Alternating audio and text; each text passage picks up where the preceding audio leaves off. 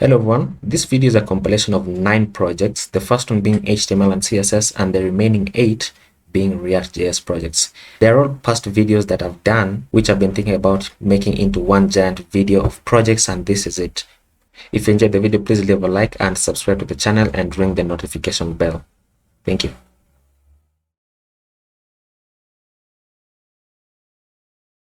Hello everyone, welcome back to another video and welcome back to the channel as well. As promised, I'm going to be doing more front-end mentor stuff, and for today we're going to be doing something that they released yesterday, and it's called the stats preview card component.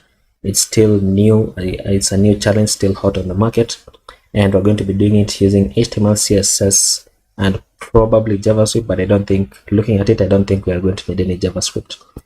So before you begin, I just want to say that if you're not subscribed to the channel, please subscribe. It helps me immensely. And let's begin. So you can head over to frontendmentor.io/challenges, then just click this card and then click on start challenge. You can go through the readme and everything that they require, and then just say download starter, like so. And then once that downloads, then I'm going to open up my downloads folder like so, and I'm going to extract this right here. And then I'm going to open this up with the Visual Studio Code like that, and we should be up and running and ready to begin working on the project. So this is what we have for the design. We have a background color, and then we have the card in the middle, and then for the mobile, I guess it's just stacked on top of each other. Okay, and then these are our images, and then the git ignore the index.html, which is not quite a big file. And yeah, I think we can get started right away. But what I want to do first right inside here is link my style sheet, which we're going to create, and we're going to call it style.css like so. And then let me create this file inside here. So create a new file called style.css, and then inside this file I'm going to grab these 2 lines, cut them out and remove this, and then just paste this inside here like so. And then I'm going to go to the bottom and change this to link my website. So https://co.ke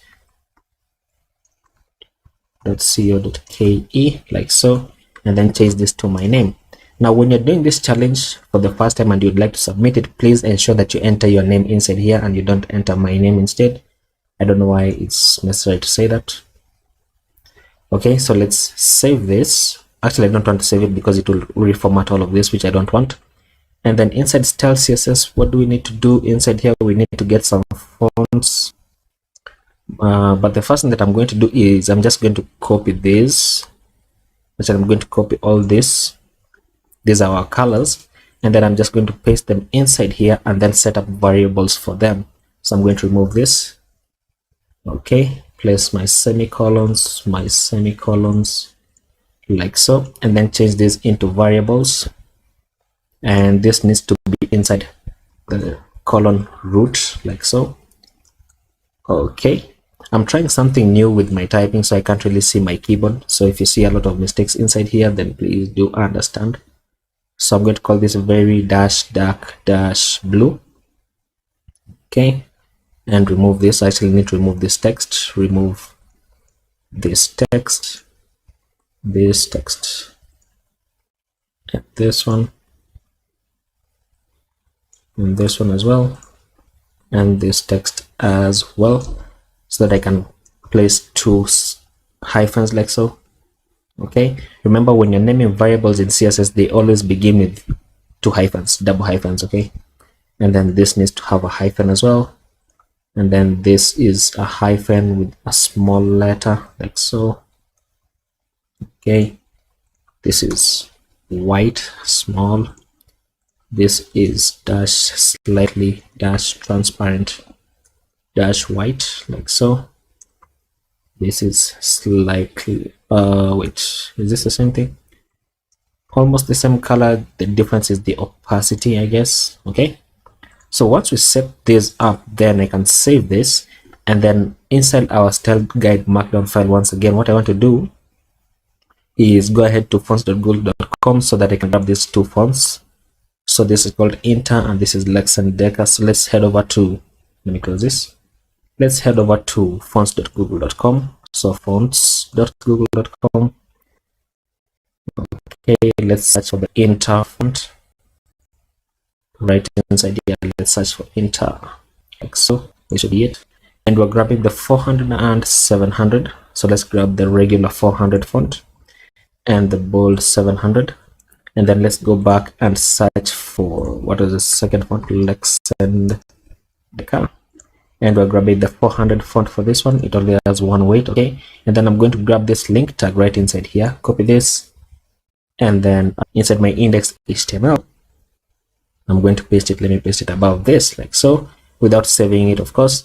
And then I need to specify the body to use what type of font. So I'm going to say for the body, then I want this to be a font family of, I think it should be Lex and Deca with a fallback of sans serif, like so.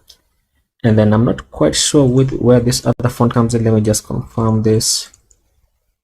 I think we're going to figure out the fonts as we build the application. I don't know the difference in the fonts currently, so let's just have it at that.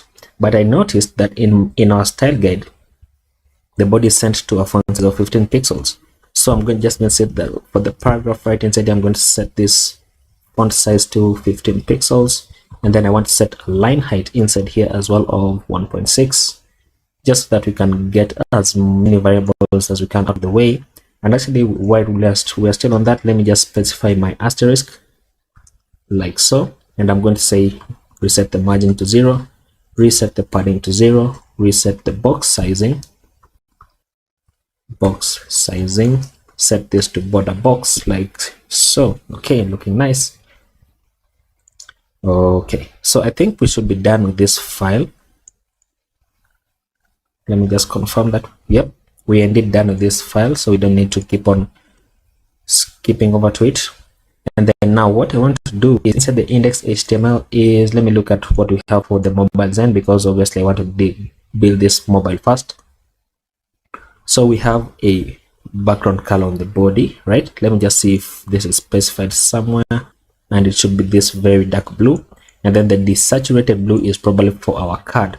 So right away inside the body, let me set this to have a background color of very dark blue, like so. And then we're going to create a class of container inside here. So I'm going to grab all of this, just cut it out and create a div with a class of container, like so. And then I want to target this div with a class of container right below the body. Actually, let me go below this paragraph and target the div with a class of container. And I'm going to say the background color for this should be desaturated blue, like so. So it's this second color, okay. And then once we do that, then let me go back inside my index HTML and let's see what the mobile design looks like. So we have an image at the top, and then we have, this is an H1, then the paragraph, and then these three. Okay, so that's easy enough. So let's deal with this first. Let me cut this out, place an H1 and paste this inside, and then grab this, cut it out, place a paragraph and paste it inside. And then for these three, what I want to do is I want to place them inside another list, right? So I'm going to create a UL, and then inside this UL we're going to have 3 list items.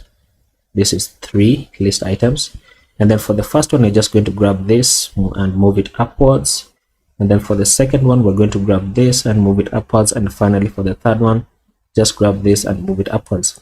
And I'm moving them upwards by holding down the Alt key and then pressing up or down. I think this should work for all operating systems. Okay, so that once we do this, then I can save this finally. And actually what I should have done is right inside here, I'm going to grab everything like so and place this inside a div with a class of card, like that, so that I'm going to create another div with a class of card, and this div with the class of card is going to house our image, right? And remember that we have 2 images inside here, one for the mobile and one for the desktop. So we want to be able to switch them up right inside our HTML using what we call a picture tag, because I don't want to add media queries for all of this. So what I'm going to do is add a picture tag. Just write picture like so, and this picture tag takes in a source attribute, right? Is it what's its syntax? Source and media, like so. Now what this means, just to explain it a bit, is that if you've dealt with CSS media query, basically what this means is that once the width that we're going to specify inside here, once we exceed that width, then the image will change to whatever we're going to specify the path for inside here. Okay, so for example, if I set this width to 768 pixels, like so, then I want to place this source to be coming from /images. Is that the correct path? We're just going to see, and it's called image dash header dash desktop, right? Header dash desktop dot jpeg. Okay, and then once we specify this source, then we also need to specify a default value in case this doesn't load, right? So right below this, I'm going to say image, and this is coming from /images, and it's going to be the mobile, because I want the mobile image to load by default. And then once we get 768 pixels and above, then this will load, but we're going to play around with this a bit. Okay, so once we do this, then I guess we have done everything for our HTML, and I can save this. I'm going to open this up with live server. That's my preferred way. Okay, and we have this. Is that the correct one? It should be. And then once I reduce it to less than 768 pixels, then we should see the mobile version of the image. So let's see. Right around there, see that? You see the image changes like so. So our picture tag is working correctly. Wait a minute, is that the correct way? Yeah, that should be it. I really hope that is it. Okay, so I'm going to place this to the side like so, because I want to deal with this mobile first, and then I'm going to grab this and place it to the other side. And then now let's begin with our styling. Okay, so inside my style.css, I've just noticed that I need to limit this image a bit so that we don't have this horizontal scroll bar.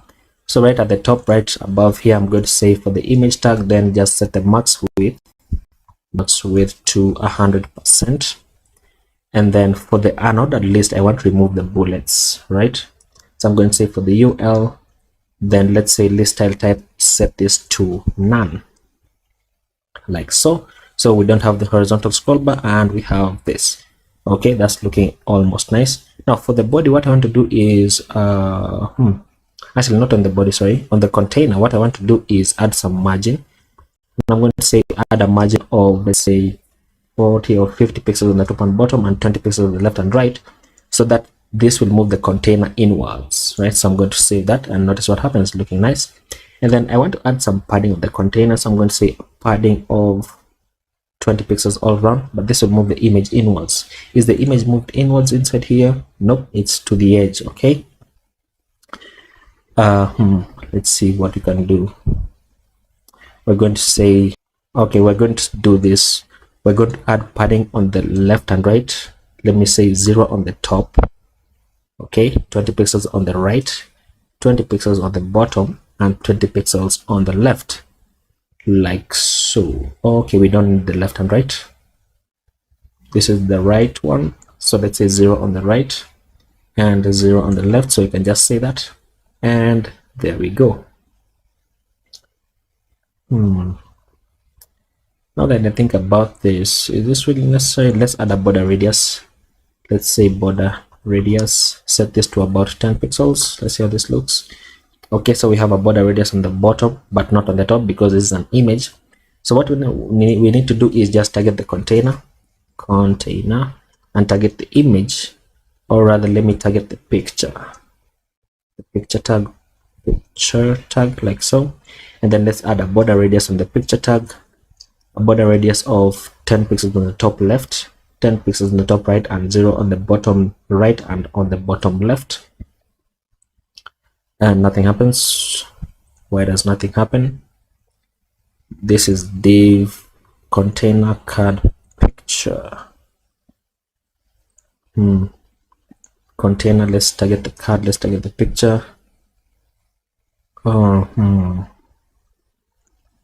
Let me see if I target the image inside here. If this works, then it works.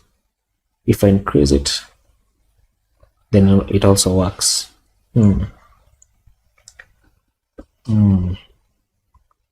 Let's see, what can we do? This should be fine.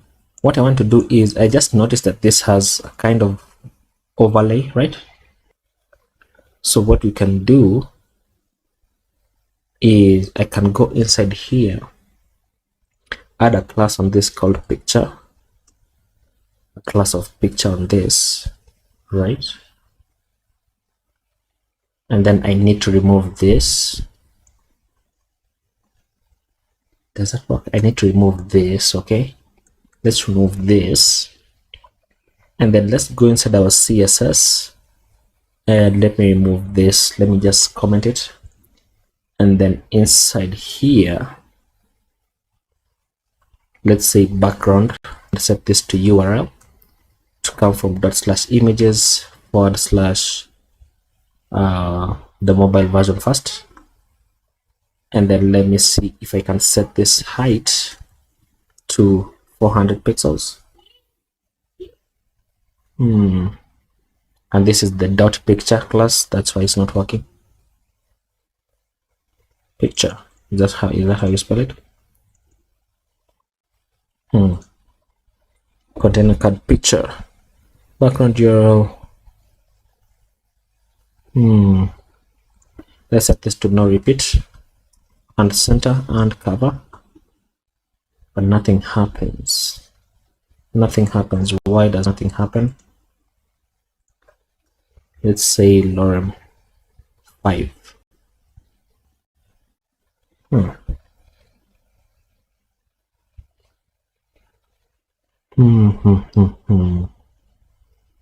Let me grab this and place it inside the div with the class of overlay. Let me just see this. Oops. Let's say lorem 20. But why isn't this changing? There's a class of picture, container. Okay, we don't need this. We don't need this. Okay, there we go. There we go. There we go. Okay, so that was the problem. And now let me just remove this text. Let me remove this text and leave the overlay inside, and then we can now target the overlay. So I'm just going to grab this, copy this downwards, target the overlay like so, and then set the background color for this to HSL, and let's set the height to 400 pixels. Okay, and notice that it covers the entire image and it's completely opaque, so we don't want that to happen. And we can just fix that by adding an alpha value here and setting this to around 0.5. Should be good enough, right? 0.5. And then what I need to do is let me remove this card class from here, change this to a class like so, and then I can remove the comment here and save this, and it should work, but it doesn't. Let me increase the alpha value for this to about 0.7, 0.8, 0.7. Is that really? This color looks darker. It looks dark. It looks really dark, but I don't have that color inside here. So you know what? I'm not going to really bother with it all that much. Okay, so let's see, what do we need to do? We need to target the wait just a minute. The container, the picture class. So we want the picture class to have the border radius. Okay, there we go. So that we now see the border radius right about there, and which means we also need to just copy this and paste it inside here, and it should fix it like so. Okay, I'm a bit slow in processing things today. Okay, the next that I want to do is just align everything to the center. So I'm going to go inside the container, my container class inside here, just going to say text align center like so, which will bring everything to the center. And then let me target the H1. So I'm going to say the container and container, target the card class, target the H1, and set this color to white. Do we have a white variable like so? Okay, and actually I could do this above. I could copy this, just cut it out and just paste it inside here, move it at the top, and it should change everything to white like so. And then what I need to do is, I've just noted that this is styled differently, get insights is styled differently. So what I'm going to do is right inside here, inside my HTML, I'm going to grab this, target the and place it inside the span. Sorry, so we're going to be target the h1 span, and then we can change the color for this. So I'm going to save this, and then right inside here I'm going to target the span like so, and then change this color to HSL, which is basically our pink color, like so. Okay, and then once we do that, what does this thing, why does this color look different than what's the design? Now, you know what, let's just work with what we are provided with. Okay, and then what I want to do is now target the h1. So I'm going to grab this, paste it above like so, and then I'm going to say margin top, add some top margin. Let's say margin top of around 30 pixels. Okay, and then let's say margin bottom of 20 pixels.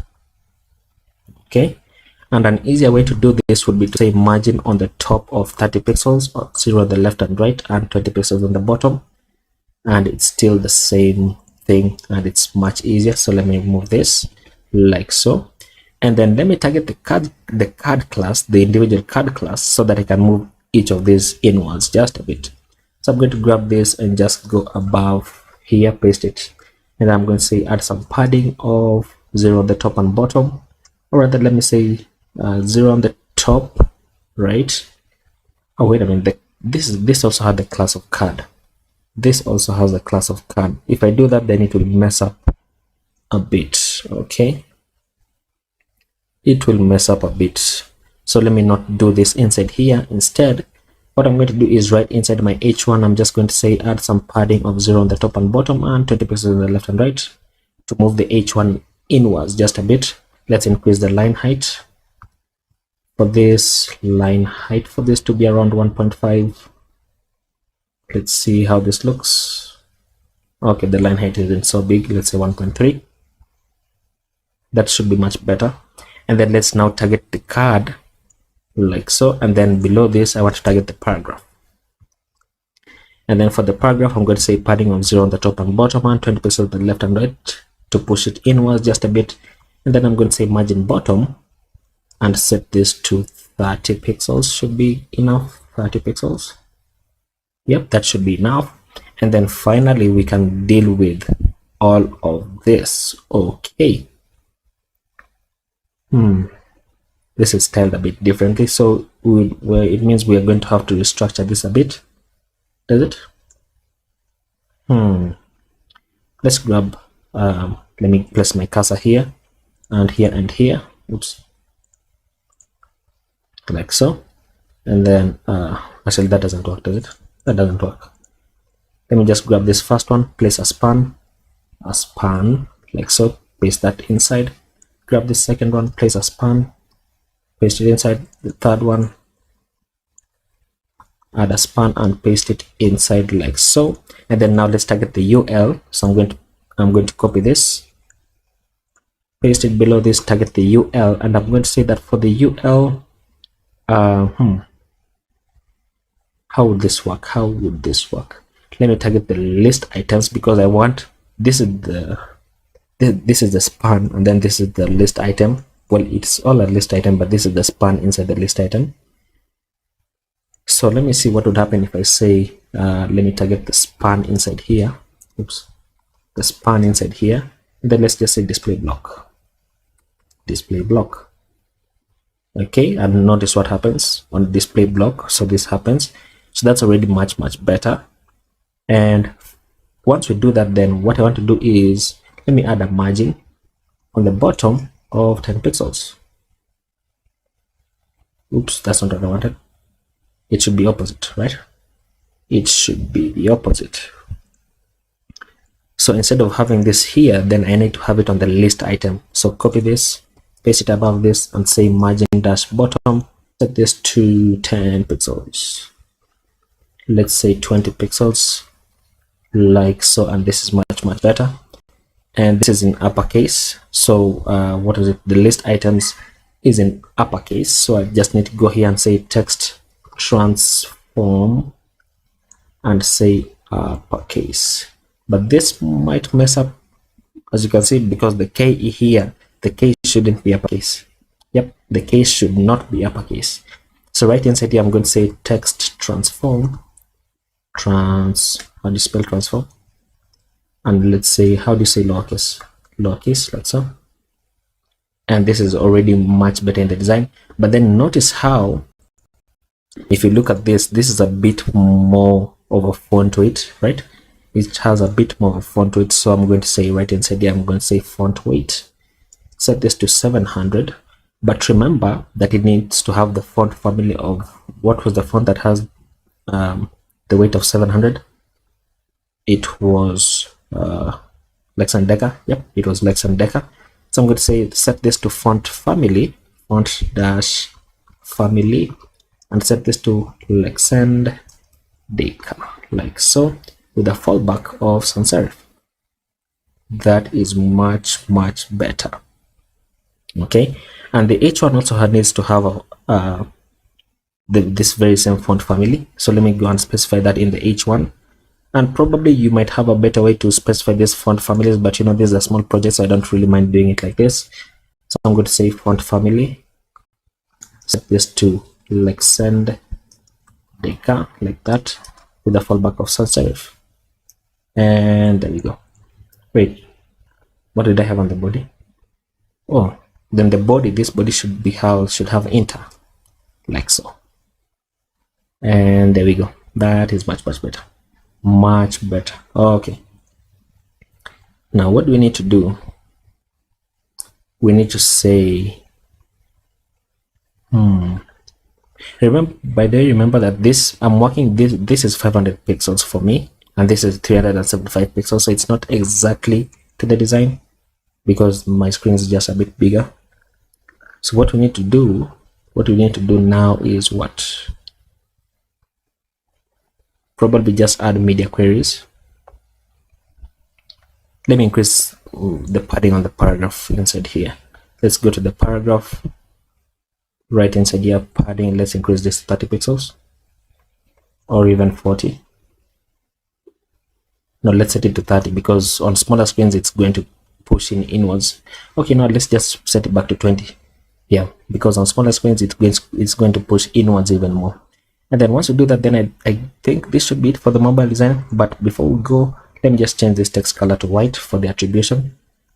Change this text color to dash white, like so, that we can actually see the text below this. And then probably let's add let's say padding bottom. Set this to around 20 pixels so that we can have a bit of leeway and we can scroll just a bit more, like so. Now what we need to do is just add a media query so that we can change this image at about 768 pixels, and then we need to realign this just a bit. Okay, so what I'm going to do is now add media queries using the @media rule. So I'm going to say @media with a min width of 768 pixels. We are going to say we're going to target the container, target the picture class, like so. And then we need to change the background. So I'm going to set this background to URL, set this to /images /desktop, and then set the no repeat value, no repeat, and set it to the center and cover, like so. Okay, so let's see. And then we also need to probably change the height for this. Let's say height auto. Let me see what would happen if I say height, set this to auto. Okay, let's see. We're going to need a bit more of this. Let me just confirm where we had our container picture. Wait a minute. This is the same class. This is the same class. Just copy this, paste it above here so that we don't need to repeat classes. Let's see. Okay, so the height is set to 400 pixels here. We'll also need to change this therefore. So just copy this and paste it below this and set this height to auto as well. Let me see what happens. Let's see what happens. Okay, so it disappears now, which is not what I wanted. So for the meantime, let me disable this and let's disable this as well. Okay. And then at 768 pixels, what we need to do is we just need to target this container class and then display these two as flex items. right? So let's see, let's target the container class, the dot container, and then just say display flex. What happens is our image. Here's our image. Our image should be here. Where's our image actually? Okay, I can't seem to see our image. Why don't I see our image?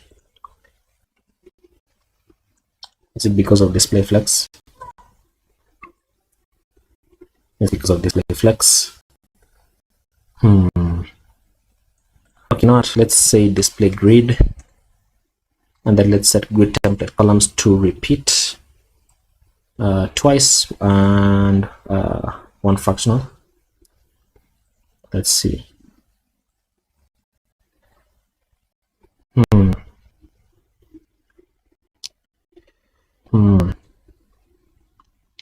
Let's see. Why does display flex make this disappear? Oh, it's because this takes up the entire width. It makes it disappear because it takes up the entire width. Okay, you know what? Let's set this to flex. Then let's say align item center and align item center and justify content to the center as well.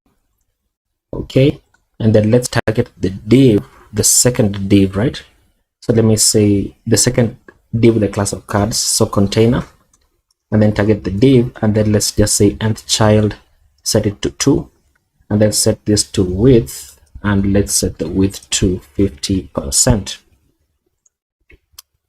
And nothing happens. Nothing happens. This is already set to 50%. Nothing happens. Why? Why? Why does grid work?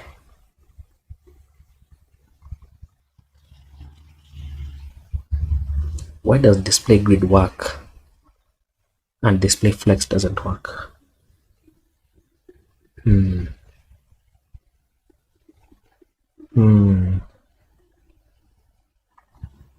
What did I do wrong? What did I do wrong? What did I do wrong?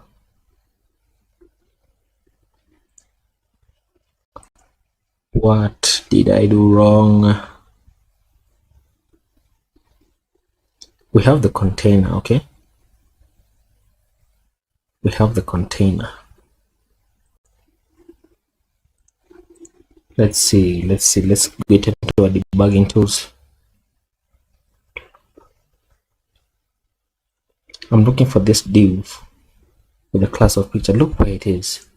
Look where it is. Really? Really? Really?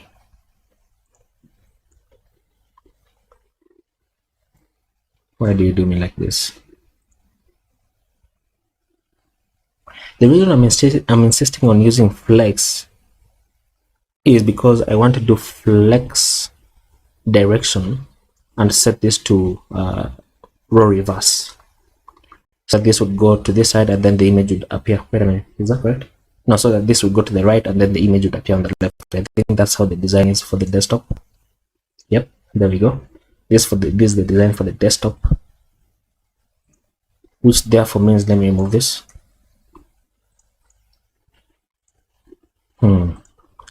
Let's set this. Let's set the width for this to 50%. I hate this. I hate this. I actually hate this. CSS is so annoying sometimes. Okay, so once we do this, then what we need to do is just increase the height for this. Is that a good idea? I probably have a massive margin here. Not a margin, sorry, but I probably added some kind of padding somewhere here. Let's go to the container and let's set this padding to 0. Let's see what happens. Okay, so when I set the padding to 0, then this resets just a bit, and then obviously you notice that we now need to change this because we don't want this border radius on the top left. Instead we want it on the top right and on the bottom right. So you just remember where I added that, and it should be on the overlay. So I'm just going to grab this, copy this, and paste it below this, change this first value to 0, and then change this to 10 pixels. And that should work for the image. And we need to specify it inside here as well. So let's say border radius 0, 10 pixels, 10 pixels, and 0. Okay, so there we go. And then we now need to text align this to the left, right? Oops. So let's go inside the container and just say text align and set to the left. Okay, so that we're going to have this. Now what we need to do is just add some bit more stuff. So let's see, I probably need to increase the width for this for 716 pixels. So what I'm going to do is, where did you specify the width? Let's set this width. Let's set this to 500 pixels. Let's see. 500 pixels is the, let's say, min width. Let's say min width. Set this to 5. Or let's say 60%. Okay, that's not a good idea. Let's say 50%. And this should be much better. Min width of 60%. Okay. Okay. And notice how we have a bit of margin just at the top and bottom. I think that's because of resizing this. That's why this is happening. So I'm not going to dwell on that quite a bit, because as you can see on bigger screens this happens. Now what I want to do is what do I need to do? Let's set this min width to 40 pixels. Let me see how 40 pixels would look. 40 pixels. 40 pixels behaves much better. So then what I need to do is now just target this second div, right? And then I need to target this UL and push it inwards. So let me say the container. I want to target the card class, target the UL, and then just say padding dash left. Padding dash left, set this to 30 pixels. Push it inwards just a bit. And then obviously I need to say display flex on this so that they now go in raw form. And then let's see how this is structured. Okay. So let's remember where we had our list item. Where was it? Where we had this. So I'm just going to copy this. Just copy this and paste it right around here. Okay. And then I need to remove this. Actually, not really remove, but I just need to move this and then change this to margin. Let's say right. Margin right. Let's say 10 pixels. So that they separate a bit. Let's say 20 pixels. Separate out even further. And then for the span, I just realized that the span needs to be smaller. So let's say font size. Let's set the font size to 15 pixels. Make it just a bit smaller. Let's say 14 pixels. And then let's target the list item here and set the font size, font dash size, to 18 pixels. So that really not 18 pixels. Let's see how 30 pixels will look. Oops, I'm targeting. Oh, you know what? I'm targeting the wrong thing. I am targeting the wrong thing. So this should be opposite. So this should be, let's say, 18 pixels. 18 pixels. And then this should be 14 pixels. Okay, so that it's the opposite. So this is now bigger than the text here inside here. And actually, let me say 12 pixels. That's too small. 13 pixels. Manageable. And let's increase the margin left. Let's increase the margin left. Where was it? Oh, the margin right inside here, 30 pixels. Increase it just a bit. Okay, and I think that should be better. The padding left, is it 30 pixels or is this 20 pixels? Should be 20. Yep, it's 20 pixels, so that they're all aligned. That is much better. So what I want to do is at around 992 pixels, then I want to limit the width for this, and then probably increase this to 50% so that they are all equal, right?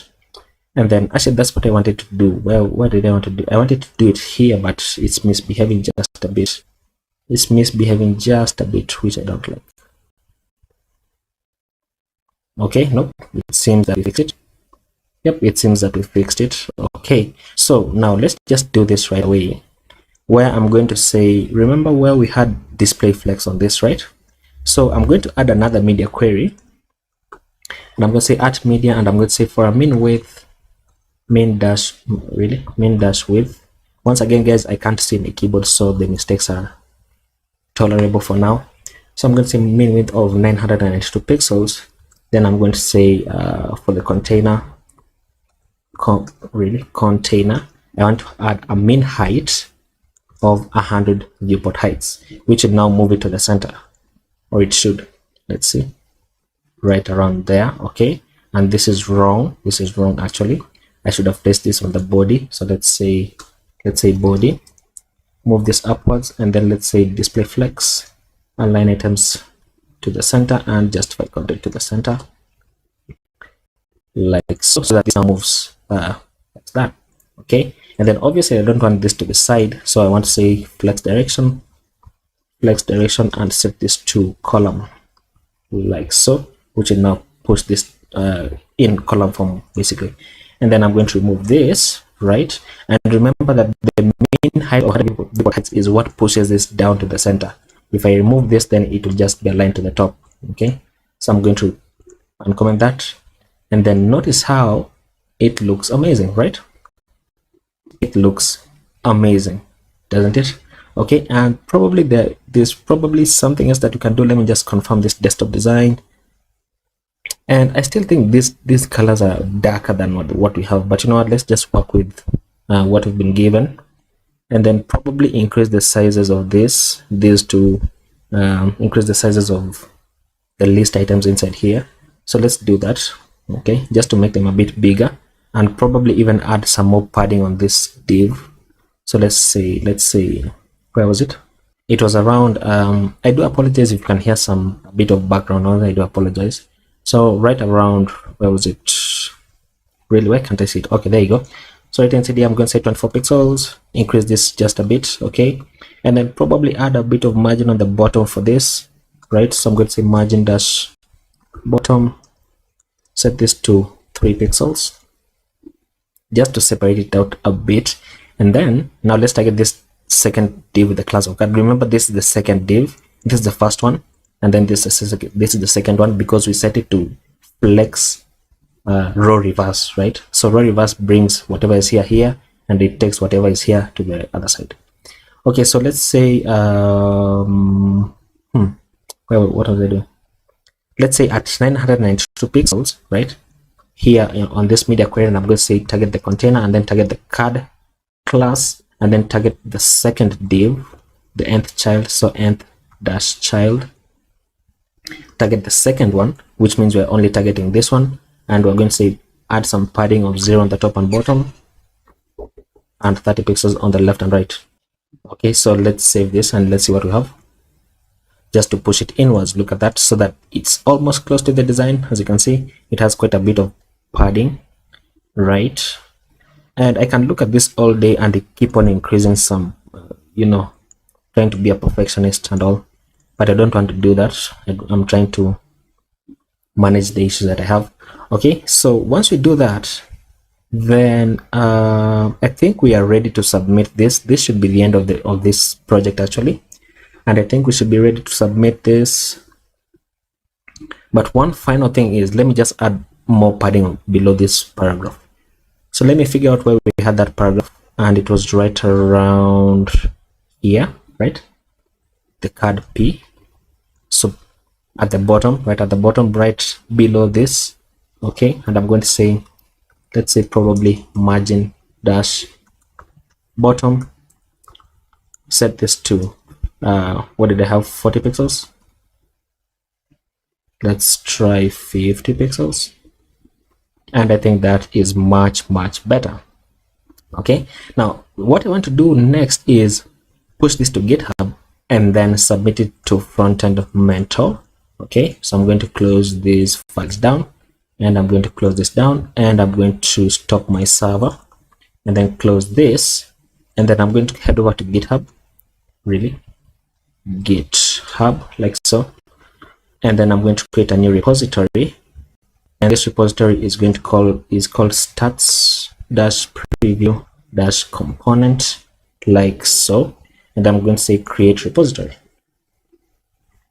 Okay, and then I'm just going to copy this link because we need this link, right? So I'm going to copy it, and I'm going to say open up my terminal using control and backtick or tilde, whatever it's called.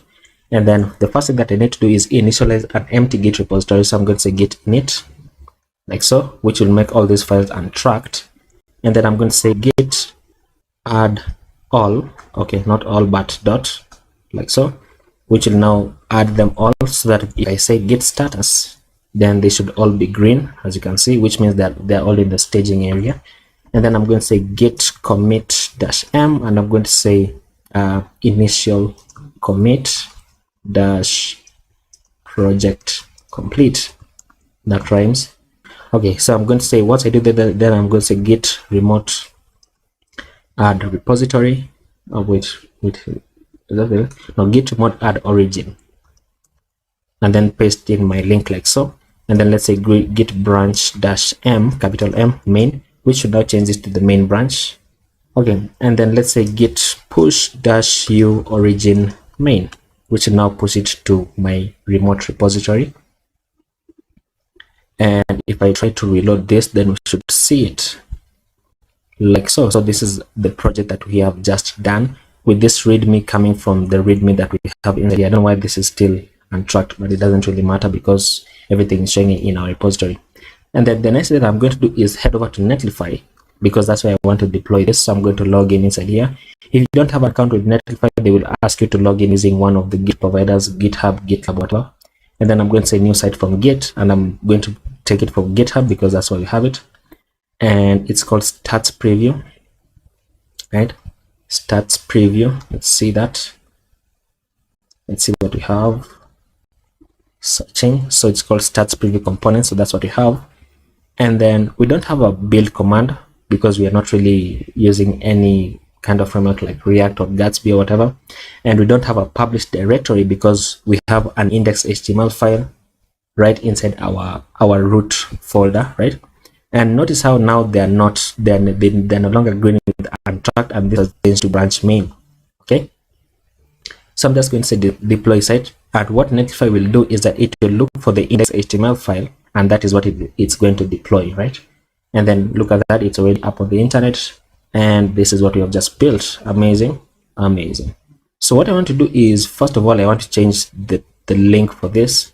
So I'm going to go into site settings and change site name, and probably I'm going to say something like TSB designs dash, let's say stats dash preview, like so. And this link is going to be at the in the description in case you want to look at the finished product. And I'm also going to leave a link for the GitHub repository in case you want to look at the finished code as well. And then I'm going to open this up, right? So I can close this, and then I'm also going to leave this open. Now I'm going to head over to Frontend Mentor, like so. Open up the dashboard and head over into my profile, right? And then inside my profile, then I want to submit a solution. Well, where is it? Solutions, come on. Oh wait a minute, these are the solutions that I've submitted, right? These are the ones I've submitted, my challenges. There you go. And let's say view challenge. Okay, and then I'm going to say submit solution right inside there, and I'm going to say mobile fast stats preview component, like so. The repository URL comes from right inside here, so I'm just going to copy this and paste it inside here. And the live site URL comes from this, so copy this and paste it inside, and then you can just say submit solution. And now I can close this too, like so, and it will submit my solution. And there we go. So we have the points. Okay, so I'm going to share this later, but I think I can share it on LinkedIn. Let's see. Yep, so I can share it on LinkedIn. Really, you need to copy this and then just paste it into here, say start post, paste it here, and then I'm just going to say post, should be fine. And once I click this link, then it should take me to my website, live or whatever, this right there. And then that is going to be it for this project. And I think that will be the end of this video. I think that will be it. If you've joined me and if you've reached the end, please do remember to subscribe if you're not subscribed, and do share me out, talk about me, tweet me, and remember that I do have a book. If you want to read the book, you can head over to my website, or you can click the link that I'm going to leave in the description. And I also have a Udemy course for HTML and CSS if you want to learn about all of this by building a very cool looking hotel website. Then you can head over to Udemy. You can click the link in the description. I'm going to leave it in the description as well. And just to show you what we build in the course, then let me head over to my website and let me give you a demo. Where was it right inside here? And this is basically what we build in the what's it called, in the course. We start by looking at very many things about HTML and CSS, and then we top it all off by building this cool looking hotel website. Would you look at that? A very clean looking design, very clean, appealing to the eye, that you just want to click on book now so that you can get your 33% off, looking amazing. So that is going to be that, and I hope you do enjoy this video, and if you do like this content, please share me out, and I will see you in the next video.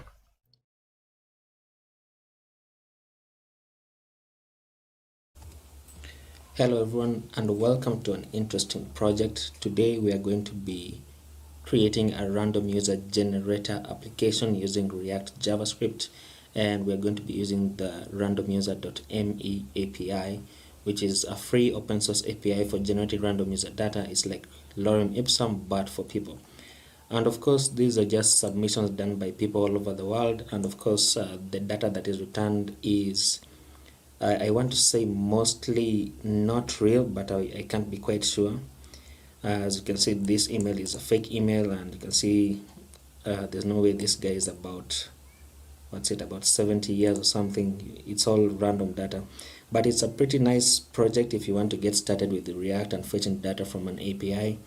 And you can use Ajax, but we're not going to be using Ajax. We're going to be using React JavaScript and the fetch API to fetch our data. I was thinking about using Axios, but I'm not really all that proficient in Axios, so I'm just going to stick with the fetch API for now, and probably maybe near the end I'll try and implement Axios, but I'm not making any promises. So this is the API that we're going to be using, and the result that we should get is something similar to this. So we are getting the results, then we're getting the gender, the name, the title, the first name, everything that is inside here. Now the reason why I chose this API specifically is because it offers quite a challenge in terms of accessing the array itself inside our JSON data, and then accessing the objects inside the array itself, because as you can see, it contains multiple layers. So I'm going to show you a few ways, actually 2 ways only, where we can use dot notation to access the values inside the objects, and where we just use our curly brackets. And then I'll just leave it up to you to choose which one is easier for you, because it's all about preference really. Now I had done something similar in the morning where I committed everything to GitHub, and the repository is github.com/sanktomas/random-user. So the repository is called random user. Now I'm going to create a new application, and then I'm going to also create a new repository for it, so that in case you don't know how to commit changes to GitHub, then you can also learn how to create a repository and commit changes to GitHub from your local environment without using a drag and drop, which is also an option. So in the README, there are a few things I want to go through. Of course, this is the API. I'm going to just open it in a new page, and then we're going to do this in the project, so I'm not going to go through it. So in order to get started, we need to run npx create react app, which will canvas our React application. So just to show you what I did right here, in my command prompt on Windows, you can do Windows key +R, which will open up this run window, and if you type in cmd, then it will open a command prompt for you, and of course I zoomed in. So in your command prompt, you can set it to wherever you would like your application to live. So if, for example, if you wanted to live in the desktop, you can cd into the desktop, or you can to go out, you just say cd and then space and ...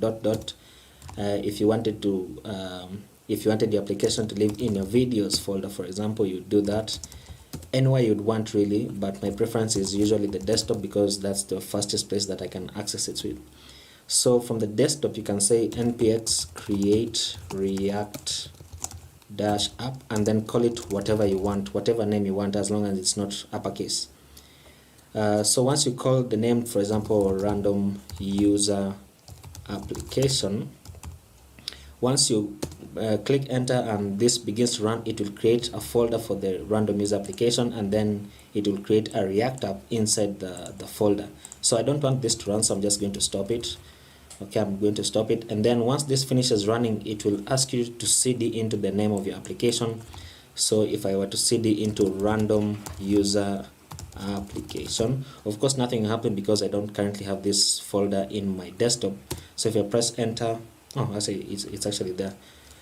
So once you do that, you can say code and dot, which will open Visual Studio Code in your in that folder, or if you're using Atom, you can say atom dot. And then if you're using any other text editor, I guess drag and drop, because I don't know the commands for the other editors.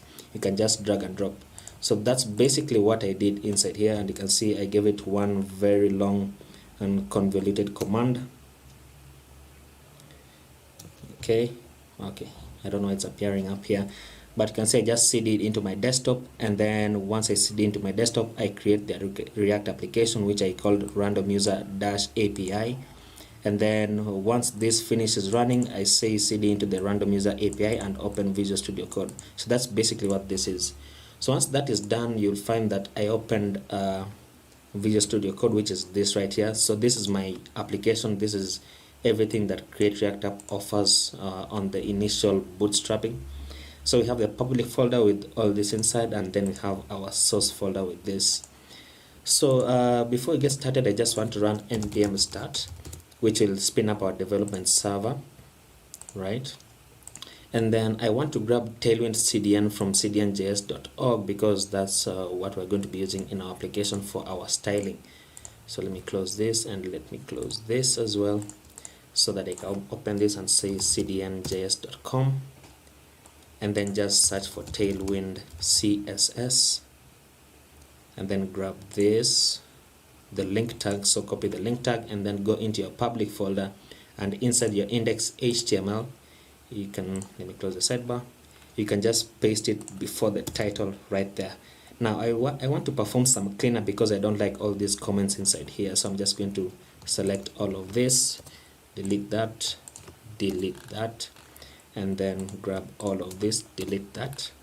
And then for the title, I'm going to say random user generator in ReactJs, and then say random user API, for example. And then I'm just going to copy this so that I can replace this description right here, like that. So let me just place a comment here and say remember to change theme color, so that I actually remember to change this. So now I can close that down, and then I can go into my source folder. So this is my React application running, and then I can close this, and I can what's this? Let me see. Let me open this API. It should open. Something's wrong. Okay, there you go. Sometimes it does that. The reason it does that is because of cross origins something policy, which doesn't allow you access. I'm sure we'll run into that error in a moment once we start building our application. I've forgotten what the error actually is, so once we run into it, then I'm going to show you. So as you can see, this is basically what we are getting back from this, if you're using Ajax or whatever, but we're also going to log this so I can show you from within our application. So I'm just going to close this tab, and then once this opens like that, I'm going to open this to the side, and then I'm going to break our application a little bit because I want to delete the app CSS because we don't need it. So delete this, and then in app.js I'm going to delete this, and then I'm going to delete everything inside here and only return an empty fragment, React fragment, sorry, not an empty fragment. and then inside here I'm just going to say an h1 saying random user, like that. Okay, so once we save that, then I want to change this into an arrow function, so I'm just going to say const up equals to this, which equals an arrow function, like that. And then above this I'm going to say import react from react, like that. And once you save that, then this should update. What's happening? This should update, I think so. There you go. So random user, and the reason why this appears like a paragraph and not an actual h1 is because we have Tailwind CDN, which applies some default stylings to everything basically. Okay, so the next thing that I want to do is let me see, we don't need this file. Okay, so let's just begin building application. So I'm going to go into my source folder and I'm going to create a new file. It's only basically one file that we need, so I don't want to create a components folder. So I'm going to call this file users.js, like that. And then inside this file I'm going to just generate a React arrow function component. So I'm going to say RAFCE, like that. Oops, like that. And this is coming from my extension called ES7 React Redux GraphQL and React Native Snippets. So you can just install this and then you'll be able to do the shorthand property called RAFCE for a React arrow function component, which exports it by default. And then inside this I'm going to return a fragment first of all, and then we need to do a few things. First of all, I need to get this API, the link to the API, and so I'm just going to copy it from this address bar, so copy. And then below this I'm going to set up a variable called URL, and I'm just going to set it into some backticks, like that. So this is the API that we're going to be running the fetch API from the browser, which will then generate these results for us. Okay, so I'm going to say, first of all, we need to set up our state values. So I'm going to say, let me say, should I have called this users? Let me rename this to fetch users. Fetch users. The reason I'm renaming this to fetch users is because I would like my state value to be called users. So once my state value is called users, I don't want it to conflict with my actual component. So let me also rename this. Let me rename this to fetch users, like that, so that inside my state values I'm going to say users and set users, like that. And this will be coming from react.useState, and we're going to pass in an empty array, because once we fetch our data, then we're going to pass it into this value, which will then populate our state value right there. Now this was showing you one way in which you can use useState, but I don't like doing this. So another way you can do that is by importing it at the top and saying import it as a named import by placing curly brackets and saying use state. And another React hook that we're going to need is use effect, which will actually be running our function to fetch the data. So once you do this, then you no longer need to do this, so you can just delete this. And then the next thing that I want to do immediately is set up my use effect to fetch our data. So I'm going to say use effect and set up my callback function. And then deliberately I'm not going to set up my empty array, because I want to show you what it does.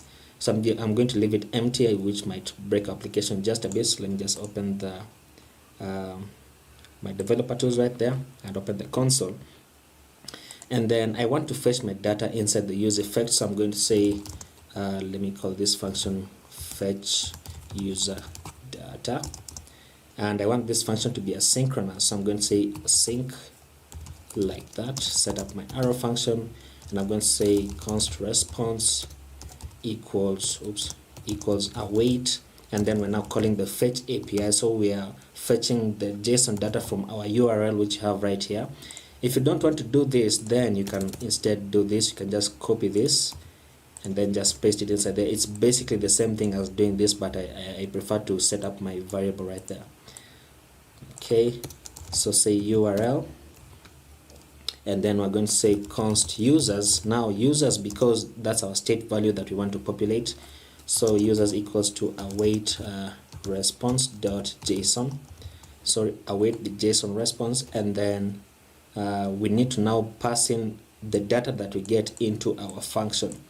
I'm also going to do something deliberate inside here, a deliberate mistake, so that I show you how to fix it.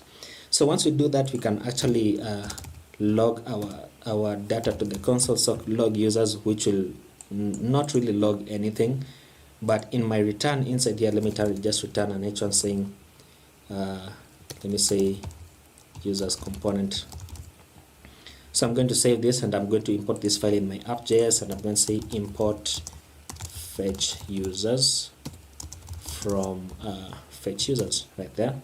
And then in order to use it, just delete this, and then just call this as, what am I doing? Call this fetch users like that. So let me save that, and let's see what we get. And you can see users is assigned a value but never used, blah blah blah blah blah. Okay, and the reason for that is actually because I didn't call this function. Let me just do that, and let me do that and then explain what I wanted to do. So fetch user data like that, save that, and then yeah, there you go. So this is the error that I was talking about, access to fetch this data. Actually this API that I'm using is a free API, but sometimes it does this. I don't know why it does this. It says access to this API from localhost has been blocked because of cross-origin what's it called, cross-origin something policy. So now access control, and then so all you have to do is just reload, which will it should get rid of that error. And you can see once, because we are logging our users right here, we get an array, sorry, we get an object. First of all, you get an object with the results array inside, because the results is the name of the array. If we look at our API, that's basically what we would expect, because we get an object and then one array, which is the results array, which ends right here. I think so. Yes, it ends right here. So that's what we would expect, but technically we can't really access this data. Okay, we can't really access this data. So what we need to do is go inside the array actually. So we can do that by saying set users right here, and set users into the results array like that, so that now once we log our users, it should wait a minute, where is it? Log the users.results. Let's see that. Okay, there you go. So that now you see we get our the actual array that we want, which has our actual data. Now I don't know whether you notice, but you can see that we're only calling the console log once, yet it has run 1 2 3 4 5 6 7 times, and then the 8th time which failed because of the cause policy. Now the reason why it does that is because there is no dependency that is controlling the use effect, so it will run continuously and continuously and continuously. So in order to stop that, you have to pass in an empty dependency array, which means that it will only run on the initial render. So it will only run once, and it won't be blotting your application. So once I reload this, you'll notice that oops, I didn't save this. Let me save that and reload this. So once I reload this, you notice that it only runs once, and then it just stops right there. So this is basically what we want, and that's the reason why we have an empty dependency array right there. Now this is one way of calling the fetch API to fetch your data. Let me get rid of this console log because we don't technically need it. So this is one way of calling of fetching your data, but I don't like doing this because, as you've seen, I usually forget to call the function inside here. So what I'd like to do is I place this outside the use effect like that, and then only call my function inside the use effect like that. I like it much better like that because I tend to forget less to call this my function. But it's all technically your preference, so you do whatever you want. We do whatever pleases you. Okay, so now we need to figure out how we can access the values inside here so that we can now display our data. One thing that I've just realized I forgot to do is I forgot to install React icons, And then as you can see, this date technically it's a bit harder to read in this form, but if you're a developer used to such dates, you can easily, this is 8th of April of 1959, but you know, it's not technically what you would expect everyone to know how to do. So in order to fix this, we're going to be using an npm package called moment.js. So let me just go ahead and install it right away before I forget. So inside my terminal, I'm just going to add a new terminal right there, and I'm going to say npm install. First of all, I want to install React icons, so React icons dash save, and then I want to install moment.js, so the package is called moment, and I'm going to say dash save as well. So while this is installing, let me go through what moment.js does. So just Google moment.js like that, and if you go to the first moment.js.com, the first search results, this is their website, and you can download moment.js, but we are actually doing npm install moment dash save, so this is what I'm doing. And then in order to format the dates, because technically if you look at this, at our data, we're getting the year, the day, and then the month, and then the time, which you don't technically need because it's a date of birth. So in order to format dates like that, it says moment, then you pass in the date inside here, then you call the format method, and you define in which way you want your date to appear in terms of the user interface. So for example, this will be the full month, the day, and the full year, and then the hours, the minutes, the seconds, and everything else, whether it's AM or PM. As you can see, this is just a demonstration of what we get back. And then you can also say the day only, so that you only return the day, or the month, the date, and the year, but this is the shortened form, as you can see. And this escape, I'm not sure what it does, but then this format basically returns everything, as you can see, just like that, which is not technically what we want to appear to our users. So we're going to be using this instead, without the hours, minutes, and the seconds. So once that finishes installing, I'm going to show you how we are going to use it in our application. One thing I've just remembered is that if you go to the npm docs for moment.js right here, for the npm.js, you'll notice that the project status says moment.js is a legacy project now in maintenance mode. In most cases, you should choose a different library. So I would follow this advice, but technically this is only a small project. It's only for showcase, so I think using moment.js in this case should be fine. So we're just going to use moment.js, but technically they say that you should choose a different library in case you want to format your dates. Okay, so let's just place that back to the side, and then we can now begin on how to access this data. Okay, so obviously, as you know, the trend, once we fetch our data, we want to map over our data, and then, you know, start displaying everything that we would want. So in order to do that, I'm going to create a section right there, and as you can see, let me just explain something else. The set users function right here is the function that controls our state value right there, and because we have set it to the users.results, then technically it has populated this. That's why when we do a console log on the users, we get back the data that we would want. So what we want to do now is map over these users, because these users have now been populated. The user state value has now been populated with the users.results array, which is this that we get in the console.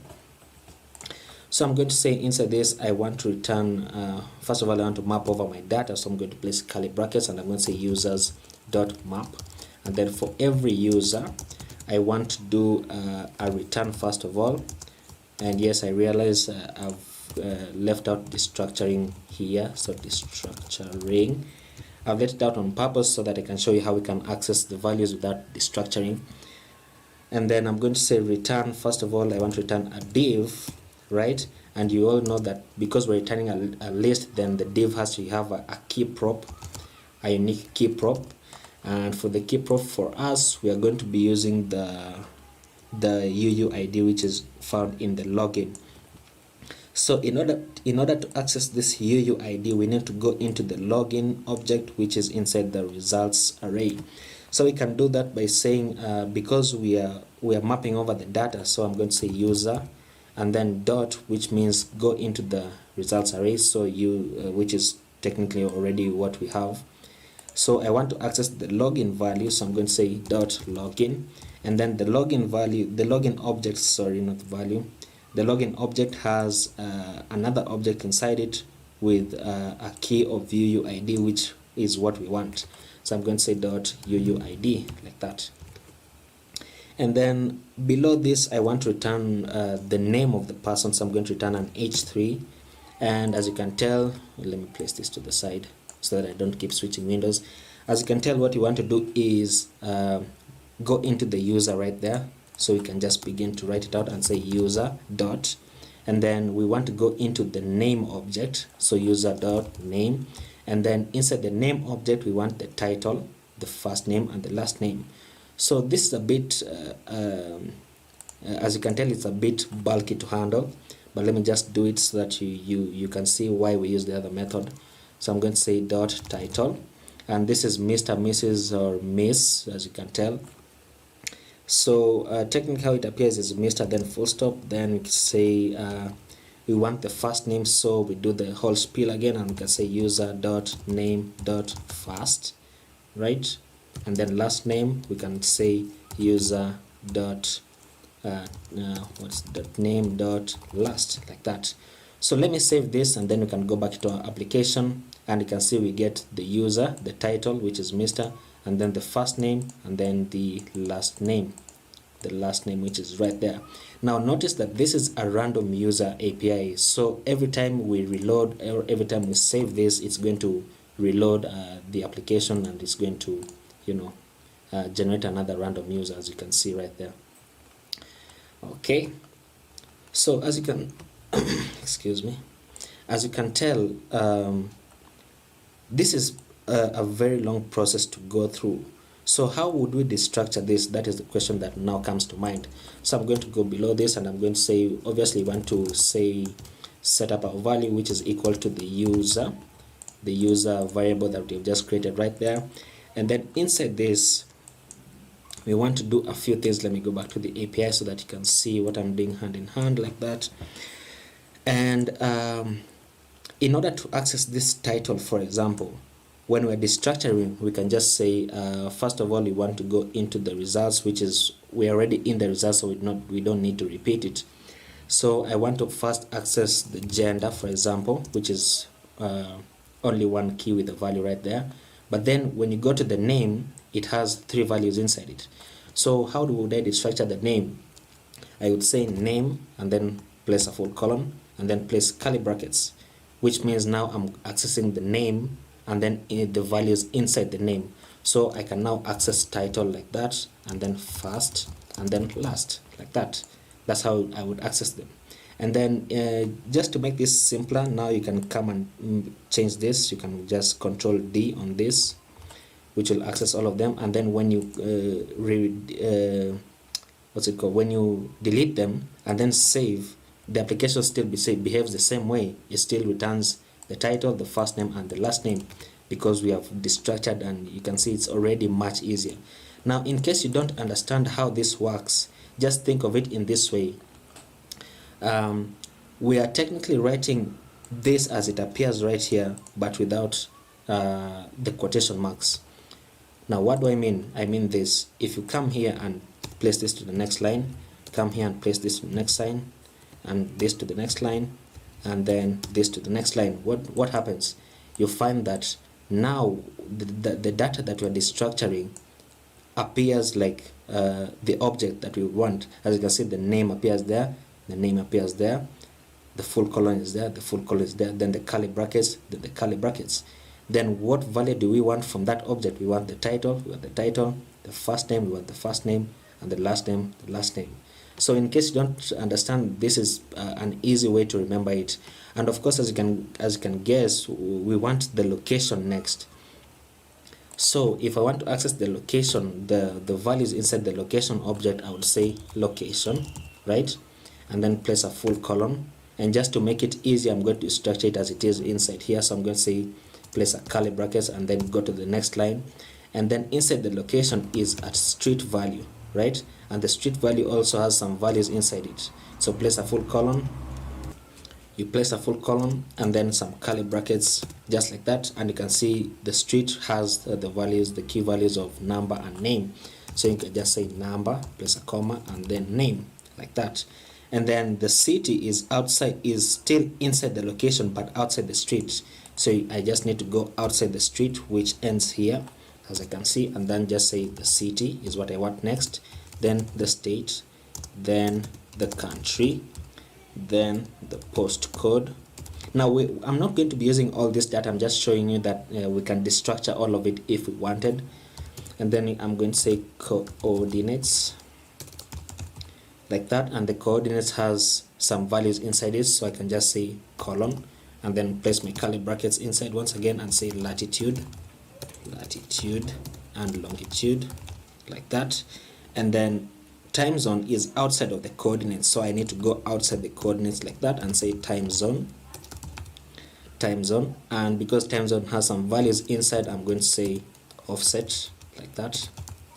And then description, like that. And as you can see, it looks a bit difficult at first, but it may seem a bit difficult at first, but once you get the hang of how it's destructured, you just realize it just looks exactly like the JSON data that you're getting back. As you can see, it's very easy once you get the hang of it. Now the next thing that I want to do is get my email. So the next thing I want to access is the email, which falls outside of the location object, as you can see. So all I have to do right here is check where my location objects end, which is this yellow curly bracket right there, and just go outside the location and say email, because email doesn't have other values inside it. And then now I want to access the login, so log in, and then the login has UUID, which is this right here. That I need to replace now because I have now destructured it right there, so I'm going to remove this, right? So UUID, as you can see, VS Code has syntax highlighting, so every time that I use a variable that I already defined, then it lights up.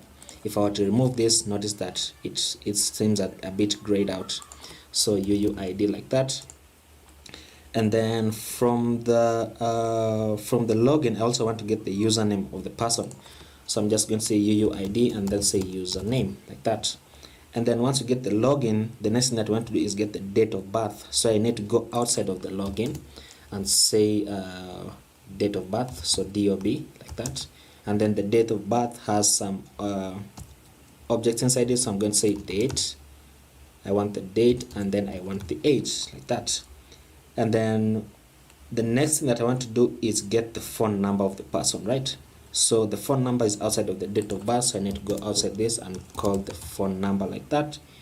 And then I want to get the picture of the person, so the picture is outside the date of birth, as you can tell. So all I need to do is say I want the picture, right? And for the picture I want the large one, so I'm going to destruct it once again even further and say I want the large one right there.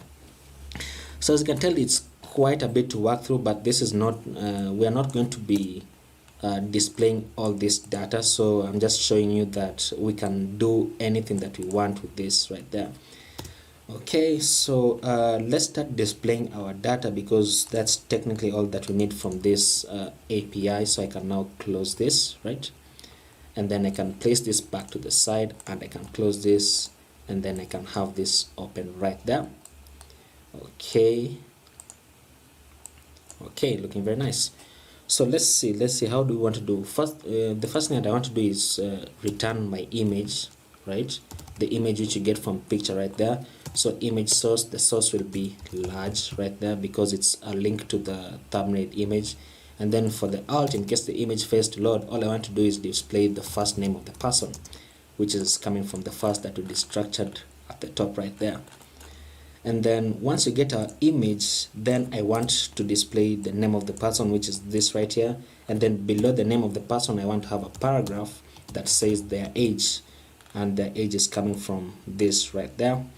And then actually before the paragraph, let me have another paragraph that says date of birth had what? Date right there. Now let me just save this so that I can show you the problem that we'll have. Oops, what have I done? Oh, it's the my formatter. So if you have Prettier installed, it will format out things for you, as you can see right there. Now the problem that we have right now is is that this date is actually unreadable. It's actually unreadable. At first glance, you can already tell that this is the year, but then when it gets further inwards, you can tell that this is not what you would want someone to read. And actually for this age, let me add years after this, that we know that it's an age value, so 74 years. So in order to deal with this date, actually I think I'm going to deal with it last. Let me just deal with how this displays, and now I can delete this H1 at the top, so I can remove this. And then inside this section, I want to give this a class name because we're using Tailwind CSS. I want to give this a class name of BG Gray-900, which is almost a navy bluish, right? And then I'm not going to place it to a full 100 viewport heights yet, because I'm not sure what kind of data we will be displaying right here, or how much space it will take on the window. But I'm just going to say text white, and notice that every time I save it fetches the data anew, which is why it's reloading. So don't worry if you have different people on screen. It's basically all you need now right now is just the styling. And then what I want to do, I want to say that I want this image to be on the center, so I can go inside this image right here, give this a class name of block, and say margin on the x-axis to auto, which will center it like that. And then I'm going to go inside this section and give padding on the y of 20, which will push it down just a bit. And then I'm going to say padding on the x of 10, which will push this inwards like that. So inside this div, this div that we're returning our data, I want to go inside this div, give this a class name, and I'm going to say this class name should be BG, let's say Gray-200. Okay, it messes up. I should have placed text white here, so let me just remove that like that. And then inside this div, once again, I want this to push inwards, so I'm going to say padding on the x of, let's say 5, and then give it a class of rounded large so that it has rounded corners, right? And then I'm going to say padding on the y of 10, so padding on the top and bottom of this container. So once I save that, this happens. So it's looking nice, okay. Just to add a flag so that we know what this is, I'm going to add here DOB, which means date of birth, right there.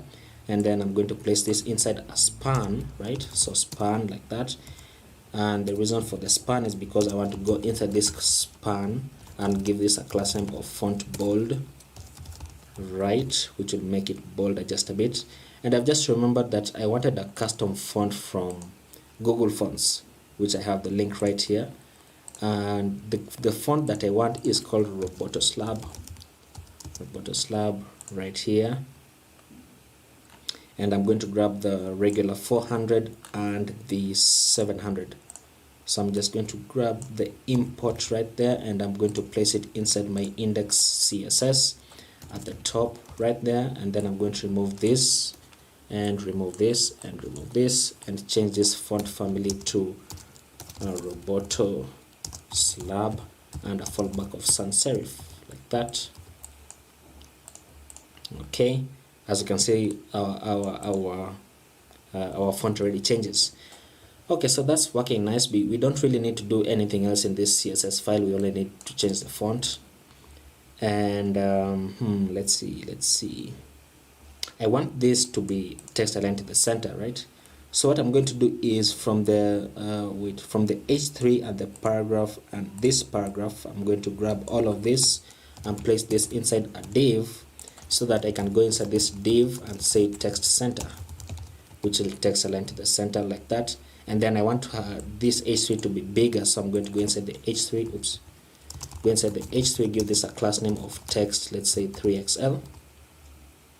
Let's say margin on the Y of 3, so margin on the top and bottom like that. And then we can say actually this looks fine, right? Okay, let me add something here, an underline here. So let me go back into my index CSS, and then I'm going to create a class of underline, and I'm going to say this should have a width of, let's say, 35 pixels and a height of 3 pixels and a background color of, let's say, 222, Okay, and then I'm going to say actually I think that's fine. That's fine. The reason why I have this is because I want to have an underline right there, and you'll see it in a moment. Below this this paragraph right here, I'm going to add a div with a class of underline, like that. And once I save that, you should have this right there, but I don't want it to appear on the left, so I'm going to go inside this and I'm going to say margin on the X of auto, which should now center it like that. And then margin on the Y, let me say of 5, so that it pushes away from this, from the both the top and the bottom. Now once we have that, then the next thing that we want to display, let me just look at my data. We want this gender isn't really necessary, so I'm going to remove it. Like I said, we're not going to use all the data that we destructured. I just wanted to show you that we can actually destructure everything if we wanted to. So I'm going to remove this data. We're going to need the city, the state, the street name, the coordinates, the time zone. Let me just see. Let's see. I need to return the email, right? And then I need to return the username as well, and then the phone. Okay, so in order to do that, let me just check where this div ends. I want to be outside this div, right? So outside this div, and I'm going to say return another div. And this div, first of all, will have, I've already forgotten, we want our email, right? So email, and then below the email we want the username and the phone. So paragraph, call the username, and then another paragraph, another paragraph, and call the phone, like that. And then just so that this isn't left hanging all the while, just say phone, let's say username, and this say email, like that, which should have this right there. Okay, but then I realized that I want to return icons for each of these, right? For the username, the icon, for the username, the phone, and the email. So that's the reason why I installed React icons. Okay, so in order to use a React icons, we can just import the icons that we would want to use. So for example, I want to use a phone icon, so I'm going to say import fa phone, and this is coming from React icons. And remember, React icons is a combination of many libraries, so you have to specify where that icon is found, and this is coming from the font awesome icon, so /fa, like that. And in order to use it, all I have to do is now just call it right here as a component, because it's a React component, and I'm going to say fa phone, like that, and it should appear right there. So the phone icon appears right there. Now for the email, I want to use an envelope icon. Or you know what, let me just go to React icons, React icons website, which is this right here, and then I can search for email, which will give me some very nice options for email, and I'm going to take this one. And as you can see, it's a combination of all these libraries, so you have to specify. As you can see, this is coming from AI outline mail, which is design icons.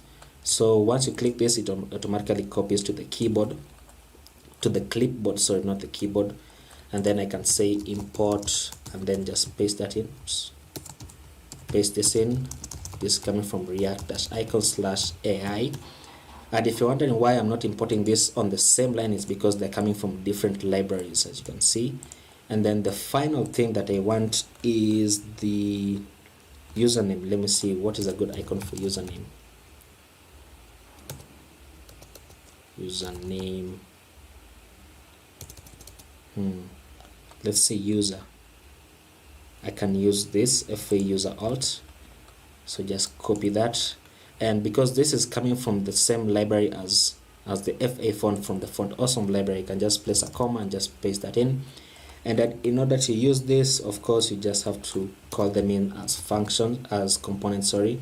So FA user alt, and the email is AI outline mail, like that. So I can save that, and I can go back into my application, and we will have this. So it's looking nice, but then you can see the styling breaks up just a bit. So in order to fix that, all you need to do is just display flex on the paragraphs. So I can select multiple paragraphs, by selecting the first paragraph I want and then holding down Alt key and then click on the next paragraph, and then still holding on Alt, you can just click on the next paragraph, which allows you to place multiple cursors. So each of these will have a class name of flex items center, right? So let me just save that so that you see how it looks. So it goes like that, and then obviously you don't want them to be you want to have some space between them, so I'm just going to go below this right there, and for the icon I'm going to give this a class name of margin right, so margin right of 1, which should space it out just a bit, let's say 2, like that. And let me just make these icons bigger. Let me just say text XL. Yeah, just make the icons bigger, and of course I want now the paragraphs to be spaced out a bit because these are, it's just looking very crowded. So I'm just, with my multiple cursors, once again I'm just going to go up and I'm going to say margin on the Y, let's say a margin of 3, which should space it out like that. So it's looking nice, looking nice.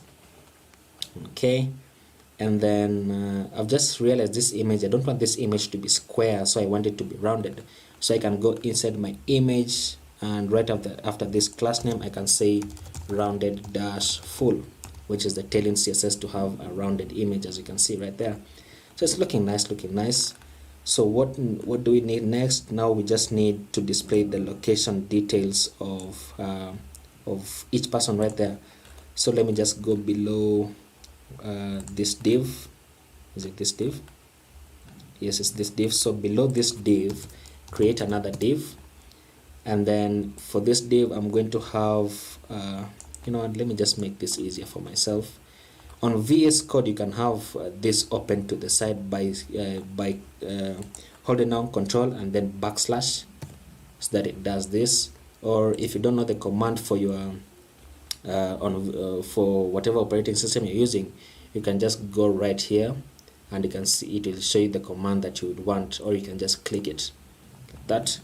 And then now that this is right there, I can now just go to the bottom of this and say I want to get the street name and everything else. So this will be in form of a list, of course. So I'm going to say I want to return a UL with the list items. Oops, with the list items. How many? 1, 2, 3, 4, 5, 6. Oops, no, this is 1. Then 2, 3, 4, 5, 6, 7, 8. This is 8, so 8. And I'm going to say, first of all, this should be street, and then comma, and then name, which will display which will not street but number, sorry, which will display this, it will display the street number and then the name of the street, right? And then for the next one I want to display what city they're in, and then the third one I want to display the state they're in, and then finally the country. And you can just see we are going down the list. So we want to get the postcode, and then we want to get the latitude. Oops, this should be inside curly brackets. So latitude, and then longitude, and then for the time zone I want the offset of set. Oops, and then comma, and then the description. So if you look in the API that we're using, the offset is like, for example, GMT +3 or Pacific Standard Time +8, or you know, something like that. And then the description is the actual time zone that you're in, like Nairobi, Alaska, you know, Tanzania, or whatever.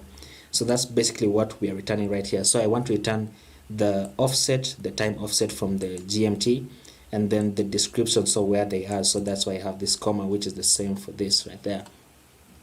So let me save this, and then I can now close this, and then we can see our application, and you can see this is not technically what we want, so we need to add some few markers to show that to show what the actual details represent. So I'm going to say street, right, which will say street right there, and then I'm going to say city. Actually I should have started with country, so just move it to the top, and then country, city, state. Which comes first? Is it state or city? It doesn't matter. Let me just save that. And I'm going to say country, and I'm going to say city, and then state, and then postal code, and then latitude, and then longitude, like that. Let's save that, and we will have this. And obviously I want this to appear a bit better, so I'm going to grab all of this. I want it to appear in terms of like a darker font or a bolder font. So I'm going to grab this, place it inside a span like that. Grab this, place it inside a span. Grab this, span. Grab this, span. This, span. This, span, and finally this, and span. Now I'm going to select all of these spans using the same technique, so I'm just going to click right here and then hold down Alt right there, just like that, so that I can have multiple cursors. And then all of this will have a class name of font bold, like that. Okay, looking very nice. Let me see if there's a way I can display this even better. Let me go inside these list items, right, and I can say class name of flex. Oops, does that mess up anything? And it does, which I don't want. I don't want this right there. I want the list items. So this list item, and then this one, and then this one, this one, this one, this one, and this one. So let's say class name of flex items center and justify. Oops, what am I typing? Justify between, which should now push this to the end. So let's save this, and we'll have this. So the street, it's much more readable. And of course, let me add some more margin on each one of them. Where is it? Justify between, and then let me add margin on each one of them, margin on the Y. So margin on the Y, let's say 3, which should now just push it out just a bit, as you can see, looking very nice. And just to make it even better, let me add more margin on this, and you can see this is the offset that we're getting, and then this is the description. So you can see that Miss Adriana Castillo is at plus 330 GMT from Tehran. Okay, wait, is that GMT or what? I don't think it's GMT anyway. It might be. Okay, let me just go to this div, right, give this a class name of margin top, let's say 10. Push it down just like that, looking very nice, very nice, very nice. Of course, now the only thing that we're remaining is now just to deal with this date. So how do we format this date? Well, we format this date by going with our date right here, right? So we need to use moment to format our date. So in order to use moment, we actually need to import it. So I'm going to import moment from the package is called moment, like that. And then in order to use it, now I just want to go inside right here and then call moment. So place more curly brackets and then call the moment, call moment, like that. And then moment, because it's technically a method, it needs to have some parameters inside it. And because I want to use the variable of date, I want to use the variable date that we have right here. So in order to access this value, sorry if you're realizing there are a lot of cut edits, my voice is going out a bit. So we need to access this value from the date, which is technically a variable. And we can do that in JavaScript by using template literals, which are just backticks. So you can just say backticks like that, and the backticks is available. It is the left key on before 1. It's the key before the number 1 on your keyboard. And then once we have our template literals like that, they're called template literals, we can have a $sign and then curly brackets, which means we can now access the value inside there and say date, like that. And then once you do that, then you can call the format method like that. So in which way do you want to format it? And I want to format it in terms of month, date, and year. So month 1 2 3 4, date like that, and then year 1 2 3 4. Now just to show you the problem that we'll have if you just pass in this date as as date like this. Oops. Let me just save that and see what we'll have. It will say invalid date. Where is it? It says invalid date. So technically there's nothing that it's accessing from this. So in order to fix that, you just have to have template literals. So just do this, call your $, and just say date like that. What did I do wrong? What did I do wrong? There you go. Okay, I had 2 curly brackets. The reason why it says invalid date is because moment here takes in the date as a string. Okay, it takes in the date as a string. Let me just open it to show you. Moment, if I can find it. It takes in the date as a string, as you can see right there. So it always has to be a string so that it can format it. Okay, and then once it formats it, once I save this, then you realize that it should now return the date, as you can see.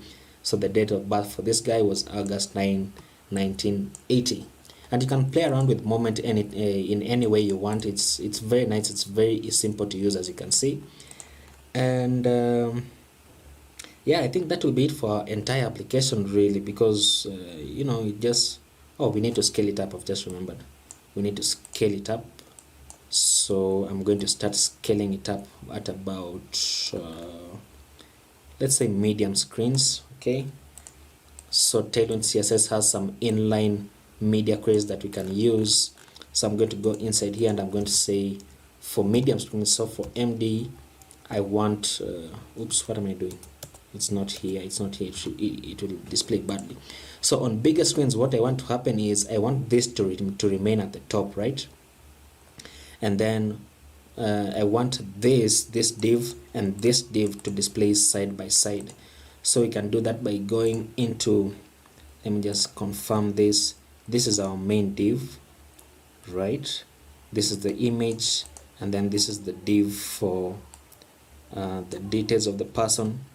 So where do we start our data? Right here. Okay, so what I want to do is this div, which has our contact details right there, plus this div which has our list items. I want all of this to be inside one div so that I can display flex on them, right? So I'm going to grab this all the way up to here, cut it out and just place it inside another div like that. And then on this main div, let me just see where it starts. Oops, that's the wrong one. This should be it, right? So on this main div I can go here and say class name, and I want this to only apply on medium screens. So I'm going to say for MD I want this to display flex, and watch what happens. We have this right there. Now technically this is not what we want, so I'm going to add another media query and I'm going to say well, remember this has some margin on the top, right? So we just need to find this right here and add another media query right there, and I'm going to say for medium screens I want the margin on the top to be 0, which should now reset it, as you can see right there. And then I'm just going to say right inside here, I'm going to oops, don't do that.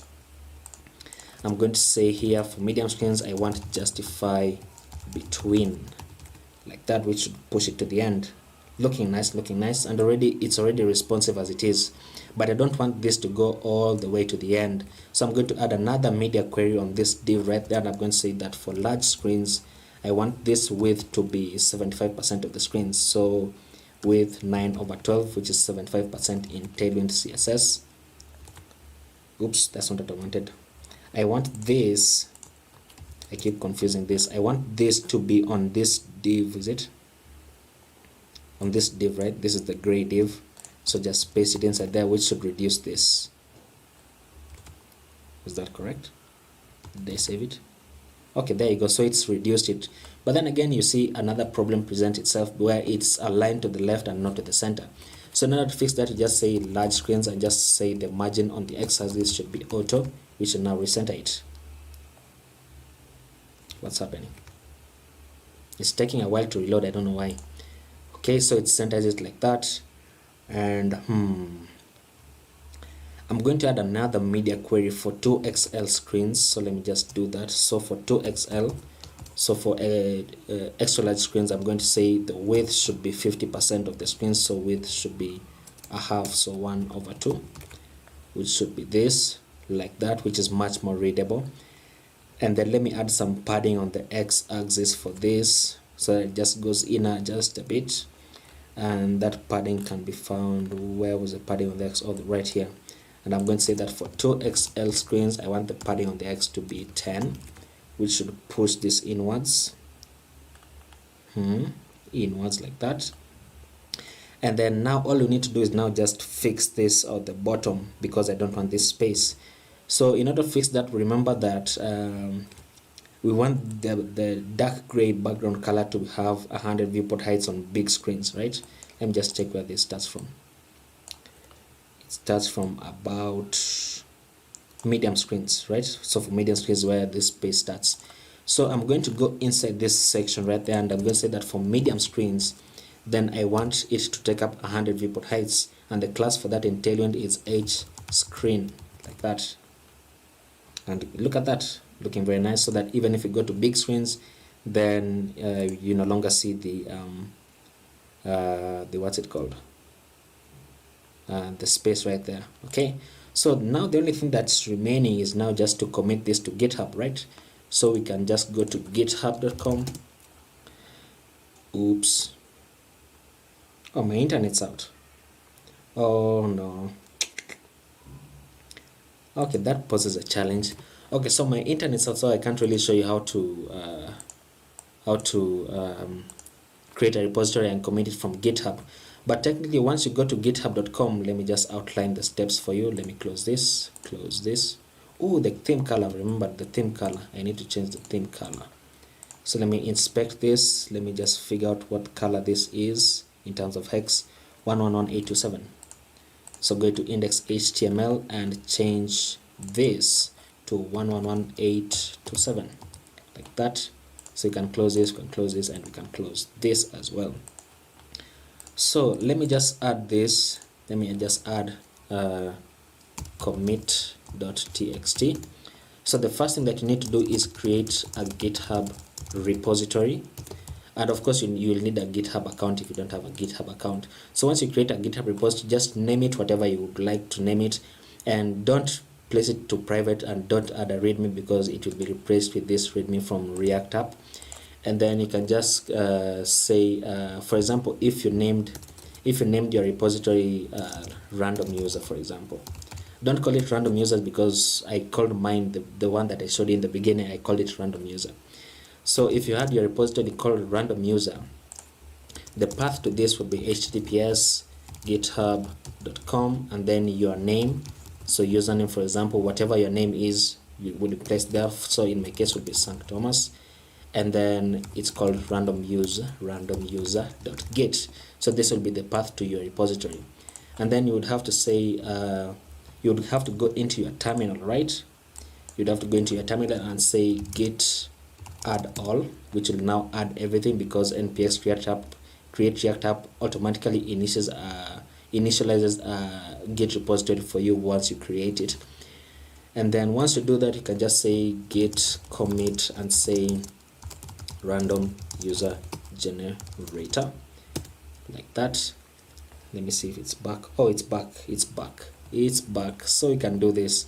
So once you follow these two stages, it's very easy. So let me just go to GitHub now, right there, and then I can create a new repository. So just create a new repository, call this repository random user app, like that. And then once you do that, just create a repository directly. All right, and then you can see this is the link that this is the link to your repository. So just copy it, just click this link to the clipboard, and of course you can see that all the steps to commit to GitHub are outlined below. So this is basically what we are doing. Because React app automatically initializes a Git repository for you, then we don't need to do this. That's why I skipped this step. But we've already done git add all, so we have added everything in our application. And then git commit, so we need to commit, which we have just done, git commit. And then we need to do git branch -m main. The reason I'm not going to do this is because I've set VS Code to automatically be on the main branch. So if you have a branch right here like master, that's when you'd have to do git branch dash m main. And the reason why this is important is because GitHub recently changed the main branch for every repository to be the main branch. So if you want to make changes to your website, for example, if you have your website source code on GitHub, then it would have to be the main branch. So once you do that, you can now say git remote add origin and then paste the link to your repository. So I'm just going to copy this. So git remote add origin, so git remote add origin, then you're adding your everything to your repository, and then just say git push dash u and then origin main. So it's pushing it upstream to your main repository. So once this finishes, once it finishes like that, you can now come and reload this, and you'll notice that your repository is now available. Now take note that I'm going to delete this repository because it's basically the same thing that I had with my other repository called random users. It's basically the same thing, but I think this one is actually better. I think this application is much better in terms of the overall look and feel of the application. So I might delete the other one. I'm still trying to figure it out. But yeah, I think that will be it. I can now delete this commit txt. Don't need it. I think that will be it really. Thank you guys for watching, and please remember to subscribe. I realize that most of the people who watch my videos are actually not subscribed. About 75% are not subscribed. So please subscribe for more content, and I will see you in the next video. Hello everyone, just a quick follow-up to the last project that we built, the random user generator. I added the title right here in my app.js, and then I realized that I forgot to add the actual functionality to generate random users. So I placed this button on the bottom here where if you click it, it will generate another user for you. So that was technically the whole point of the application. So in order to do that, you can go into your app.js and you can add this title if you want. If you don't want, you can just leave it out. But this is the title that says random user application right here at the top. But for the functionality of the button, you have to go into fetch users, and then right before the closing div, and outside the div that we have displayed as flex right here, so on bigger screens, outside of this div that is holding this data, right, just below that you can add a button and then set the on click attribute to an inline function, an inline arrow function, as you can see, and then you can just call your fetch users data function that we created at the top. So this function right here, where every time that the user clicks the button, then this function is called, and then it will fetch a new user, and then it will set the data that is got from the from fetching. It will set it into the set users function, which manipulates our users state value, and then obviously all our logic inside here will display our data for us. So every time I click this, you'll notice that it generates another user for us. It takes a while. I think it's because my internet speed is a bit slow. It's a bit out, so yeah, but basically that's it. And I wanted to take it a step further so that this video actually has meaning. And what I did is I logged into my Netlify account. So you can just go to netlify.com and log into your account, and then say new site from Git, and we deployed it to GitHub, right? So once it's logged in, and I'm just going to say search for random user should appear. So random user app. So this is the app that we've just built, and I would like to deploy it. So deploy site, everything here is correct because our branch to deploy is the main branch and everything. So I'm just going to pause the video, and then once this finishes running, I'll be back. Okay, as you can see now that this has finished running, I would like to change the name of the website link up here because this is ridiculous. So just go to site overview and site settings and change site name. Set this to something like random user app. I'm pretty sure this one is taken. Yep. So let's just say random user React app. Let's see that. There you go. So that now if you navigate to this link, then it should show our application which you have just created. And there you go. So we have our title represented right there, and we have our buttons. So let's try next person, and you can see once I click next person, it generates another person for us. So it's working very nice, looking very nice. And that will be it. This is just a follow-up video because I forgot to do this in the last video, and I think I'm going to leave a link for the actual project that we built. So thank you guys for watching.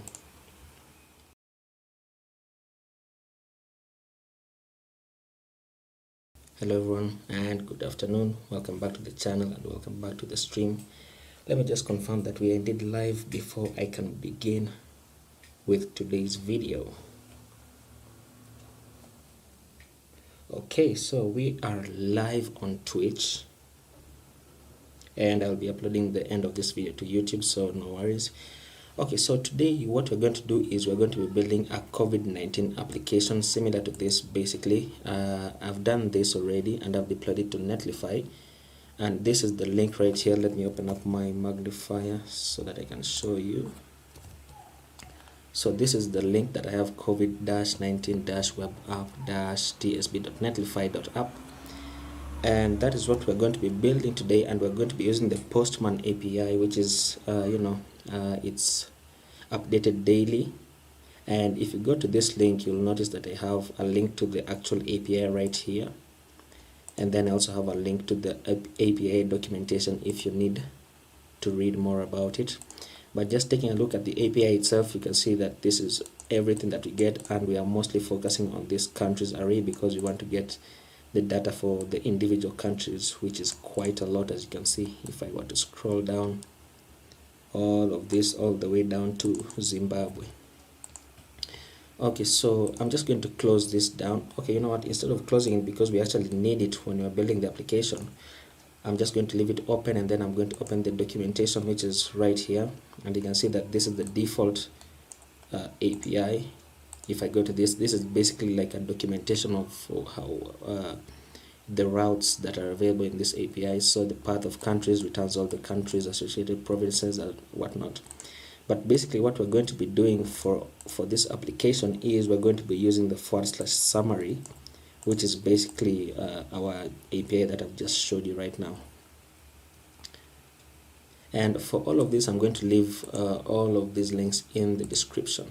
So I'm just going to close this, and then now I'm going to close this as well. And then now I'm going to show you that the GitHub repository for this, it's github.com/sankthomas/covid-19-app, and you can see I deployed it quite a while ago. So basically that's all that we're going to be doing in this video, and I hope you enjoyed it. I hope you enjoy it, not past tense. I hope you enjoy it, and leave a like and subscribe if you're watching on YouTube, and if you're following on Twitch, remember to follow as well. So you can begin right away, and I already have my server running, my default React application. And how I did that is, if you check in my terminal, let me just scroll back to the top. I give it a really long command right here.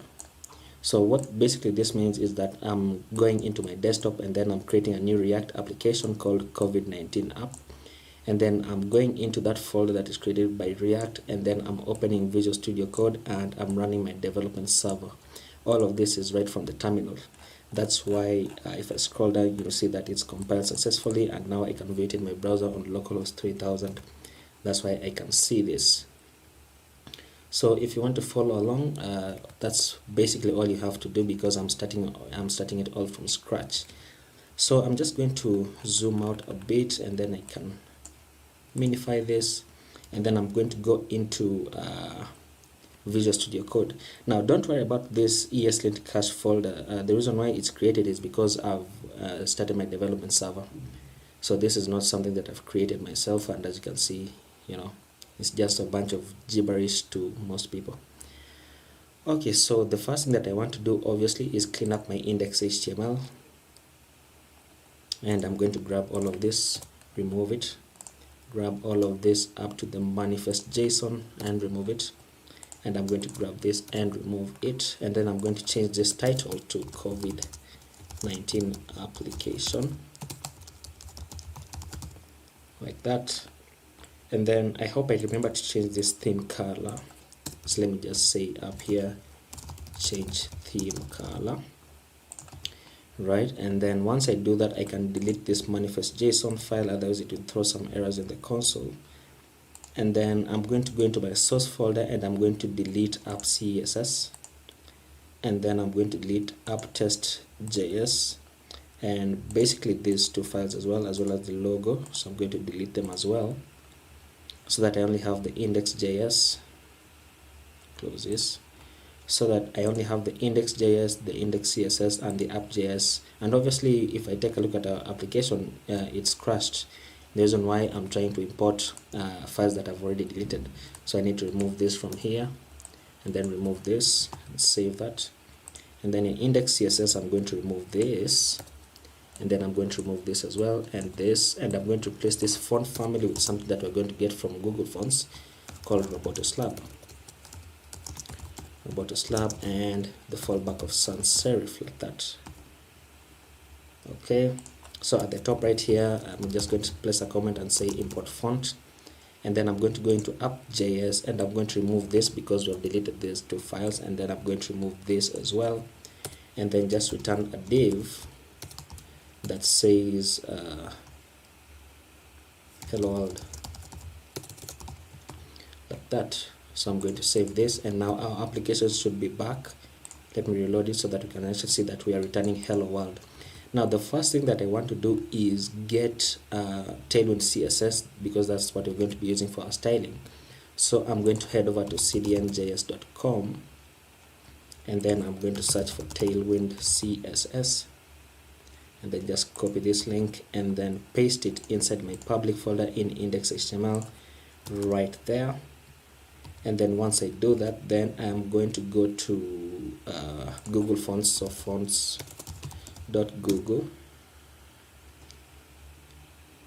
and then I'm going to search for Robotoslab, this font right there. And then I'm going to grab the 400 weight and the 700 weight as well, so these two, and then I'm just going to grab the import right there, and then in index CSS I'm going to place it right there. So now this should take up the font that we have right there, and if I'm going to check into my application once again, we should see that our font has changed. Okay, so I think I can close this down because we don't need it, and I can close this repository as well. And I'm going to be building this mobile first, so I'm just going to place this to the side of the screen, and then this to the other side.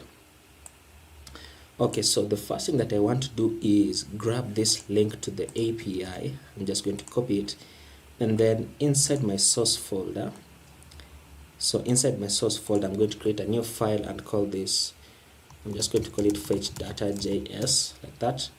And then I'm going to say RAFCE, which is a shorthand property to create a React arrow function component.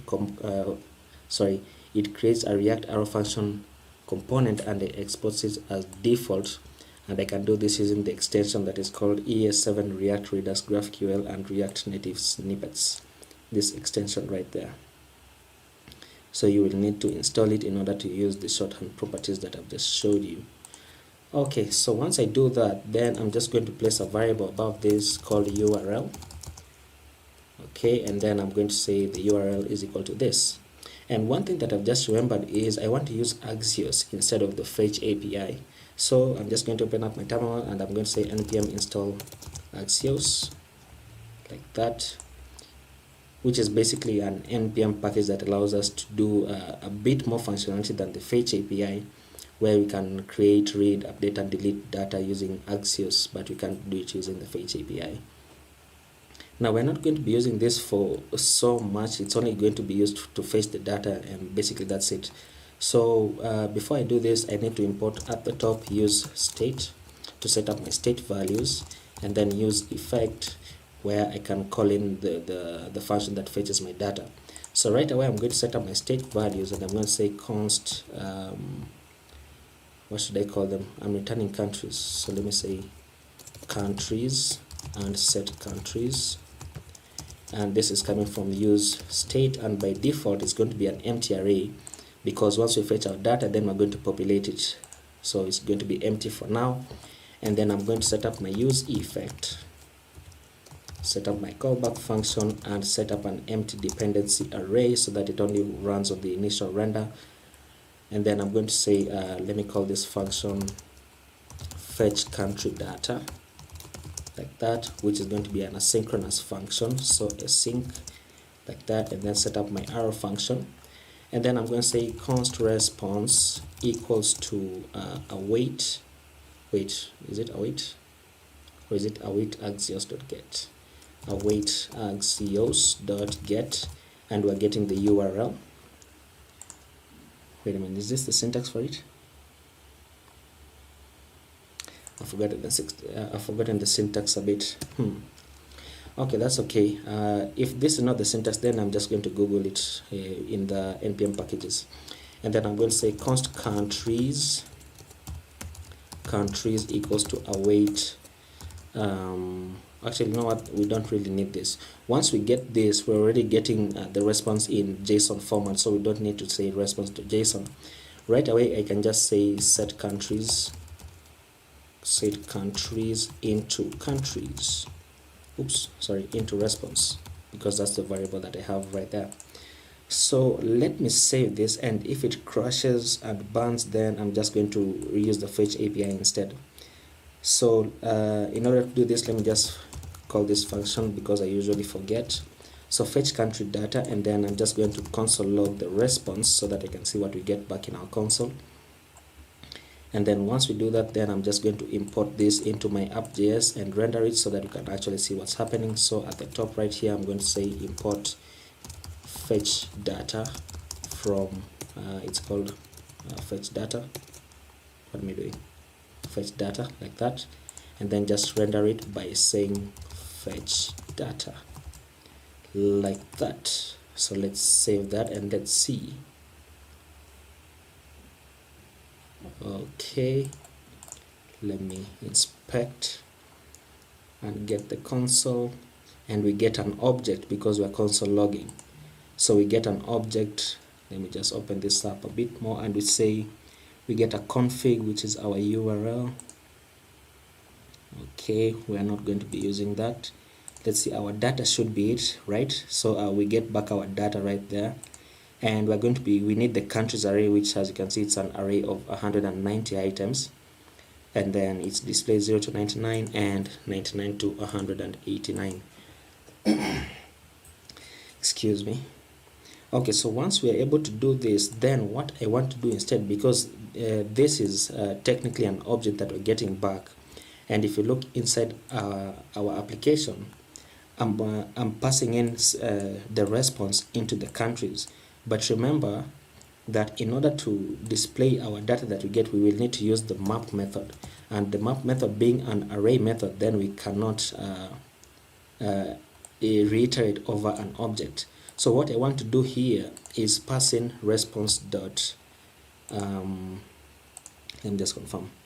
Actually, this is much easier because it's on a much bigger screen. So I want to pass in response dot countries, and that should be it. Response dot countries. Let me console log response dot countries, and let's see. Go back into our application, and it's undefined. It is undefined. Why is it undefined? It's because we need to console log response dot data dot countries. Data dot countries. Let's see, dot data dot countries. Reload, and we should get that. Look at that. Let me reload it so that it cleans up a bit. And as you can see, we get now we get the actual array of 190 items, which contains the details for every country, the unique ID for each one of them, the country name, the country code, and all the other data that is basically all of this. So once we're able to do that, now you'll notice that if I were to come right below here and say countries dot length, because the length is also an array method, you'll notice that on the screen I should see 190 right there, because we're getting back 190 countries, right? So that means that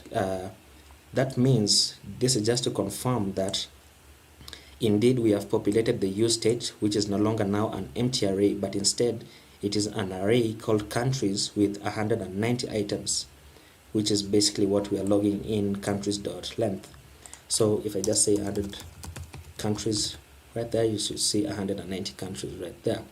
So it's looking nice. We are progressing steadily. So I can paste this back to the side, and then I can remove this console log so that it doesn't bloat our application too much. And then right inside here, I'm going to say, oops, what do I do? Inside here, I like returning a fragment first of all, and then I'm going to say, let me return a section, right? And this section, I'm going to now map over my countries data, so countries.map. And then for every country, I want to destructure all the data that we're going to need in our application. So the first thing that I'm going to need is the ID, which will act as our key. So I'm going to say const first of all, and it's called ID capital. And then we need the country name, which is country, like that. And then country code, and then new confirmed, which is the new confirmed cases. And then we need total confirmed, so total confirmed, and then new deaths, and then total deaths, and then new recovered, and then total recovered, like that. And all of this is coming from the country right there. So oops, what's this?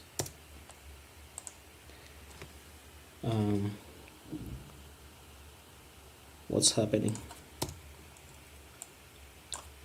What is happening? Why is this? Oh, this shouldn't be a square bracket, it should be a curly bracket, like that. Okay, so once we do this, then I can go and set up my return right away. Oops. And I'm going to be returning, what do I want to return? I want to return, let me return an article. And this article will have the key of ID, which I've just destructured. And then inside this article, then I want to return an H2 that says the country name, so country, like that. And then once I do that, because technically, you know what, I want to place a comma right here and then return the country code immediately, so country code. And then once we have this, because this is basically going to be a list of items, so from the new confirmed cases all the way to total recovered, it's going to be a list of items. So obviously I want to return an unordered list, right? So I'm going to return a UL with LIs. How many LIs? There are about 1, 2, 3, 4, 5, 6. So 6 of them, and I'm going to just return new confirmed for the first one, like that, and nothing happens. Really? New confirmed. Why is it giving me it isn't working, or what? Li times 6. Really? New confirmed. I want the emmet abbreviation. And now it works, of course. So the first one will be new confirmed, the second one will be total confirmed, total, and then the third one will be new deaths, like that. Just place that inside. The fourth one will be total deaths. The fifth one will be new recovered, like that. And then the final one will be total recovered, like that. Okay, it should be fine. So let me save this, and then we can look at our application, and we should see all of this looking nice. Okay, so once I do this, then I've just remembered that I want to show you something else.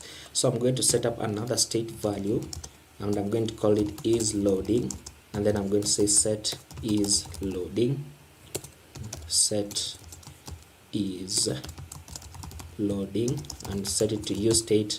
And by default, because when you load in the application, it's going to be loading by default, so I want it to pass in the boolean value of true.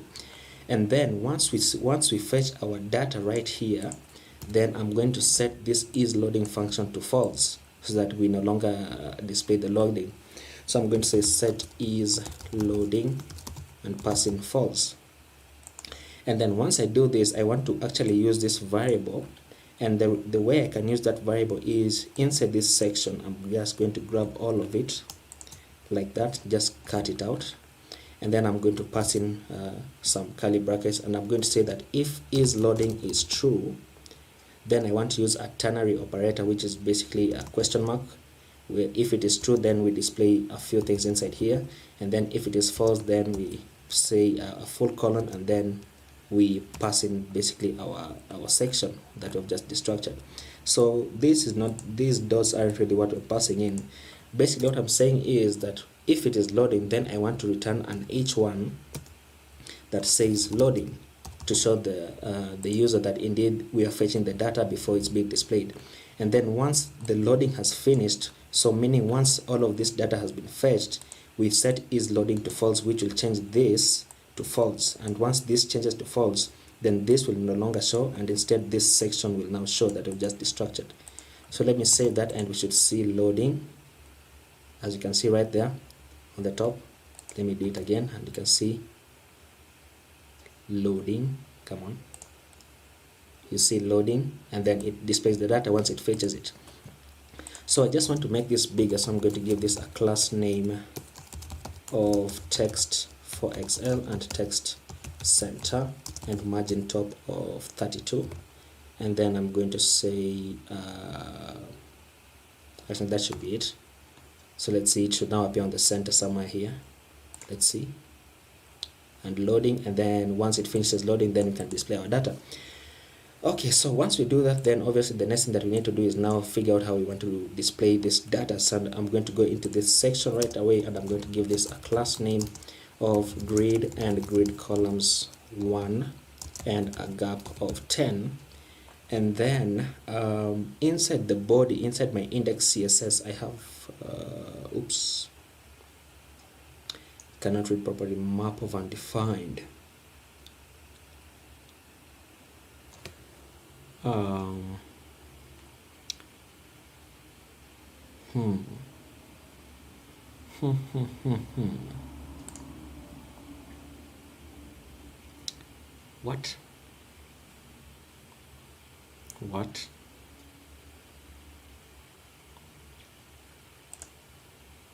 What was that error really?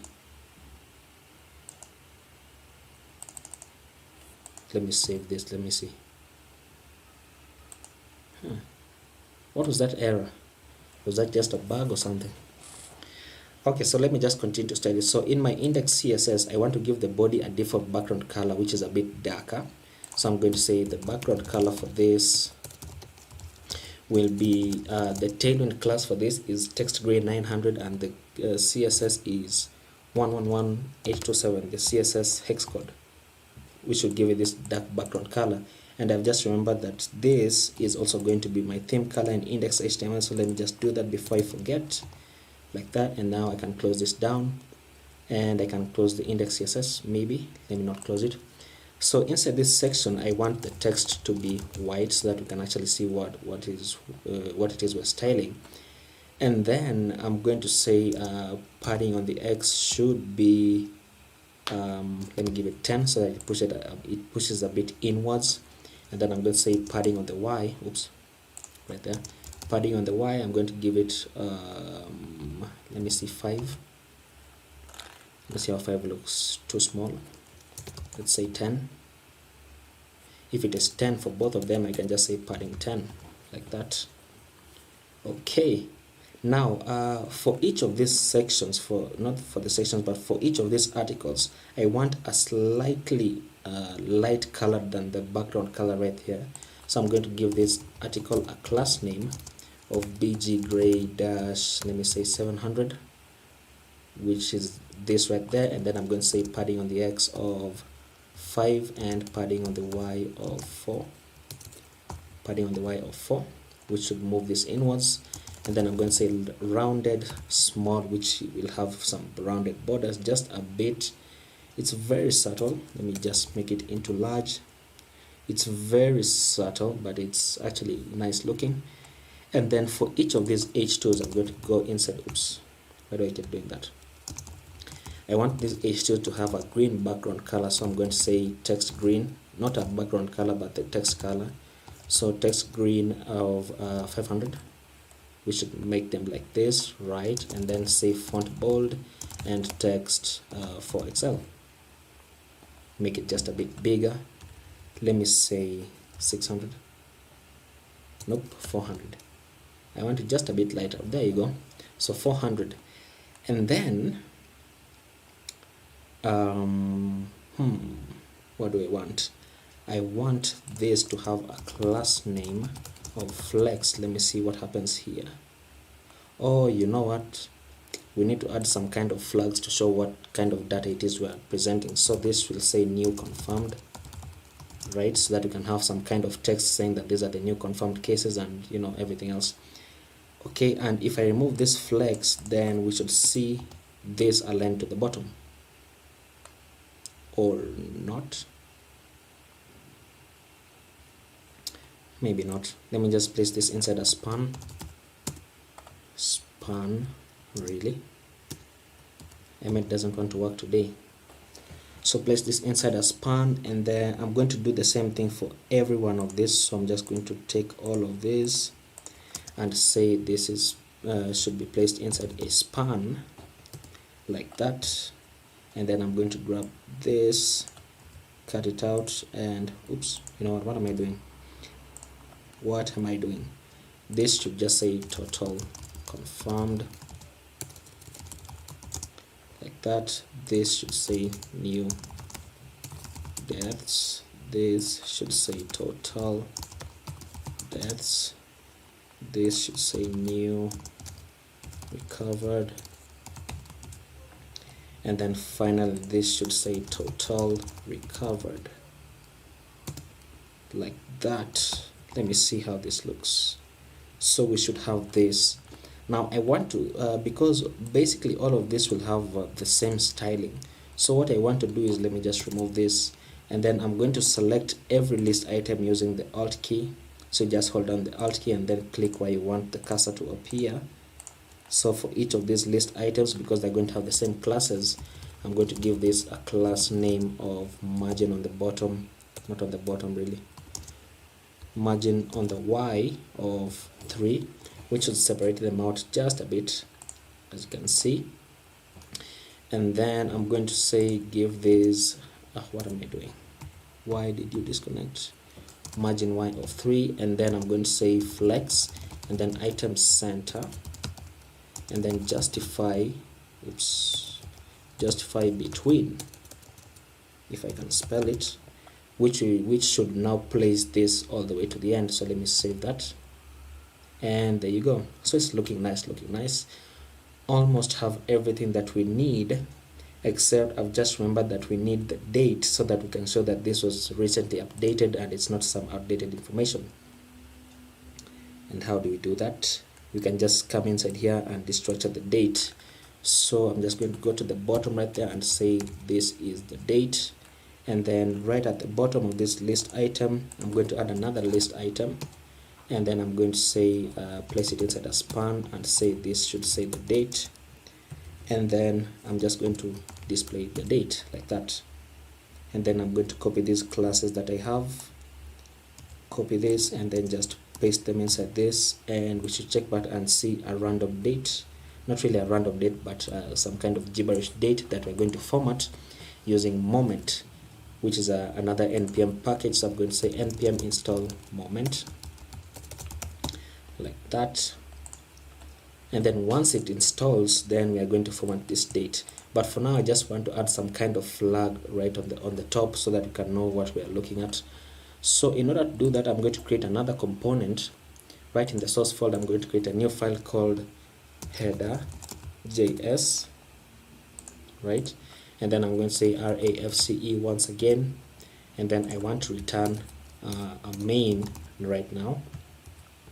And then inside this main I'm going to have an h1 that says COVID-19 web app, and then below this I'm going to say powered by the Postman API, like that.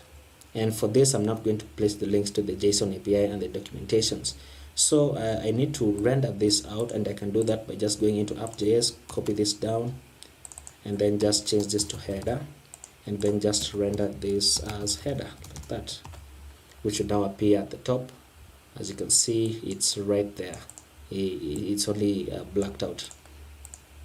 So let's fix that. I'm going to go inside this main, give this a class name of text white, and then text center, and then padding y of 20.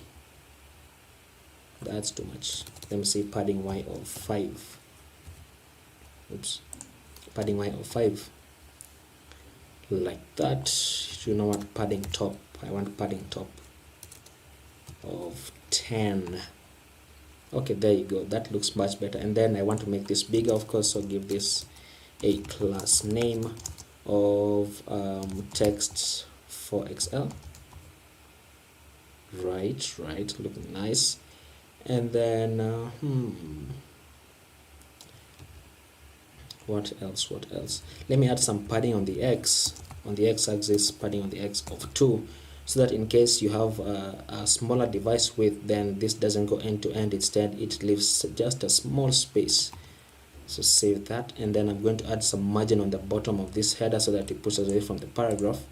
So I'm going to say margin bottom of 3, pushes it down. Okay, looking nice, fantastic, amazing. Okay, so what's remaining? What is remaining? Only to format the date, right? So let me check that out, and we can see that moment has finished installing, and you can go into your package.json and confirm that it has indeed installed right there. And we also installed Axios. So once you've installed moment, I can go into my fetch data component, because technically this is what we want to format the date. And right at the top, I'm going to say import, really this should be fast. I'm going to say import moment from moment, like that. And then once I do that, I can go back to the bottom, and right inside here, I'm just going to call moment, and I want to format it in terms of the month, the day, and the year. So that's how you do it. And then I'm just going to format it like that, and this should work. Wait, what am I doing? This is not the syntax. The syntax is inside here. I'm going to pass in template literals so that I can use a variable, which is basically our date that we destructured. So call date inside here, and then call the format, and I'm going to format it in terms of the month, the day, and the year, like that. So let's save that, and this should now format it correctly. Reload this. Okay, there you go. So this is February 3rd, 2021. And basically it's basically been updated. All of it has been updated today. And if you want to go a step further, what you can do is also format this in terms of hours, minutes, and seconds, because that's when the difference will come in just a bit. So this is 312, this is 312, or not. I thought there might be a difference in terms of time. Nope, there's no difference. Okay, but basically that's how you would use moment to format your dates, and basically that's how you would get your data. And let me see, I've just remembered that we need to scale it up for bigger screens. So I'm going to go inside this section, and I'm going to start right here and say that for small screens, which is basically 640 pixels and above, I want the grid columns to be 2. And then for medium screens, not for medium screens, but for large screens, which is about 1024 pixels, I want the grid columns to be 3.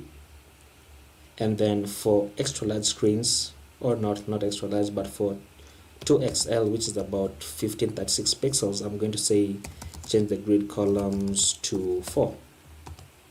So let's see how that works. Let me scale it up to 640 pixels, and it should change to 2 grids right about there.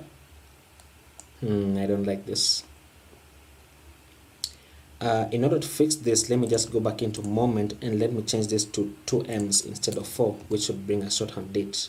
So Feb, it brings out the what's it called, the month. That's it, the month. But does this really look nice? How do you get the shorthand month? Let me just go into moment.js. Let's see, moment.js home. Let's look at the documentation just a bit.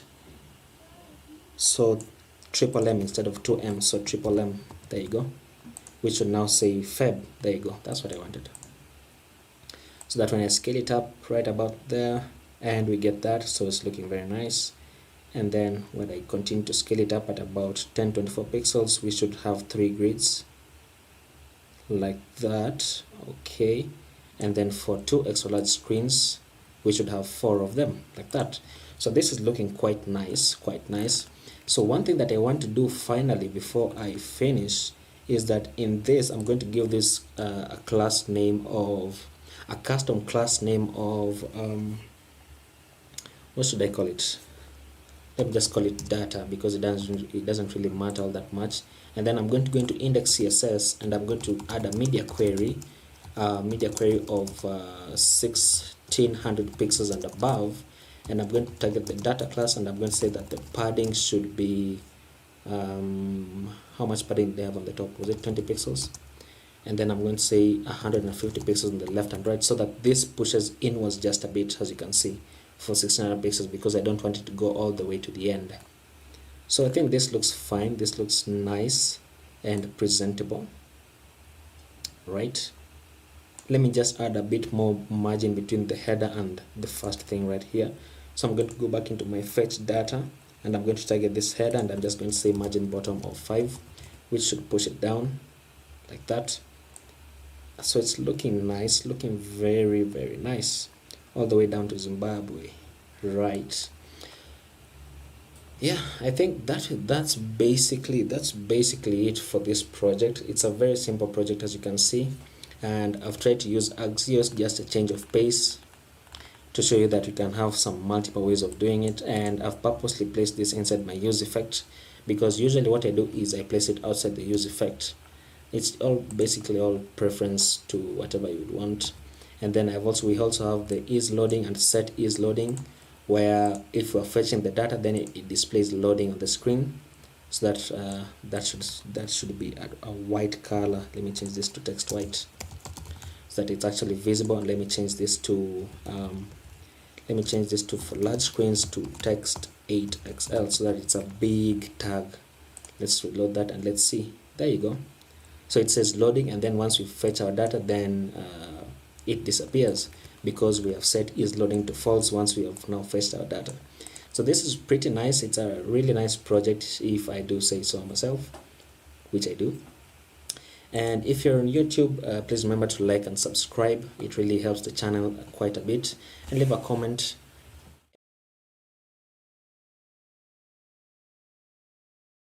Hello everyone, and welcome back to another video.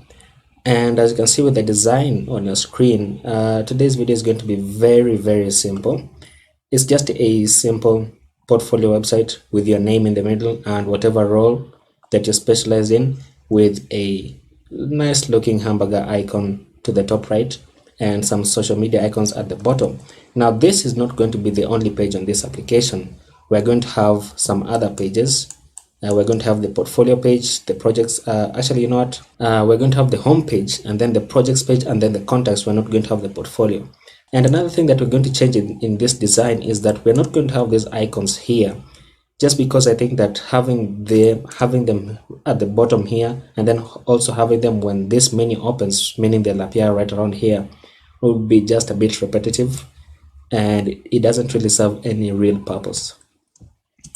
Okay, so I think that is going to be the intro for our application today. And remember, I've mentioned that we're going to be building it using ReactJs. So to get started, you'll have to say npx create React app and then the name of your application. And what I mean is you'll have to say npx create React app, which is going to bootstrap your React application, and then the name of your application, whatever you want it to be. I've just decided to call mine portfolio design. And then once you're finished, if you scroll down to the bottom, you scroll down to here, then it will finish canvassing your React application right around there. And then what I've done is just open Visual Studio Code into that folder that is created by React called Portfolio Design. So that's basically what this command is. And then once we do that, then I can close this down. And I've just remembered to mention that if you're doing npx and nothing is working, it's because you don't have Node.js installed. So you'd have to go to nodejs.org and then download the long-term support version, and then you should have npx installed as well. Okay, so now I can close this down, and then I can now open Visual Studio Code right around there. Now when you open this in Visual Studio Code, everything, the file structure inside here is going to be the same. The only difference is that you will not have this showcase.jpg file. I downloaded this from pexels.com and I'm going to use it as our background image. So what you can do is you can head over to pexels.com and then search for ocean, and then you should find this picture right there, or you can use a similar picture. Remember, I'm not tying anyone down to always use this picture. You can use it, you can use whatever picture that you want. Okay, and then immediately what I want to do is I want to install the dependencies that we're going to use. And I know that one dependency that we're going to use is React Router DOM, which will handle our routing, right? So I'm going to say npm install react-router-dom. And then I also want to install another dependency called React Icons, which will handle our hamburger icon right here, as well as our social media icons right there. So I'm going to say react-icons-save. Okay, and then finally I want to install a final dependency called UUID, because on our projects page, right, on our projects page we're going to have a grid of the projects that we've done, right? And because I don't want to hard code all that data, then I want to create some kind of data array that I'm going to fetch and then display it on the screen. So in order to get that data array, then I would need to have some unique values, and I don't want to hard code IDs as well. So I'm going to install a package called UUID, which is going to generate unique IDs for my application. Okay, so just run all that. And then once it finishes installing, then I can go ahead and run npm start, which should start our development server. Okay, so those two have finished installing, or rather our dependencies have finished installing. So what I want to do now is just run npm start, which will spin up our development server, and then we can begin our development process. Okay, now as this spins up, what I want to do is, let me just close this. I want to clean up a bit. I want to just delete this app CSS. I think it's the only file that we're going to delete. And then inside app.js, I'm going to remove this because we have deleted it. Okay, actually I'm going to remove this as well. And then I'm going to remove this div with the class of app, just remove all of it, and then return a React fragment. And then once we return a React fragment, then what I want to do is just return an h1 that says, an h1 that says, what is it? Just my name, just to see what renders on the screen. And then before I forget, I want to change this into an arrow function. So I'm going to say const app equals to brackets and then place my arrow right there. Now this will just transform it into an arrow function. Okay, now at the top, because we're going to set up React Router, I just want to import everything right away. So I'm going to say import and then place my curly brackets, and I'm going to import browser router, and then I'm also going to import route, and then I'm also going to import switch, and all of these will be coming from react-router-dom, like so. Okay, so that's almost correct. But then what I want to do is, when you're setting up React Router, you need to wrap your entire application inside the router. You can import this as router like this, or you can just use it as browser router as it is like so. So I'm just going to copy this, paste it inside here, and it will change this tag as well. And this tag, you'll notice how I changed this top tag and then the bottom tag also changed. That is possible by an extension called auto rename tag. If you want to use it, it's very, very handy, because all you have to do is just change one tag and it will also automatically change the end tag as well. Now once we do that, you can see that our application is still spinning up. It takes a while sometimes. So I'm just going to place it to the side like so. Okay, and then I've just noticed that probably I shouldn't render this inside here, but let's get right away to development. And inside my source folder, I'm going to create a new folder called components. Oops, misspelled that one. Components, like so. And you can see it throws us this error because we haven't saved this file. I don't want to save this file yet. And then inside our components folder, I want to create a showcase.js, or rather, not showcase, but homepage.js, like so. And then I'm just going to cut this out from here. Okay, and then inside homepage, I'm going to say underscore RAFCE, and I'm saying underscore because I don't want to import React at the top because it's no longer necessary. And then wait, what am I doing? Right, inside here, I'm going to return a fragment once again, and then just paste in my h1 like we did in the app.js. So I'm going to save this. Okay, and then right inside here, I just want to render out my component called homepage, like so. And you can see it gives me the option to auto import it. As you can see, it auto imports it at the top, so that when I save this, then we should see something on the screen. And we see this, so our application is running correctly. Okay, now before we go any further, I just want to create our routes. Okay, I just want to create our routes because I tend to forget to do that. Now the first thing that I want to do is, of course, render out the route component like so, right? And then inside this route component, this is going to take in a path prop, and the path for this is going to be whatever you want to be rendered in the address bar, right? So for example, I can say something here, something dash here. Okay, and then I just want to say inside here, what component would I like to render, and I just want to render the home page. So I'm just going to bring this down like so, so that when I save this, notice what happens if I go to something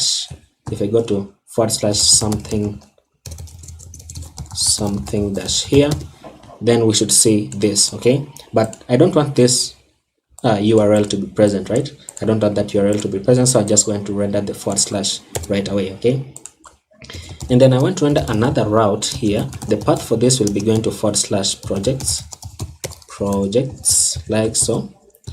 And then of course I'm going to be rendering the projects component that I don't have. Actually, I'm going to place this inside a pages folder, so let me create that right away. Inside my source folder, I'm going to create a new folder called pages, like so. And then this pages is going to have a projects.js, like so. And then I'm going to say underscore RAFCE, and then inside here return an h1 that says projects page, and of course change this div into a React fragment, like so, so that when I now import this from sources pages, then it should be correct. And then let me just place a comment here that says this is pages, right? And then a comment at the top as well that says this is components, like so, though technically this is also a page.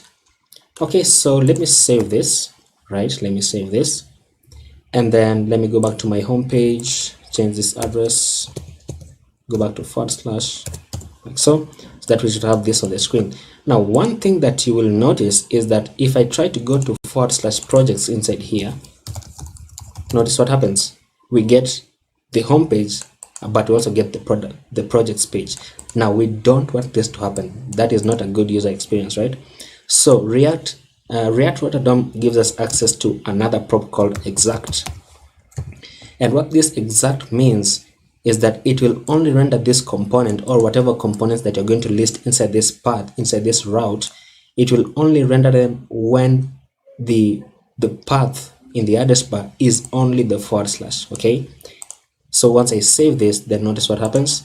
Now our homepage is no longer rendered, but our projects page is now rendered. Okay, and the reason why that happens, the reason why the homepage is rendering and the projects is also rendering, is because technically, according to React Rotterdam, technically this / also matches the / projects. So this makes sure that only this one matches, and then this one will display, and then this one doesn't display.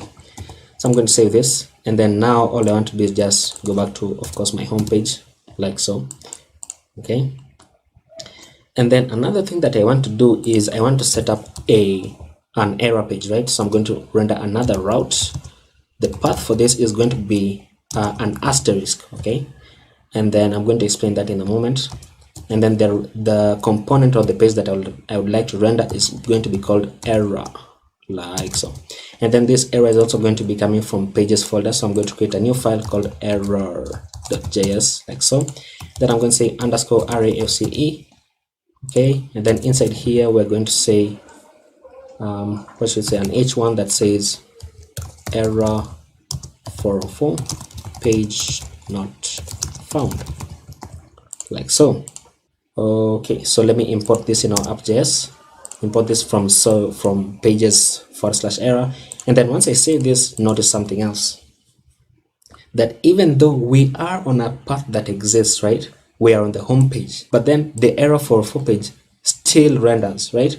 Now we do not want that to happen, because once again it's a terrible user experience. So how do we fix that? We don't fix that by adding exact here. Instead, remember that we imported something at the top called switch. So what we need to do is grab everything inside our route like that, just cut it out, and then render the switch component first, like so, and then just paste them inside here, okay? And that's looking amazing. Now what this switch does, it's very interesting, because what this switch does, it will look for the first path that matches, and then it will render that path, okay? So that when I save this, notice what happens. Because this is the first path that matches, then the home page is rendered, okay? That's very interesting. And that's how we can deal with this, so that we no longer see this error page on our other pages or on our home page. But if I try to go to / something else, then notice we have our error page. And basically what this asterisk means is that the path will always match. It will always match. That's why you saw that even though we were on a path that exists, it was still rendering our error page, because the asterisk means it always matches. Okay, so I think once we do that, then we are ready to begin. We're not going to be using Tailwind CSS for this. We're going to be struggling with our own vanilla CSS, which is going to be quite a hassle, I think. But you know, it's good to refresh sometimes. So once we do that, then let's go into our homepage and then let's begin building it out. So inside here, I'm going to return a section, and then this section is going to have an h1 that says, of course, my name. Why did I even delete it? Right? And then below this, I'm going to have a paragraph that says front-end web developer, like so. And then below this, I'm going to have an ordered list with 2 list items, like so. And then these list items are going to have anchor tags. Okay, so these 2 list items are going to have anchor tags because they're going to be going to external sites, right? The first one is going to be going to https twitter.com/tsbsankara, which is my Twitter handle. And then we're going to be rendering a component here. That's correct. We're going to be rendering a component here, which is going to be the icon for Twitter. And I'm calling it a component because it is a React component, even though you know that it is an icon. And we're going to place that in a moment. So this second one will be going to https://github.com/ what's my GitHub handle? It's Sanctomas. Yeah, forgot that for a moment. Now the first link inside here is going to be going to Twitter, right? So we need to render an icon called FA Twitter, which is coming from Font Awesome. And then the second one is going to GitHub, so we need to render FA GitHub, which is also coming from Font Awesome. And then we need to import this at the top, right? So at the top, we just need to render the 2 icons to import the 2 icons, sorry. So I'm going to import them as FA Twitter, like so, and the FA GitHub, like so. And then these are coming from React-icons. Remember, we installed it, and they are coming from the Font Awesome library. Okay, so once I save this, then the final thing that I want to do is just grab all of this, and then set them inside a div with a class of overlay, like so. And then give this section a class name of home page, like so, and save that. And we should see something on the screen.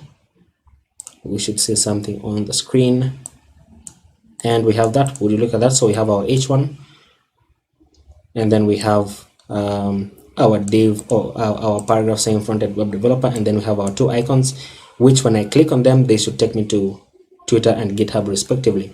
But then one thing that I want to do is when I click on them, I want them to open up on a new page. So I'm just going to add something here.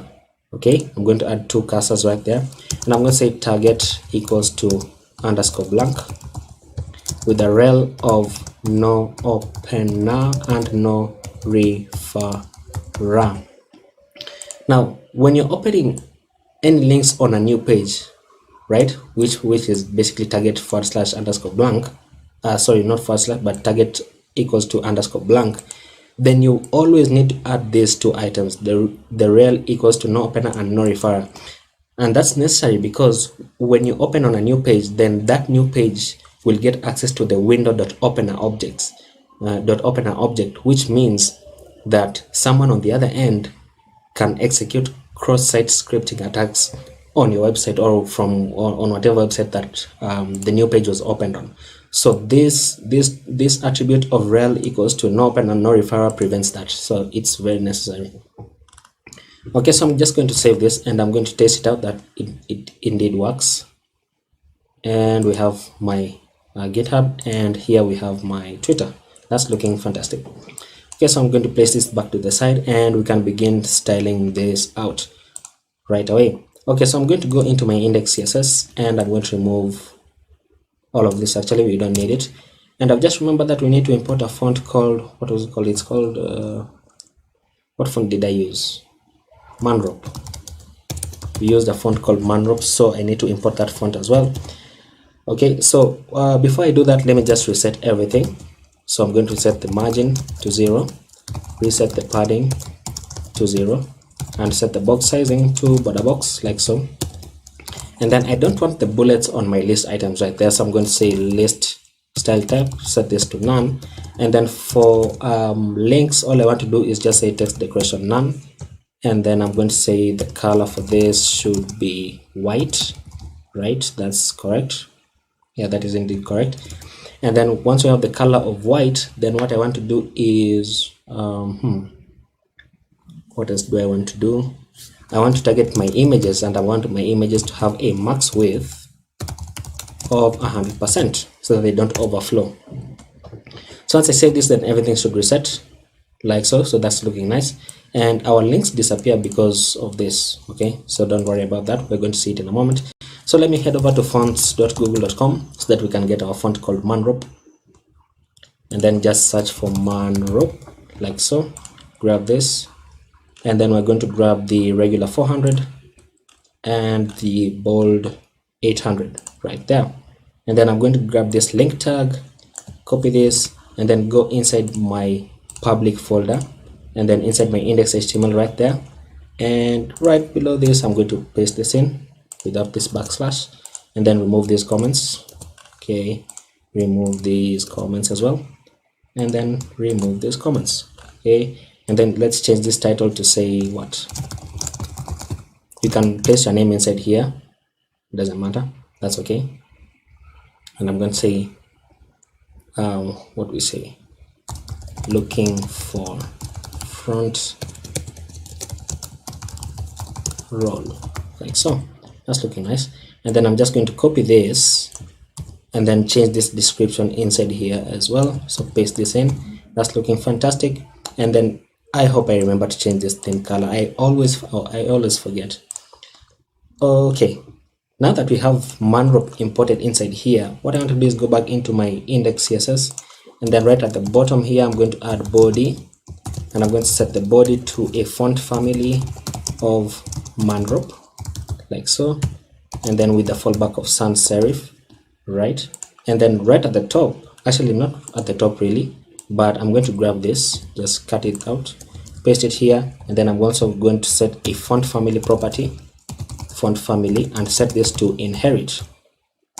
And what this will do is that it will check whatever font family is on the body, and then it will place it on the anchor tags as well. And then I also want to set it on, where are we going to add buttons? I don't think we're going to add buttons, so that's not really necessary. And then finally, once we do this, I can remove this. I want to set up some variables, right? First of all, I want to set up a remember that we have a linear gradient on our background right here. Notice that this is a linear gradient. It starts with green or whatever this color is, and then it goes to somehow like transparent black to the end right here. So I'm going to give this variable a name of background image like so, and then we're going to set it to linear gradient like so, and then a linear gradient we're going to set it to 120 degrees. And for the colors, I'm going to get the colors in a moment, but then also want to add something else. I'm going to say what do I want to do? I can't remember. I actually can't remember. That's interesting. Okay, so let's grab our background image inside here. Let's grab our colors. I'm just going to go inside here. Don't worry about this, you can just copy the colors once I get them. Okay, so let me grab the CSS, just copy this and paste it inside here, and then grab this second color, copy this and paste it inside here, and remember to add a bracket and place my semicolon. So this is going to be our background image, and I've just noted that probably I should set this first one to be a hex value so that it's just easier to see. So let me grab the hex value from here, copy this and paste it inside here. That should be much better with a hashtag beginning like so. Okay, so this is going to be a background image, and I've forgotten the other variables that I wanted to place inside here, but I think they're going to just come back to me as we continue. Now what we want to do is, once I save this, then remember that we have our home page inside here, and then we also have a div with the class of overlay. Right at the bottom, I just want to place a comment here and say home page, because we're going to have one CSS file for everything. So I want to say home page and set this to a background, set this to URL like so, with a // coming from showcase.jpg, right? And then once I do that, I want to set the background repeat to no repeat, then set the background dash size to cover, right? And then set the background position, set this to center like so, and then also want to set the height to 100 viewport heights. So save this, and let's see what we have in our application. Close this, and we should have this. Look at that, looking amazing already. And then remember that we have our overlay class as well inside the homepage. So I want to say homepage and target the overlay as well, and then I'm going to say background dash, is it background color or background image? Background color, set this to our variable which is background image. Let's see how this looks. Nothing, so I should set this to background image as well like so, and then set this to display flex, align item center and justify content to the center, and then set the mean height, so mean height of this to be 100 viewport heights as well, so that it goes to the center as well. And then change this of course to a flex direction column, so flex dash direction, set this to column, so that we have this.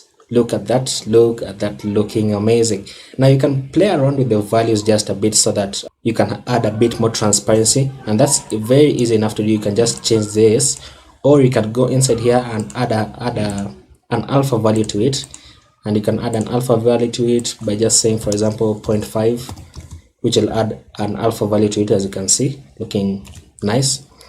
But I like it as it is, so let me say 0.9. Let's see how 0.9 looks. Look at that, 0.8 as well. Look at that, looking fantastic. Probably I should leave it like this, but I don't want to, so that we have that. Okay, looking amazing. Okay, so once we do that, then what I want to do next is just style this to be looking a bit better, to look just a bit better. Okay, so we have an H1 inside the overlay, so I'm just going to copy this and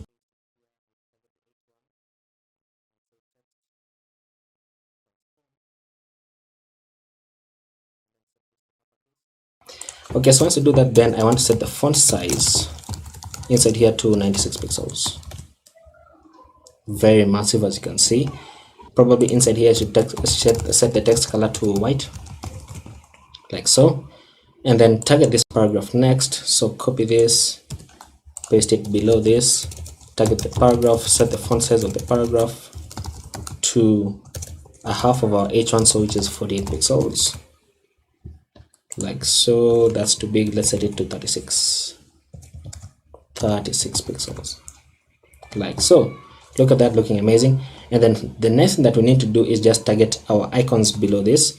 So remember that inside our overlay class we also have a UL, like so. Okay, and then inside this UL I can just say display flex, align them center, and just for contact to the center, which will do that. And then target the list items. Okay, so next I just want to target the list items like so. And then for this list items I just want to say set a margin of 0 on the top and bottom and 20 pixels on the left and right, which will separate them out. And then go back to this UL and just say margin top, set this to 30 pixels. Look at that, looking amazing. And then finally I can now target the anchor tags, because the anchor tags are what house our icons, so that I can increase the font size of this to around 46 pixels. And would you look at that, that's looking amazing. That is really looking amazing. You can add an animation to this so that when you hover over them they kind of blink a bit, or they can bounce a bit, but I don't want to do that. I just leave that to you. Now once we have our home page, what I want to do is now render our what's it called, our hamburger menu, right? So I'm going to close this home page, right? And then I'm going to go inside my components folder. Let me close this. And inside my components folder, I'm going to create a new file called menu.js, like so. And then I'm going to say _RAFCE, right, for our menu, and then return a fragment, of course, and then return a header inside here. And then this header is going to have a div with a class of menu-btn. And then this div with a class of menu-btn is going to have a button. And then this button is going to render an icon. What's the icon name? I've forgotten. Let's check it out. Let's check it out by just searching for menu, and we want, where's the icon? This icon right here. So we want this icon. Oops. And then this icon, I'm just going to paste it inside here first of all, and then import it at the top. So I'm going to say import, place my brackets like that, comes from react-icons/bootstrap icons. Is it bootstrap icons or box icons? That doesn't matter. Okay, and then once you do that, then I just want to show that this is rendering. So I want to go back into my app.js, and then I want to render it inside my homepage. And remember, this is something that I'm doing on purpose. I want to render menu inside my my /route, like so. And notice how it gives me the option to auto import it right there. So I'm going to actually need this to come down, correct? So save this, and we should see something on the screen. Does it? Okay, there we go. So our menu appears right there. But notice something. If I try to go to /projects, notice that our menu now doesn't appear, okay? And that's because I've only rendered it to show into the /route. So what I need to do is just grab this menu and place it outside of our switch. Remember, it is outside of our switch, okay? So that now it will show on every single page or every single route that we have. If I try to place it inside the switch, then notice what happens. Nothing will display. Okay, nothing displays. Even if I go to the home page, nothing will display, only the menu. So make sure that you are always outside the switch, like so. And then the next thing that I want to do is go back into my menu. Okay, so once you go inside my menu, go back inside the menu, then I want to go outside this div and then create a navbar inside here with another list, right? With how many list items? Let's say 3 list items times 3. And then all these list items are going to have a link. Now this link is unique to React Rotterdam. It is not part of React, okay? So this link is going to be going to /. It's basically like an anchor tag, okay? So I want the first link to go to the /, which is going to be the homepage. So the text is going to say homepage. And then the second one will go to /projects. And this is going to be projects page, like so. And then this is going to be going to /contacts, or rather contact-me, and this is going to be contact me, like so. And I've just remembered that we have not created this route, but that's okay. And remember that we need to import this from React Rotterdam. So I'm going to say import, place my bracket, import link from react-router-dom, and place that to the top. That when I save this, then we should see this on the screen. But remember that our links are all white in color, And then once we do that, then the next thing I want to do is wait, what's this? This shouldn't be here, this should be here, like so. Okay, so the next thing that I want to do is just create this route before I forget. So I'm going to go back into app.js, and then below the projects I'm going to render route, and this path is going to be going to /contact-me. Okay, close this, and then just render the contacts component of the contacts page that I need to create. So inside my pages folder I'm going to create contacts.js, like so, and then say _arrayfce, return a fragment with an h1 that says contacts page, like so. So that when I save this, then everything should be okay, but it's not okay because I've not imported this at the top, like so. And we should now see something on the screen, and that's okay. If I try to go to project, this is project, this is contact me, should be here. Oh wait a minute, this is /contact me, this is /. There we go. Okay, that's looking fantastic. So let's go back to our home page, and then let's begin to style this out. Okay, now inside our index.css, I just want to go back to the top of our home page and then create the header comment right there, and then I want to target the header. Did I give it a class of header? Nope. Let me give this a class name of header, like so.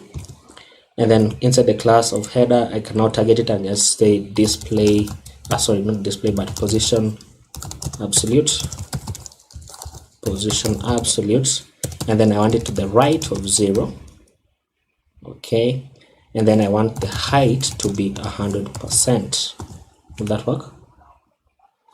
Let's add a background color. Oh, I've remembered my other variable. I wanted the background color, background overlay, sorry. So background-overlay, set this to RGBA 0000.4, like so, and then go back inside here and then set the background-color to background overlay, like so. So 100% means it will take up 100% of the height that it is placed in, which is technically the body.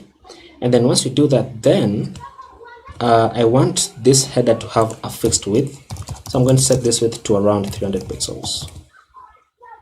No, not 300 pixels. Let's say 200 pixels. 300 is too big.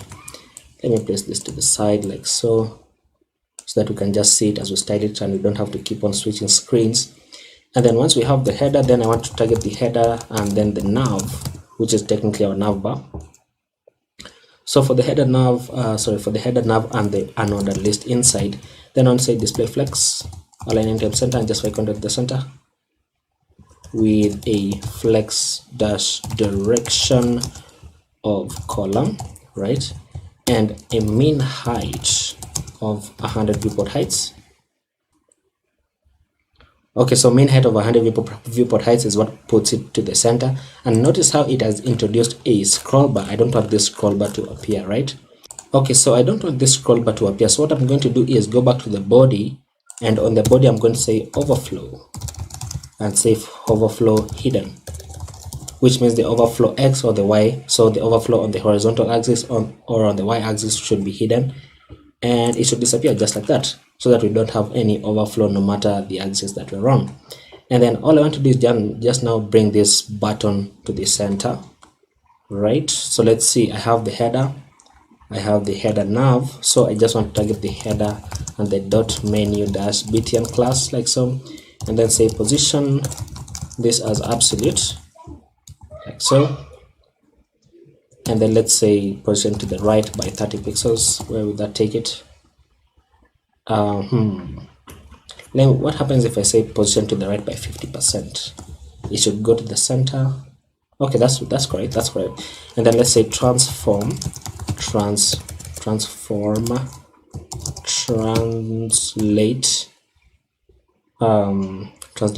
right is what? Right is on the x-axis. Yes, on the x-axis, really, on the x-axis, like so, by minus 50%, which should now send it perfectly, or not. Let's do this. Transform, let's say left 50%. okay, and then transform and translate on the x-axis by -50%. There we go. And then let's say margin dash top, set this to around 50 pixels. Okay, that's looking nice. And then now let's target the button inside. So grab this, target the button inside, and I'm going to say background color, set this to transparent. Okay, set the font size to 36 pixels, set the color of the icon to white, right, and then remove the border on the button, so border none. Okay, so let's save this, let's see what we have, and we have this. Okay, and then let's add a cursor pointer, like so that we have a cursor pointer when we are clicking on it. Now what we need to happen is, I've just noticed that I've made a mistake somewhere. Because the mistake that I've made is that I don't want this header to appear by default, because the header contains all of this, right? It contains all of this. So what I want to do is I want to move this menu button outside of the header, right? I want to move it outside of the header so that it is independent of this header, so that it always shows no matter whether the header is showing or not. So let's do that right away by just grabbing this and moving it upwards one step, like so. And it will just misbehave just a bit, but that's okay. And then what I want to do is just grab this and this as well, just cut them out, and then grab all of this and move it above the header right there. Place a comment saying menu button, like so, and then change this. Now I can change this to right by, let's say right by 50 pixels. We should take it back right there. Let's say right by 100 pixels. Wait, what's the width of this? What's the width of this header? It has a width of 200 pixels. So let me set it to the right by around 80 pixels. That's about the center void. And then once we do that, then as you can see, it's now below the header, which I don't want. It's now below the header, so I wanted to bring it to always be above the header. So I'm going to set a z index here of 999 or whatever that number is, an insanely high number, so that it is always at the top no matter what. Okay, and then once we do that, then notice that now we can click on it and it's no longer dependent on the header. And now the reason why I wanted it to be independent of the header is because I only want this header to render under specific conditions, because that's the purpose of this hamburger icon, right? Now, what is that condition? First of all, let me go back inside my CSS and then target this header. So I'm just going to copy it, and then I'm going to add a class on the header, right? I'm going to add a class of open, like so. And then this class of open, I'm going to say when the header has a class of open, then I want the height to be 100 viewport heights and the background color to be the transparent black that we see here. Okay, and then so in order to hide all of this, all I can say is just say height, set this to 0, right? And then I can say overflow, set this to hidden, like so. And would you look at that? Now to test it right away, I can go back into my menu inside here, and on the header I can just add a class of open, and we can see the header. Look at that, looking amazing. Now let me add a transition on it. Let me add a transition here, and I can just say transition all the properties by 0.5 seconds and say is in out, like so. And what do I need to do? Probably something a better animation would be to, let me see, open here. Okay, would you look at that's looking nice, that is looking nice. Okay, so we don't need to add anything else. So now what I want to do is I want to go into my menu.js, which is this file right here, and then I want to set up my state values, which is going to control whether the header is open or closed. So at the top inside here, I'm going to say import use state, and this is coming from React, like so. And then set up my state value. So I'm going to say const is open, and set is open, and then this is going to pass in use state, and it's going to be false by default. What this is that this is a function and this is a state value, and this function controls how we access this state value or how this state value is changed. And this state value is whatever is passed inside here, which is a boolean value for now, and it's set to false by default. Okay, so you can also pass in numbers, you can pass in objects, you can pass in arrays inside here, and it will populate your state value inside here.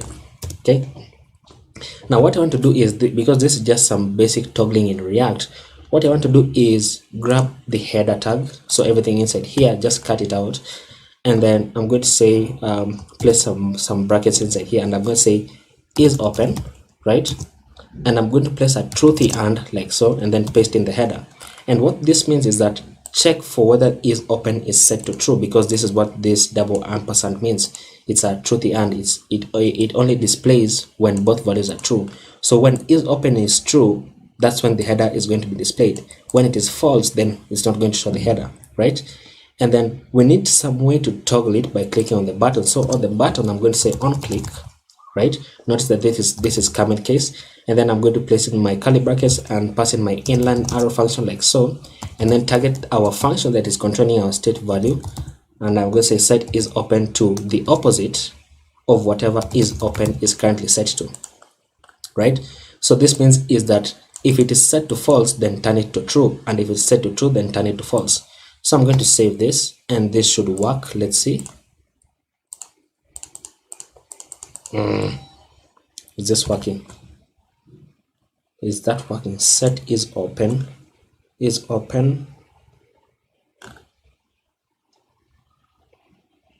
and it is not working because of this. It is not working because of this. Okay, so let me comment this out, and let me just copy this and paste it inside here. Paste it inside here. Okay, and there we go. Look at that. Okay, so that's looking amazing. So that's a simple way that you can toggle it.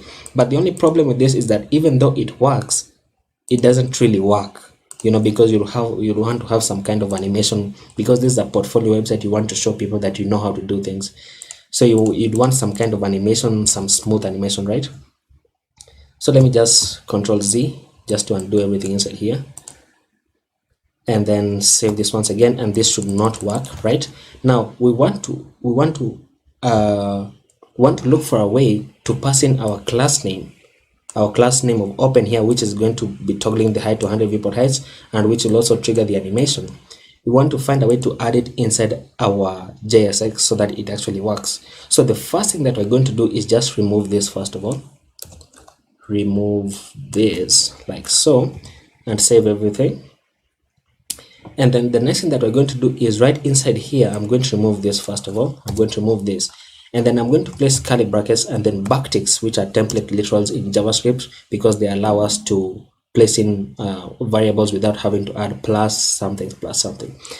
And we can do that by just adding a $sign, and of course placing another other curly brackets, and then our variable inside here is called is open, right?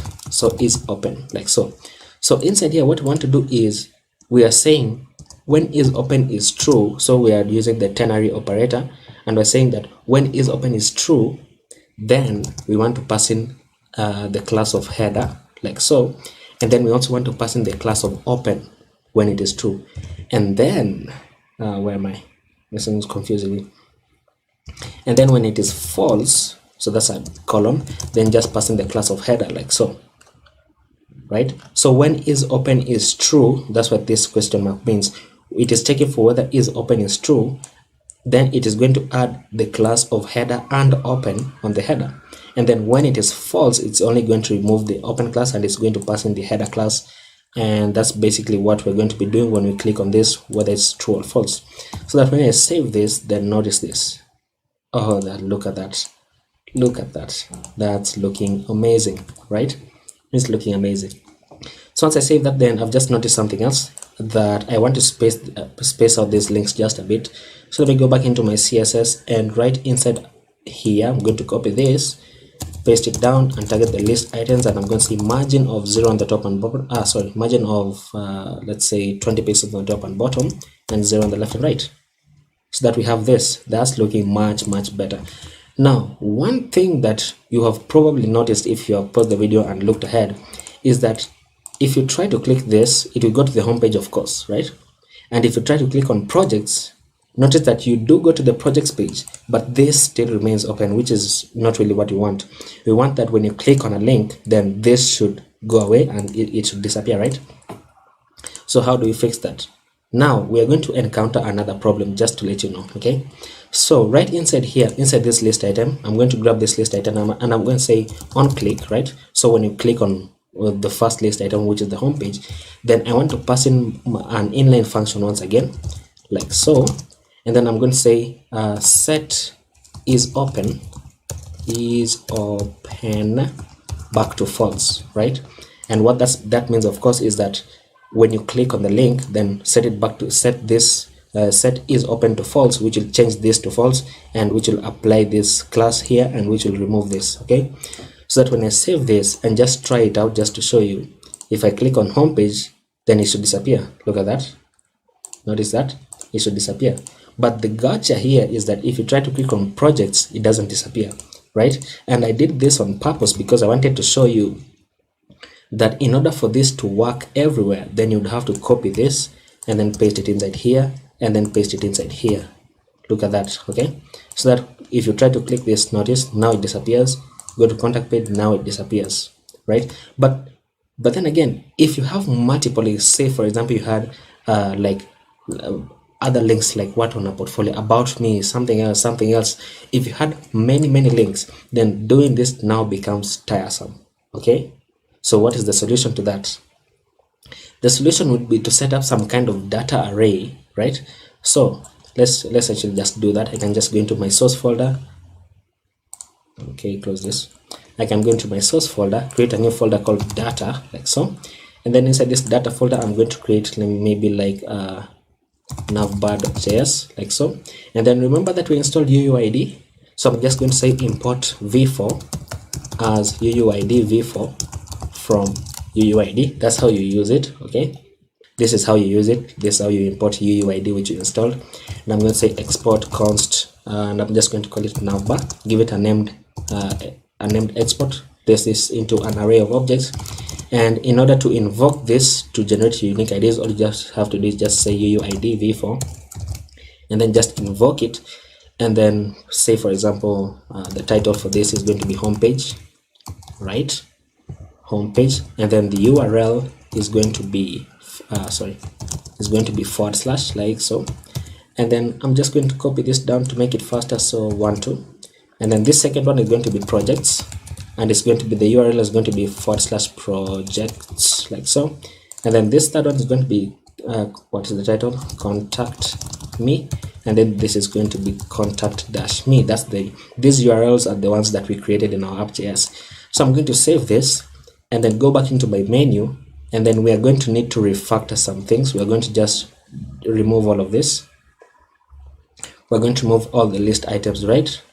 Just remove them like so. And then inside here, what we need to do is we are going to set up some other state values.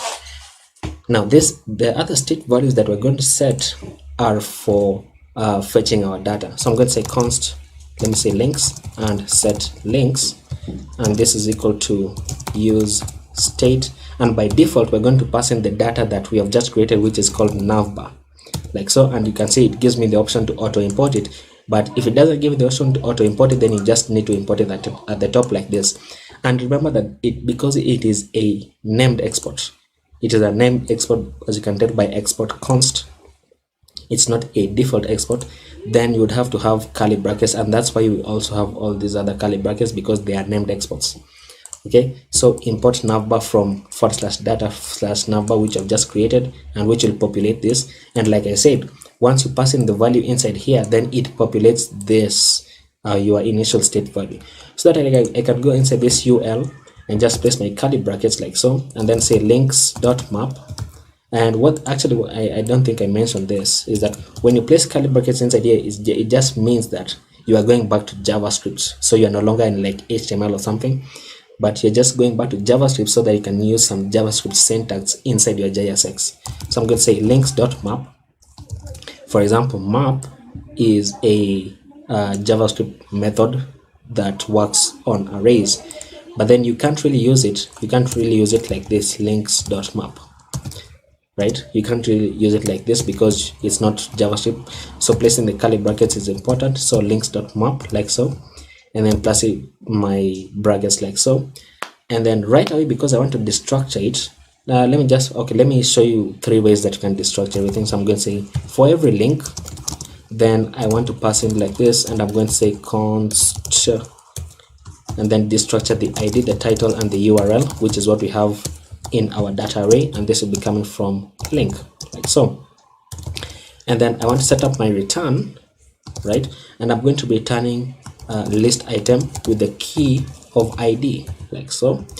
And then inside this list item, I'm going to be rendering a link, and remember the link has a toprop that goes to this is going to URL like so, and then the text for this is going to say title like so. And once I save this, that notice that nothing is going to change. It's still going to show the very same thing. It's going to show the very same thing. But then notice that we removed some functionality, right? Because we removed the functionality where when you click on a link here, it doesn't disappear. But I did that on purpose so that I can show you that in order to add it, you only have to add it once now. So I can say on click equals to placing my inline function like so, and say set is open to the to false like so. Set it to false. Now notice that I've only written it once, right? But now notice, if I go to home page, it will disappear. If I go to the projects page, it disappears. If I go to the contact me page, it also disappears. Would you look at that? And we only need to add it once. So we ran into a problem, and now we have fixed it. Now, something else that I wanted to show you is that this is one way to destructure it, right? But if you're not feeling up to this, what you can do is you can just cut this out from here, right? Just cut it out from here, and then go inside here, inside this first link, and then just paste it in, and then you can comment this out if you want. But this basically means the very same thing. It means just go into the links data array that you have, and then map over it, which returns an array, and then it says ID title, destructure the ID, destructure the title, and destructure the URL, and then we are just setting up our return immediately, and we have this. So once I save this, then nothing changes because it's still the same thing. Okay, and another way that you can do it is it's a bit longer, but then it's better to know multiple ways. Another way that you can do it is you can say for every link like so, then you can just set up your return immediately. But then the thing is, for everything that you're going to be it's just like object notation. It's called object notation because every time you want to access a property inside an object, then you have to go inside the property first, inside the object first, and then the property, right? So the new object that you have created here is called the link, and we want to access the ID value inside the link. So I can just say link.id, and then here I can say link.url, and then here I can say link.title, and that's basically it. And you know what? It's still the same thing, because as you can see, everything, our functionality still works as we expect it to work. So this is looking amazing. And then once we do that, I think we are done with the home page, right? We are done with the home page now. And then now what I need to do is probably scale it down. I would probably have to scale it down first of all, because notice how it looks horrible on smaller screens. Now it looks horrible only because of the title, right? Only because of the title, because our header won't really change anything. Look at that. Our header, even on smaller screens, is going to display perfectly. Now what we need to do is go inside our index CSS, and then right at the bottom here, I'm just going to say @media, and I'm going to say for a mean width of, let's start with 992 pixels. So not a mean width, but a max width, because this is desktop first, so we're scaling it down. Then I want to target the home page, and then target the overlay, and then target the H1, and I'm going to say font size, reduce this to 64 pixels. Look at that. So when we're on a max width of 992 pixels, then it should reduce to 64 pixels right there. Look at that. Okay. And then one thing that I want to do is just go back into this class at the top, the first, where the first declaration is, and just right here I'm just going to say text align center. Text align center. I think this is the much better UI, because if I remove this, notice how this will go to the left, because I don't want that to happen. So I always want it to be at the center, like so. Okay, looking amazing. And then we need to scale it down further just a bit, and I can just copy this, paste it here, and say for a max width of 500 pixels, right? Then I want the H1 to be, let's say, 48 pixels. Let's look at that. Let's reduce it. Okay, so that's 500 pixels, and notice how the H1 is now 48 pixels, but that still looks a bit big. So what I'm going to do is reduce this 30 pixels. Okay, and then obviously now we want to deal with this right away, right? Because if we try to check it on bigger screens, it doesn't really affect the H1 all that much. It's still looking nice, but then on smaller screens, then I need to reduce this paragraph. So I'm just going to copy this, paste it here, and then target the paragraph and say the font size for this should be, what is the initial paragraph font size? I've forgotten. What is the initial? Let me reduce this to 24. That's too big for 500 pixels. I think that would be much better, but then I want to increase the margin between this H1 and the paragraph. So let me just say margin dash top and set this to around 20 pixels. Separate out just a bit from the H1, like so, and then probably reduce the font size of these icons as well. So let me remember where those are. There, just copy this, paste it inside here, target the UL, the LI, and then the anchor tags. Reduce the font size to 24 pixels as well. Okay, that's looking much better. And then finally, what we need to do is just target this as well and move it to the side, just a bit more to the side. So because it comes before the home page, I'm just going to go above this, and I'm going to say dot menu dash btn, and I remember I set it to the right by 80 pixels, so let me set it to the right by 30 pixels, like so. That's looking much better, and it already looks like a mobile application. Now the next thing that we need to do is now go to the projects page. Now I don't want to do the projects page just yet, because I want it's just a bit more setup. I want to do the contacts page first of all, because it's basically going to be a big H1 that says just, you know, contact me, because I don't want to deal with forms right now. I honestly don't want to deal with the form. So I'm going to create a section inside here, right? Actually, you know what? Let me create the H1. What am I doing? Let me create the H1 that just says contact me, like so. And then inside this section, I'm going to have an ordered list with list items. How many list items? 2 of them. And the first one is going to be my phone, right? So I'm just going to say plus 254 plus, this is plus, wait a minute, I should have an anchor tag first of all. And I'm going to show you why I'm adding that. And I'm going to say plus 254 and then say 0700123456. I don't want people to have my number, even though, you know, some people do. And then I'm going to say this second href is going to be TsbSankara@gmail.com. I had to. I'm sorry about that, guys, but I had to. Okay, so now the reason why I added this href is because I want that when you click on this number, then it is going to show you a pop-up, and which will ask you to call from whatever recent form that you connected to phone that you connected to Google, right? Or if you're on mobile screen, then when you click on this, then it will take you to the contact application on your phone. And we can do that by just saying tell, like so, and then saying 0700123456, which is basically the number that you want to be dialed anytime that you click on this.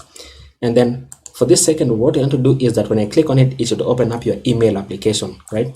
So I'm going to say mail to, and then enter the email that you want it to go to. So I'm going to say tsbsankara@gmail.com, like so, and it should render something on the screen. But remember, these are anchor tags that you set to the color white by default, and these are what we have. Notice that these are now links. You notice that they have a cursor of pointer, which means they are links. Okay, now what do we need to do? What I want to do inside here is, let me give this section a class name of contacts, like so, very simple.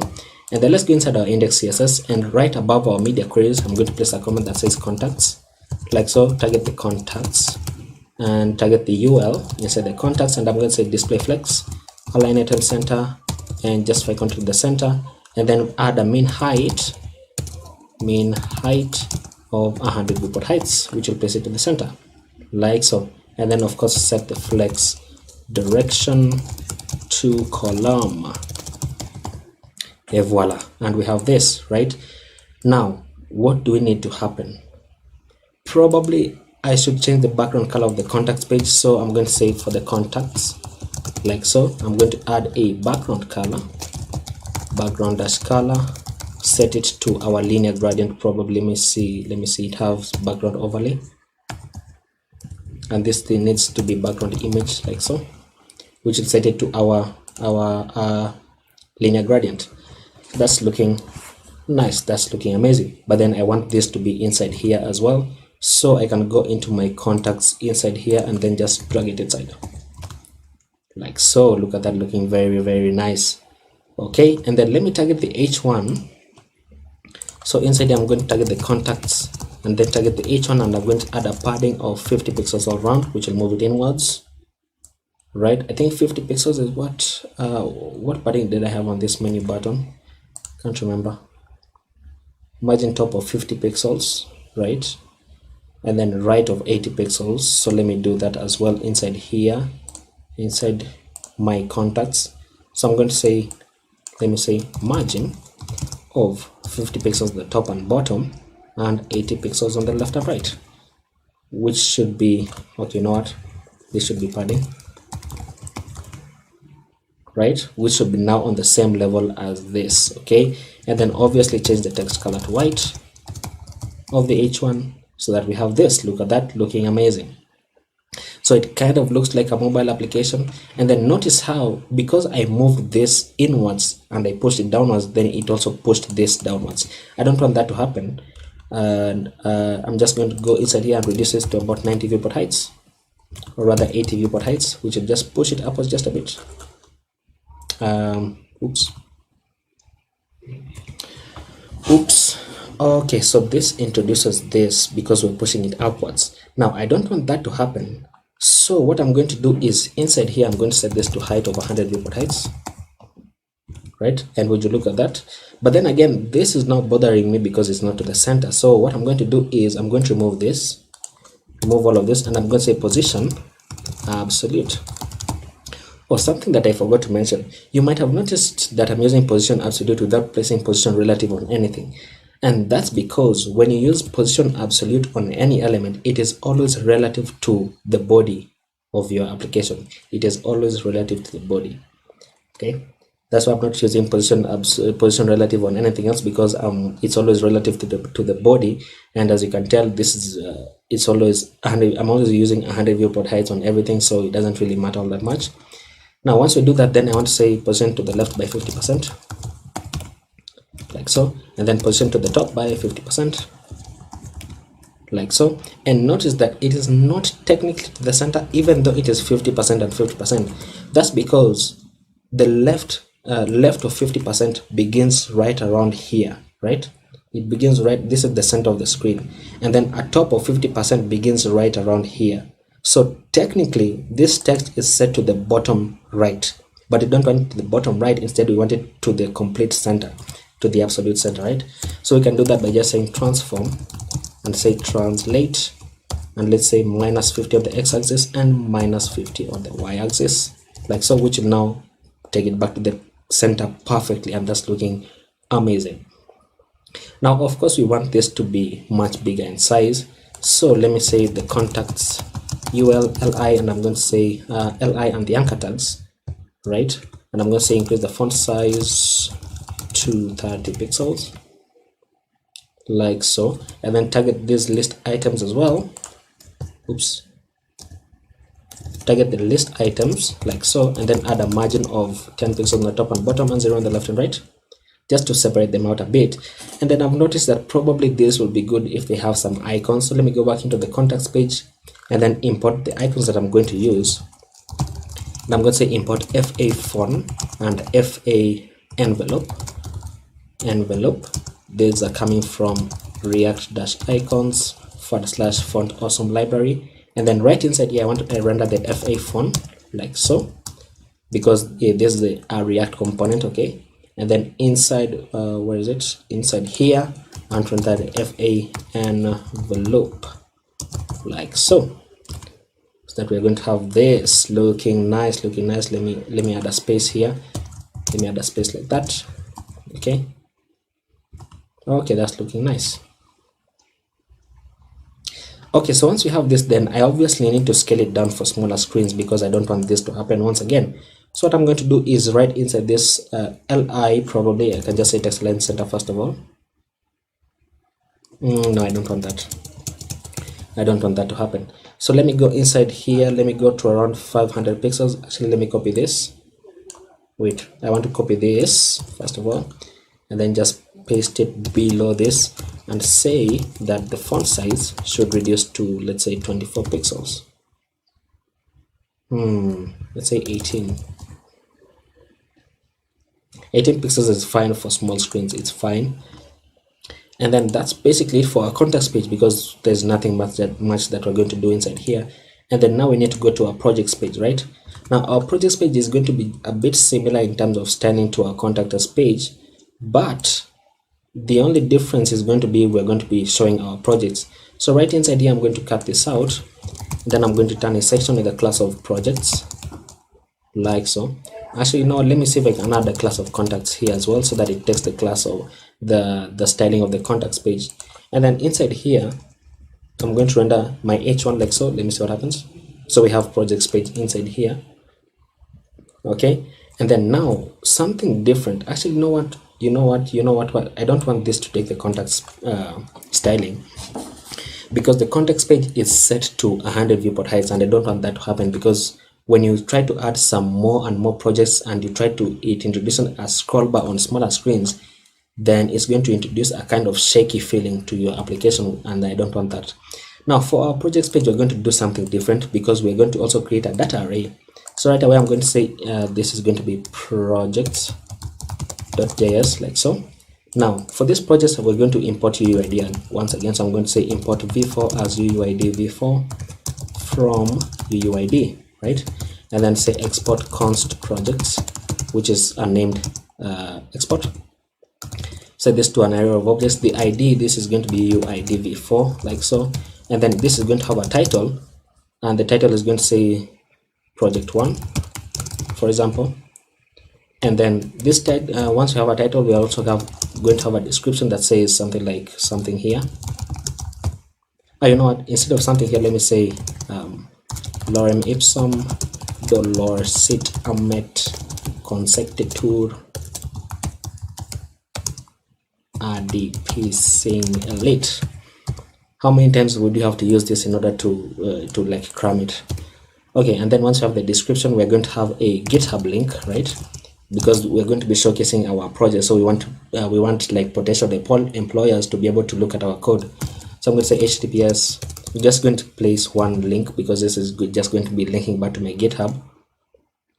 HTTPS, and I'm going to say github.com/sanctomas like so. And then we're also going to have a demo link, right, for whether you have deployed your project, so you want people to click on it so that they can go and see the demo. So I'm going to say HTTPS. This is going to be just link my website like so. And then finally we're going to have an image. Now this image is what we are going to be grabbing right away from pexels.com. So we're going to go to Pexels, and then we're going to sculpt some images, and then we're going to save them. Okay, so this is going to be coming from /images, and it's going to be project-1.jpg. We're going to be grabbing random images, and then we're going to save them inside the public folder, and then inside an images folder in the public folder. Okay, so I'm going to create that folder called images like so. Now this / might be confusing for a moment, because you would think that it will this / images, it kind of seems like it's relative to the data folder, but when you are doing this, it is actually relative to the public folder. I don't really understand why yet, but when I get to understand it some more, I'm also going to explain it. Okay, so we're going to do this for 6 projects. I'm going to copy this, I'm going to paste it 6 times, 5 more times. I'm going to say 1 2 3 4 5. Okay, change this to 5, this to 4, this to 3, and this to 2. Okay, and then change this to project 2, change this to project 3, change this to project 4, this to project wait, what, 1 2, wait, what, are you serious? Okay, let me grab this from here. 2 3 4 5 and 6. So project 6 like so, and this is project 6.jpg. And then I'm going to save this. Now remember that when you're actually creating your own projects, you want to link the actual GitHub repository and the actual demo website that you've placed it inside. So but because this is just for showcasing, then I think this is just, it's okay if you want to do this as well. Now let's head over to pexels.com, and then I'm going to search for projects like so, and then I want a square image, of course. I want a square image. Nothing good here. Let me search for design. Okay, so we have this. So I'm just going to grab some random images, and I'm going to say save image, right? Save image as, and I'm going to go to my desktop, and it's called portfolio. What's it called? It's called portfolio design. Where is it? Inside here. Go inside my public folder and inside my images, and this is going to be project-1 like so. Okay, and then this is going to be project 2, so save this as project 2. Now you might be wondering why I'm doing this. It's because I want to show you the kind of thinking that I normally use while building out projects, and I want to show you how I always get my structure my data arrays and use my images, right? Okay, so that's why I'm doing this with you as well. So this is going to be project-3, and then let's say this is going to be project-4, project-4, and then let's say this is going, this microphone looks nice, so I'm going to say project-5. Okay, and then finally we can say something like project-6. Let's grab this. Let's say project-6.jpg like so. Okay, so now our data array is ready to work. Now what we need to do is now go into our projects page and import our data at the top, but remember we need to import use state first of all, because it's what's going to be controlling our state values. So I'm going to say use state. This is coming from React, and then I'm also going to import projects from data projects like so, and then set up my state values. So I'm going to say const cards and set cards. This is going to be use state, and by default I'm going to pass in the projects that we have, and then now inside here I'm going to create a div with the class of cards, and then this div with the class of cards I'm going to map over my data just like we did with our menu links. So I'm going to say cards dot map, and remember how I showed you to destructure. I just want to destructure them right away, and I want to destructure the ID, the title, the description, the GitHub link, the demo, and the image like so, just like that. And then I can also set up my return immediately. Now instead of placing curly brackets, I'm placing what is called, I'm placing normal brackets. What are these called, by the way? These are curly brackets. They're just brackets or whatever brackets. So I'm just going to place in my brackets away, which means I'm calling the return immediately, so I don't have to add the return keyword. And then I'm going to return an article with the key of ID like so, and then inside this article with the key of ID I'm going to have an image.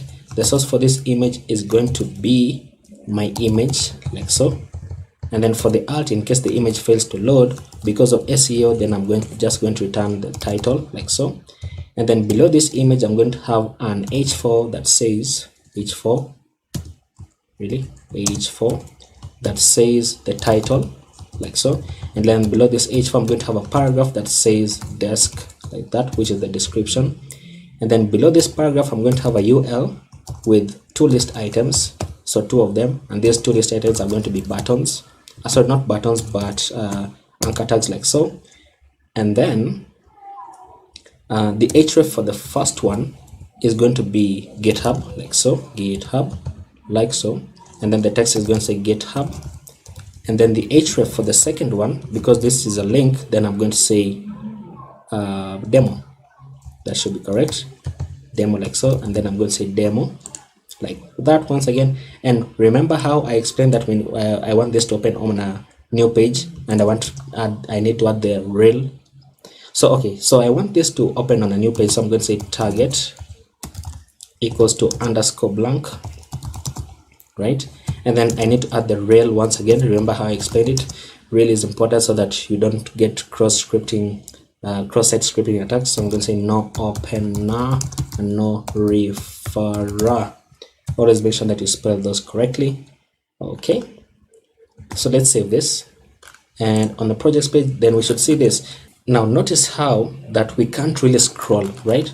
And that's because, remember, in our index CSS we went to the body somewhere and we said overflow hidden, right? Now because of overflow hidden, then it hides the scroll bar. Okay, it hides the scroll bar. But if you want to see the scroll bar, then you can just say overflow. You can just remove the overflow, or you can say overflow auto. And what overflow auto will do is that it will only introduce the scroll bar when there is a need to scroll. Okay, so let me just set it to auto for now, and then let me go into my projects. I can close this down, and then let me go into my index CSS, sorry, and then inside the index CSS, right at the bottom before our contacts, I'm going to place a comment here that says projects.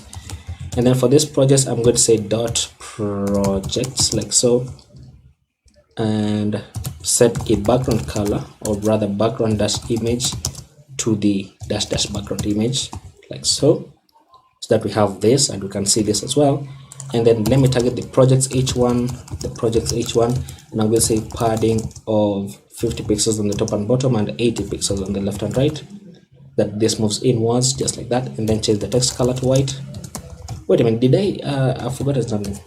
Did I change the h1? Did I change this for media queries?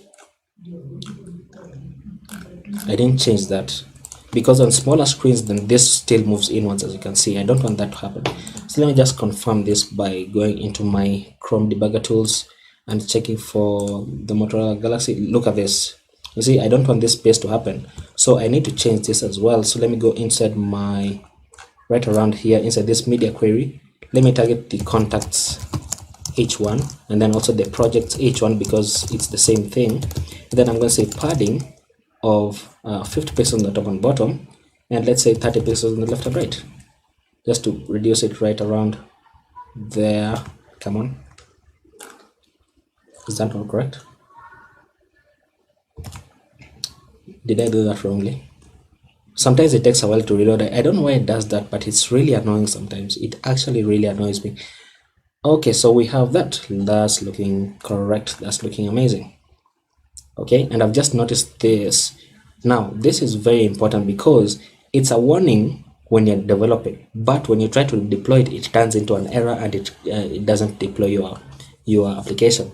So in order to fix that, we can just go into projects.js, and because it's saying that we have declared this but we have not used it, in order to fix that, because we're not going to use this anywhere else, then we can just place a comment above this and say ESLint disable dash next dash line, which means that it is going to disable the warnings for this next line. So once I save this, then the project should disappear. Right now I only have the menu, so I'm going to copy this and go into my menu.js and paste it above here for these links. So save that, and now it should disappear everything so that we don't have any warnings on the screen.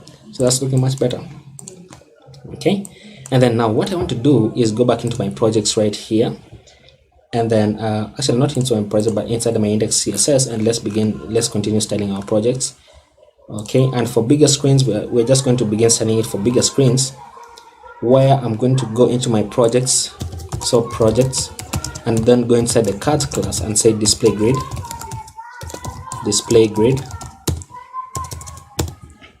and then say grid template columns, grid dash template dash columns, columns, like so, and set this to repeat 3 times and 1 fractional column each, so that we're going to have this on the screen. And then what I'm going to do is I'm going to limit all of this. So I'm going to say give this a max width of 1100 pixels, like so. And then just to center it back, I'm going to say margin of auto, like so. That's looking much better. And then I'm going to add a grid gap of 20 pixels all around to separate them out just a bit, so that we are going to have this, and this is looking amazing. I love it. Now the next thing that I want to do is right inside here, change the text color to white. So I'm just going to say here, text color, change this to white, like so. And then now I can go inside this cards class and target the h4. So target the h4 like so. And then I'm going to say font size, set this to 24 pixels, just a bit bigger. And then say margin bottom, set this to 10 pixels. Right, actually, you know what, I want the margin on the top and bottom. So margin top, I want it to be 20 pixels, and then 0 on the left and right, and then 10 pixels on the bottom, like so. And then target the paragraph next. So I'm going to copy this, target the paragraph next, and I'm going to say font size, set this to 18 pixels. Is that correct? Did that reload? Okay, it did reload. Okay, that's fine. So 18 pixels. And then finally I want to go inside, actually wait, I wanted to add a margin as well. So margin bottom, set this to 30 pixels. Why isn't this reloading? Oh, okay, you know what, this is the wrong targeting. Okay, so this is technically fine on bigger screens. And then finally for this UL, what I want to do is just grab this, target the UL like so, and I'm going to say display flex, align item center, and justify content to space between, like so, that this goes, they both go to the end. And then what I want to do is now grab this, right, and then target the list item, and then I want to target the first anchor tag. So I'm going to say a and first dash child. And then the reason why I'm doing this is because I want the GitHub link to have a different color, and then this one to also have a different color. So I'm going to set this to background dash color of 3D3, which is I think the GitHub color. There we go. Something's wrong. Something is wrong. Okay, you know what I can do is I can just say a and then target the GitHub class, and this class I'm going to add it in. So I'm going to go back into my projects inside here, and then for this anchor tag, this first anchor tag, I'm going to give this a class name of GitHub, like so. And then for this second anchor tag, I'm going to give this a class name of demo, like so, so that when I target the anchor tag with the class of GitHub, then this should apply, like so. And then I'm going to say padding of let's say 5 pixels all around. Okay, 5 pixels all around looks good. And then let's say font size, reduce this to 15 pixels. Okay, that's actually looking nice, if I do say so myself. And then now let's target this demo one. So let me grab this, copy this, paste this here, and say the anchor tag with the class of demo, and it's just going to be this. So copy this, paste it inside here, only with a blue color. So which blue color do I want? Which blue color do I want? Right about there. Let me show you the hex value. This is the hex value. Okay, and that should be fine. Okay, now actually, you know, let me just make this a bit darker. Yeah, I think that is much better. Now one thing that I've noticed is that probably this would work well if it has an icon before it. So let me go inside my projects right inside here, and what I want to do is render an icon called FA GitHub, GitHub, like so. Okay, and then for this second one, I'm going to render an icon called FA video. How do I know all these icons? I've used them a lot. Okay, and this will break because I haven't imported them. So let me go back in at the top right here before my data array. So I'm going to say import FA GitHub and FA video. This is coming from react-icons /FA, also. so that we have these icons as well. Now what I need to do is just go inside the anchor tags. Is it? Let me see. Let me go inside this anchor tag, right? The anchor tag, so that I can display flex on them, so that this can just move down just a bit. So let's see if that is possible. I don't know whether that is possible, but you know, we're going to find out in a moment. So I'm going to say display flex. Okay, and then I say align item center. Look at that, and say just contact to the center. Okay, and then I'm going to say wait a minute.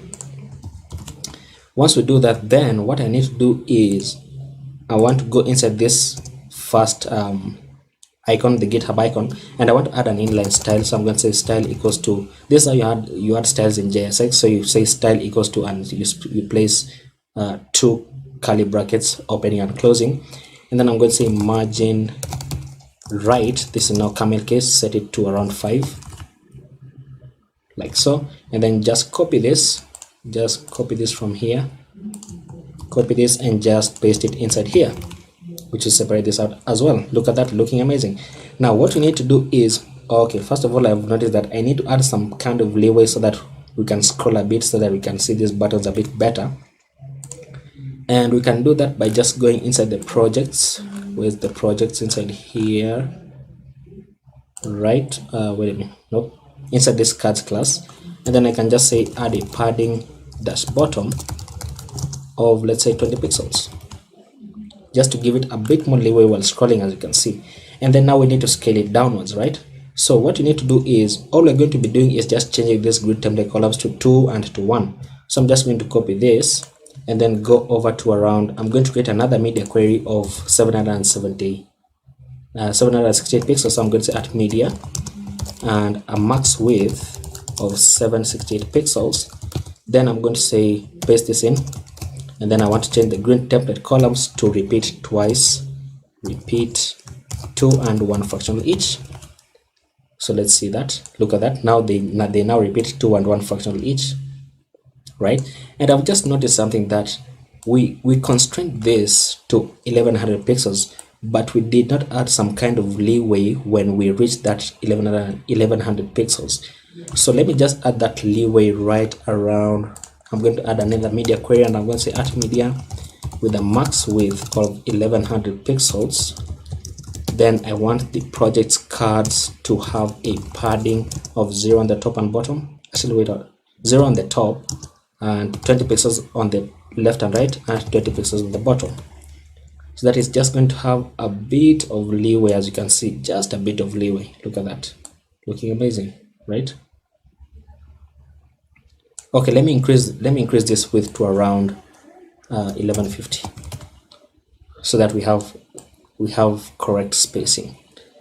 Okay, that's looking nice.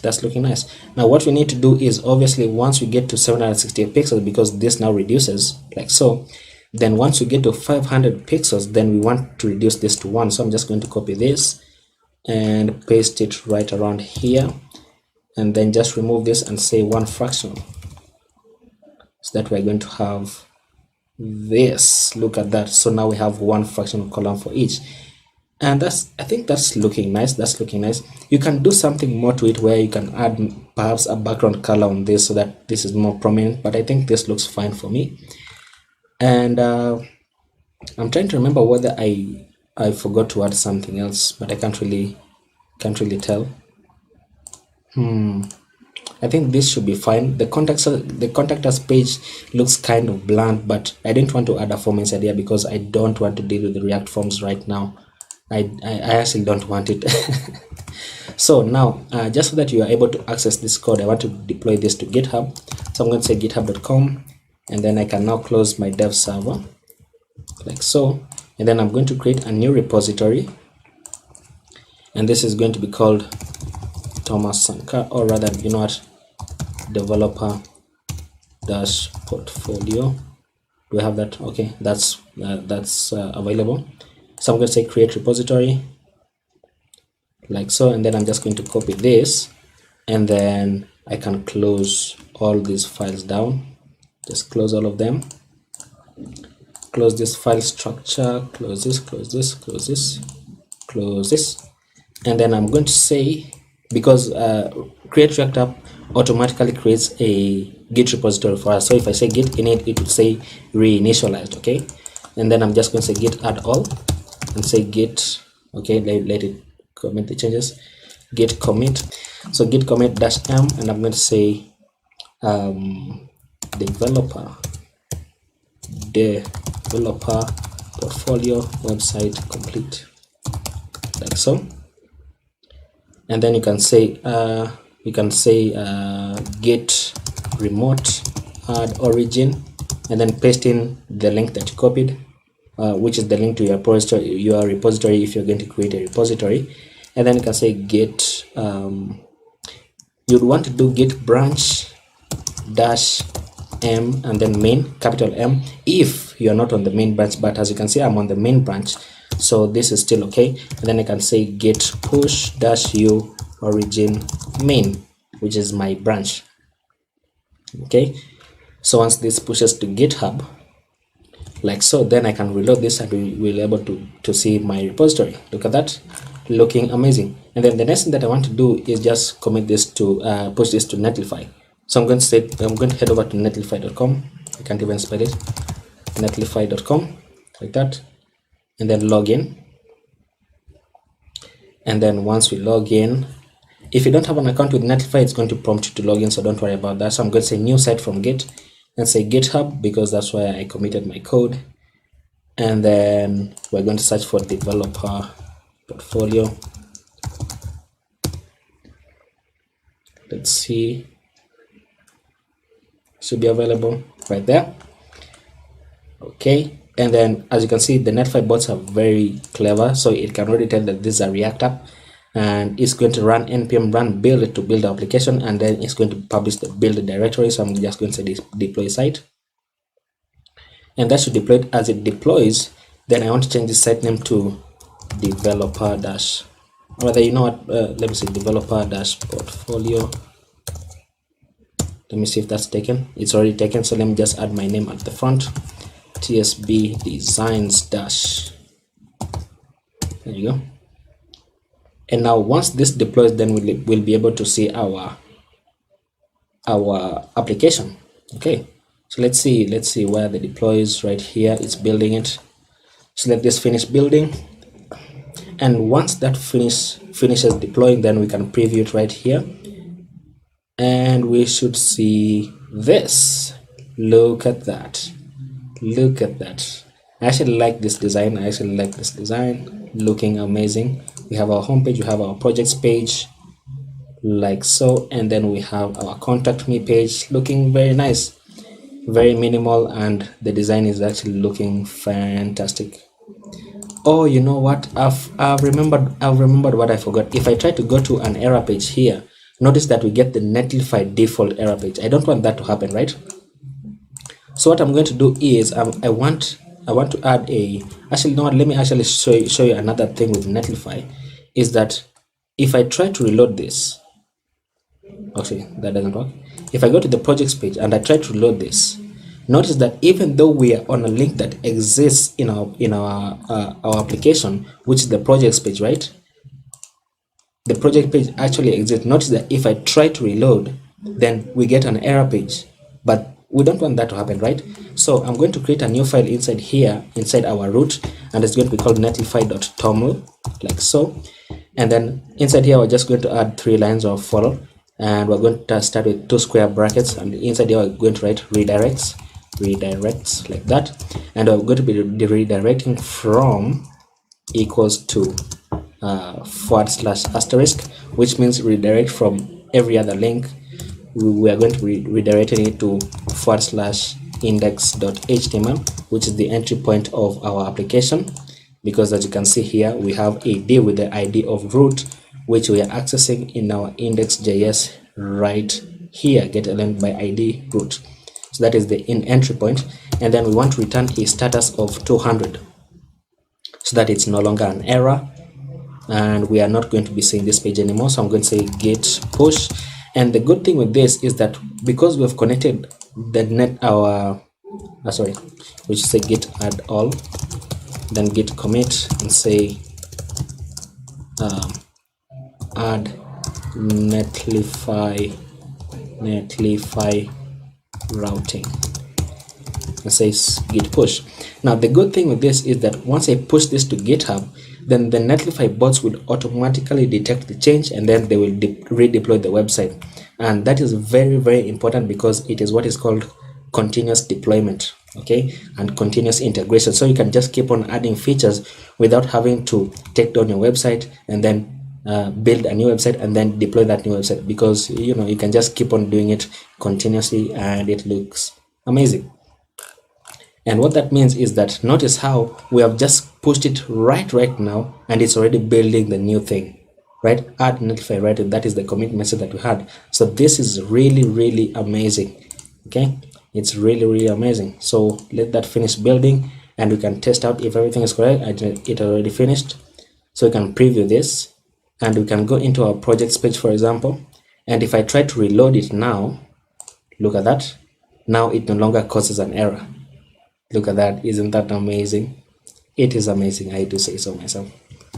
Okay, and I've just remembered something else, that I forgot to scale down this text for mobile screens. I forgot to scale it down so it looks insanely huge on mobile screens. And you know, just so that I don't leave anything hanging, let me just do that right away. Inside my index CSS, I want to target the projects. Let me close this.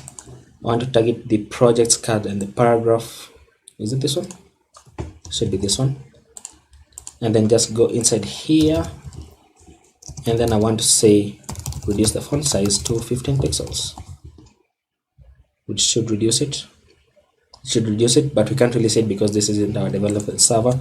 And I'm going to say git add all, git commit -m, and I'm going to say reduce font size for small screens, like so. And I'm going to say git push, which will now push it once again, and it's going to redeploy it, and it looks very amazing.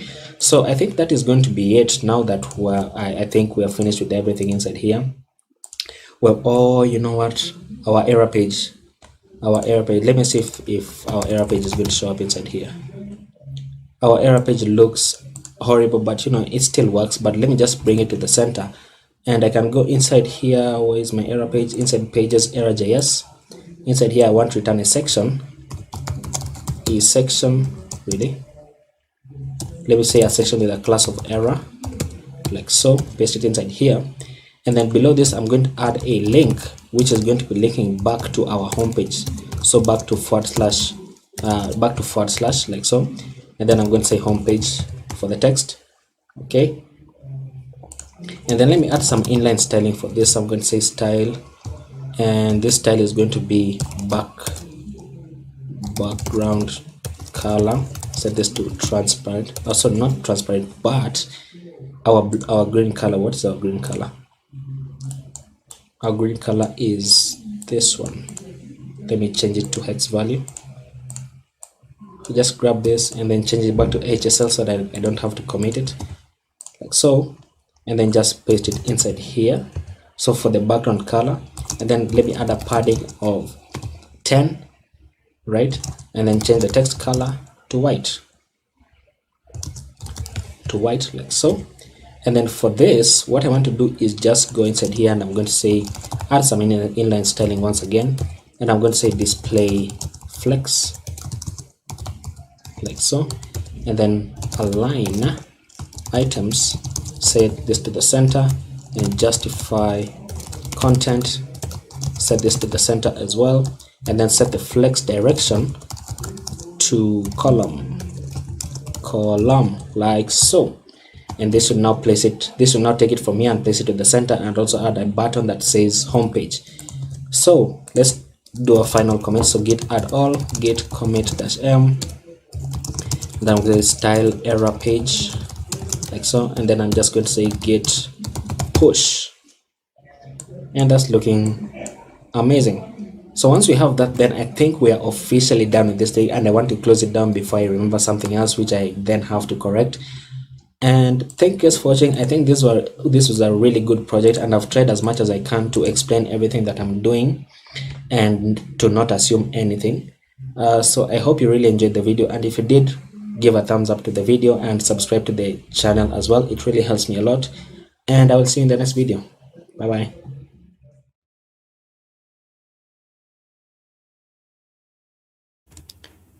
Okay, I don't think it ended the stream, so we should be fine. Okay, so I made a JSON API in honor of Black History Month, and I'm just going to show you what I had. The API is called, so the repository is called Black History Month API, right? And what this does basically, let me open the API so I can show you what it does really. So it's a list of, I have 110 people currently, and I hope to add some more. So it's a list of 110 people with their names, the description of what they did, the date of birth, when they died, if they died, and whether they're alive still. It has their age, it has what they're known for, and it has the image. And all this information is available on Wikipedia, which is basically what I used.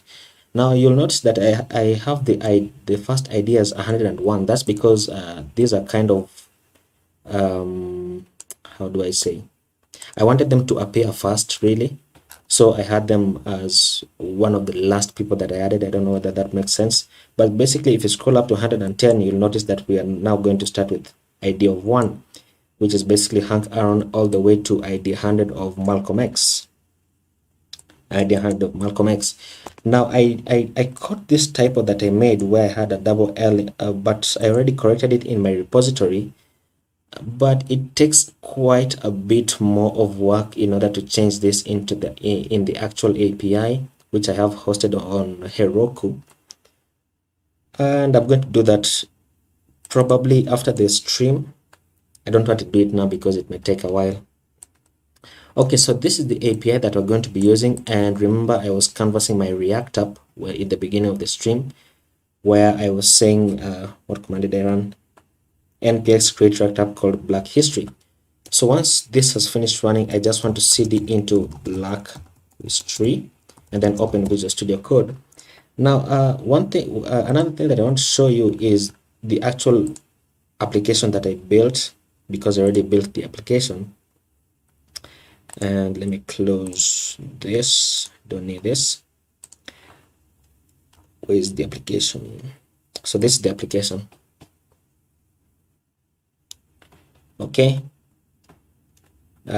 what did I want to show you? Okay, this is the live link that I wanted to show you. So this is the actual repository. If you want the full source code for the application, once we are done with this, I'm not really going to change this because this is currently what I've deployed to Netlify, but this is basically the application that we have. So we have some kind of logo right there. We have a menu toggle that we're going to create using state values, the use state hook in React. And then we have a simple title, purpose of the API. We have the people, which is now where we fetch our data, and then we just get the images and their names and then just style it out like this for the home page. Now this is how I wanted the home page to look, and I think it looks pretty nice, very presentable and decent. And then at the bottom we have a simple footer, which is basically our navbar that we had at the top. It's basically our navbar without the home button. So that's basically what we have as our footer. And it scrolls. We're using React Router DOM to manage our routing. So we have, if I click this, it will go to the web app, and you'll notice that we have some kind of loading animation. We have some kind of loading animation once this loads in. I don't know whether you saw it, but it's just a simple loading animation, you know, just to signal to the users that indeed we are fetching some data, application is working, and it's not that your machine has stopped working. So we were on web app right there, and the web app also has some loading animation because we are fetching data once again from our API, and we had displayed quite a bit more of the information than on the home page. So we basically have our image, we have the name of the person, we have some simple underline, which I think looks it just appeals to me, that's why I have it. And then we have the description, and then we have the date of birth, we have the died or the died slash status, because the reason why I have this status is if I search for alive, you'll find that there we have others who are alive. So I didn't want to, you know, make an assumption, otherwise this would blow back quite a bit on me. Okay, so once you have that, we have the age which we're displaying here, and then we are known for we have a known for flag, which is basically, you know, what did they do that makes them prominent, you know. And we have everything all the way, you know. So some very nice people. And creating this API was quite it was quite a good experience for me, because, you know, I was reading along as I was, you know, reading about everyone here. Okay, next we have the purpose of the API, which is basically this, nothing much. And then we have the view API, which will take us to our API. And I'm going to leave this open because I need to grab this link. And then we have the documentation, which is our documentation page, which once again doesn't have anything much in it. It just has what is this API, why this API, contributing this to this API, which I haven't really made. I will make a contributing.md file to the repository, to this repository, so that in case you want to, you know, contribute to this API, then you can follow the instructions, and then we can, you know, continue. And then where is it? Cloning and running the API, of course, and, you know, everything else. So that's basically it for our application. It's not really a big thing, but I think you will learn quite a lot out of this, because we're going to create, you can see that I don't have the usual menu. I wanted to keep away from that usual menu, because I really think this looks nice actually. So we have a menu toggle, which we're going to create using React hooks. They use state hook. Then we're going to also set up another state value for our loading animation right there. And then we are going to set up our use effect hook to fetch our data, and we're going to be using the fetch API today, just because I don't feel like going into Axios. And that's basically it. So I'm going to open this up to the side, and then I'm going to close my terminal right there. And then I'm going to open my integrated terminal in Visual Studio Code using control and tilde, and I'm going to say npm start, which will run this boilerplate that we have from Create React App. Oh, I've remembered something. I wanted to use Tailwind CSS. Now, the usual way that I usually use Tailwind when building out such applications is I install it using npm, but I don't really feel like waiting for all those commands to run. So I'm going to use the CDN instead, and I'm going to go into cdnjs.com, and I'm going to search for Tailwind CSS right there, and I'm going to copy the link tag, and I'm going to go inside my public folder, and inside index.html, let me place this full screen and close this. I'm just going to copy the link tag. I'm going to copy it right there, which is the link to Tailwind CSS, and then I'm going to remove these comments. Actually, I'm also going to remove the manifest.json file because we don't really need it. So all the way to here, I'm going to delete this, and then I'm going to remove this as well, and then I'm going to change this ID to React-root. You don't have to do this really, but I like having it as React-root. And then for the title for this, I'm just going to say Black History Month API, or rather, let me say React App, and then copy this. Oops, copy this, and then change the description here, paste this in, and then the theme color is just going to remain black, because this is basically the main color that we have in our website, basically our web application actually. And then I'm going to save this, and then I'm going to delete this logo and the manifest.json file and the favicon as well. So delete all of this. Okay, and then now this should be open. Target container is not a DOM element. That's because I changed the ID from root to React root. So I need to change it right here as well and say React-root. And then once I save this, then we should have the default page right there. So this means our application is working correctly, but I want to break it yet again. I want to break it because I want to delete this setup test, report with vitals, the logo, and the app test.js and the app CSS. So delete all of this and break our application. And then we're going to remove this as well because we've deleted it, and then remove the import as well. and then save this. But our application is still broken because in app.js we are importing files that don't exist. So remove this from the top, and then I want to use an arrow function instead. So I'm going to change this into const app equals to this, and then set my arrow function.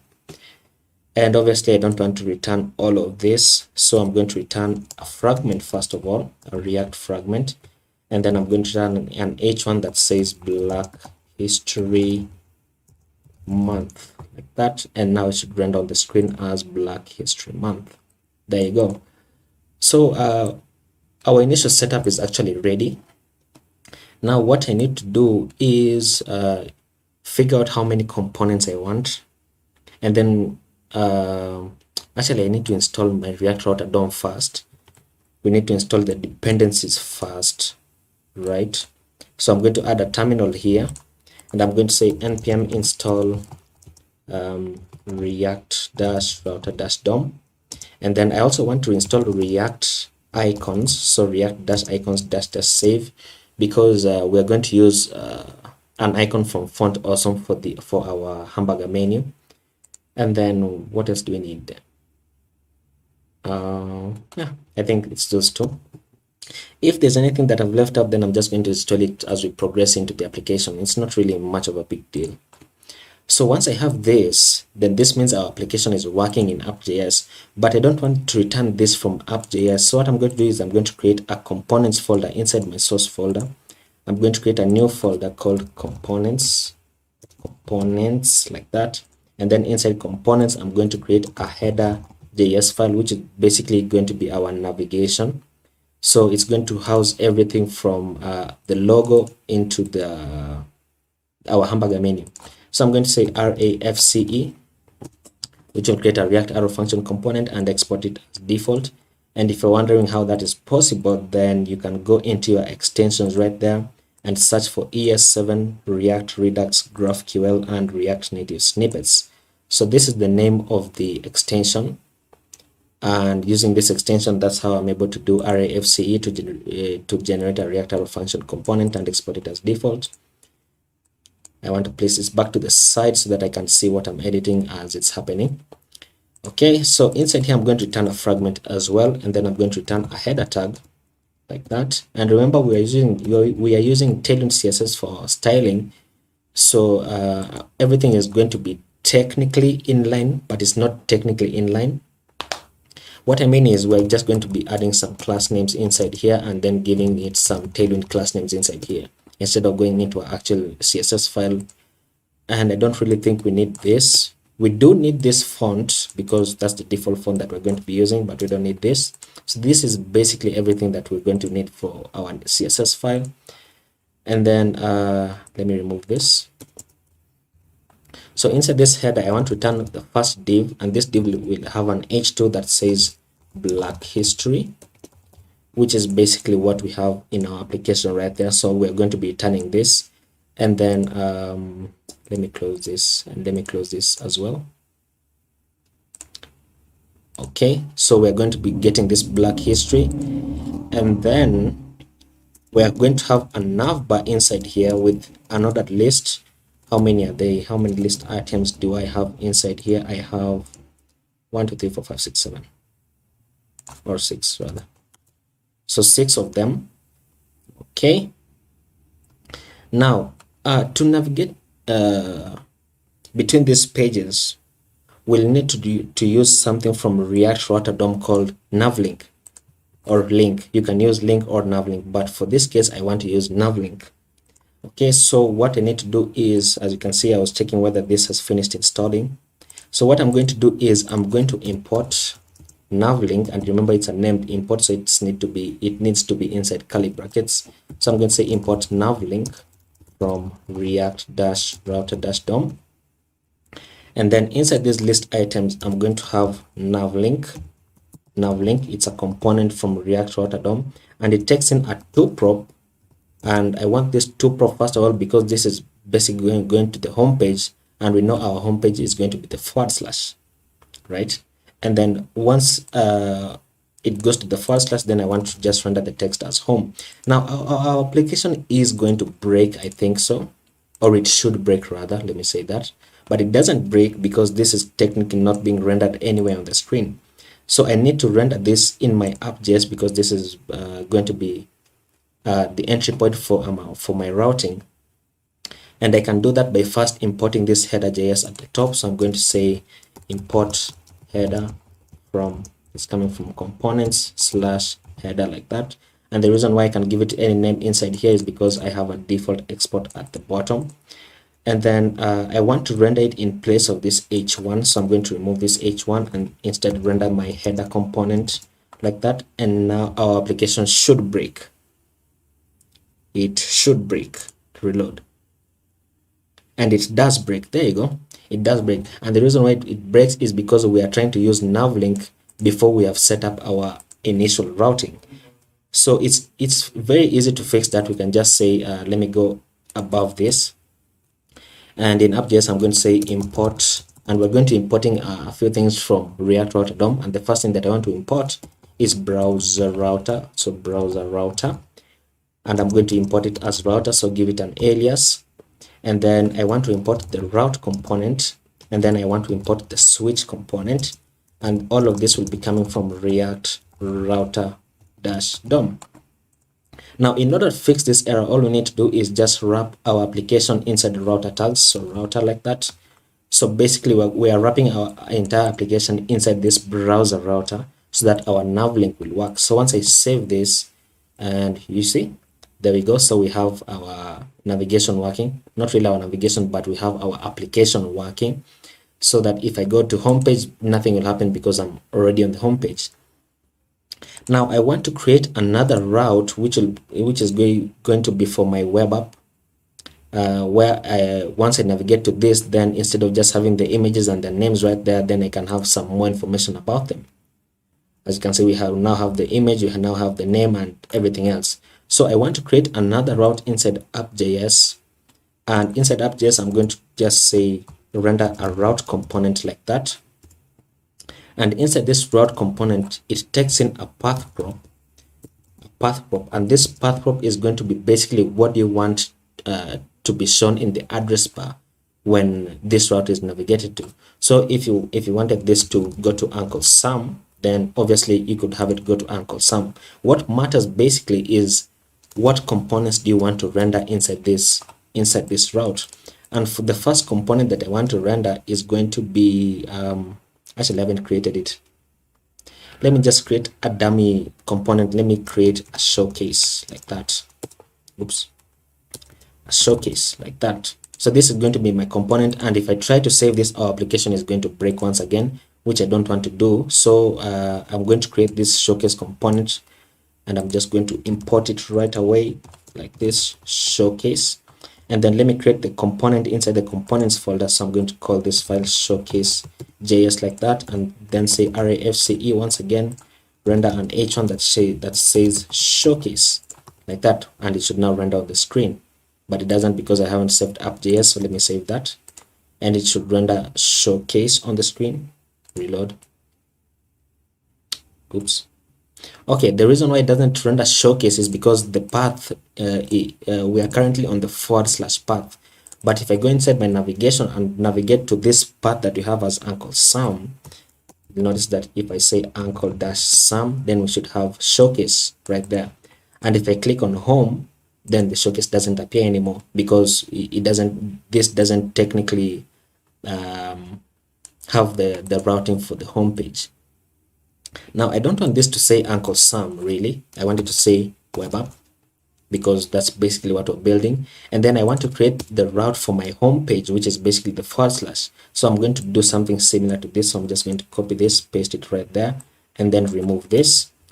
And then I want to render the showcase as well in my wait a minute. I want to render the showcase for now. Okay, for now this is basically fine. So let me save this, and we should now see showcase on the screen because we are on the / path, which is the path that we're currently on in our navbar. Now I want to show you something else an issue that with the React Router DOM that we're going to fix in a bit. If I try to navigate to / web app, you'll notice that we have showcase and then we have showcase once again. So the reason why this happens is because technically, if I go on a bigger screen, technically we are on the / route, as you can see, and then we are also on the / web app route. So what happens is that this path is technically correct with currently what we have, and this path is also correct with what you have. So in order to fix this, then we need to add another prop inside our / inside our homepage called exact. And once I save this, then one showcase should disappear, and that means it's working correctly. Now let's go ahead and I know I haven't used the switch, and that's purposeful. I'm going to show you what happens. I'm going to show you where it comes in, why we use it actually. And actually, let me place a comment here and say use switch, capital S, capital S. And then I want to place another comment here saying fix scroll to top, and I'm going to explain why I have this as well.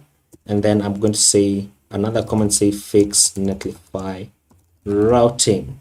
Now these two are issues that I had for quite a while, but I managed to fix them, so I want to share them how I fixed them. But I don't want to show you the solution before I show you the problem, so that you understand why we actually need them.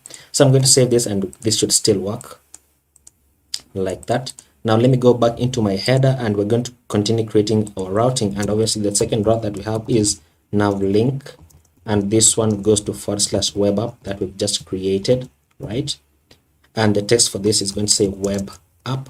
And the reason why I chose routing, the reason I chose nav link is because navlink takes in an active class name prop, and this active class name is basically what kind of styles do you want the current the navigated route to have. I don't know whether that makes sense, but I'm going to show you basically what this is in a moment. So let me remove this, and we are going to create another route. Actually, this is not going to be a nav link because it's an external link.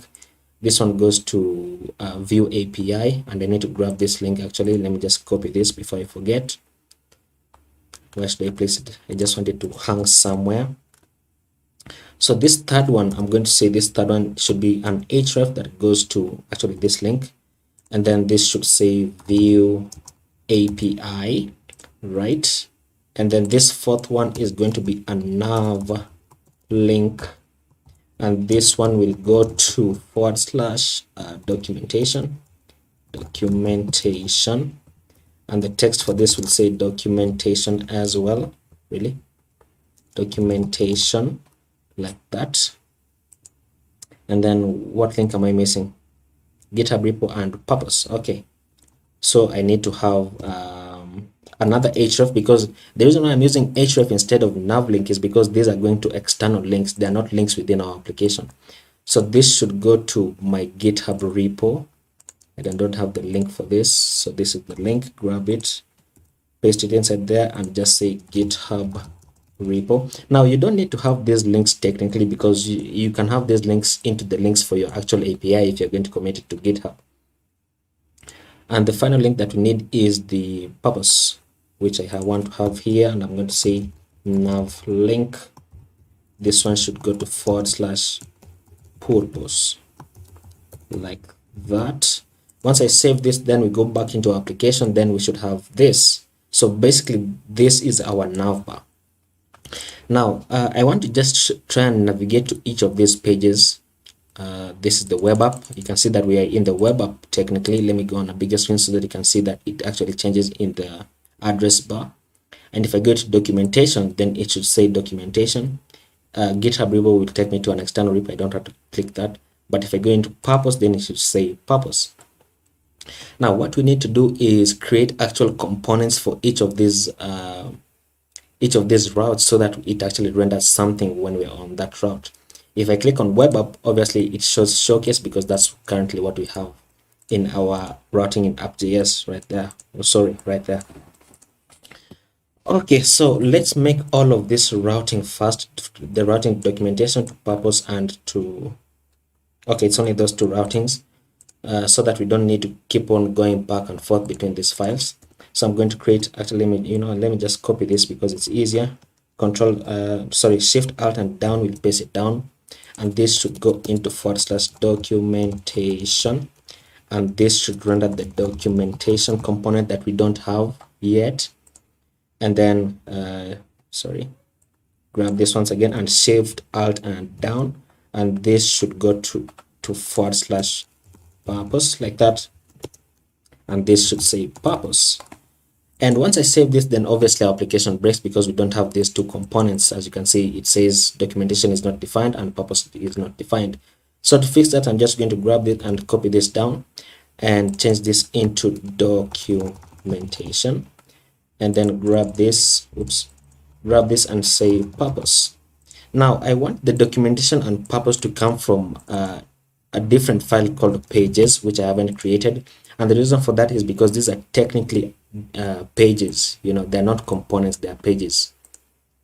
So let me save this, and then let me right away create a new folder inside my source folder called pages, and inside these pages I'm going to create a new file called documentation.js, and then another new file called purpose.js, and I'm going to say arrayfce in purpose.js, return on each one that says purpose like that. And then in documentation I'm going to say arrayfce, and then render on each one that says documentation, and there you go. Now once I save this, then this should now work. Pages documentation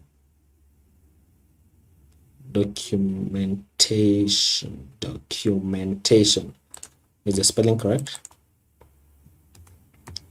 Documentation cannot resolve in /pages. Wait, is this route correct? Let me check this. /pages documentation. Yeah, this should be correct. Let's reload that. Okay, there you go. So that now if I try and go into documentation, then I should see documentation, and if I try to go into purpose, then I should see purpose. So our routing is working correctly. So now all you need to do is now just try and add the logic. So I'm going to close this, and I'm going to close this, and this as well. And inside index CSS, actually there's one more line that we need to add. We don't need this. There's one line that we need to add, and that's the background color, and the one that I want the background color to be black. So that's basically it. So that we have this. Actually there are two lines that we need to add, and I need to set the color to white so that we can actually see what we are styling. So once you have that, that's basically it for our CSS file. Now I want to navigate back into my home page, and inside my home page now I want to go into header.js, and then I want to actually begin styling this out. So I'm going to go into header, and I'm going to say give this a class name of flex. Actually, you know what, I don't want to give it a class name of flex, because I want this to appear as it is, just like that, as it is in our application, as you can see, in terms of a column. So what I'm going to do is I'm going to grab this B, cut it out and place it inside a span like that, and then I'm going to style this span, give this span a class name of BG white, which would make it white like that, and then give it another class name of text black, so that we can now see it, and let's say padding on the X of 4, and then let's say rounded full, so that it's actually rounded dash full, so that we have that. So padding on the first too much, let's say padding 2, so that we have that, so it's almost circular. Now I want to go inside this h2 so that I can increase the size of this. So I'm going to go inside the h2, give this a class name of let's say text for XL, make it big enough, I suppose. Let's say 3 XL. Let me increase this to 3 so that it's more circular.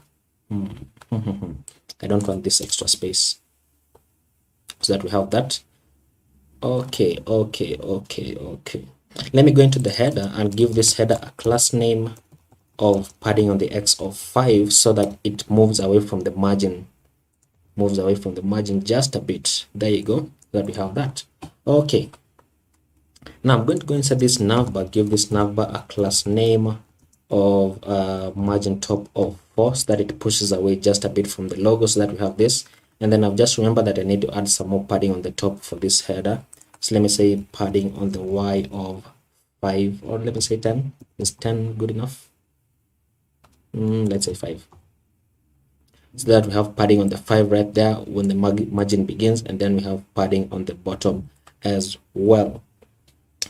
Hey Cookie Beast, if you're still here, then you can run the command !react up so that you can actually see what we are doing in case you're following along as well.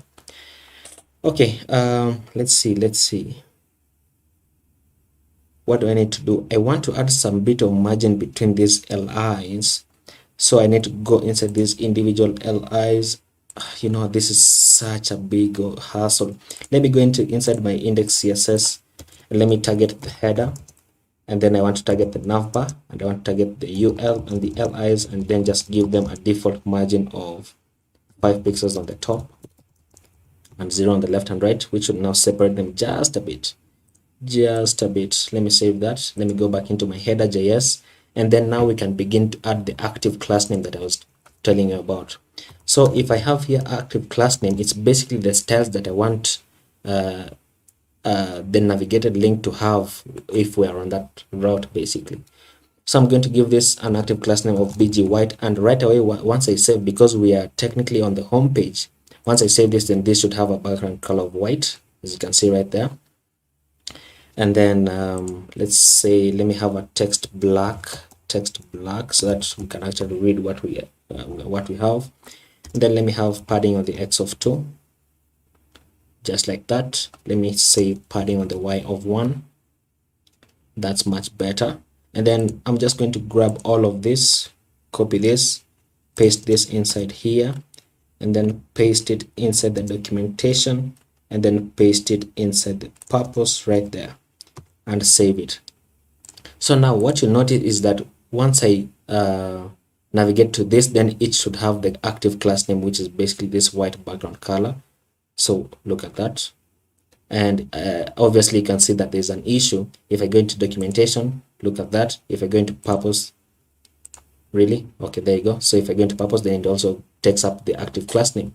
So now the issue that obviously you've noticed is that even though we are navigating away from the home page, then it still has the active class names that we want to remove it, basically. So we can remove that by adding a prop on the link that goes into the home page, and that prop is basically what we had in our app.js, which is the exact prop, which means only when we are navigating to the home page should it have the active class names, right? So I'm going to go inside my header, and inside where is it? Here it is. And I'm just going to add another prop here and call this exact. And once I save this, because we are now on the purpose page, then you notice that it goes away. If I go into the documentation, basically everything works fine right now. Okay, once we have this, then we are almost halfway through. Now, one thing that is remaining is our toggle for our menu. So let me go back into the home page, and then below the navbar, I want to add a button. And this button is going to have an icon from React Icons called FA bars, like that. Excuse me. And we need to import this icon at the top. So let me go back to the top and let me say import FA bars from React Icons. And remember, it's the font awesome library that we're looking for. So let me save this, and it should now appear somewhere. Where is it? Where are you? Okay, there you go. So this is basically our button. Now let me just increase the size of this because it's too small. Give this a class name of text4xl. Increase the size so that we have this. Now I want this to to be positioned absolute because I don't want it to have the normal flow of I don't want it to be inside the normal flow of the header. So I'm going to grab this button and place it inside a div. Oops. Place it inside a div like that, and then give this div a class name of absolute. Absolute, if I can type it, which will take it out of the normal flow of our website, of our web page, as you can see. And then I want it positioned to the top by 5 and then to the right by 5, and it should go right there, looking very nice. Now these numbers are chosen quite specifically, and the reason why I have this top of 5 and right of 5, oops, is because inside my header I have a padding on the x of 5 and padding on the y of 5. And actually, because I have this, I can just say padding dash 5, like that. Is basically the same thing, which means it's on the top by 5 pixels and on the right by 5 pixels, so it maintains a semblance of uniformity. So once I have this, then we need to actually now toggle our navbar once we click on this, and we can do that using state values. Now, state values, we can access state values using a hook in React called use state. So we need to import it. So import use state from React, like that. And then we need to set up our state values. So I'm going to say const is open and set is open. Set this to use state, and by default it's going to be false because I don't want the navbar to appear the first time that we load the web page. I want it to be false. Okay, so once I do this, once I save this, then I want to go into my button, and inside my button, right inside here, I'm going to add an on-click event. So I'm going to say on-click. I want to set my inline function inside here, and I want to set this function. Remember, this is the state value, and this is the function that controls how we access the state value. So I want to access this function in my button and toggle this to true, right? So I'm going to say right here, set is open, and set this to true, like that. Now this is not a good way to do it. So instead of saying this, set this to true, I'm going to set it to the opposite of is open. So what this basically means is, if is open is true, then set it to false, and if it is false, then set it to true. That's basically all that is happening inside here. Now once I save this, this doesn't work yet, but I want to show you something. If I open my terminal right there, and I go and access my components tab, where is it? My components right there. If you don't have this, then you need to have React Developer Tools extension installed on Chrome. If I go into my header right there, you can notice that the state of the header is currently true, and the reason why it's true is because as you notice, I was clicking it because it's basically false by default. Now if I click on this, then this should change to false, which means we can access our state value. So let's see, it changes to false now that I've clicked it, and if I click it again, it changes to true and false and true and false, and so on and so forth. Now now that we can see that this is actually working, then we need to set up what is called it's called short circuit rendering, which means that we need to have, because basically what we're toggling is our navbar, so we need to place the navbar inside a condition that checks whether is open is true or false, and therefore renders the navbar or doesn't render the navbar. So I'm going to grab actually, you know what, let me just set it first, and I'm going to set my curly brackets, and I'm going to say check for is open, right? And only when is open is true, that's when I want the navbar to be rendered. And you can do that by using the double ampersand, which means only when it is true, that's when I want something else to happen. So what I'm going to do is I'm going to grab this navbar from the beginning right here all the way to the end. I'm going to cut it out, and then I'm going to paste it inside here. Cancel. I'm going to paste it inside here. So once I save this, you'll notice that this should disappear. Our navbar now disappears, and if I click on this, then it appears, and if I click, it disappears, and so on and so forth, and so on and so forth. So our toggle is working, as you can see, working very nicely. So we need to move ahead. Now that we are done with our toggle, now we need to create our, what is it? let me go back into the home page. We need to create our purpose of the API, which is not really that big of a deal, so I'm not going to do it because I want to get into the actual logic of the application and the reason why people are going to watch this video, which is basically to fetch our data. So I'm going to create another component inside here and call this component people.js. Let me just call it people.js, and I'm going to say RAFCE once again. And then at the top right away, because I know that I'm going to be fetching my data and using state values, then I want to import the use state hook, and I want to import the use effect hook as well. Now, once I import the use state hook, then obviously you realize that the next thing that I want to do is set up my state values. So I'm going to say const, let me call this people and set people. Once again, this is just the state value that we have, and then this is the function that controls how we access this value. So this is going to be equal to use state, and by default it's going to be an empty array. The reason why it's going to be an empty array is because we are going to fetch our data and return a data arrays.json, which is then going to populate this empty array, and by populating this empty array, it's going to populate our state value.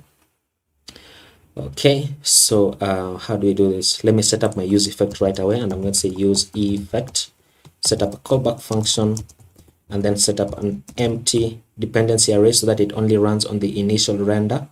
And inside here, I'm going to create my function to fetch data. So I'm going to say const fetch, let me say fetch people equals to an asynchronous function because I want to use async await, like that. Set my arrow function, and then obviously, because I usually forget to call this function, I want to call it right away, and I'm going to say fetch people, like that. Now inside here, I want to place a try catch block, so that we can try and fetch our data here, and in case it fails to fetch any kind of data, then I just want to console error the error. So I'm going to say console error the error that we get. So inside here, I'm going to say const response equals to await fetch, and we are going to be fetching the URL that I copied in my header. Do I still have it in my, nope, let me just grab it in my header. Remember, I pasted this somewhere.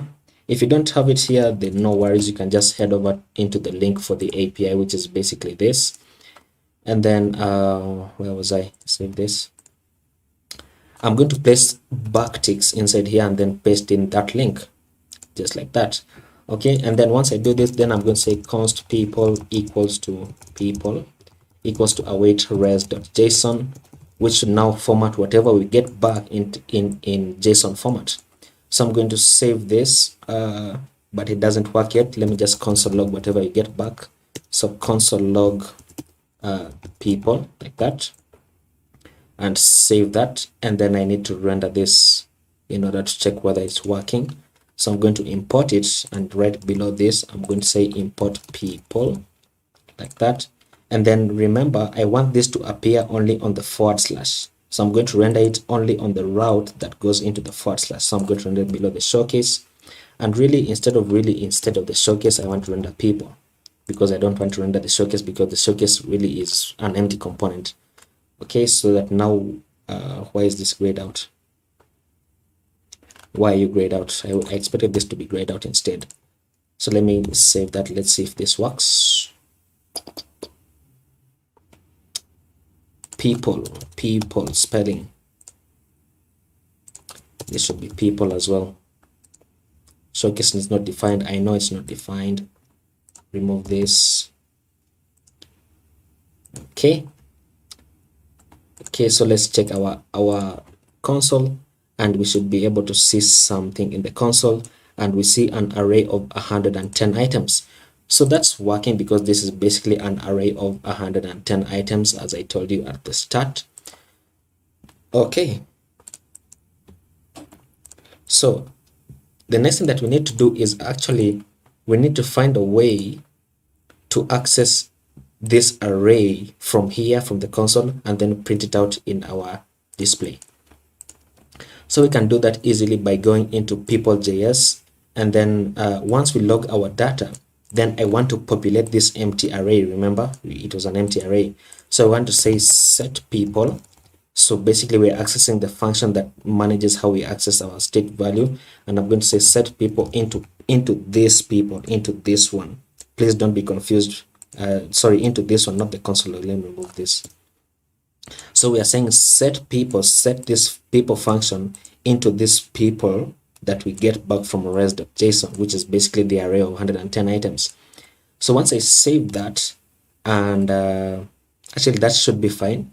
Now what we need to do is now access this people, because it's not been populated by this res.json. Now just to show you that it actually works, I'm going to go inside this div and I'm going to render people just like that as it is, and I hope that this doesn't break really. And let's see. Okay, you know what, let me say people dot length. That's more manageable. People dot length, is it dot length? Come on, bro. Okay, there you go. So we get 110. So this is basically, it means that our state value at the top has been populated and it's actually working and it's accessible. Okay, so the next thing that we need to do is set up our return, and I want to return obviously a fragment. I like fragments like that, and inside this fragment I want to return an h2. Remember, let me place a comment here and say add loading animation, because I don't want to forget it. Okay, so inside this h2 I'm just going to say people like that, and it should render people on the screen. Very nice. Give this a class name of text center and text for Excel like that. I'm going to move a bit faster now because it's about to rain and I don't want the lights to go out. So I'm going to return a div at the bottom here with a class of bg green dash 500 and height of 1 and width of, let's say, 32, right? If you're wondering how I can do this, it's because I'm using Emmet in JavaScript React in JSX. So let's see that. It should render something here. There you go. And then let me say mx of auto so that it goes into the center like that. Let me say my of 2 so that it pushes away from this as well. Looking nice, looking nice. Let me reduce this to 20. Okay. Okay, so now that we have our h2 and our div, basically the div is basically this. Then I want to go below the div and return a section, and inside this section I'm going to grab my data, which is basically our state value inside here, and I'm going to map over it, and then I'm going to pull out whatever data that I want to render and then display it on the screen. So inside this section I'm going to place some curly brackets, and then I'm going to say people, which is the name of our state value. So people.map, and then for every person I'm going to say I want to get the ID, I want to get the name of the person, and then I want to get the image like that, and this is coming from person, right? And then we need to return an article inside here. Remember to always say return, otherwise your application is going to break. So return an article, and this article we have the key of ID, and remember the ID is basically the numbers that I gave them, so 1 up to 110, right? So they're unique for all of them. The key always needs to be unique. In case you're having trouble having a unique value, then there's something else you can pull out from map, which is called index. So you can say the key here could be index, if that's in case you don't have a unique value. But in my case, because I have the unique IDs, then I just need to pull out the ID, right? And then inside here, what do I need to do? I want to get the image, right? And the source for this is going to be the image, and the alt for this, in case the image fails to load, then I just want to display the name. And then below this I want to display an h for saying the name of the person. And once I save this, then it should be nice and well on the screen. And would you look at that? So that now we have the image, we have the name, and basically if we check our console, then we don't have any errors of conflicting IDs. Objects are not valid as React. Did I have an object inside here? I don't have an object. Come on, I don't have an object that is conflicting with anything. Okay, there you go. So we don't have any errors. Okay, now we just need to style this out to look a bit more presentable. Okay, so I'm going to go inside this section, give this section a class name plus name of padding on the X of 5 so that it maintains the same padding that the header had.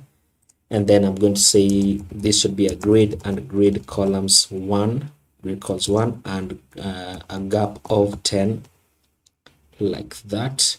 And then I'm going to go inside the image, inside here, give this a class name of width full, so that it takes up the entire width of the window, basically whatever window that you are viewing it on. And then once I do that, I want the name of the person to be positioned absolute inside the image. So I can do that easily by going inside this article, give this a class name of relative, like that. And then go inside this h4, give this a class name of absolute, which should now take it out of the normal flow. As you can see, you saw this image move up. So once I position this absolute, I can say I want it on the bottom of 0, bottom dash 0, which should now place it right there. Let me save that. As you can see, it places it just at the bottom of the image. And then I want it to the right of 0 as well, which should now place it right there. So let me save that. And would you look at that? Looking very nice. Let me style this up a bit further. Let me say text dash 2xl, text dash 2xl. Let me say uppercase, and then let me say bg black, and then let me have padding on the X of 2. And look at that. So that's basically it really for our small screen application. Now we just need to change how we render it on bigger screens, because we don't want this to happen, right? So I'm going to go inside this section, and I'm going to target the small screens first of all, which is basically 640 pixels in Tailwind CSS. Change this grid columns to 2, and you'll notice that once I scroll above 640 pixels, then the grid columns should be 2. So it's working correctly as you would expect. And then I'm going to target the medium screen and change the grid columns, so grid columns to be 3. And then I'm going to target the large screens, about 1024 pixels, change the grid columns to be 4.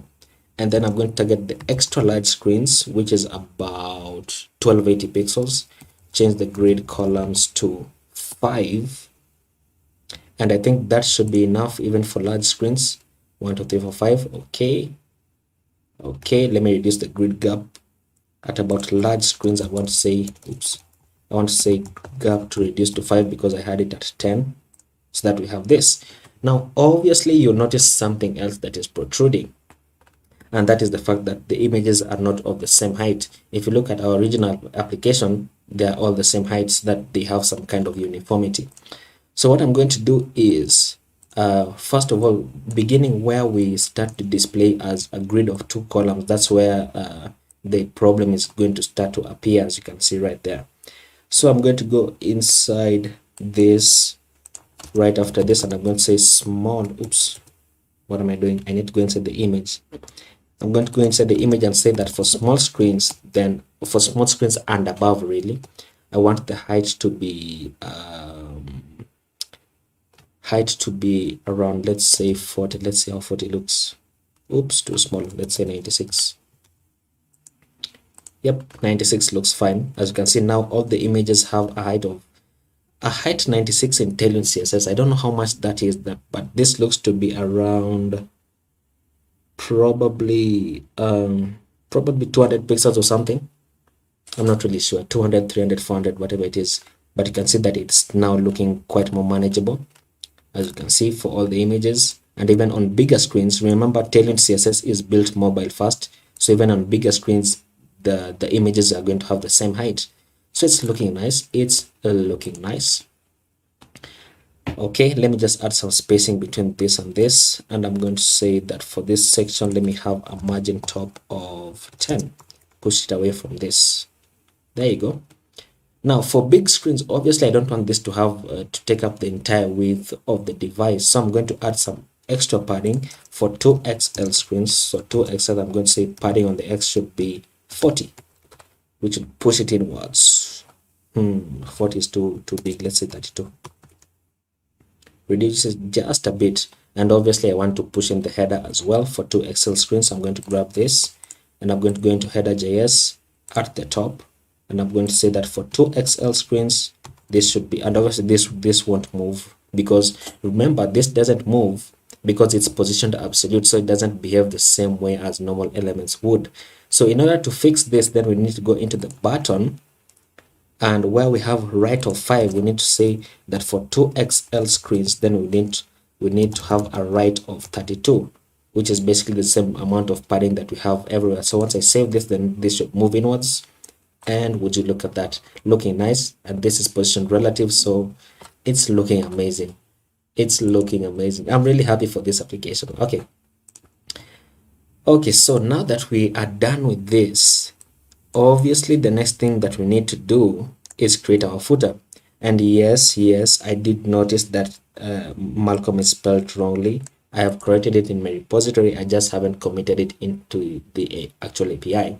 That's in case you thought I didn't see it. Okay, so let me create my footer. I'm going to go inside my components and create footer.js, and inside this footer I'm just going to say array fce, like that. Change this into a fragment, and return a footer HTML5 tag. Why isn't this loading? Okay, and then inside this footer I'm just going to have a navbar, and basically I'm going to copy it from my header. So basically this entire navbar from the header, just copy it, except the state values, don't copy the state values, and then just paste it inside here. Remember, there's no problem with the rendering a navbar on the footer, or at least I think there's no problem with the rendering a navbar on the footer. Okay, let's save that, and then let's go into app.js and render our footer. And remember, we need to import it, so import it below people, change this into footer. And then because I want it to appear on the /route, actually, you know what, I want the footer to appear on every page on the website. So what I'm going to do is I'm going to render it outside of every route, and I'm going to go below this and then render the footer like that. And I didn't think I explained that for the header. So the reason why the header isn't inside any route component is because I want it to appear on every page on the website, no matter the page that you're navigating to, whether it's an error page or whether it's a blank page. So let me save that. Navlink is not defined, and that's because I imported it. I just copy pasted it on the footer. Let me fix that. Import nav link from React router DOM. Save that, and now really reload it. It does that sometimes, don't worry about it. It does that, and now we should have our navigation. And obviously I don't want this to appear as it is, so I want it to, actually, let me see how it looks on small screens. Let's see how it looks on small screens. On small screens I want it to appear in terms of a column, so let me just fix that. Let me add some padding on the footer, give this a class name of padding on the X of 5, push it inwards just like that. And then I'm going to say that for medium screens, oops, let me go inside this, inside the UL actually, give this a class name and say that for medium screens, then I want this to display as flex. And notice what is going to happen once we reach about 768 pixels is that the navbar, the footer, sorry, is now going to display as what it is. What is this? As a row. That's the word. Now, as you can see, I'm having quite a bit of a hard time to navigate between this because of basically there's no margin or padding. So I can fix that easily by saying, excuse me, going to the footer and saying that padding on the Y should be 10, which will increase the padding on the Y axis of the footer, just like that. And then I need to go inside each of these links, each of these list items, sorry, each of these list items like that, and this one, and then finally this one. And then I'm going to say give this, each of these, a class name of margin X of 5. 5 is too big. 5 is too big. Let's say 2.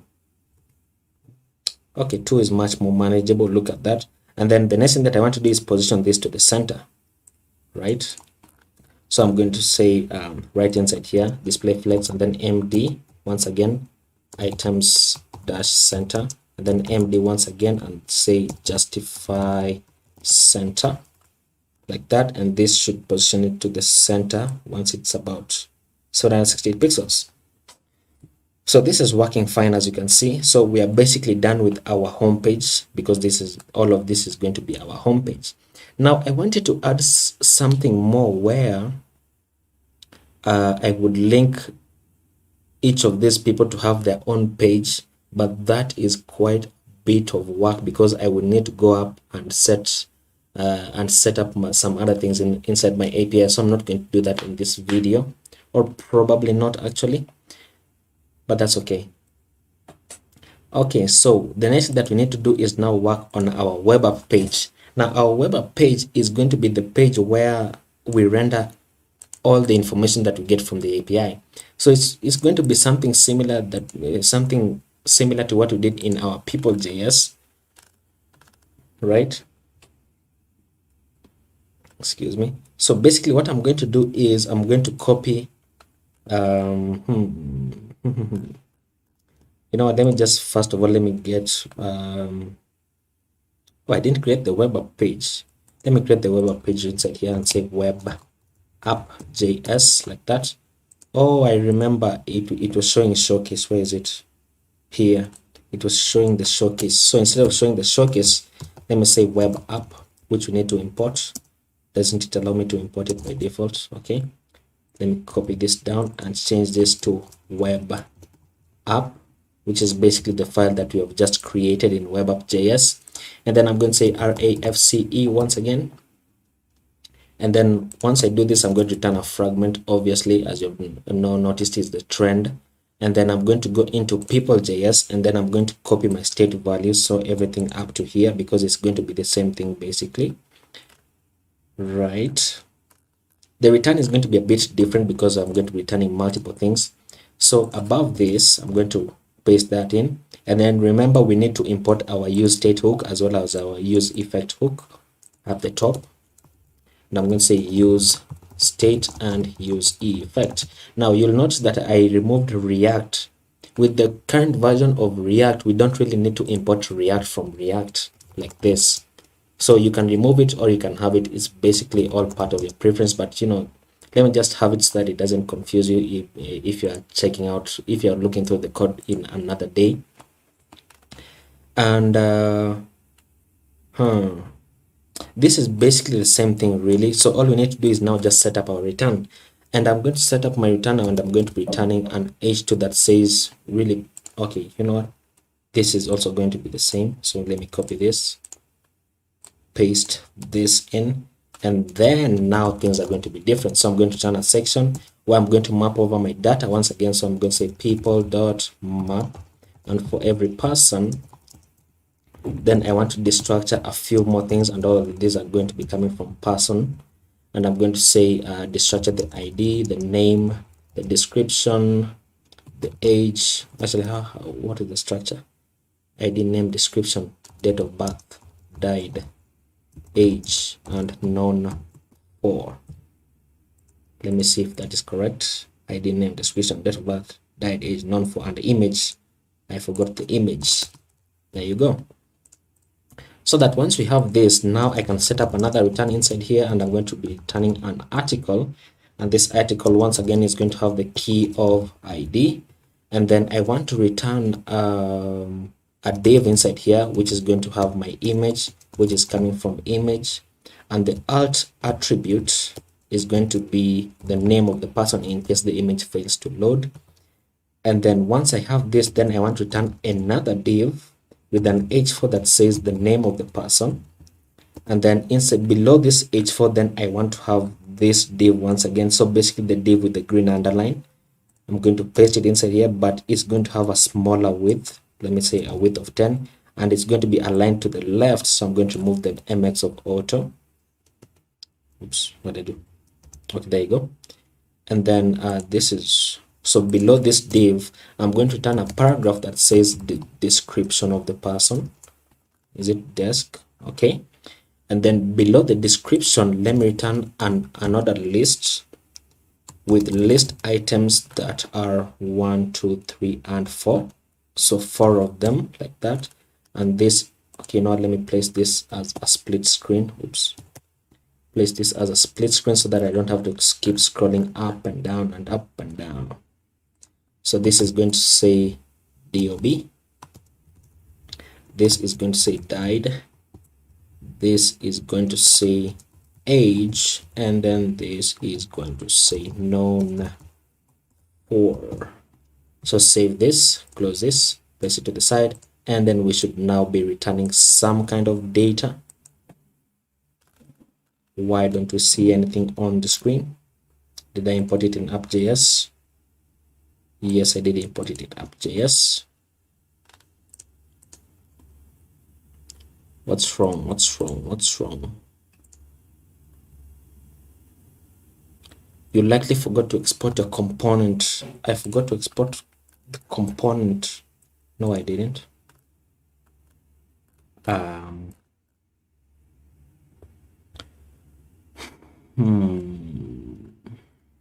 What is happening? Why? Web app from web app. It's coming from web app. Is it in pages?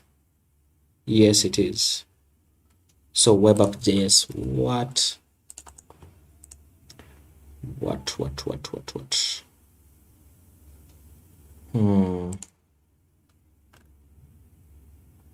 Check the render method of app. Wait, what did I do wrong? What did I do wrong? What did I do wrong? Web app. This is / web app, okay, and it renders the web app component, right? So it's rendering web app, and it's okay. Now let me disable this first of all, because I don't know where the problem is. So the problem is it in the import web app, const web app equals to this, export default web app, okay? So in app.js, I should import, actually I don't need this showcase. I should import, is it basically the order of imports maybe? Import web app from pages, web app. Wait, what? Okay, there you go. So web app, and then remove this comment. And okay, there you go. Okay, so looking nice. So now we have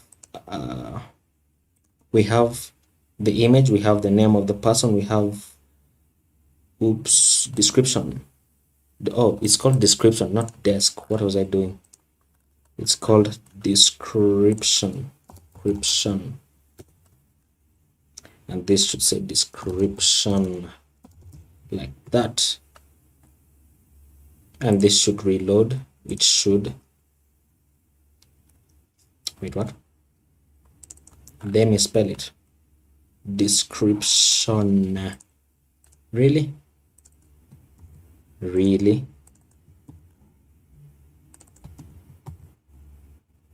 Is this seriously? Man.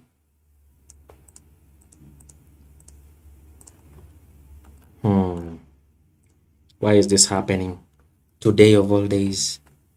Why? Let's see, here I am. It doesn't render on the screen. Why isn't it rendering on the screen? I don't understand that. Why isn't it rendering on the screen? Come on, man. Okay, you know what? I can work without this for a while. Let me add a flag here and say date of birth. There's a colon. Say here died / status.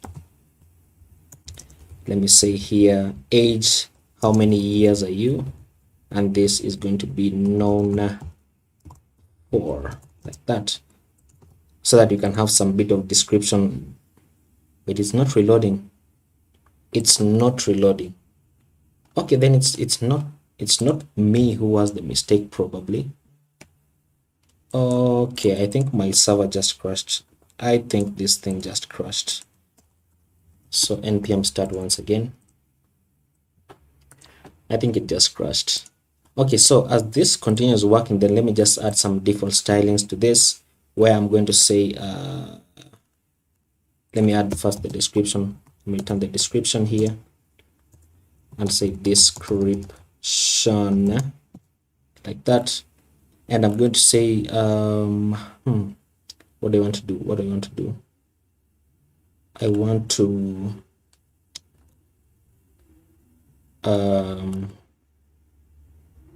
wait, what? I'm even confused.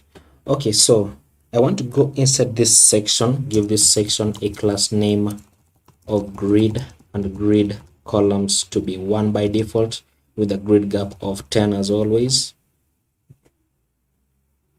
right? So that would mean that, let me check how I built this application. Loading. So the name, the description, the date of birth, date status, non-for, and so on and so forth. Okay, okay, I see you.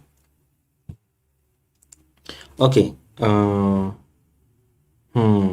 me go inside the image, give this image once again a class name of width full, so that it's always taking up the entire width of the display device. Save this. If this could only start faster. If this could only start faster. Okay, that's okay. Because I can't really style what I can't see, so I have to wait for this to start. Anyways, so how's your days going? As you can see, mine is, it's a blast. Yeah, it's a blast. What with everything not working today. Okay, so I have the web app. I added this underline, I added the name. So let me go inside this name, give this a class name of font bold, so that it has the same font right there. And I'm going to say text XL, and then I'm going to go inside the description. Inside here, give this a class name of text justify, so that it's justified, as you can see right there, looking nice. And then I'm going to say margin on the Y of, let's say, actually no, let me say margin on the top of 2 and margin on the bottom of 4. That. Let me see what else I can do. I can grab this, place it inside a spanner. And the reason why I'm placing it inside a span, in case you're wondering, is because I want it to have a bolder font alongside whatever it is that I'm returning from the API. And then grab this, place this inside a span as well.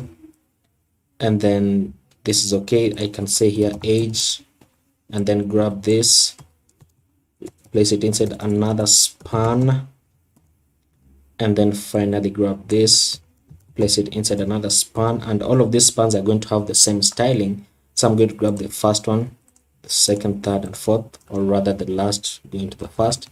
Give this a class name of font bold, like that. And what is remaining?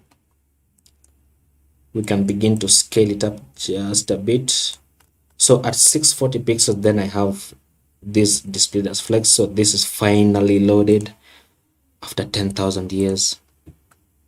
Okay, so we have people, and finally we have the description. Okay, let's take this back into a smaller screen. Now I'm going to go inside my section right here. Where's my section? Inside my section here, and I'm going to say padding on the X of 5 as always, margin on the top of 10, push it away from this tag right there.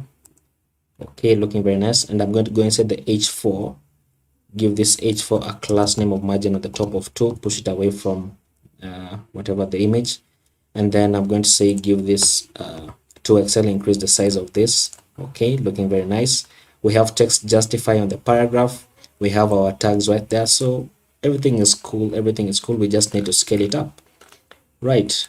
So scaling it up is quite easy, or I think it should be quite easy, because at around 640 pixels, then I want this to display as the image, and then the text on the left, on the right, sorry. So this is, remember I placed this inside a div. That was my reason for placing all of this inside a div, and then the image inside another div of its own, so that I can go inside the article here, give this a class name, and say that for small screens, then I want to display, should I display it as flex or as grid? Let me say grid, and then say grid columns 2. Let's see that. And would you look at that, looking very nice, but obviously we need to have some spacing between this, and you can do that by saying add the gap to 5, like that. Okay. So this is almost nice. We just need to scale it up further. Okay. I remember the issue that I had with this. So what's going to happen is that on screens that are 1536 pixels and above, that's when I want this to appear as 2 people. Basically, I want one person with the image and the description, and then the other person with the image and description. So let me do that first because it's much easier the way I'm visualizing it. So I'm going to go inside this grid. So not inside the grid, but it's inside the grid. Yes, inside this section, sorry. And I'm going to say that for 2 XL screens, then I want the grid columns to be 2. And this should do something like this. Okay, would you look at that? But remember that we have a default padding on all of the section of 32. So I'm going to say 2XL should have a padding on the x-axis of 32.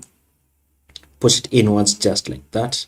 And would you look at that? And then I'm going to add some a more margin so that this pushes away, so that it's not so close to each other if the description is too long for each one of them. So I'm going to say that for 2XL screens, then I want the gap to be 20. Increase that margin. Okay. So let's begin to scale it down and see what we can do. Okay, so this is about 640, 768 pixels.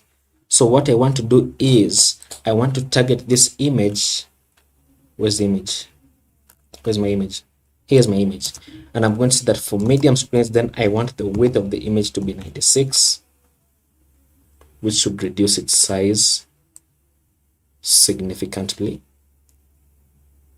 But nothing happens because, okay, my computer started slowing down. It started slowing down. Okay, now obviously, as you can see, we have an issue with having a fixed width on the image because this happens. So what I'm going to do is for medium screens where the width is 96, then I'm going to add some more padding so that it moves inwards. And I'm going to do that inside my section right here. And I'm going to say for medium screens, I want the padding on the X to be, let's say 56, which should push it inwards. Would you look at that? That's too small. Let's say 72. Push it inwards even further. And then this should be fine. Let's see what we have. Oops, that's not what I wanted. This is not what I wanted.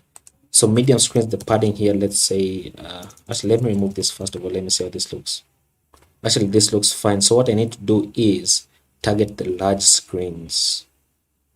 Target the large screens, add padding on the X of 20. Let's say that. Let's say 32. Push it inwards for large screens. Okay. It's almost there. Let's say for extra large screens and say padding on the X of 40. Push it inwards. Let's see. Nope.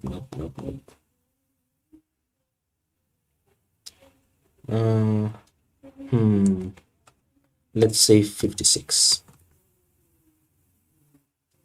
56 should be fine. Yeah, 56 is fine. Is it?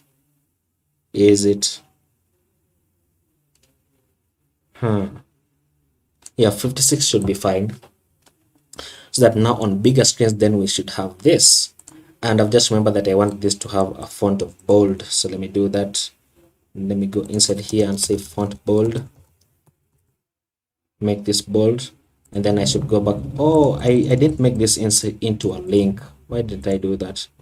I have a it's just like a reflex. Every time I want to go back home, I usually click the logo of a website because I usually expect that to go back home. So I'm going to do that also, and then make this bold. So I'm going to go back into my people.js and add font bold here. If you can hear the noise from outside, please, I apologize. So we have this right there, and then I need to go into my header.js. So I'm going into my header.js and I'm going to grab this h2 and make this into a nav link component, nav link, like that. Paste this in, and obviously, as you can tell, this is going back to / because we expect to go back to the home page once we click on this, such that if I navigate to documentation, then I click this, it should take me back to the home page. Now, one thing that I need to do is add a loading animation for when we are fetching our data. So inside people.js, I'm going to set up another state value where I'm going to say const is loading and set is loading, and this will be equal to use state, and by default it's going to be true. Now remember, this is once again is the function that controls how we access our state value, and the reason why it's true by default is I'm always assuming that we are always fetching our data. Then once we fetch our data and it's now accessible to us, then we want to change this boolean value into false. So once I save this, and just to show you what I mean, this state value is dependent on whatever we are rendering on the screen, right? So I'm going to grab all this section, I'm going to cut it out, and I'm going to place my curly brackets just so I can place some conditionals. I'm going to say that if is loading is true, so I'm going to use my ternary operator, and I'm going to say if is loading is true, then I want to say return an h1 that says loading ... And then once is loading, if is loading is false, so semicolon, then I want to paste this in.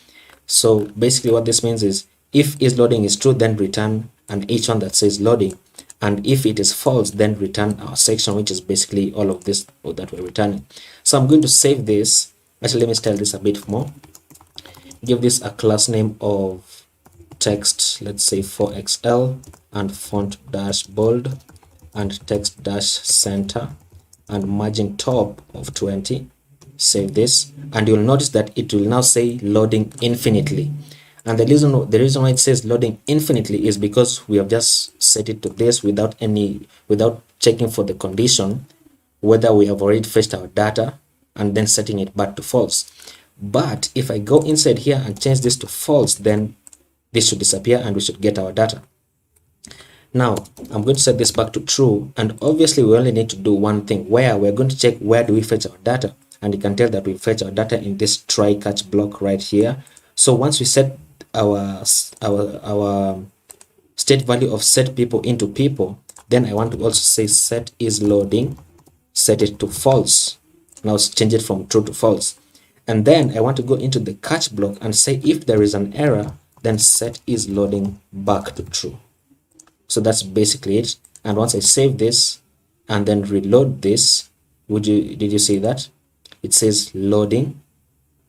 It says loading, and then once it finishes loading, then it displays everything that we need.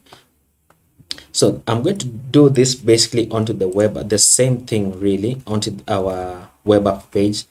So where is it? I'm going to copy these state values, go into the web app, paste it here, and then say here set is loading to false, and then below this say set is loading to true, right?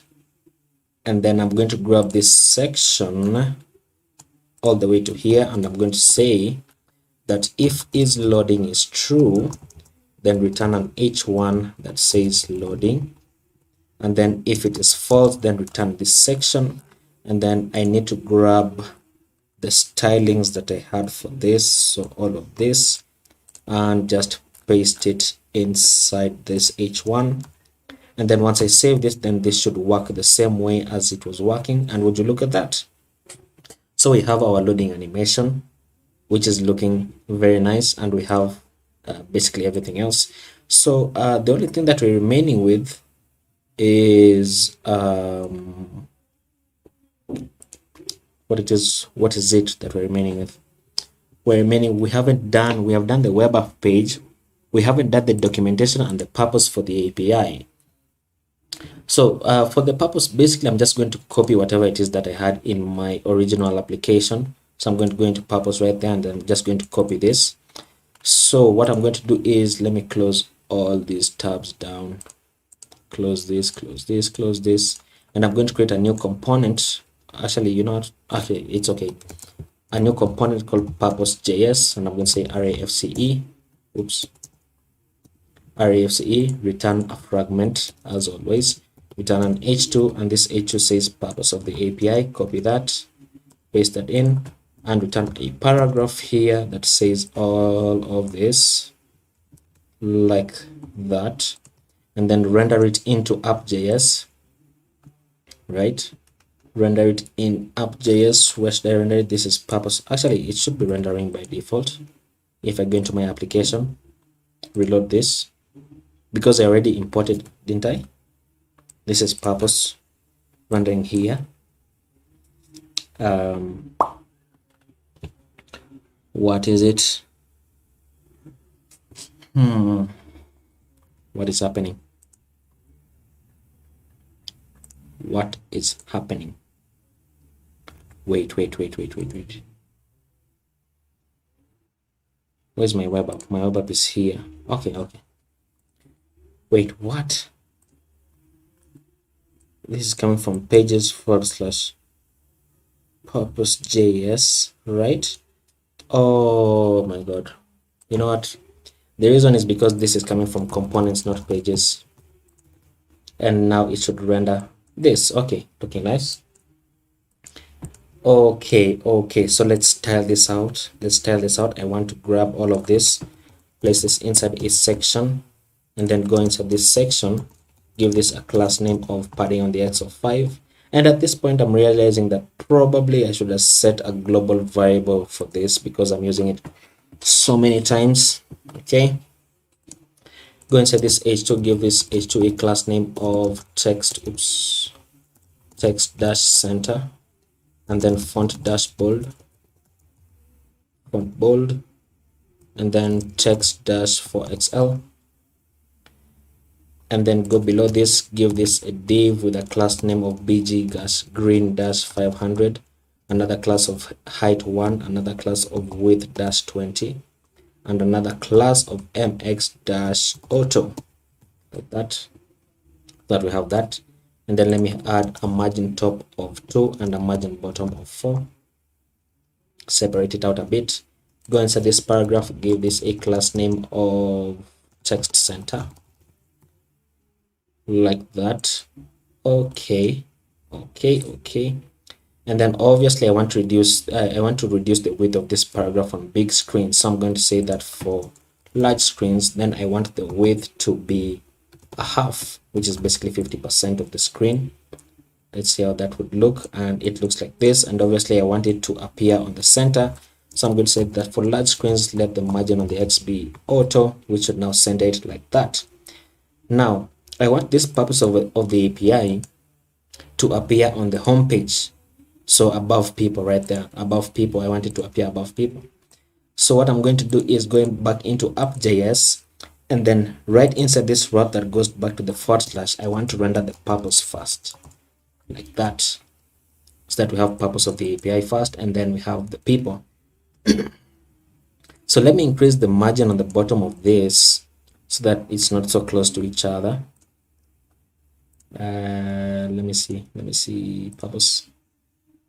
Yeah, let me increase margin on the bottom of this, and I'm going to say margin bottom of 20, like that, so that we have that. It's a bit of spacing, it's much more relaxed.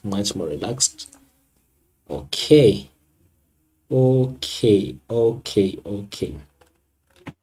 So what page are we remaining with? We have the GitHub repo documentation, or only the documentation page. Now this isn't really necessary. It's it isn't really necessary, because I don't want to copy all of this and style it out. It's just annoying now. Okay. So what do we need to do? Okay, now I've just remembered what I wanted to do. If you go into Netlify, if you've ever deployed your application on Netlify, you'll notice that sometimes once you have nested routing in React, then you'll notice that if you go inside an internal route such as /name Thomas Sankara, for example, you'll notice that first of all, if you're building application for development, you would have a custom error page. And I've just remembered that I want to add a custom error page. You would have a custom error page, but technically what Netlify will do is Netlify doesn't show that error page by default unless you add some other configurations. So what Netlify does, it will show their own custom 404 page, which is very annoying because they will show the page even if the route exists. So in order to fix that, that's why I had this comment saying fix Netlify routing. We can fix that by creating a file inside our root. So make sure you are inside the root of your application, right? So make sure you're inside the root of your application and then create a new file called netlify.toml. So netlify.toml, and then inside this file have 2 square brackets, and then just call it redirects like that. And then this is going to be redirecting from /all, and then this is going to be going to /index.html, which is basically our single file application, our single page application, I should say. And then we are going to be going with the status of 200 so that it doesn't show a custom error for page. So these 4 lines basically fix that error, right? So let me save this. Okay, so once I save that, then that should work fine. And then now I can remove this. Now I want to show you why switch comes in. I want to create a 404 page, because you'll notice if I go into a page that doesn't exist on our application, then we just get the header and we get the footer, which is set up as default to always appear on whatever page that we're in. So in order to set up a custom error 404 page, we need to create another route component here. And the path for this will be a bit different, where it will go to an asterisk, what this basically means is that the path will always match. No matter whether you're on the home page, on the web app page, the path for the error page will always match. And I want to show you why that's annoying. So I'm going to say error like that, which is a component that we haven't created. So I'm going to copy this down and call this error. Let me structure it just a bit better. Let me grab this because the pages, move this down. Oops, move this down, place a comment here and say pages, and then grab this, place a comment here that says components. That's much better. That's much better. So error, not errors, error, like that. Now I'm going to create this inside the components folder. I'm going to create a new file called error.js, and I'm going to say RAFCE, and then return a fragment once again, return a section inside here, oops, a section, and then return an h1 that says error 404. That should be enough, really. Give this a class name of text4xl, and then give it a class of text center and font bold, and what else? That should be enough. Now you'll notice that because we are on a route that doesn't exist, then we get error 404, which is basically a good thing.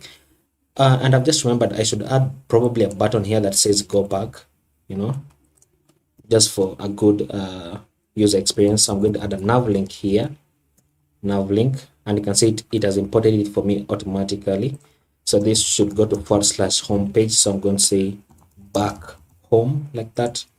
Give this a class name of bg green-500 and text-white, and padding on the x of 4 and padding on the y of 2, and then rounded-large. The reason why I'm moving fast for this is because this is a button that I've created so many times. so that we have back home right there. And then let me grab go inside this section and give this section a class name of text-center, which should move this to the center, right? And then I can remove this from here because we don't need it. And then let me add a margin on the top of 5 between these two elements. Push this down, or not, it doesn't work. Okay, let me add here margin bottom of 5, which will push it away from this. There you go. So that once I click on go back home, then it should take me back to the home page. Would you look at that? Now, I don't know whether you saw it.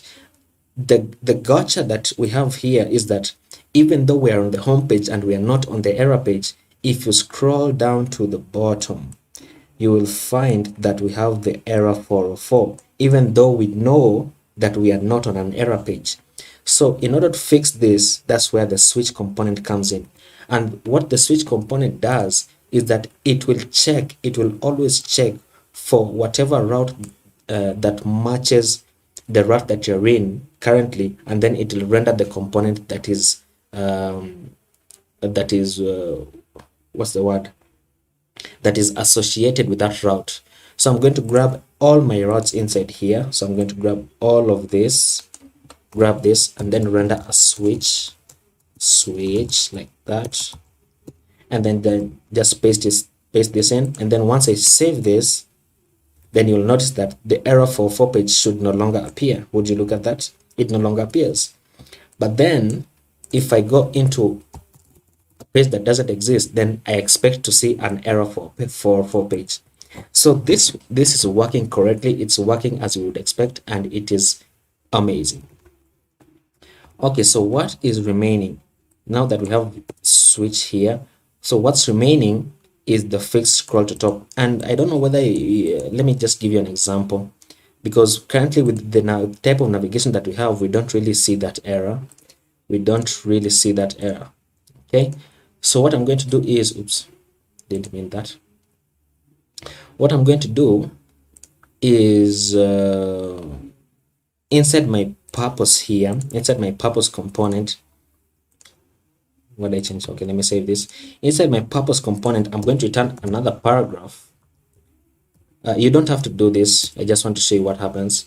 I'm going to return another paragraph that says Lauren 500, so 500 dummy words like that, and it should return something like this. And let me grab this styling that I had for this, grab this styling and paste this in so that it goes into multiple pages. Did I save that? I didn't save that. Okay, it's running the code formatter. Okay, so that it has, seriously, I didn't have a closing tag. Okay. Should reload this, and so that we have this. Now you'll notice that if I try to go back home, watch out. Okay, this isn't really a good example. Let me see. Okay, I'm at the bottom. If I try to go into purpose, notice that I'm scrolled to the bottom by default and not at the top as you would expect, right? Because the default behavior for applications is if you navigate to a page, if you navigate to a new page, then obviously you want to be navigated to the top of the page instead of at the bottom, right? Why isn't my header appearing? I deleted the header. Header should be here. Header. How many tries does it take me to type header? Okay, so in order to fix that type of functionality in React, because it no longer comes by default with React Router DOM, we are going to create a new component here and call this component scroll to top JS, like that. And inside here, I'm going to import a few things where I'm going to import my use state, of course, not use state really, but use effect. And then from React Router DOM, we are going to import another React hook, and we're going to call this hook use location. And this is coming from React Router DOM. Now, use location takes in a couple of things. If I say, how do I explain this? It takes in a couple of things which you can access because it's technically a part of the routing. and one of those things that it takes in is the path name. So I'm going to create a variable here and say let path name equals to use location, like that, right?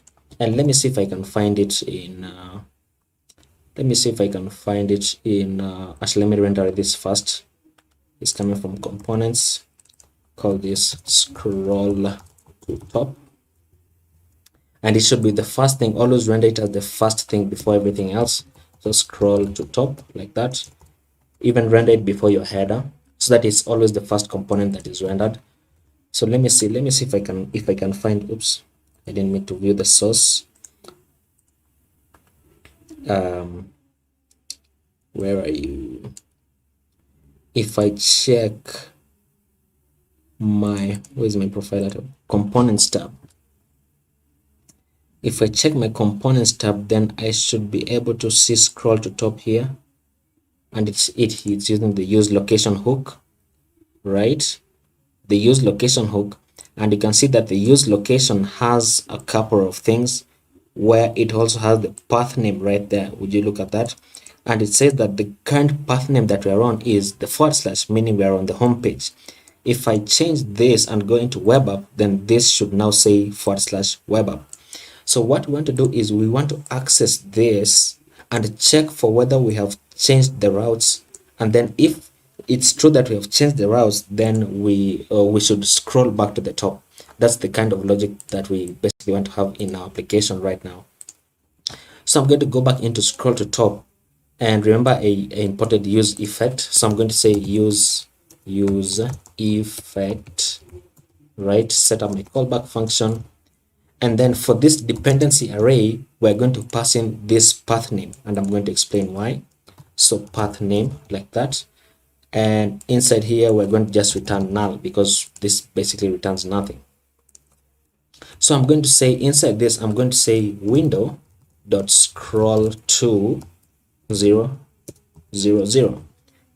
Okay, so save this.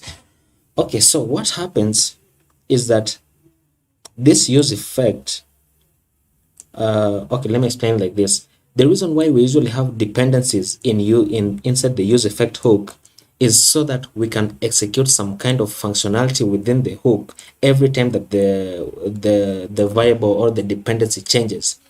So the reason why we have path name here is because we are checking always for for whatever path that we are on, and then every time that the path changes, then we are going to execute window.scroll to 0, 0. So basically every time that we change path, whether we are on the bottom or on the top, we are always going to scroll back to the top.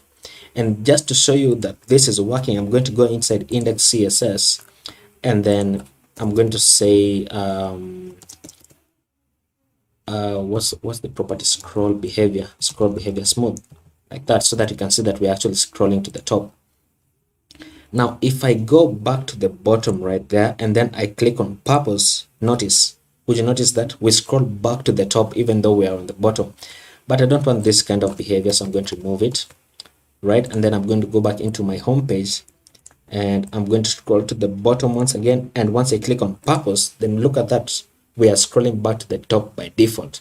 So that's a functionality that is really good to have on a website, because you don't want, especially if you have multiple links and multiple pages, then you always want a good type of navigation for your application.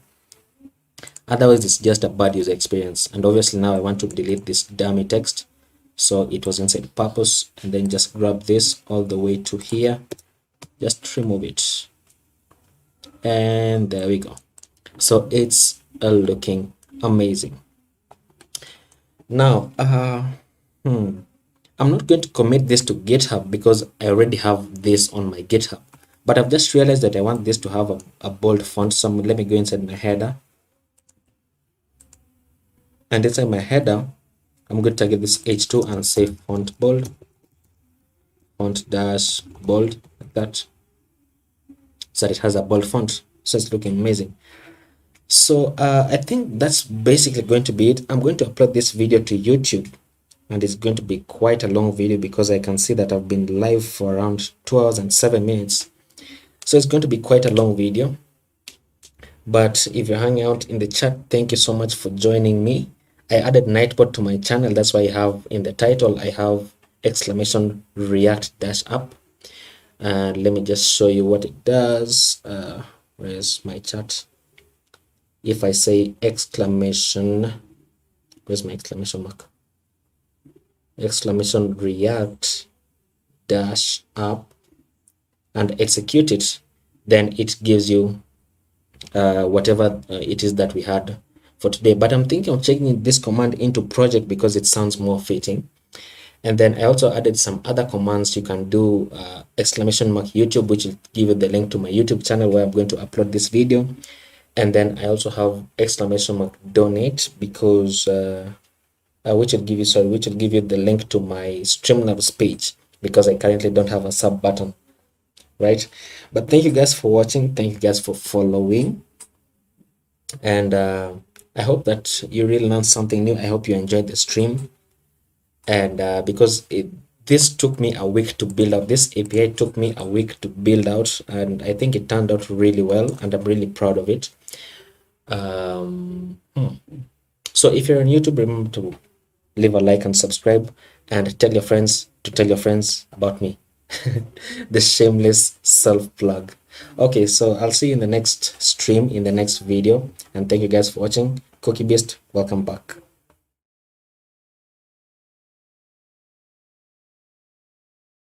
Hello everyone, today we're going to build a search input filter in ReactJs. I hope you learned something new and you enjoyed the video. So let's get started.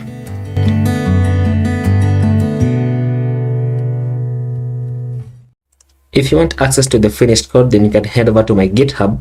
The repository is called ReactJs search input filter, and I'm going to leave this link in the description as well. We are going to be using the Black History Month API which I created, and the link for this is going to be in the description as well. So I'm just going to copy it for now, and then in my terminal I have canvassed a new React application and I've just called it search filter. So in order to do this, you would navigate into a folder of your choosing, and then you'd say npx create React app, and then give this app whatever name that you'd want. I just decided to call mine search filter. And if you try to run npx and it doesn't work, it gives you an error, then try to check whether you have npm installed, or rather node.js installed, by saying node-v. So once your application finishes canvassing, then all you have to do is just cd into that app. So cd into search filter, and then I'm going to open VS Code, which is my preferred code editor, right inside here. Okay, and then inside my terminal, I'm going to run my dev server by saying npm start. Okay, so we're going to perform a bit of cleanup. I'm going to remove these two imports at the top, and I'm going to remove this header, and of course I'm going to remove this as well. I'm going to use tailwind CSS for the styling, just so that I don't have to keep on jumping back and forth between my JS files and my CSS files. So we know that we're going to be fetching data from an API, so we need to import the two hooks that enable us to do that. So use state and use effect. These are coming from React. Okay, and remember that I copied a URL, right, the link to my API. So I'm just going to paste that link inside here, and I don't have it anymore, so let me grab it. Oh, and this is our React application running. Okay, so let me just copy this and paste it inside here, inside some backticks, and then below this I want to set up my state values, and we're going to have probably 4 state values, but let me just work with 3 for now. So the first one is going to be people and set people. This is going to be use state, and by default is going to be an empty array, because once we fetch the data, then we're going to populate this people state value, and which will populate the array. The next one, we're going to have a filtered and set filtered. This is going to be use state, and once again it's going to be an empty array. We're going to have a third one called search input. So search input and set search input. This is going to be use state, and it's going to be an empty string. So this is what our input is going to be. And then finally we're going to have a loading state. So is loading and set is loading. Okay, this is going to be true by default, because the loading state is always going to be true until we fetch our data. Okay, so once we have this, then let's go ahead and set up our use effect so that we can actually fetch the data from this API. So I'm going to create the function that is going to fetch the data. So I'm going to say const fetch people. Okay, my brain hung for a moment. This is going to be an asynchronous function. Okay, make it an arrow function, and then we're going to say const res equals to await fetch, and we're going to be fetching the URL, which is this right here. Okay, the URL. And then below this, we're going to say const data is going to be await res.json, and then we're just going to say set people into data. Okay, so set people into the data that we get back, which is going to populate this. And then below this, let's call our use effect. So use effect. Okay, set up the callback function. Come on, like so, and add an empty dependency array so that it only runs on the initial render. And then we're just going to call our function inside here called fetch people that we've created. Okay, now below this, let's create a section. Let's add an h1, and I like doing this, so I'm just going to say people.length people. I like doing this just to see whether I'm getting something from the API. So let's get this, and we see 110 people, so that's okay. Now, one thing that I want to do is I want to grab this pink color from Tailwind colors. I forget the hexa value for it, so let me just say Tailwind CSS colors. Let's see, this should be it. Okay, so let's grab the, I think I used the 700. Let me grab that, and then let's go inside index.css. Let's add a background color on the body. So background color, and set it to this, and that should reset. There we go. Okay, fantastic. So let's go back into app.js, and let's just structure how we're going to be returning this. Okay, let's just structure it a bit. So let's return a section first of all, and we can remove this. Inside this section, I'm going to map over my people data. So people.map, and I know inside here I can destructure the ID, I can destructure the name, and I think known for as well. Do I need that? Let me just check. Let me just check this. The ID, the name, date of birth. Let's just get the date of birth. So DOB. Okay, and then let's set up my return. So once we do that, then I want to return an article with the key of ID, like so. And then below this article, let's return an h3 that says the name of the person. And you know what, we need the image as well, so let's just have a paragraph first of all, and inside here we're going to say date of birth. That should be fine. So above this, let's grab the image. The source for this is going to be coming from image, which we have not yet destructured. The alt, in case the image fails to load, then I just want to show the name of the person. And then let's also have a title attribute that just says the name of the person. So let's destructure the name, the image inside here. Okay, that should be fine. So let's save this. Let's see what we have. Let's see what we have, and there we go. So this is what we're going to have. Now let's style this out. Let me go inside this section, give this a class name of padding on the x of 5, and then a grid with grid columns 1 and a gap of 5. Okay, and then let's go somewhere else. Actually, you know what, let's just say for medium screens, then I want the grid columns to be 2. Grid columns just 2. For large screens, let's say grid columns -3. And then for XL screens, then let's have a max width of 5XL. And then for XL screens, let's just say MX auto, so that everything goes back to the center. And we should have, did I say this? We should have something. Oh, you know what? I don't have Tailwind linked yet. Sorry for that. Let's go into CDN.js. Let's just search for Tailwind CSS. Let's copy this link tag, and then let's go inside the public folder and index.html, and right above this, let's paste this inside, and then let's change this title to ReactJs filter app and save that. And now it should reset. There we go. So we're going to have this. Now let's style this image a bit better, where we're going to give this a class name of height-52 and width-full, which will just make sure this is too small. Let's say height 96. 96 should be fine. There we go. That is much better. Okay, now what I want to do is I want to grab this entire section and place it inside a div. Okay, the reason I'm doing that is because I want this div to have a class name of margin top of 10. Actually, you know what, let's say margin y of 10. So on the top and bottom of 10. Okay, so if you go to the bottom, I'm also going to have a margin bottom of 10, and I do realize this is a typo. Don't worry about it.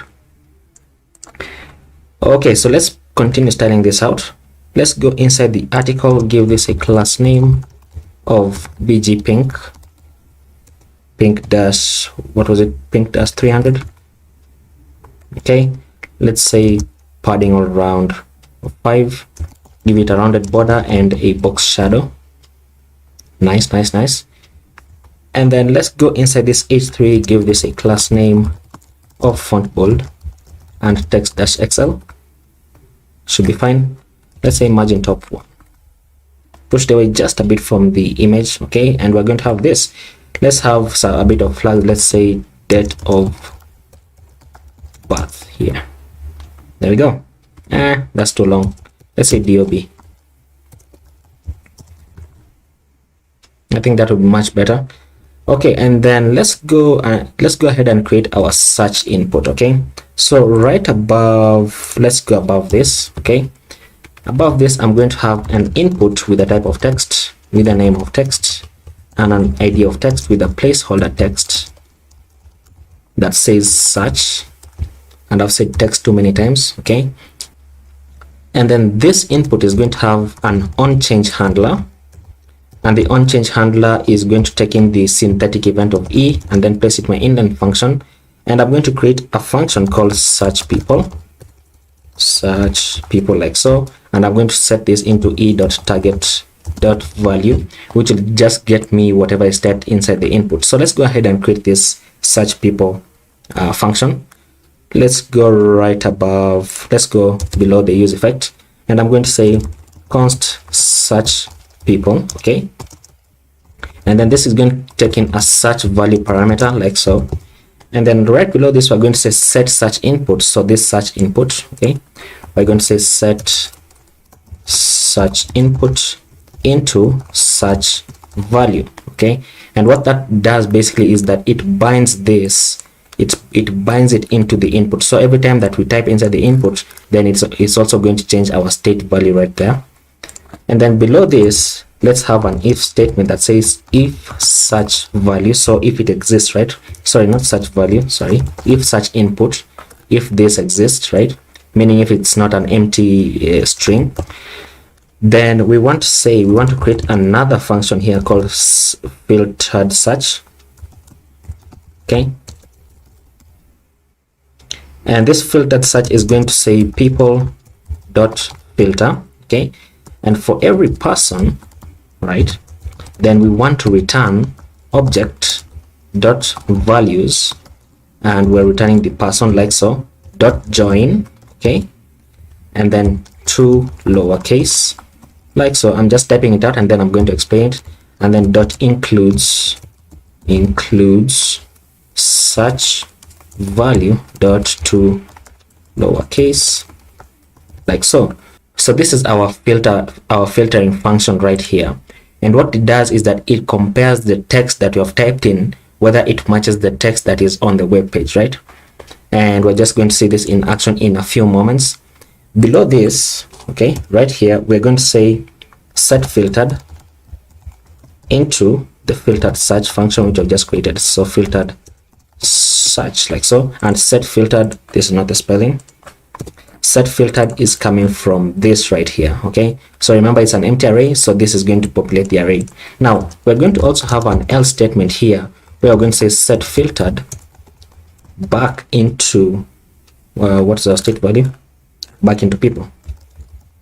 So what we're saying here is that if there's a search input, if there's text inside our input, then check whether it matches any of the text on the web page, and if it does, then return whatever it matches, and if it doesn't, then return everything. This is what this does right here. Okay, so this should be working correctly, or almost rather, and we're going to need to refactor a few things. So let me just save this so that it formats it. Okay, that's looking nice. We're going to need to refactor just a bit, because now even though this function is working, it's still technically not showing anything, right, when we filter through it. And I've just remembered that. Let me add autocomplete off. Autocomplete, set this to off because sometimes it annoys me.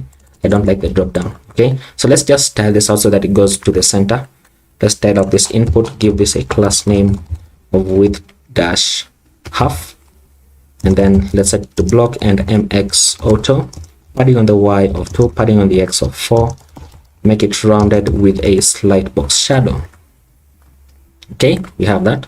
Let's say margin bottom of 10, push it away from this, looking fantastic. Let's have a title about this, and each one that says search input filter right there. Let's style it out. Give this a class name of text white, uppercase, font bold, text 2XL. For medium screens, let's increase the text to 4XL.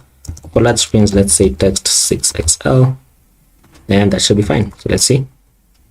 Fantastic. And I should have said text center, and margin bottom of 10, pushed away from the input, and we're going to have that. Fantastic. Now what we need to do is we need to place a conditional, and what I'm going to do is this entire section, right? Okay, so let me just check this out. Right, this section right here should be fine. Okay, so I'm going to cut this out. Okay, I'm going to cut this out, and then I'm going to place a conditional and say if filtered, sorry, not filtered, but if such input dot length is greater than 1, meaning we have more than one item that is typed in. If this is true, okay, so whether this is true, then I just want to paste this in, and then I need to change this into filtered dot map so that it returns the filtered items instead of the entire items. And then right here, I'm going to place my full colon and then paste it again, and this should be correct. I hope this works. So let's test it out. Let's just see. There we go. Look at that. So we are successfully filtering. We can search for Nelson Mandela. We can search for Kenneth Kaunda. They're all there. We can search for Malcolm X. There we go. And so on and so forth. So that is just a simple way that you can add a search input filter. And I do realize this is the UI is a bit different, but you know, it's the functionality that we want. Okay, so after I had finished recording, I realized that I didn't add in the loading state, even though I already have it. So let's do that.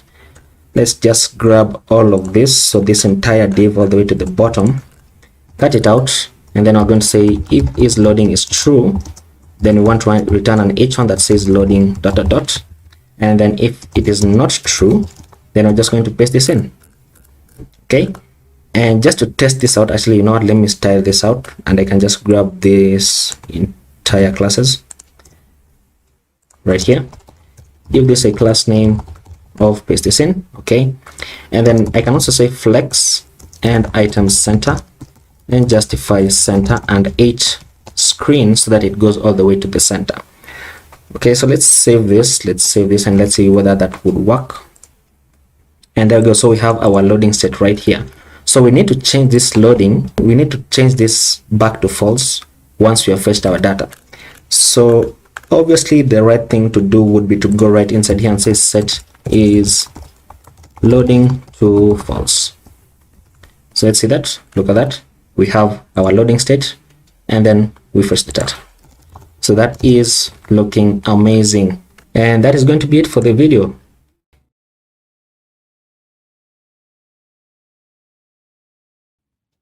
Hello everyone, welcome to the stream. Just before I begin, I would like to confirm that we are indeed live so that I don't have to make a mistake that I once made. Okay, we are live, so I can close this down and we can begin. So hello everyone, welcome back to the video. I'm going to be uploading this to YouTube, but this is currently a live stream on Twitch. Today we are going to be building a book application using the New York Times API. So if you head over to developer.newyorktimes.com, so developer.nytimes.com, you should get a page similar to this, and on your top right you should have a sign in button if you're not signed in. But as you can see, I'm already signed in, so I have my email. So we are going to be looking, let me just go over this. So we are going to be using the books API, this API specifically, in order to generate a list of the, I think, the top 15 bestseller books, the bestseller hardcover books, which are available on Amazon, I think so. And that's just basically going to be our application. And then I think in a later video, I'm also going to cover the article search API, but this is a bit more extensive, and this is going to be a short stream, so I didn't want to cover this in this video. And I think this offers a bit more functionality, such as like searching for books by the searching for articles, sorry, by titles or something like politics or and such and such. So if I look into the books API, we should get something like this. And primarily the API call that will be executing is this right here, because as you can see, it returns hardcover fiction.json as well as our API key, which I'm going to show you where we can get that in a moment. And that's basically it. And as you can see, it also offers a bit more functionality where you can search for books by the author name right here. So for the author, so this is Stephen King, and you can get all the books the bestseller books that are written by Stephen King. Okay, so as you can see, all the API calls really need an API key. So how do we really get that? Once you sign in and validate your email address, then you can come over here and just click here and go to apps. And this is the page that you saw me clicking away, because I wanted to show you what it really is. So when you go to this page, because this is going to be technically a new account for you, or maybe most likely, then you won't see any applications listed here. So what you have to do is go to new app right there, and then give the name of the application. So I can say here, because this is a test, and then I'm just going to say test app or application. And then because we're using the books API, I'm going to go into books API right here, right here, and then I'm going to say enable. And because this is basically the only API that we're going to be using, and you can see the description is that get New York Times bestsellers list and look up book reviews. So once I have this enabled, I can say create, and then once it is created, you can see that our API key is now listed here, and this is it. So I'm just going to copy this to show you that it actually works. So I'm going to copy this, and I don't want to reveal this, so I'm not going to click this because it will reveal the secret. And then once I do that, I'm going to go back into APIs and then into books API, and then I'm just going to grab this first call right there, and I'm going to go here, and then in the address bar, as you can see, because it says invalid API key, I'm going to go and replace this with our API key, and we should get this. So as you can see, the number of results that we get, oops, didn't mean to click that. So the number of results that we get per page are 15 from the New York Times, and they're all hardcover fiction, and we get so much information from this. Okay, so that's basically what we're going to be doing in this application. And just to be on the safe side, by the end of this video, I'm going to get a new API key, because I don't want, I don't want to get hacked, so to say. So I'm going to go back into my applications page right here, and then I'm going to delete this test because we don't need it. So I'm going to delete it. And then because this is the application name that I gave, I'm just going to copy this API key. I'm going to copy it, and then remember, I'm already running my React server. You know what, I should probably start by saying that in the beginning of the video. Okay, so what I did was I created a new React app using npx create React app, and then I called it books app, as you can see, and all I have basically are the default files that come with create React app. So that's really all for this. And then what I'm going to do is where was where was it? In my APIs, first of all, I need to grab the link. So I'm just going to grab all of this. I'm going to go to this HTTPS, and then I'm just going to leave it hanging for a moment. And then I'm going to go into my React application. And inside my React application, because it's generally not a good idea to commit your API keys to GitHub. So what I'm going to do is, in the root of my application, once this is finished canvassing, is that I'm going to create a new file, and I'm going to call it .env. So I'm going to create a .env file like that. And then inside this .env, I'm going to place a variable which will link to my API key. And this is my API key, as you can see. So just cut that out. And this variable, I'm going to call it React, so capital React _ app _ books underscore API underscore key, and then this will equal to my API key. Oops, what did I do? This should be here. Okay, so this will be my .env file, and the reason for this .env file is because Node.js allows us to access the variable inside this file in our application without compromising our API key, and it allows us to do that using process.env. And I'm going to show you how we can substitute this to our actual in our actual application. Okay, so the next that I'm going to do before I forget really is I'm going to go inside here and I'm going to grab this link because we are going to use it to fetch our data, and I'm going to install a few dependencies. So let me open up my terminal and I'm going to install a few dependencies. I'm going to install React icons. So npm install React icons dash save, and then I'm going to install Axios as well, which we're going to use to fetch our data. And then what else? I think it's those two. I think those are the primary ones that we need, so I'm just going to install them. And then as this runs, I'm going to perform some cleanup. So I'm going to remove everything inside here. I'm going to return a div. Oops. I'm going to return a div with an h1 that says books up. And then I'm going to remove this import above, and then I'm going to close this, and I'm going to delete app.css. And then it's taking a while to run. It does this sometimes. See, it's saying not responding. It does this sometimes, so you just have to wait. Okay, so once I'm also going to delete app.test.js, and I'm going to delete logo, and then report web, and then setup tests.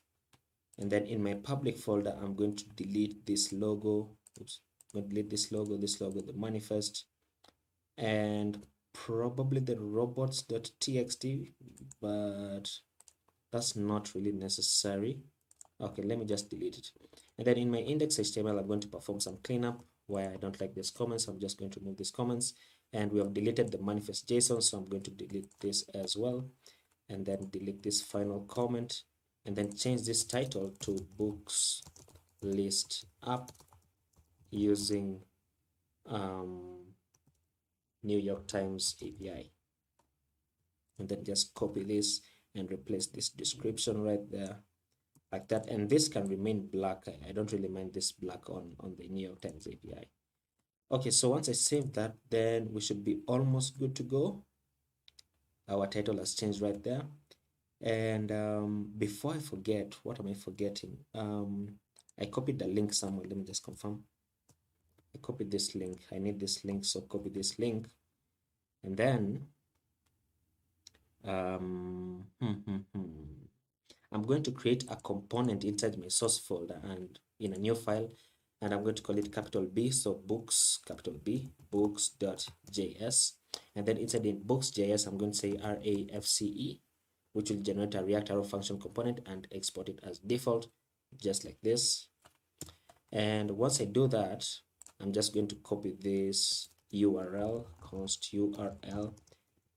You don't need to do this because this is basically so that I don't have to keep on copying from there in case I have to copy another thing. So inside this, I need to set up my state values first of all, because we need to populate our state values, and then we need to fetch our data using Axios. So we also need the use effect hook, which I need to import. So I'm going to say import use state for our state values, and then I'm going to import use effect for our effects, which is basically to fetch our data. And then once we do that, I'm going to right away set up my state values, where I'm going to say const, and what we call this, books, and set books, and this will be use state by default. And by default, as you can tell, it's going to be an empty array, because basically we are going to populate this array once we fetch our data from Axios. And I've just remembered that I need to import Axios, so I'm going to say import Axios from Axios, like that. And then once we do this, we actually need to now fetch our data. Let me just confirm that this has finished running. right? It has finished running, and if I check in my package JSON, then I should be able to see Axios right there and React icons right there.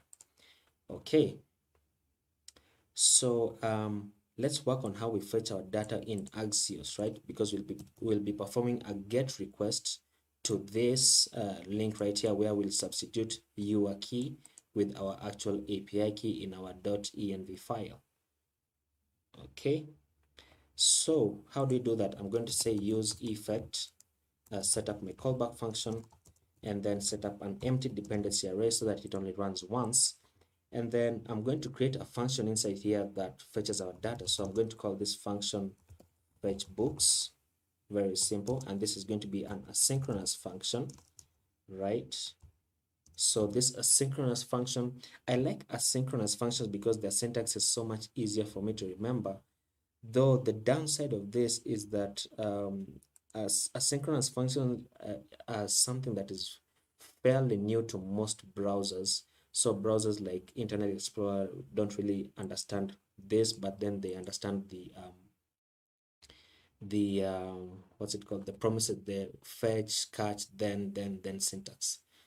Okay, and what I'm talking about, just to show you what I'm talking about, is something like this, where we would say fetch, and we are fetching our URL. So fetch the URL, and then once we fetch the URL, then we say then, and then inside here, then we say then, which I don't really like because it's such a long syntax, and but it's basically all preference. This is not me hitting on the other syntax. It's just basically all preference. So inside here, I'm going to say these are the synchronous functions. So I'm going to set up my response, and I'm just going to say const res equals to await, because it's an asynchronous function. We need to use the await keyword. So we are awaiting axios dot get, and then we are getting this URL.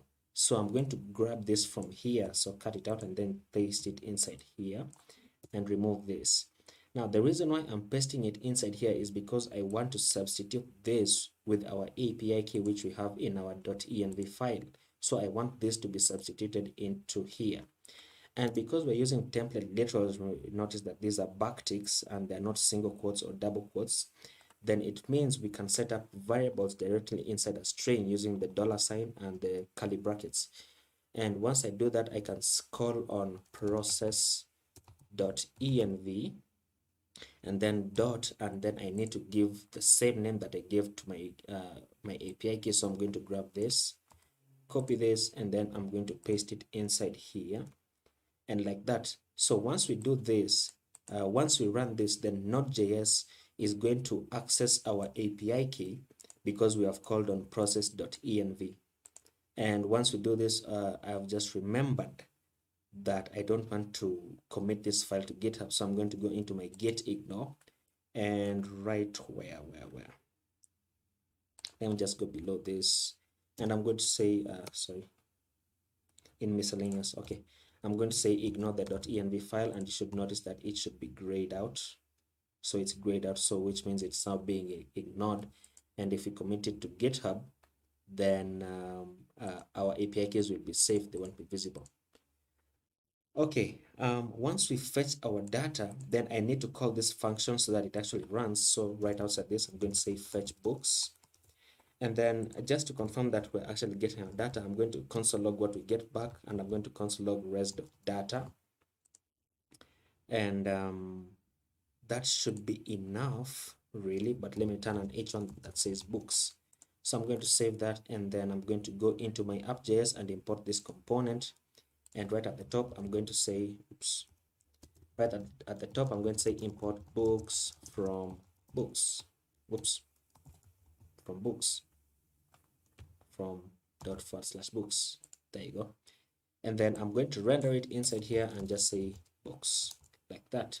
So let me save that, and let me go into our application. There's no such file. Let me go into my index.js and remove this. I forgot to remove this and this. And let's save that. And it should run now. Let's see. And we have books, which is basically what we're getting from this H1 right here. And let's check our console to see if anything is being logged.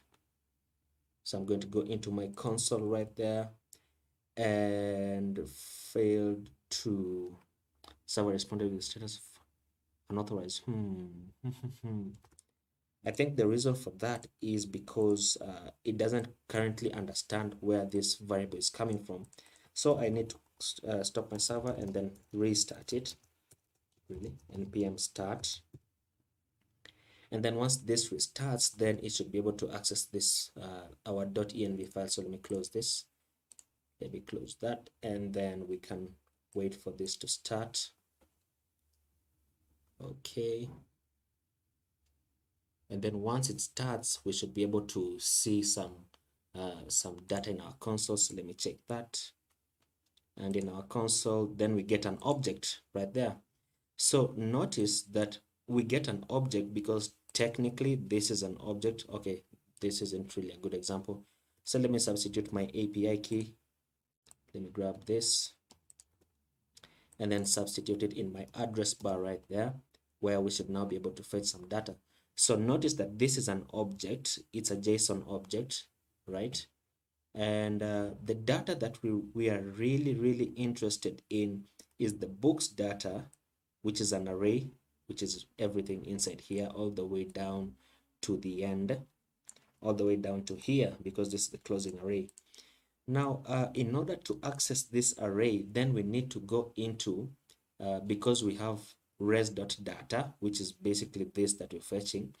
So we need to go into res.data, and then we go into the results objects, because the books array is inside the results object.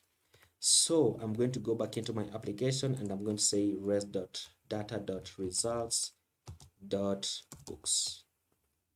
And then let's console log that. So once I save this and it reloads, then I should be able to see an array in my console instead of an object. So let me save that and reload this. Okay, there you go. So we have an array of 15 items. So this is basically all that we need, because as you can see, this is we have the rank last week, and this isn't really showing everything. We have the links to where you can buy the book. We have the contributor, we have the author, we have the book image, and we have the description. And where's the title? The title is right here. Okay, so it's looking nice, and we can now work with this data. So what I'm going to do is just squeeze this up a bit, and then I'm going to close this sidebar, and then I'm going to open my VS Code just a bit. Oops. Well, you know, let me push this right there. Yep, so that I can destructure my data while just looking at this instead of keeping on to switching screens. Okay, so one thing that we need to do is that, because this is only a console log and we don't really have access to this data in our state values, so what I need to do is grab this function and set this function into this, so that it can populate the use state, which will then populate our state value right there. So I'm going to say set books into res.data.results.books. And I know you might be wondering, where is this data coming from? Because we're using Axios, then we get access to a data object, which then is actually the how do I say, which is basically the JSON object that we get back. Yeah, that's the word. The JSON object that we get back. So once I do this, then let's see. Okay, so this is populating my state value, which means I can now come inside here. Let me just leave out this h1, and then let me remove this the div and return a fragment instead. And below the h1, I'm going to return a section. And inside this section now, because this is now technically an array that we have populated with this data, then I can map over this books data, the books array. So I'm going to say books.map, and then for every book, right, I'm going to destructure a few things, and this will all be coming from book, right? So I'm going to destructure what? I'm going to destructure the age group. Let me start with age group, and then I'm going to destructure the author, right? And then we need the book underscore image, and then we need the the by links. Now notice that by links is also an array, so we will need to do something more in order to access this. But for now, we can just have this, and I'm going to show you what we're going to do. Oops.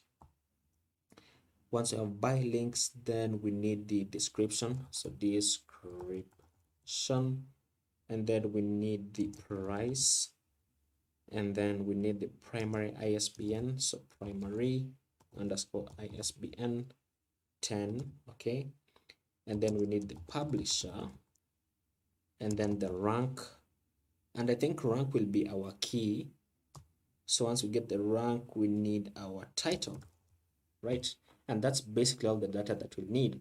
So I'm going to set up my return once more, and I'm going to return an article this time with a key of rank. And if rank isn't unique to all of them, then we are going to have to look for another key, which most likely is going to be the ISBN, because the ISBN, I think, should be unique for every key, right? So how do we structure our data? First of all, I want the image of the book, right? And then the title, and then the description, and then basically all of the information. So that's easy enough. So I'm going to return a div, and inside this div, I'm going to return an image, and the source for this will be book underscore image, and in case the image fails to load, then I just want to return the title of the book. So I'm going to return the title right there. And then once I return this, then I want to return another div, and this other div is going to have an h3 that says the title of the book, and then below this I'm going to have a paragraph that says description, like that. So let me save this just to show you what we get back, and we should get back something like this. So we have James Patterson, we have the title right there, and we have the book. Oh, and I've just realized, because I want to use Tailwind CSS, I will need to grab Tailwind CSS, because it's so much easier to style it with Tailwind CSS. So once we have this, then I'm going to say I can now push this to the side even more, right? Oops. So once I get all of this, then what do I need to do?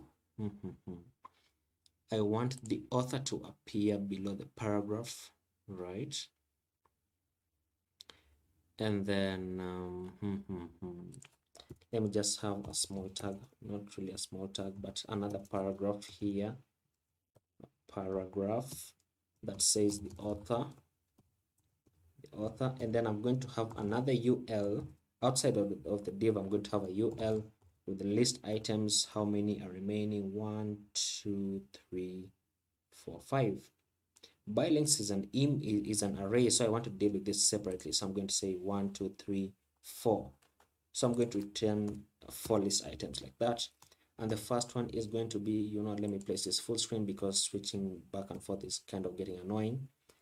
Place this to the side, and I'm going to say what, like that.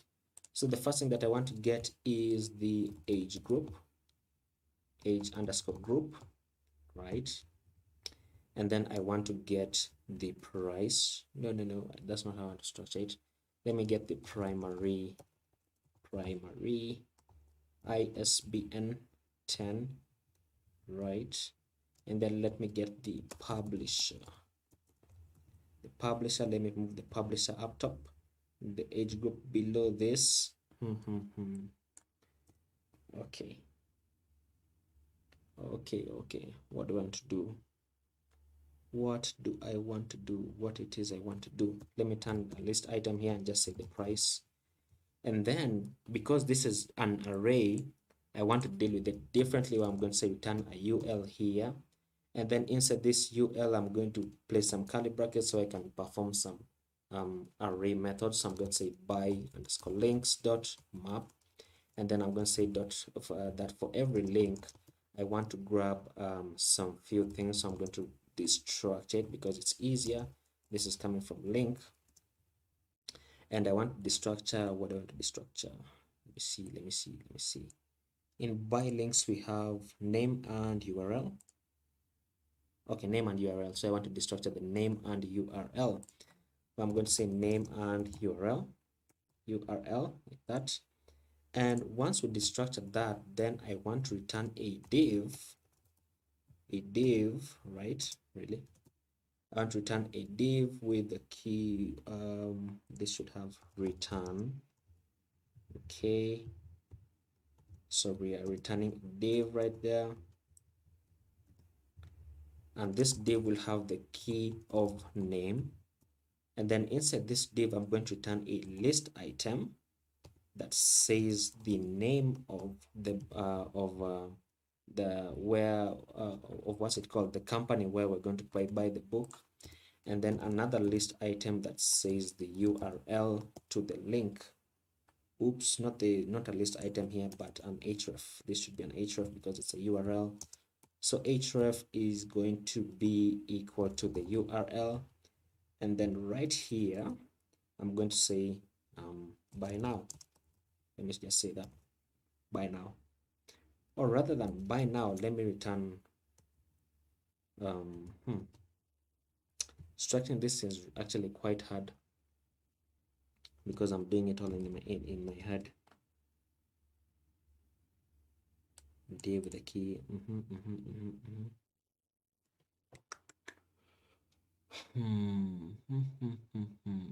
Let me save this. Let's see what we get back.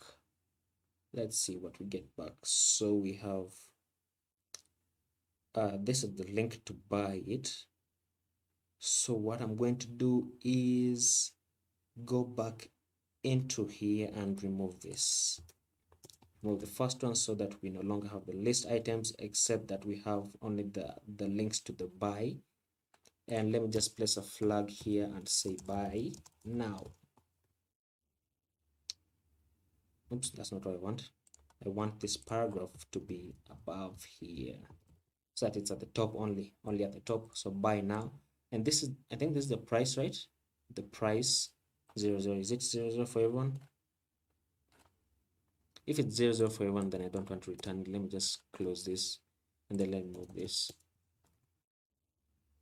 Okay, so let me just add some flags so that we actually know what kind of data this is. So where is it? This is going to be the title. This is the description, the author. So right here, I'm going to say publisher. Oops, I don't know how to spell. Excuse me. So this is publisher. This is ISBN, and then this is age group, like that. And once again, if the audio isn't clear enough, please, you can just ask me and I'll try to tinker with it so that it becomes a bit clearer. So let me save that and let's see if it reflects. And we have publisher, ISBN, and age group. And this age group is empty, so it should just return empty. Really, is it empty for all of them? If it's empty for all of them, then I don't really need this because it's basically like irrelevant information. So remove this. Okay. Now that we have all of this, then we don't need the console anymore, but I need cdnjs.com so that I can grab my tailwind CDN, tailwind CSS, copy the link tag, go into my public folder, close this down, and in index.html, just paste it inside here, and it should automatically reset a few things, as you can see. So it's quite a breeze to work with it. So let me place this back to the side and we can begin styling out our application. So how do we do that? Let me go into this h1, give this a class name. Oops. Give this a class name of font bold and text center and text 4XL and padding on the Y. So on the top and bottom of, let's say 10. This happens. Okay, let me reduce this to 5. And then inside this section, give this a class name of grid and the grid columns to be 1. And then once we have grid columns 1, let me add a grid gap of 10. And let me add a padding on the X of 5 so that this push inwards. Oops. So this push inwards like that. Okay, looking nice, almost manageable. And then now let's go into our image. Let me give this image a class name of because I don't want it to appear on the side. Instead, I want it to appear on the center of everything. So I'm going to say block so that it becomes a block element, and I'm going to say margin of the X of auto so that it centers like that. Let me reduce the width to about 75%, so width 9/12. No, not good. Let's say 2/3, 60%. Is that really okay? Let's say a half. I'm not sure I like that, but it's on a smaller screen, so this should be fine. Okay, so let me go into my h3 right there, and I'm going to say that for this h3, I want to give this a class name of font bold, right? And I'm going to say I want to say margin on the top of 2 and margin on the bottom of 4, so that it pushes down just a bit. Let me say 2, or let me just say margin on the Y of 2. Okay, let me increase the text font to 2XL, text size, sorry, not text font. Okay, so that we have this, and then let me go inside this paragraph, and let me give this paragraph a class name of margin bottom of 2 or of 4, so that it pushes away from the author right there. And then let me give this a flag of author as well, so that we have that. And I think I'm going to place this inside a span, or yeah, let me just place it inside a span so that I can target this span and give this a class name of font bold. So we have font bold so that it's bolder, it's more prominent, so that we actually know what we're looking at. And what I'm going to do is just copy this down, copy it here, oops, change this to publisher, and then copy it here, change this to ISBN, and then copy it where, okay, that's it, so that we have it's a bit more prominent in terms of like user experience or something. Okay, so once we get the ISBN, I want this to push away from this by, so I'm going to go into this UL, and I'm going to give this a class name of margin bottom of 4, pushes it down just a bit, just enough. And instead of a paragraph here, let me turn H4 or an H3, and nothing really changes because we're using Tailwind. So give this a class name of font bold, right? Let me give it text of XL, make it just a bit bigger. Okay.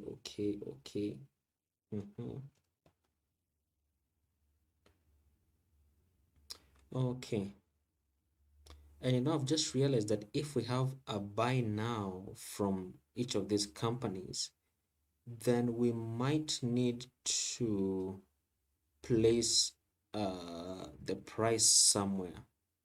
So let me see if I can do that, because we're returning the name right here. Let me see if I can access the price from here. Let me see if I can access price from here. I'm not sure if I can do that. Price, let's see that. Okay, so we get the price right there because we already destructed at the top right there. But then this looks kind of messed up a bit. Okay, you know what? Instead of returning price here, I'm going to return an icon instead. So that it shows that you can click it to go to an external link. So this icon is going to be called, what's it called? I've forgotten the names. React icons. Let's go to React icons, search for external, and this is the link that I want.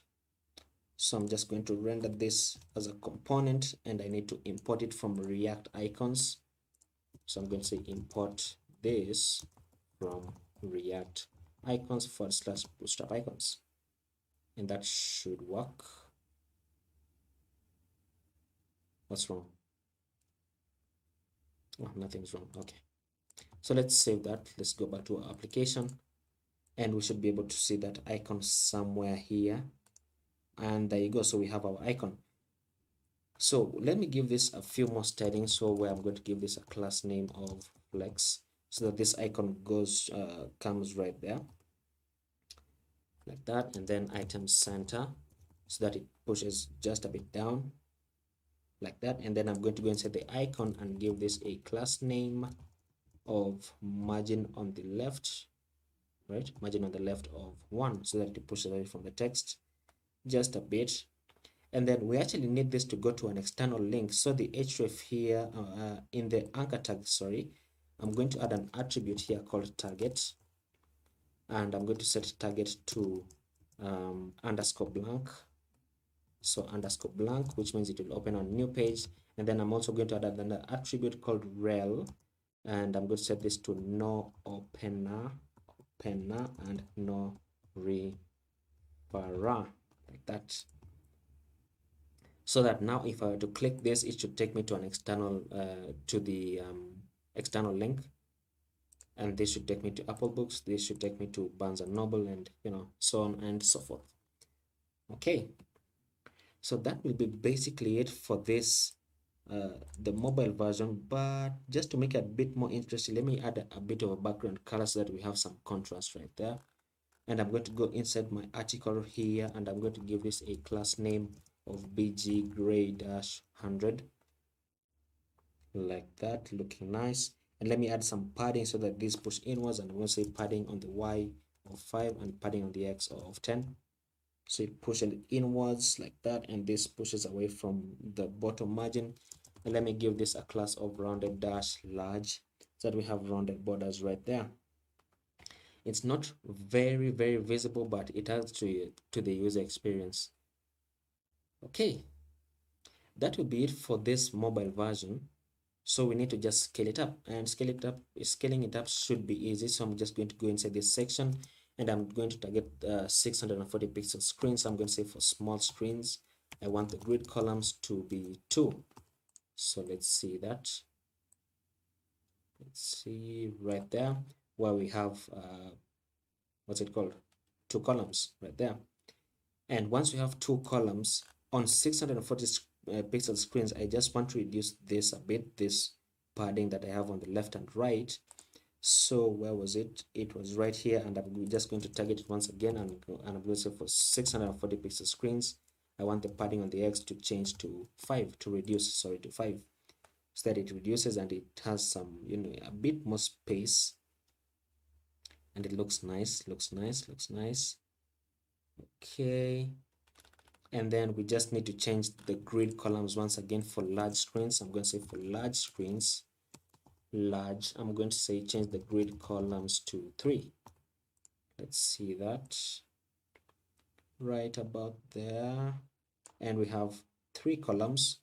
And of course, finally, for 2 extra large screens, or let me say for XL screens, the grid columns should be 4, where we will now have this looking amazing. Okay, one thing I've just realized is that I need this to also become bigger text on bigger screens, so that it's not the same size as the title of the books. So I'm going to go inside my H1 right here, and I'm going to say that for large screens, change the text to 8XL. Let's see how this looks. Too big. Let's say 6XL. So we have books right there. Or you know what? Instead of books, let me say bestseller. Bestsellers, like that. And it's more descriptive. It's more descriptive. So that's basically it. We are returning.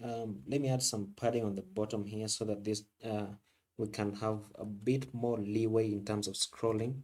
So I'm going to go inside my section, and I'm going to go where right here. I'm going to say padding on the bottom of 20, which should give me a bit more space right there. Okay, so that I have some more room to in terms of scrolling. Okay. Looking very nice, very nice. I think that will basically be it for this stream and this video as well. But I want to show you one thing that I really like about the New York Times API. So I'm going to go back into my account right here, and I'm going to go into my apps. And then if you need to access any other API, all you need to do is go into your application and just look for the API that you want. For example, if you wanted the article search API, then all I have to do is come and enable it right here and then save it.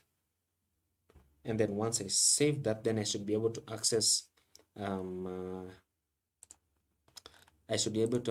articles API. So if I go into article search API, and then I should just run this, should be it. Go to this and then substitute this for my API key. Then, oops,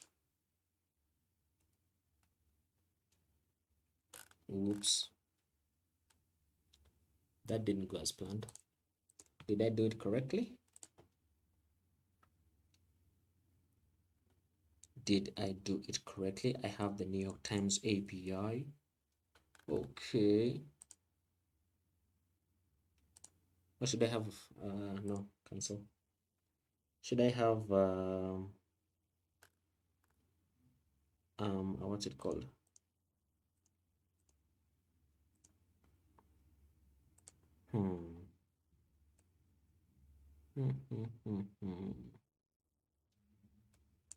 I thought that would work for some reason, but it doesn't.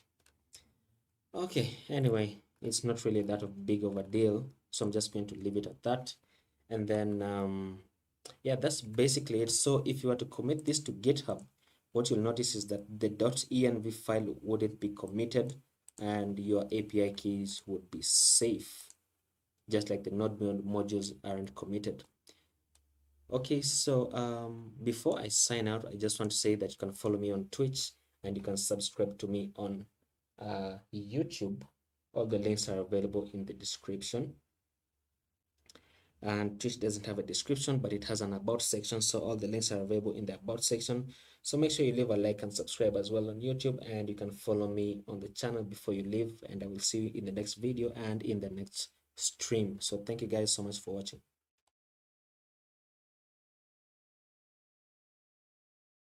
Hello everyone, today we're going to build a blog using Sanity, which is a headless CMS, and ReactJs. So let's get started.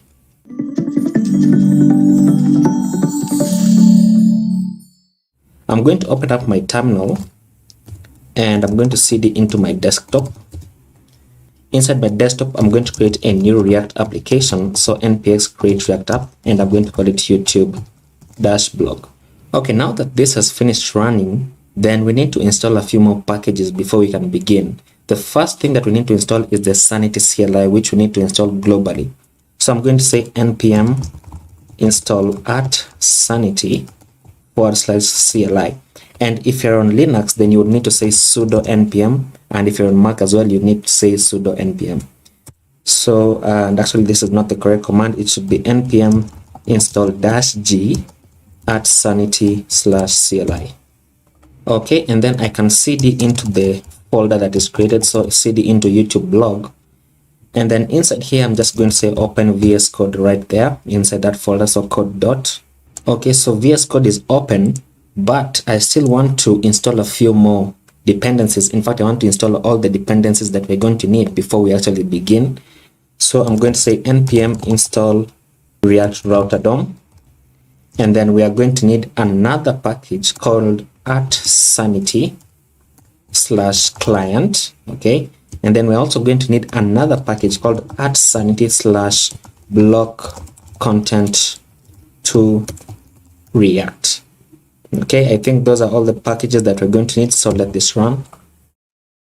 Okay, now I should mention that if for some reason you're trying to run npm commands and they don't work, then most likely you should check whether you have Node.js installed, and you can do that by saying node-version, and it should give you the version of Node.js that you're running. If this doesn't come up, then probably you should go into nodejs.org where you can install Node.js. Now that this is all up and running, then what I want to do is just say npm start, which will start my dev server.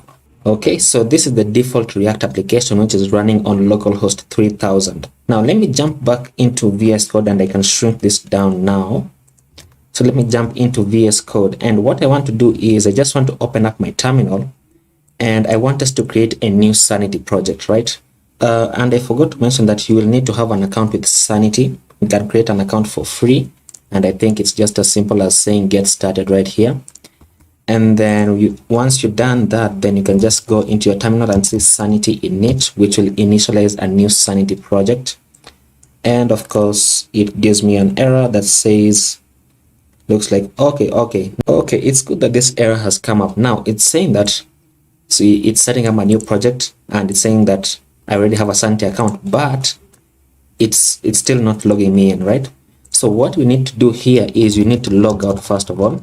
So Sanity logout, okay, and then you can say Sanity init once again, which will prompt you to log in once again, okay? Prompt you to log in, and I'm just going to log in with Google. It's going to open up in my browser. Okay, so once you've logged in, then it's going to give you this, and you can now close this and go back to your terminal. And then I'm just going to say create a new project, okay? So I have a couple of other projects here. I have quite a few, but I just want to say create new project. And for this, I'm just going to call this YouTube log. Okay, and this folder is going to be created right inside here, okay? And they're going to see it once it's done. Use the default dataset configuration. We want to say yes. And of course, project output path, I want the project to be inside here, so this is correct. And then we're just going to select blog because that's what we're dealing with. Okay, and then we're just going to let this run. Okay, so once that is done, then you can see it throws us a warning in our console, and we're going to fix that. So let me just close this, and let's go into our Git ignore. You can see that we have 5,000 changes. We don't want to commit node modules to GitHub. So inside our Git ignore, we're just going to remove the / here, which will grab the node modules above as well as the node modules that is created here, and it's going to ignore them, so that when I reload this, then we should have about 21 changes. That is correct. Now, let's do this. Let's start our Sanity Studio. So I'm going to say Sanity start, like so. And of course, I'm in the wrong folder. Sorry, I need to cd into YouTube. Come on, cd into YouTube blog, which is the folder for my Sanity Studio. And then I'm going to say Sanity start, which should start this on localhost 3333. Okay, so if you go to localhost 3333, then we should see something like this. It should prompt me to log in. Okay, so just log in once again. And localhost 3333 should be this. It should be completely empty because we don't have any new projects, right? So we can view the post, we can view the author and the category. Okay, now I'm just going to leave this hanging for a moment, and I want to go back into our React application so that we can begin building this out. Okay, so let me just place this full screen. And then now inside my source folder, okay, I'm going to create a new file called client.js. And remember, we installed an npm package called Sanity Client. So I'm going to import client from @sanity/client. And then I'm going to say export default client. Okay. Project ID, we're going to get that in a moment. Dataset, we set dataset to default, okay, which is production. And then we're also going to say use CDN and set this to a boolean of true. And then we're also going to add API version and set this to today's date, so 2021-08-05. Okay, the dataset here is set to production. And then the project ID, let me show you where you can get that. In your Sanity project, you can go into sanity.json and you'll find your project ID right here. And this is going to be different for you as well. So if you copy this, it will not work for you. So just paste this inside here, and then we can save this. And I think this is all we're going to do in this file. Okay, now let's go ahead into app.js, and we also installed React Router DOM, right? So I'm going to remove all of this.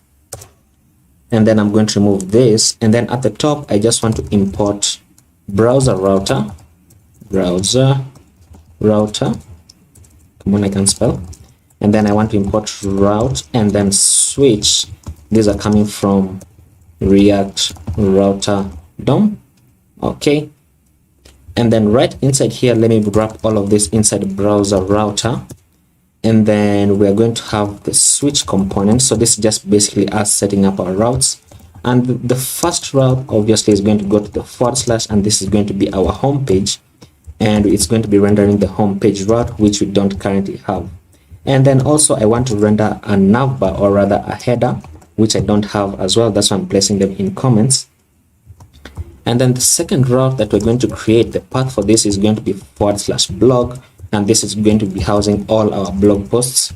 And then the third one is going to be route, and the path for this is going to be /blog /:slug, and we're going to see where that slug is coming from. And this is going to be rendering the single blog post component that we don't have as well. And then finally we need an error page. So this path is going to be /all, and then it's going to be rendering error component, or rather error page, like so. And what this means is that all the other parts apart from the ones defined here are always going to match the error page. So let's start importing all of this actually. So I'm going to say import header. We don't have these files currently, so import header from .components/header. We're going to create them in a moment. And then import homepage from ./pages/homepage, like so. And then just copy this down 3 more times. And then this is going to be single post, so single post. And then finally this is going to be error, and I've missed one. I've missed the blog page, so blog. Okay, so let's go ahead and create all of these components. I can remove these comments and then switch this into header, like so. Now before we save this, because it's going to throw us an error, let's go ahead and create a folder here called components. And then inside components, I'm going to create a new file called header.js. And then once again, inside the source folder, I'm going to create a pages folder. Inside the pages folder, I'm going to create blog.js. And then I'm going to create homepage.js. And then I need single post.js. And then I also need error.js. Okay. And then let me close this so that it doesn't go all the way to the bottom. Before I forget, let's create a netlify.toml file. And the reason for this is we want to redirect all the routes, all the error pages rather, to our custom error page. So we are directing them from /all, like so. And these are going to /index.html with a status of 200, like so. So this will always ensure that Netlify is going to use our error page instead of their custom error page. So in error.js, let me just say _rfc. Okay, and let me mention this. In my extension, I have ES7 React Redux GraphQL and React Native snippets.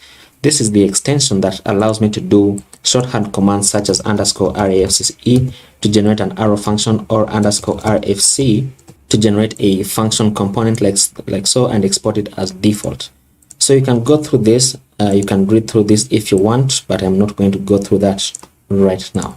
Okay, so this is the error page. I just want to return an h1 that says error page. And then in single post, let's say _rfc once again, let's return an h1 that says single post. And then in homepage, let's say _rfc once again, return an h1 that says homepage. And then in blog, let's say _rfc, return an h1 that says blog page. And then in header.js, let's say _rfc. And for this, I actually want to just code it out right away. So we're going to return a header and then a div with a class of logo. And I should mention that we're going to use styling for our styling, just because I don't want to get into the styling part of it all that much.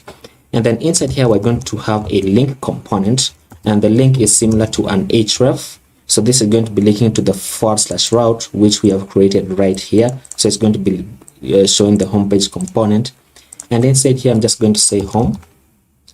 Sorry, not home, but it should say Sankara's blog, for example. You can place your name here, or you can give whatever title that you want, and probably place this inside an h2 like so. And then below this div, I'm going to have a navbar with an unordered list with two list items like so. And these list items are going to be, let me just make them buttons, for example. a button, and inside here let's have a link. This will be going to the /blog page. Okay, close it out, link like so, and the text for this is going to say blog. Okay, and probably I've done this wrong, but let me just copy this inside here, paste it in, and then this should say blog, so this should be / and then this should say home. So clicking this button will take us to the home page, and clicking this will take us to the blog page. So let's save this, and let's go into app.js, and let's save this as well, and let's see what we have on the screen in our React app. Just reload it.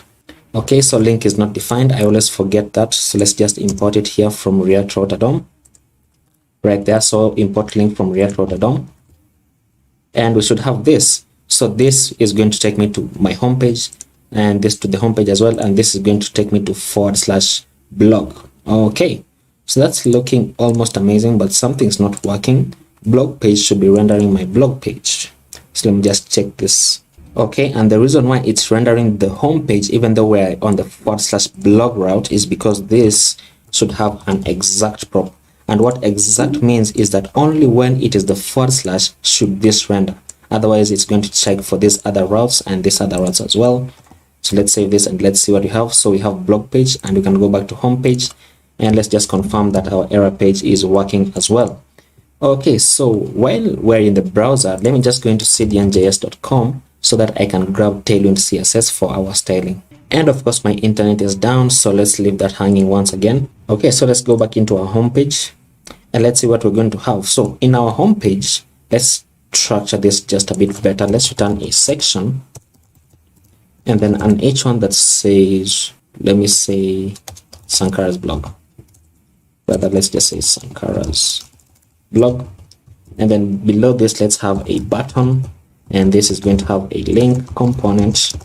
This is going to be linking to /blog, and it's going to say read my blog posts like so. And then let's import this from React Router DOM right at the top. So let's save this and let's see what we have. There we go. So read my blog post, and then this is going to take us to the blog page. Okay, so let me reload this. Let's see if this is working, and there we go. Okay, so let's grab Tailwind CSS. So Tailwind, just copy this link tag, and then let's go into the public folder, into the index.html, and right here let's copy, let's paste it rather, and then let's change this title to blog using Sanity CMS, and that should change the title right there, and then it should reset the styling as well because we have now applied Tailwind. Okay, so inside this section, let's give this section a class name of flex and item center and justify center and text center as well, and then let's say h screen so that it's going to go to the center right there, and then of course let's say flex column so that the items are stacked on one on top of the other. And then for this h1, let's give this a class name of uppercase and font bold, and let's say text for XL. Okay, and let's say tracking wide, and tracking is just to increase the letter spacing. There we go. And then margin bottom of 10. Fantastic. Let's say 5. 10 is too large. And then let's say that for medium screens, let's increase this text to 6XL, and for large screens, let's say text 8XL, which will make it insanely huge for large screens, just like that. Fantastic. And then let's go inside this link right here, give this a class name of padding on the y of 2 and padding on the x of 6, and a rounded border and a small shadow, of course. And then let's change the text to white and the background color to black. Let's say this, let's see what we have. We have that. Okay, so let's see, let's have a hover state. So for hover, let's change the background to transparent. Okay, and then let's say let's add a border, so border 2 and border black, and then let's add a transition of 500, transition all, and a duration of 500. Let's see, look at that, so that we have that. And then for the hover state, let's change the text to black, so text black, so that we're going to have this looking fantastic. And I want the font to be bold because that is just too small. There we go, we have this. that when you click this, then it's going to go to the blog page and so on and so forth. Now this, we are going to be pasting these styles because this is the default styles for all our buttons. So I only did it once because we're going to copy paste it in all our other buttons. So let's go into the header. Okay, and probably I think this is going to be it for the home page, but let's go into the header, and this header, let's give this a class name of flex and the item center and justify between, justify dash between, like so. And then let's give this a bg of black and text of white, text of white. Let's see that. Fantastic. Let's give it a padding all round of 5. Okay, looking nice. Let's go inside this h2, give this a class name of, come on, font dash bold. Okay, let's say text dash XL for small screens. For medium screens, let's say text dash 2XL. And then for large screens, let's say text dash 3XL. Let's see how this looks. Okay, I think that's nice. That's nice. Now let's style this out. So inside this UL, let's give this a class name of flex, like so. Okay, and then I'm going to go inside this first list item and give this a class name of margin on the right of 5. Okay, which will do that. Now the reason why I'm not adding this on this second list item is because we already have a padding of 5 all round.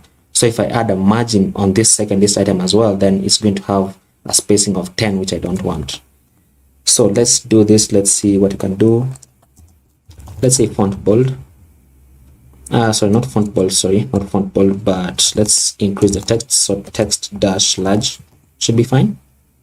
Okay, and you know what, rather than doing this here, let's say that for large screens, then the text should be large, and then I can just copy this and then I can add it on this second list item.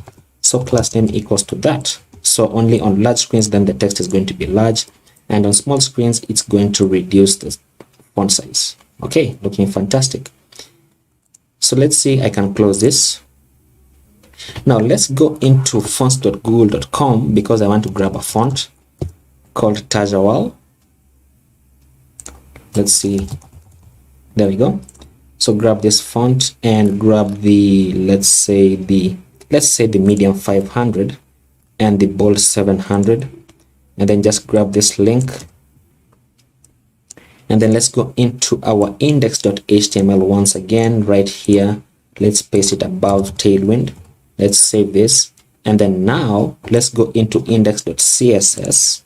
Okay, we haven't touched this file yet. We can remove this, and then on the body we can remove this as well and say set this to Tajawal with a fallback of sans serif, like so. And this should reset the text just a bit. Look at that. I like this font, it looks nice.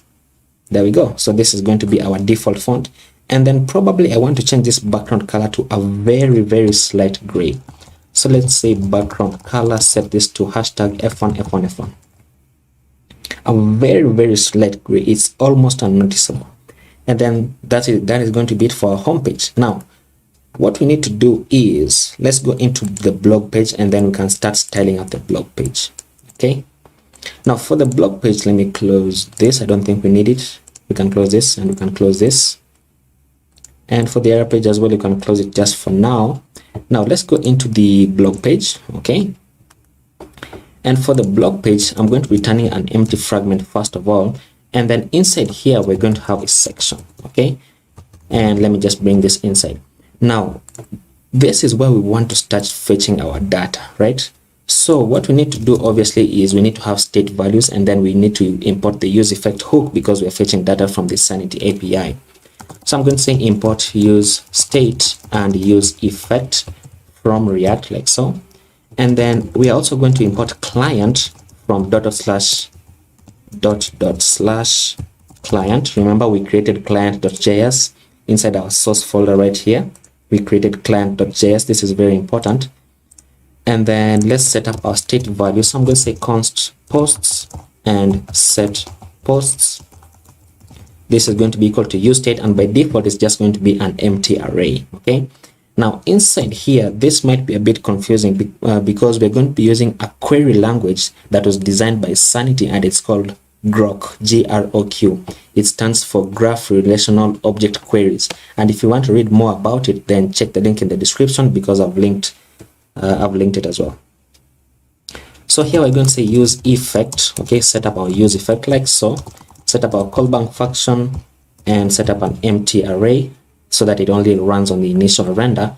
And then we're going to say client.fetch like so. And then we're going to place our template literals. Okay. Now inside here, we're going to say star and then place it like this and say underscore type equals to post. Okay. And I'm going to show you where this is all coming from. Okay. And inside here, let's place our brackets and say where we want to get the title. Okay. And then we want to get the slug and then the body. Okay.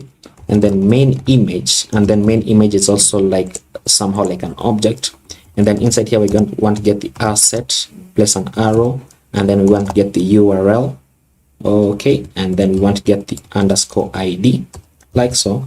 And then below this, we want to get the alt attribute. Okay. Remember to place that comma as well. And then once we get this, then we just want to go below this and say dot, then the data that we get back, because we're getting data, then we want to just say set posts into the data like so. And then we want to have to catch, in case there's an error, we want to catch the error. And then we're going to say console.error, can spell like so. And this should work fine.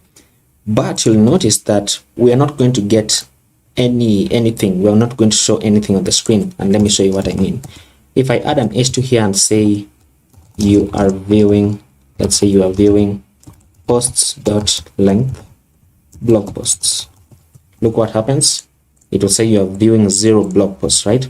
And the reason for that is because, first of all, we don't have any blog posts that in our Sanity Studio. That is the first reason. The second reason is because of something called cross-origin resource sharing. I think that it is. If you check in your Chrome debugger, then you'll notice that you have some errors in the console, and it says access to this has been blocked by cause policy, no access control. So what we need to do is this. Let's go back into our terminal, and remember we were running sanity start. Remember we ran sanity start. So I'm just going to stop this, and then I'm going to say sanity manage. Okay, and this will open up a web interface where we can manage our Sanity Studio. And once again, it's going to prompt you to log in. And there we go. So it will show you the name that you gave to your project. It will show you your project ID here as well. It will show you the number of members that you have, but that is not important to us. So let's go into settings. And then in settings, you'll find API settings here, and then you'll find cause origins. And you can see that it is allowed from localhost 3333, which is where our Sanity Studio lives. But we can add a new cause origin here because we're working with the React, and React runs on localhost 3000. And then once we add this, we can just say save. Okay. And obviously it's going to save this. Now, if we go back into our blog and reload this, okay, and then say F12, and of course I think we need to restart our Sanity server. So let's say sanity start, and look at this. Now once we add the cause policy, then look at this, we no longer have any errors in the console. So now in order to add blog posts, let me show you what we do. We're going to go into our Sanity Studio on localhost 3333. So once this spins up once again, so let's go to localhost 3333 once again. We can just reload this actually, and there we go. So let's create a new blog post by going here and say it's loading the post. Okay, so the title for this, let's just say Ocean's Wave. If I can just type it. And then this is where the slug is coming from. So the slug is the URL that is going to appear in the omnibar, in the address bar of whatever browser that you're using. We currently don't have any author, so this is going to be blank for the moment. And for the main image, I'm just going to say upload. And I have a couple of images in my desktop, so let me just get them. So blog 1, okay. And the category, we don't have any category yet, so this is going to be empty as well. And then published art, we're just going to say grab this and just set it to the current time. And then for the body, now for the text inside the body, I'm just going to go into random text generator so that I can get some random text so that we can have a good amount of text to work with.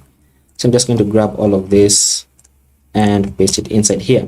Now, One thing that I should mention is you can have normal text, which is the paragraphs. You can have H1s, H2s, H3s, and H4s, and you can include quotes. You can make items to be bold. You can make them italic. You can make bullets, or you can include links. Okay, so let me just show you by adding an H1 here saying Oceans 11, like so, and then I'm going to grab this and just transform it into an H1, and look at that, it's going into an H1, but I want to make it an H2 because it's never a good idea to have more than one H1 per page. So this is going to be the title of our blog post technically, because we already have our title at the top. Okay, but I'm just adding this because it's a nice showcase of what Sanity can do.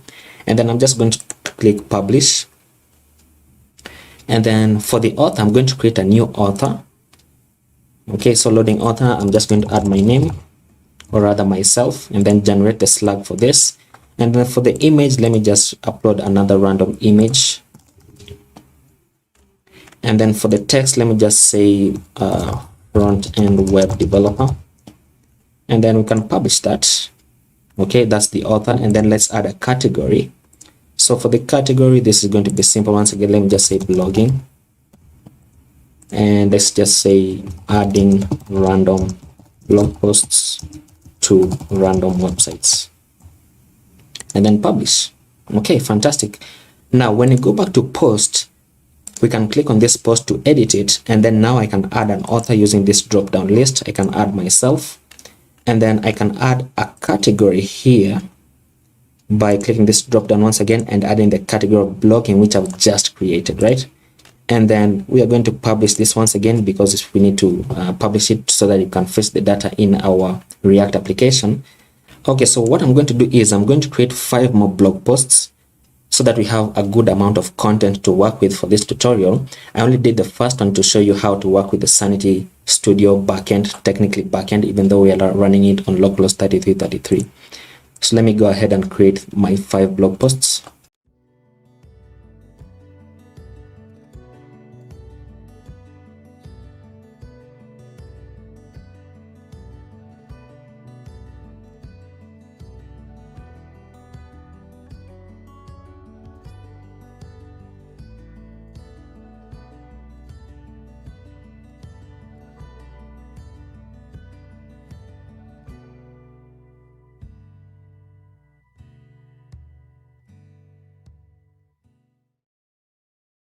Okay, so I have my 5 blog posts right here, and now let's go back into our React application to see what we have. Okay, so once we reload this page, then you'll see it's now fetching the data from the Sanity CMS API, and you can see it's saying you're viewing 5 blog posts, which is correct. Now let's just structure how we want all our data to look. So inside here, I'm just going to create a div, and inside this div, I'm going to say posts.map. And then for every single post, then I want to return a few things. I want to return an article, if I can just spell it, with the key, and the key for this is going to be equal to the post.slug.current. And what I'm saying here is the unique key, because when you return a list which is coming from map, then every item needs to have a unique key, and the unique key is going to be coming from post.slug.current.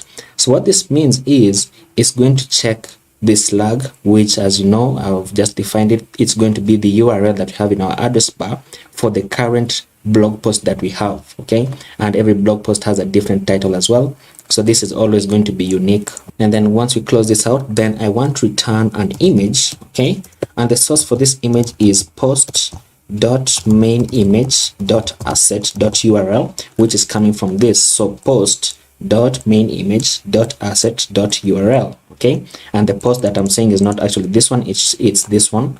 It's this one once we map over it right there. And then for the alt, in case the image fails to load, in case the image fails to load, then I'm just going to say post.title, which is the title of the blog post. And below this, let's have an h4 that says post.title. okay, and then below this, let's have a link, and this is going to be linking to, and this is going to be dynamic, by the way, and this is going to, let me just say, read full article. So this link is going to be dynamic and is going to be dependent upon the blog post that we have. Okay, remember in app.js we said /blog/slug. So we're going to be getting this lag for every blog post, and then we're going to place it inside here dynamically. So this is going to say /blog/ and then place my $sign and place my curly brackets, and then I'm going to say post.slug.current. So this will always ensure that once you click on the button, it's always going to check for whatever blog post that you've clicked on, and that is the one that is going to show you. Okay, so let's save this. Let's see what you have. Link is not defined. Of course, I always forget to import it. So import at the top, and we should see, reload this. It does that sometimes. And we should see this. Look at this. So we are viewing 5 blog posts. We have my image, we have the title right here, we have the button that I don't want to click yet for a reason that I want to explain, and we have everything looking fantastic. Okay, now remember how I said that we're going to be copying these classes? So just copy this once again, and then in our blog, let's add them right here. Okay, so save this, and we should have this for the button. And then let's go inside this div, give this a class name of grid, and grid columns 2, rather 1, and then a grid gap of 5. Okay, and then for medium screens, then I want the grid columns to be 2, and then for large screens, then the grid columns should be 3. And then let's grab the entirety of this link, cut it out, and then place it inside a button. And I want it inside a button so that I can add some margins on the top and bottom of this button. So margin top of 5, margin bottom of 10. That's looking almost manageable. And then now let's go inside here once again. Let's add a padding on the x-axis of 5, which will push all of this inwards like so. And actually, you know what, instead of adding it here, let me add it on the parent section. So this section, give this a class name of padding on the x of 5. Okay, let's go inside here, this h1, give this a class name of font bold and text -4XL, margin top of 5, margin bottom of 10. Let's say tracking widest. Okay, and let's say text center. Let's see what we have. We have that. Okay, and then let's say that for medium screens, then the text should be 6XL, and then for large screens, then the text should be 8XL. Make it insanely huge. And then for this, let's grab this, let's give this a class name of text XL. Okay, and text center. And probably we don't want this to be separated from this so much, so let me say margin on the bottom of 5 as well. And then we can go inside here and then make this margin on the bottom of 10, because these are technically almost the same thing. And you know what, instead of having this, we can actually just remove it. It's adding a bit more difficult in styling. So we can increase this back to 10. Okay, that's looking fantastic. So we can read the full article, and then let's just style this h4, right? Give this a class name of font bold. Rather, instead of font bold, let's just say text-xl. Should be big enough. Let's say margin top of 2. Things should be okay. Now let's increase this, let's make this bigger. Let's see what we have. And we have this. So this is our blog page. We have okay, I think this looks nice. This looks nice. Let me just add a bit of margin on the left and right of rather, let me add a max width.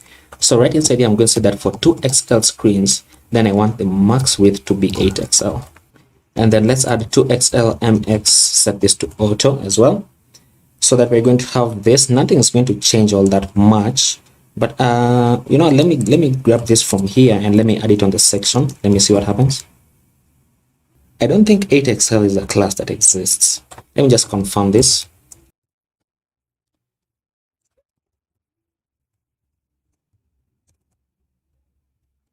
Okay, so 8XL does not exist, so I should make this 7XL and change this to 2XL, so that when I save this, then we should have this. Okay, that's looking fantastic.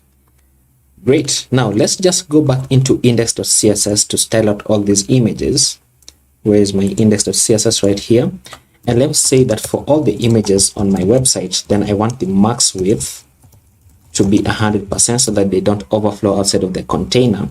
And then I want the margin to be auto so that they're always going to be centered. And I'm going to show you why we need them to be centered. So this is our blog page. Now we need to work on our single post page for every for our singular posts. Now, one thing that I should mention is that I downloaded kind of rectangular images and they're almost the same height. But sometimes you don't have images that are the same height, and you'd want to specify the height here as well, if you want to do that, of course. And of course, if you want to have a different layout, for example, if you want all of these blog posts to stack one on top of the other, then you can do that as well. Now, let me show you something interesting. If I click on this, notice how the URL changes, but we don't see a change in terms of the content that is rendered on the page. Okay, if I click on this, it should change to the final chapter because that's the slug that we're targeting, and so on and so forth. So the reason why that is happening is because if you go into app.js, we render the blog page and then we render the blog slug page. Okay, now we don't want that to happen, right? We don't want that to happen. We want this to render before this. So in order to fix that, then this /blog slug needs to come before this route. So I'm just going to grab this and I'm going to hold down Alt and move this upwards like so. And then now look, the content immediately changes. If I go back to the blog page and click on this second one, then we should see single post and so on and so forth, right? So that is working correctly.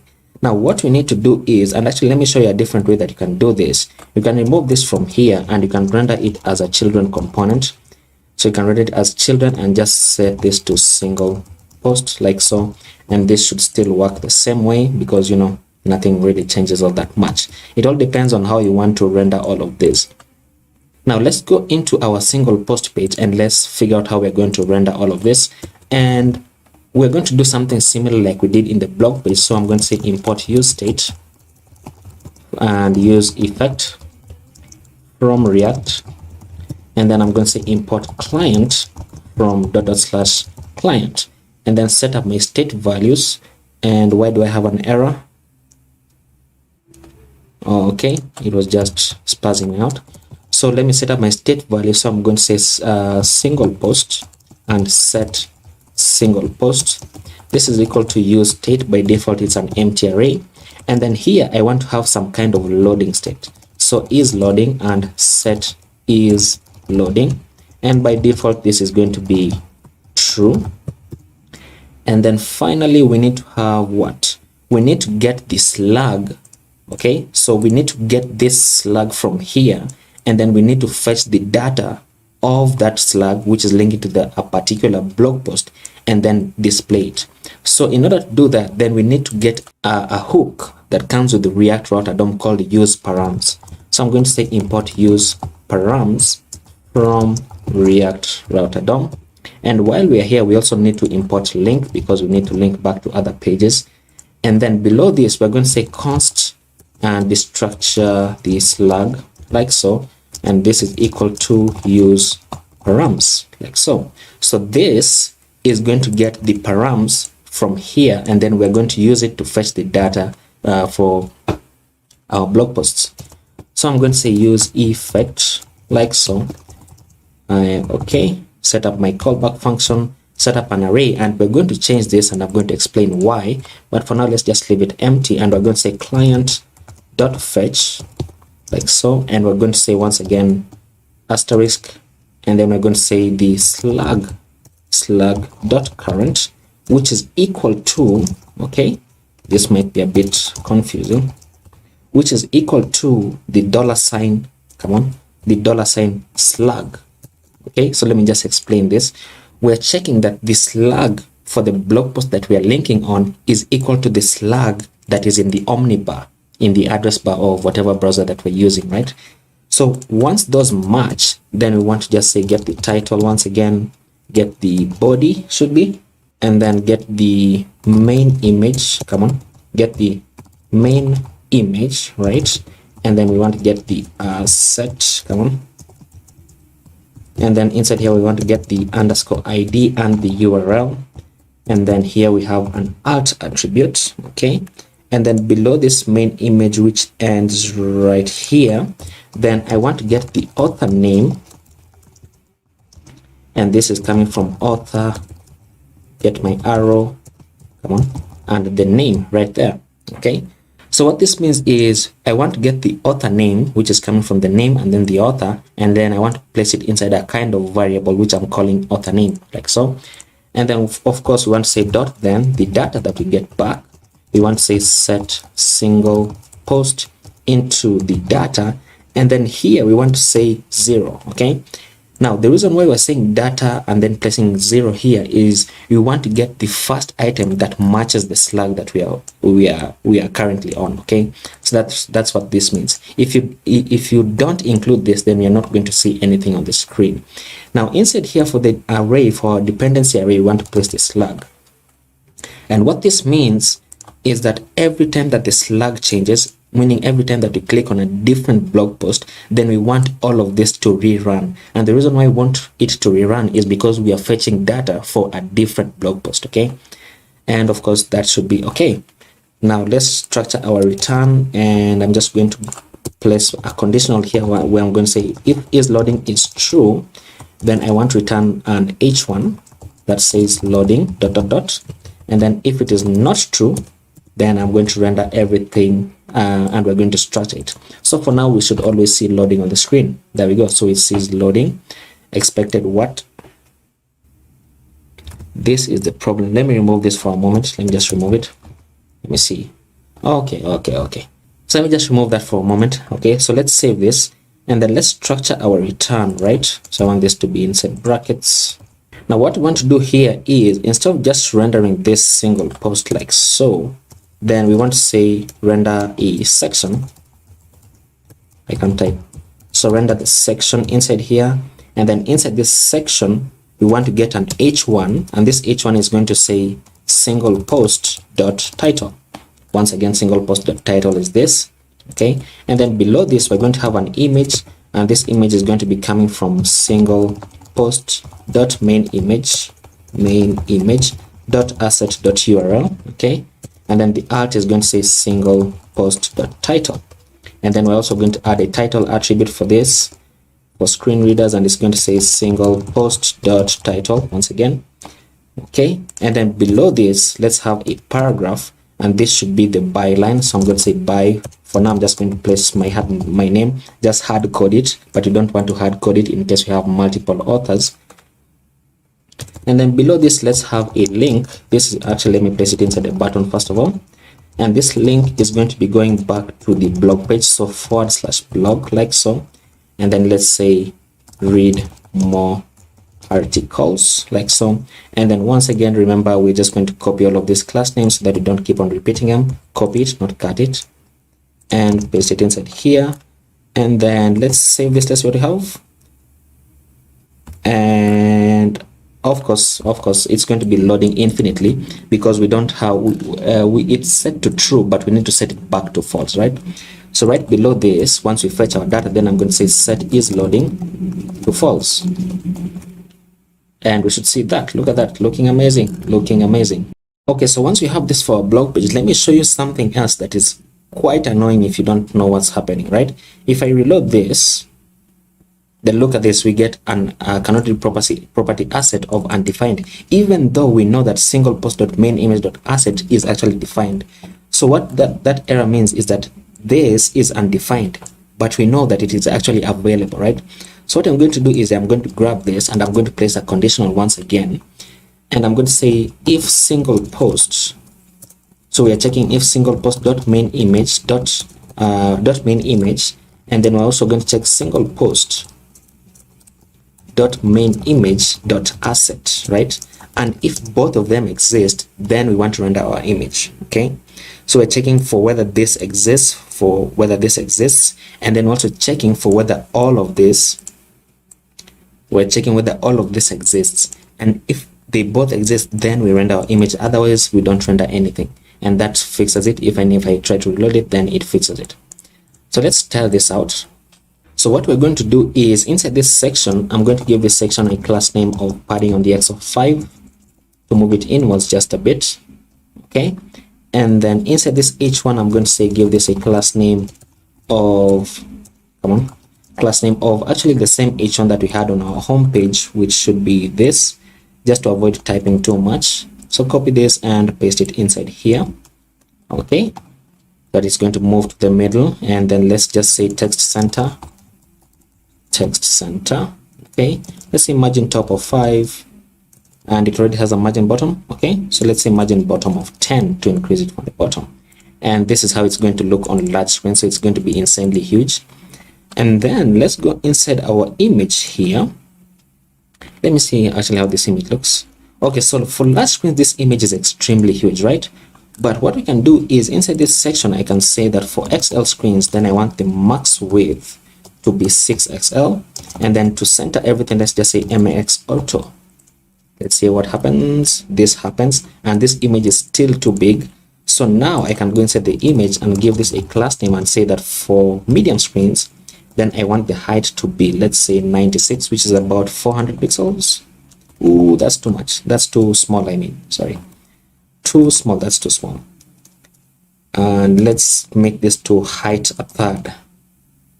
Okay, but okay, you know what I can do is I can give this image a class name of blog underscore underscore image, and then I can go into my index.css and say for the image that has a class of blog underscore underscore image, then I'm going to say, and actually this should be inside a media query, so at media for a min width of 768 pixels.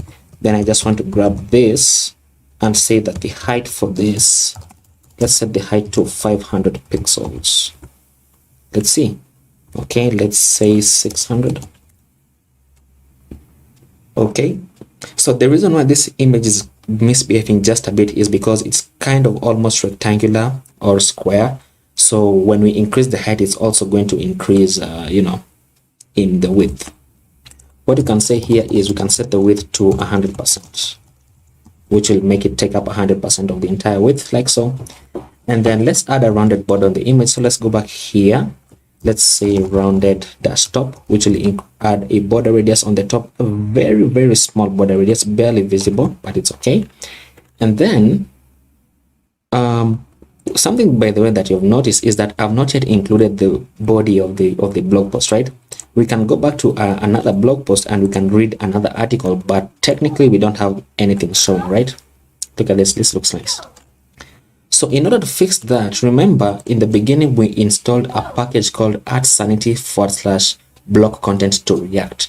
The reason why we need that is because by default the data that we're getting back as the body from Sanity comes back in terms of portable text. Now portable text returns text in terms of JSON format. So even if I were to render a div here and then a paragraph, come on, and then set this paragraph to single post.body, notice what happens. Now we get a blank page because this doesn't exist, right? It technically doesn't exist, even though we know that we're getting it from here, right? So in order to fix that, then we're going to render a React component called block content.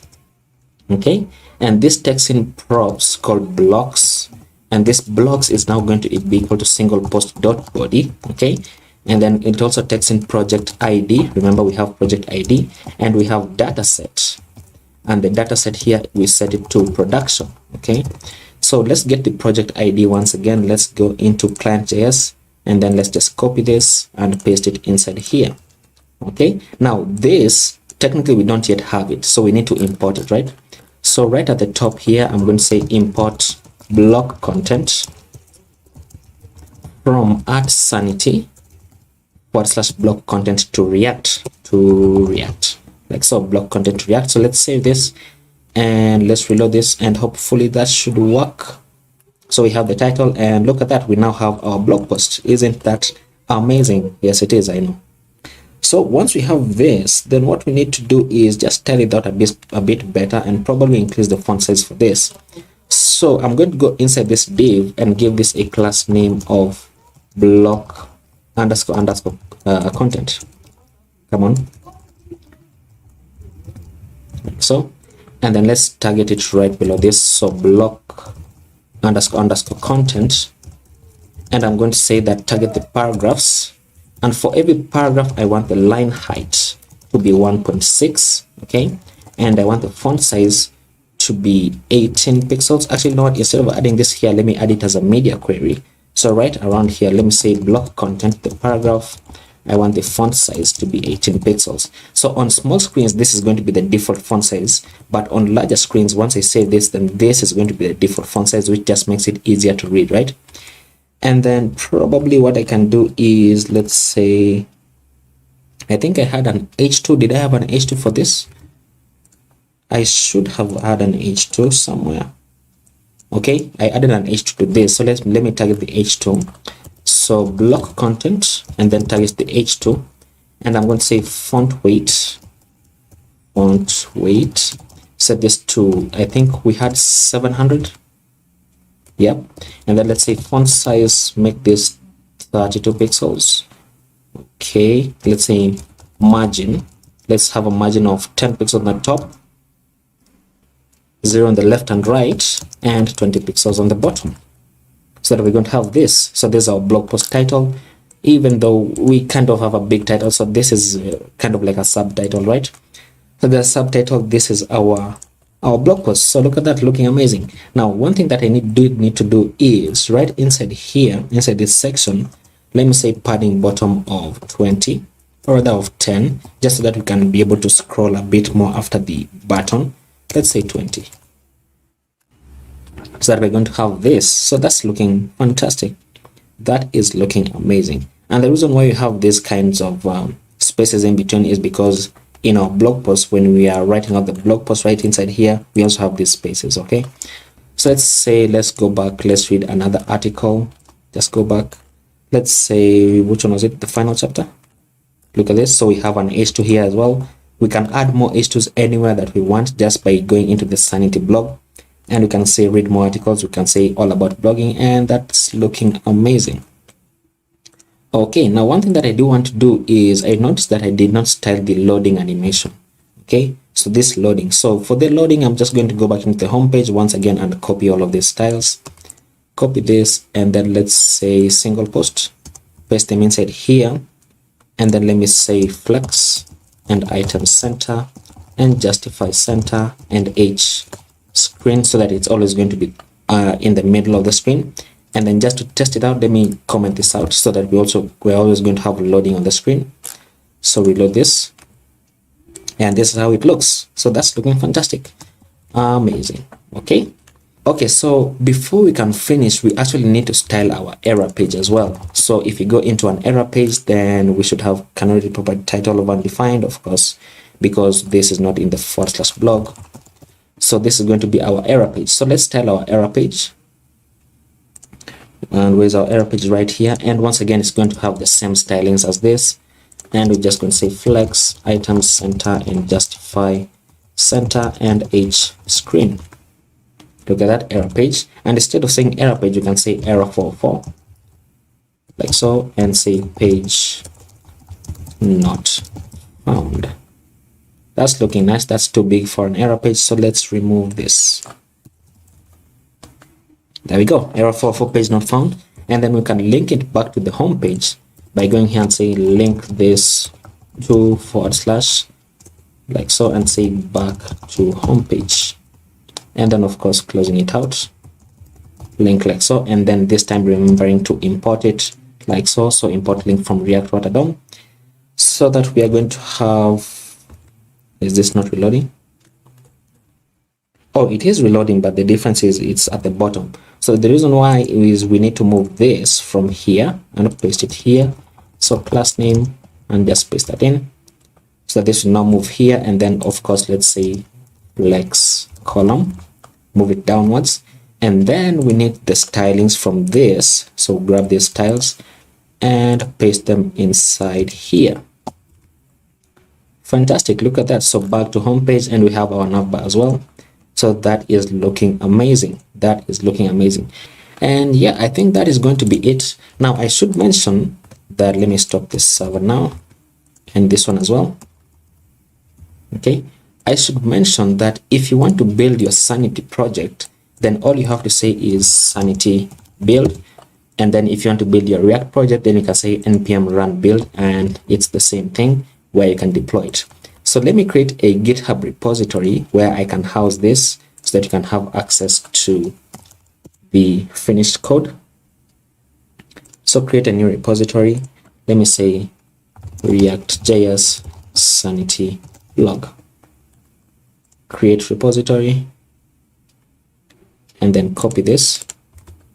And then inside here, let me cd out of this, and I'm going to say git remote add origin, and then just paste this in, and then say git push -u origin main, which will push the initial commit from React. Okay, so it's not going to push any of these commits, but look at this. Once I reload this, then we have this 1 hour ago, looking fantastic. So all of these comments, I'm going to make them out of the video because I don't want to prolong this video. But I hope you learned something, and I hope you enjoyed it. And if you did, please leave a like on the video and subscribe to the channel if you're not already. And I will see you in the next video. Bye bye.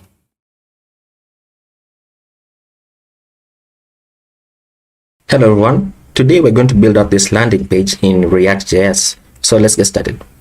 I'm going to open up my terminal, and I'm going to cd into my desktop and into the work folder on my desktop.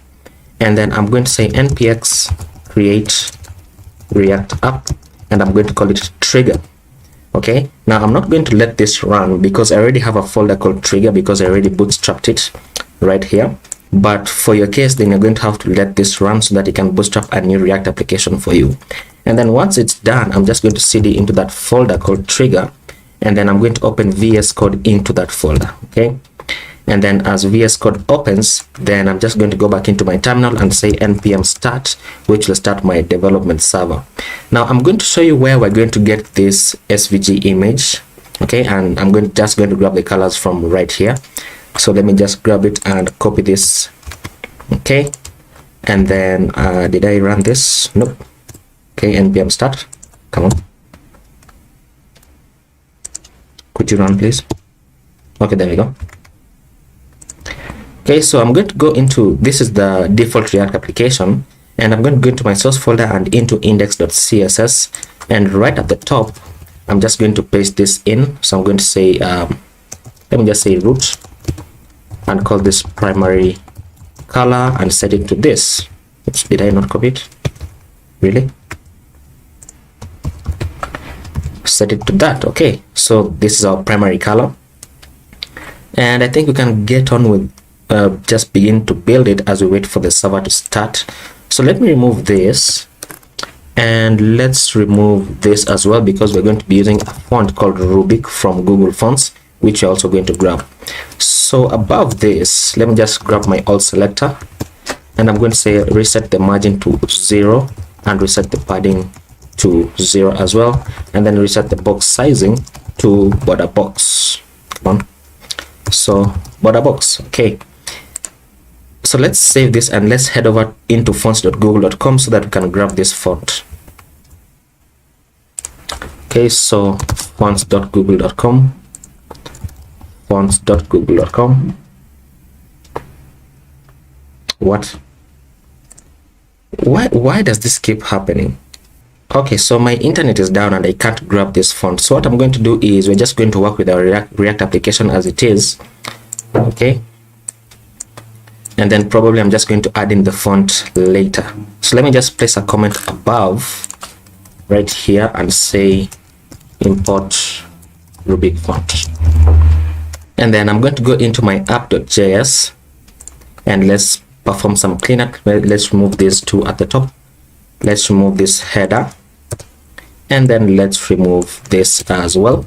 And let's just return an h1 that says trigger, like so. Oops, there we go. And it should reset, it should reload. I mean, what is happening? Okay, there we go. So it reloads and we have that on the screen. So let's create a components folder inside our source folder. Okay, increase this just a bit. Let's create a components folder, and then inside here let's have header.js, and then let's also have hero.js. I think those are the only ones that we're going to need. And then inside header.js, let's say underscore rfc, okay, which generates a React function component, and this is coming from an extension called ES7 React Redux GraphQL and React Native Snippets. So you can go ahead and install this. Okay, so once we have this, Then inside my header, let's just return a fragment first of all, and then let's return a header tag. And Emmet always does this. I don't know why it does this when I'm recording. So let's return a header, and then let's return a div, and then inside this div let's have an h2 that says trigger, like so. And then let's give this div a class name of logo, then give this header a class name of header, just so that we can style it in our CSS. And then below this div let's have a nav. Okay, this nav is going to be a UL with 2 list items, so li times 2, and this one is going to say what did he say actually? It says about us and let's talk. So about us and let's talk, like so. And then after this let's have a div with the class of CTA, meaning call to action, and then inside here we're going to have a button with the class of BTN, and it's a class of BTN because it's basically the same button that we use here and here, and this button is going to say get started. Okay, so this is our header component. Let's just go back into our app.js, and instead of rendering this, then let's just render our header component, and of course let's import it at the top. So I'm going to say import header from ./components/header, like so, and we should see it on the screen right there. Fantastic. Now what we can do is we can go back inside here and we can begin dealing with our hero component. So let's say _RFC. Okay, and then let's have this. Let's remove this. Oops. Let's remove this, and then let's render a showcase with the class of a section with a class of hero. And then inside this section let's have a div with a class of overlay, and then let's have an h1 that says solve trigonometry problems on the fly. Okay, and then below this let's have, actually, you know what I can do is I can refactor this so that this becomes a button component, so that instead of having to type this out once again, then I can just render a component. So actually let me do that. So let's have a button component, and then let's create a new file here called button.js, and then let's just paste this in. Oops, actually not like that. Let's say _RFC first, and then let's return a fragment and then paste this in. Okay, and then let's import this button component at the top. So I'm going to say import button from ./button, like so. And then inside here let's have a button component, and then let's import it at the top. So import button from ./button. Okay, probably you can call it CTA button so that it's a bit more descriptive, but I think this is okay. And then what I should do actually is these two should be inside a div, or let me just call it an article, like so. And the reason why I'm doing this is because if you look at the way I designed it, then this is one grid and then this is another grid, and that's what I want to do. So this is article, and let's have another article here that says the image. The source for this is going to be coming from the hero image, which I know we don't currently have, and I wanted to show you where to get it. And I can see, okay, my internet is back. So let's go into, where was it, fonts.google.com. first of all, let's grab our font, and our font is called Rubik. Okay, and this font we're going to be using the regular 400 and the bold 700. Let's use the import, and then let's go inside here, inside our index.css. Let's replace this with our import. Okay, and there we go. So this should automatically take effect. Let's look at that. There we go. So our font has changed. Now let me show you where you can get this SVG icon, right? So we can go into a website called andro.co, and you can just say browse now, and I'm just going to search for, I think I searched for math.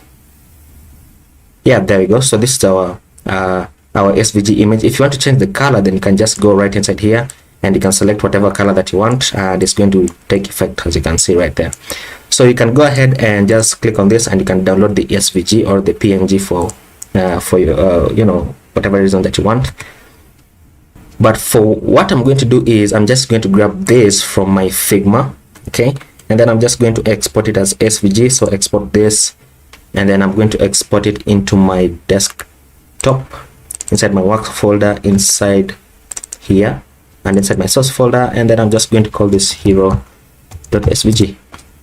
okay, and it should be right there. So let's go inside our hero and then let's import this image. So I'm going to say import, import hero from dot slash, should be, is it dot slash dot slash? Okay, dot slash hero.svg. There we go. So let's save that. Let's go back into app.js, and then below this let's render the hero, our hero component, like so. Let's import it. There we go. Okay, and actually what I've done there, I usually do this like some kind of reflex.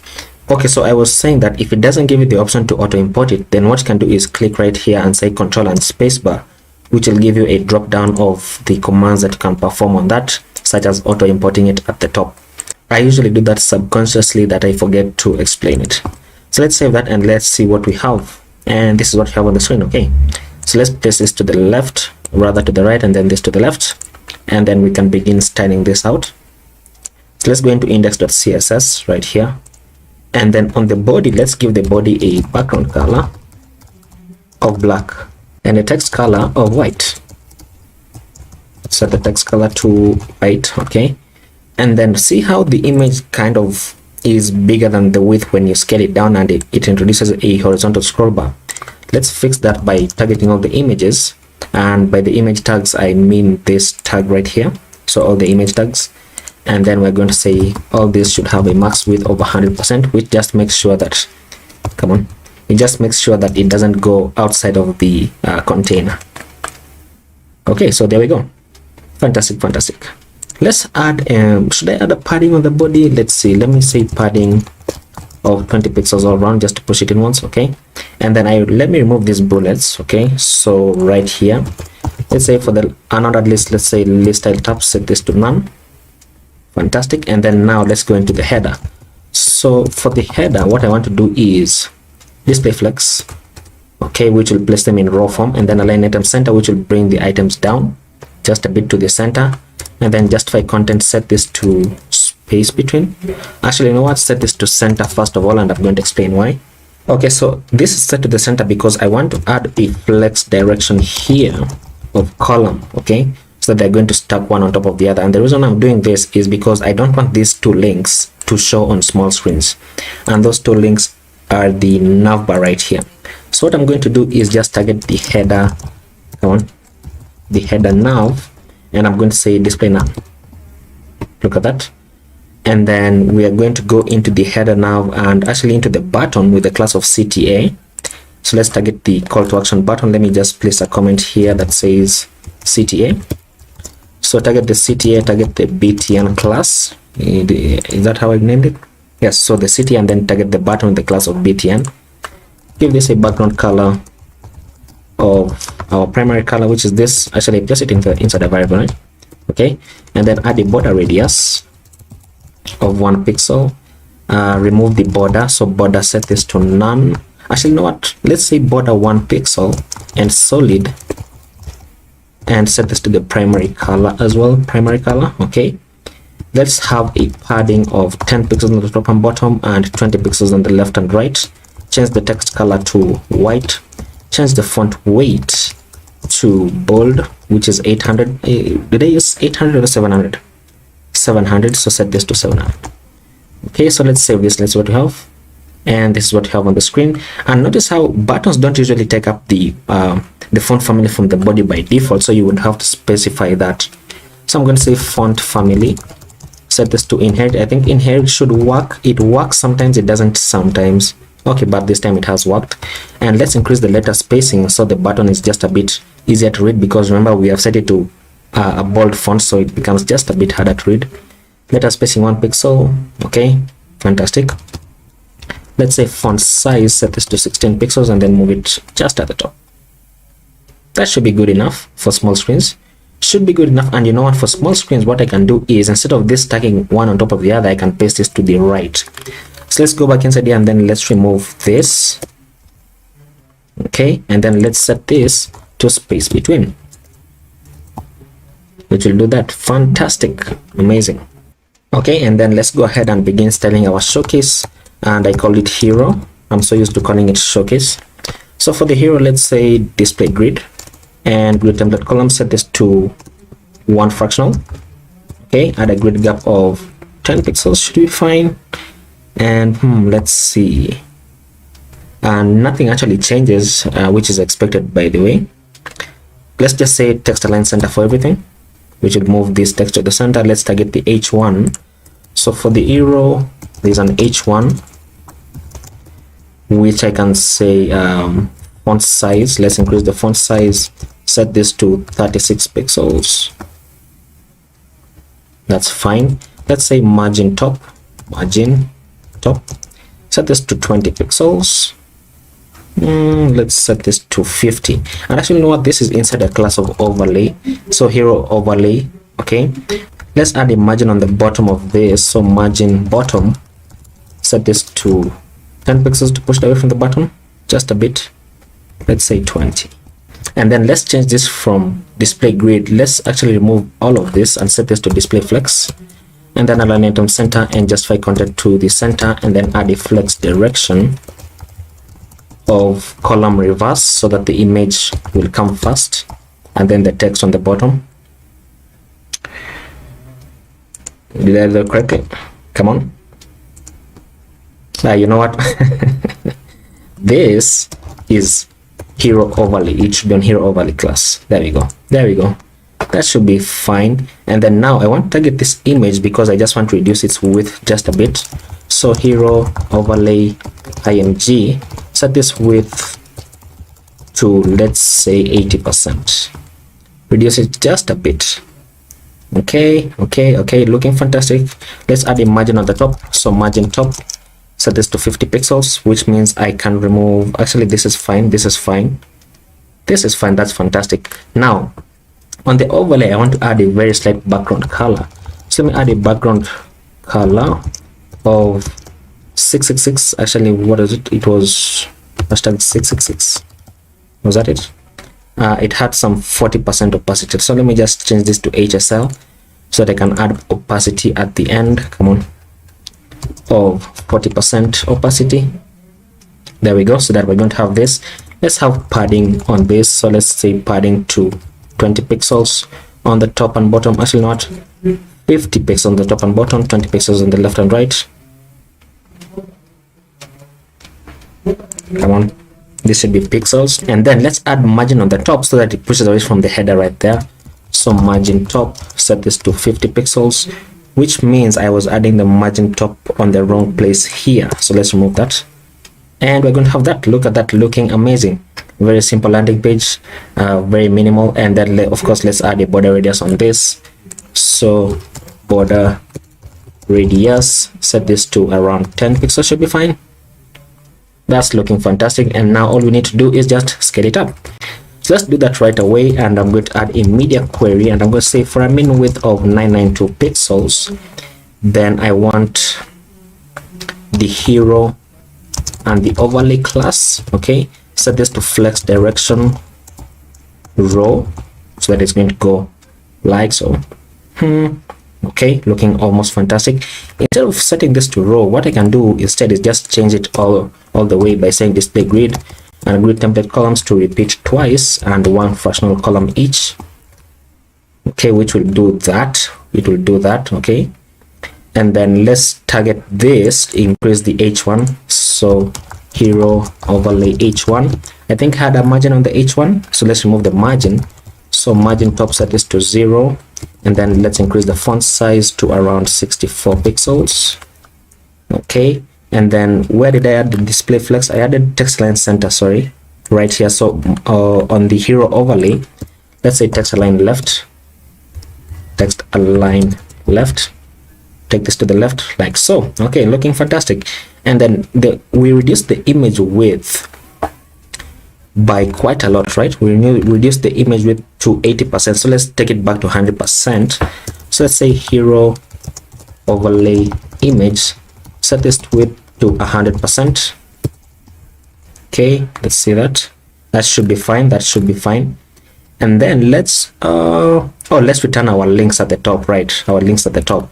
So for the header, come on, It was the header and the nav. I want to say display block right here. Was it the header nav? Let me see, where are you? Header nav display none, header nav display block. Come on, there we go. So it hadn't reloaded. And then once we do that, then let's target the ULs inside the nav. Okay, and then we're just going to say display flex like so, and then target the list items inside here. So copy this down right here, target the list items, and I'm going to say margin of 0 on the top and bottom and 10 pixels on the left and right to push them away from one another. Fantastic. And then let's limit everything. Okay, let's limit everything. And probably what I could do is I can go inside app.js and wrap all of this inside a main with the class name of container, so that I can go right inside here and add a media query. This was at 992. Okay, so let's add at media. Let's say min width of 1280 pixels. Let's say for the container class, I want it to have a max width of 1000 pixels. Let's see how much that is. Too small. Let's say 1100. Still too small. 1200. 1200 is almost correct. I would want this to come right here. Okay, so let's make it 1250. Not yet, not yet, not yet. 1280. How much is 1280? Okay, so 1280 brings it right there. Okay, so that means let's change this to 1440 pixels. Now 1440 is too big and this will span too much, so let's just make it 1300 pixels. Let's make it 1300, and then of course let's say margin auto, which will push it back to the center. There we go. So we have this and we have this, and this image is looking just a bit too big. That's why it goes all the way to the bottom and it introduces this kind of scroll bar. So let's reduce the image. Let's reduce the image, and actually I can just remove this from here. Okay, so that we're going to have this. Look at that. Solve trigonometric problems on the fly, and it's looking amazing. Hello everyone, and welcome back to part 2 of the trigger landing page. And today we're going to be building the get started page, which is our login form.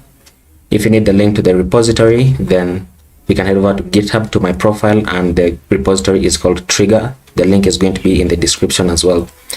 And so what I've done is, in my terminal, I have navigated to my trigger work folder, and I've just started my development server by saying npm start. And this is what is running on localhost 3000, which is this right here.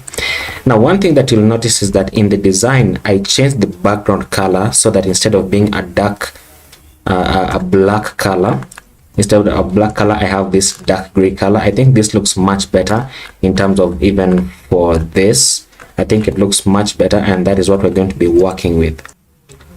So I have my folder open in VS Code, and I'm just going to go inside my index.css. Okay, and then inside here I'm going to change this to 111827 because that's the dark gray background color from Tailwind CSS. I should mention that I want to add Tailwind because this is turning out to be a bigger project than I anticipated, and we're also going to install React Router DOM to handle our internal routing. So let me save this, and it should reset in my browser. Right here, let me place this to the right and this to the left. Come on, reload. Okay, so as this reloads, it's taking quite a while. I don't know what's happening. It doesn't seem to be a problem with the server. As this reloads, I just want to head over into cdnjs.com so that I can grab the Tailwind CDN. So Tailwind, I'm going to copy this link tag and then go inside my public folder. Let me make this full screen, and then inside my index.html. And I'm just going to paste this below right here, and then I'm going to change this title to trigger, just like that. And then I'm going to remove this comment, we don't need it, and remove this comment as well. Okay, and then we're going to remove this as well. And now that I've remembered this, I actually want to change this theme color to 111827. And then I'm going to change this description into learn math and trigonometry online. There we go. So save this, and it should reset. If it doesn't reset, then I'm just going to restart my server because this is kind of annoying. So let me restart my server. Let's say npm start. Okay, and I think I can close this, but let's just leave it open. In fact, let me open this on localhost 3000. Okay, and let's begin building. So the first thing that I'm going to do actually is I'm going to create a new component, actually not inside components, but I'm going to create a new folder. Okay, so there we go. So I'm going to create a new folder here called pages, and inside pages I'm going to add get started.js. okay, and then inside pages still, because we're going to add more pages, I want to add an index.js file, and I'm going to explain why. And then inside components as well, I want to create a new file and say index.js. okay, so I'm going to close these two index files, and then inside the get started, I'm going to say _rfc. Once again, this is coming from an extension called ES7 React Redux and GraphQL React Native snippets, so you can install this extension right here. And then for the return, what I'm just going to say for now is just an h1 that says get started. Okay, so because we don't have React Water DOM installed yet, then I'm just going to comment out these two components, and then I'm going to render out get started instead. Okay, there we go, and it imports it from pages get started, and we're going to structure these imports just a bit in the future, so that we're going to have this on the screen. Okay, so I've disabled this because we don't have React Water DOM set up yet. So inside get started, what I want to do is let me just check what I had in the design. I've forgotten. So we have our image here to the left, and then we have our form to the right. Okay, so let's do that right away. I know this image is available to us, so what I'm going to do is at the top I'm going to say import hero from // actually is it // and it's called hero.svg if I do remember correctly. And then inside here I'm going to return a section, and then inside this section I'm going to have an article, and then inside this article is going to be my image, and this image, the source is coming from hero, like that. The art is going to be hero, and the title is going to be hero, like so. Fantastic. And then below this article I want to render another article, and then this article is going to have our form. Now this form, I'm not sure how I'm going to do it yet, but it's going to be our kind of login form where we're going to do some authentication, and then we're also going to add the ability to log in with Google because it's much easier these days. So this first one is going to have, actually this should be a label. Come on, I can type. So label, this is going to be for username. Okay, and then below this we're going to have an input with a type of text, with a name of username, with an ID of username, like so. And then below this we're going to have another label with an HTML for email, like so. And then we're going to have an input with a type of email, with a name of email, with an ID of email. And let's add a placeholder that says enter your email address ... And then let's have this as placeholder as well. Let's add a placeholder that says choose a username, and then let's set this to required. Okay, and then let's set this to required as well. And I've just remembered that I need a password input as well, so HTML4, let's call this password. Below this label let's have an input with a type of password, like so, with a name of password, with an ID of password, with a placeholder text that says choose a password, and then set it to required as well. And then finally below this we're going to have an input with a type of submit, which is our submit button that says the value is going to be submit as well. And actually no, that's actually it, because this is not technically a button. And you know what, this is not what I wanted actually, because this would mean that I would have to style it out again. So instead what I'm going to do is create a div with a class of CTA, and then inside here we're going to have a button with a class of btn, because remember we have a button component, and this button component is a div with a class of CTA with a button with a class of btn, and that's our green button. So I just want to reuse that. And you know what am I doing actually, because instead of doing all that I can just render out the button. I can render out the button, but then again I'm not thinking, because this is not a submit button. So let's do what we had. Sorry for that. Let's do this, and then we can have the type for this to submit. There we go. So let's save this. Let's see what we have on the screen, and we're going to have this, and of course it autofills that, which I don't like. So let's go inside each of these inputs here, here, and here. Let's add an attribute called autocomplete. Set this to off. Okay, and I'm adding multiple cursors by clicking on where I want the cursor to be and then holding down the Alt key like so, and clicking, and you can add multiple cursors anywhere that you want. Okay, so that's so let's save this. Let's reload this, and it doesn't reload. Of course it doesn't reload, so let me add the attribute here. So autocomplete, set this to off. Okay, so I don't know why it does that sometimes though, and this is our button right here, but this button it doesn't have the text. Okay, so let's say log in. There we go. So that's our button text right there. Fantastic. So let's begin styling this out. Let's go inside our, where is it? This is our section. Give this section a class name of padding all round of 5. Remember, we linked Tailwind just so that it becomes easier to style all of this. Go inside this image, give this a class name of width-9/12, which is about, what is it, 75%, right? Okay, and then once again let's say mx auto, which will center it there like so, and then let's say margin bottom of 10. Save that, and you know what, we actually need our header. So let's go back into app.js, and instead of commenting both of these out, let's just comment the hero section out, so that we're going to have our header. Fantastic. And then inside here, let's go back inside here, let's go inside the form right here. Let's give this a class name of flex and justify center. Yeah, justify center. There we go. And then of course flex direction should be column, so flex call like so. And then let's go inside each of these inputs. So I'm going to add multiple cursors once again. So click right here, hold down the Alt key, on click this, and on this give all of this a class name of margin bottom of 5, of rounded, and of a slight box shadow, padding on the Y of 2, padding on the X of 6. Okay, and then let's say that the text should be green-500.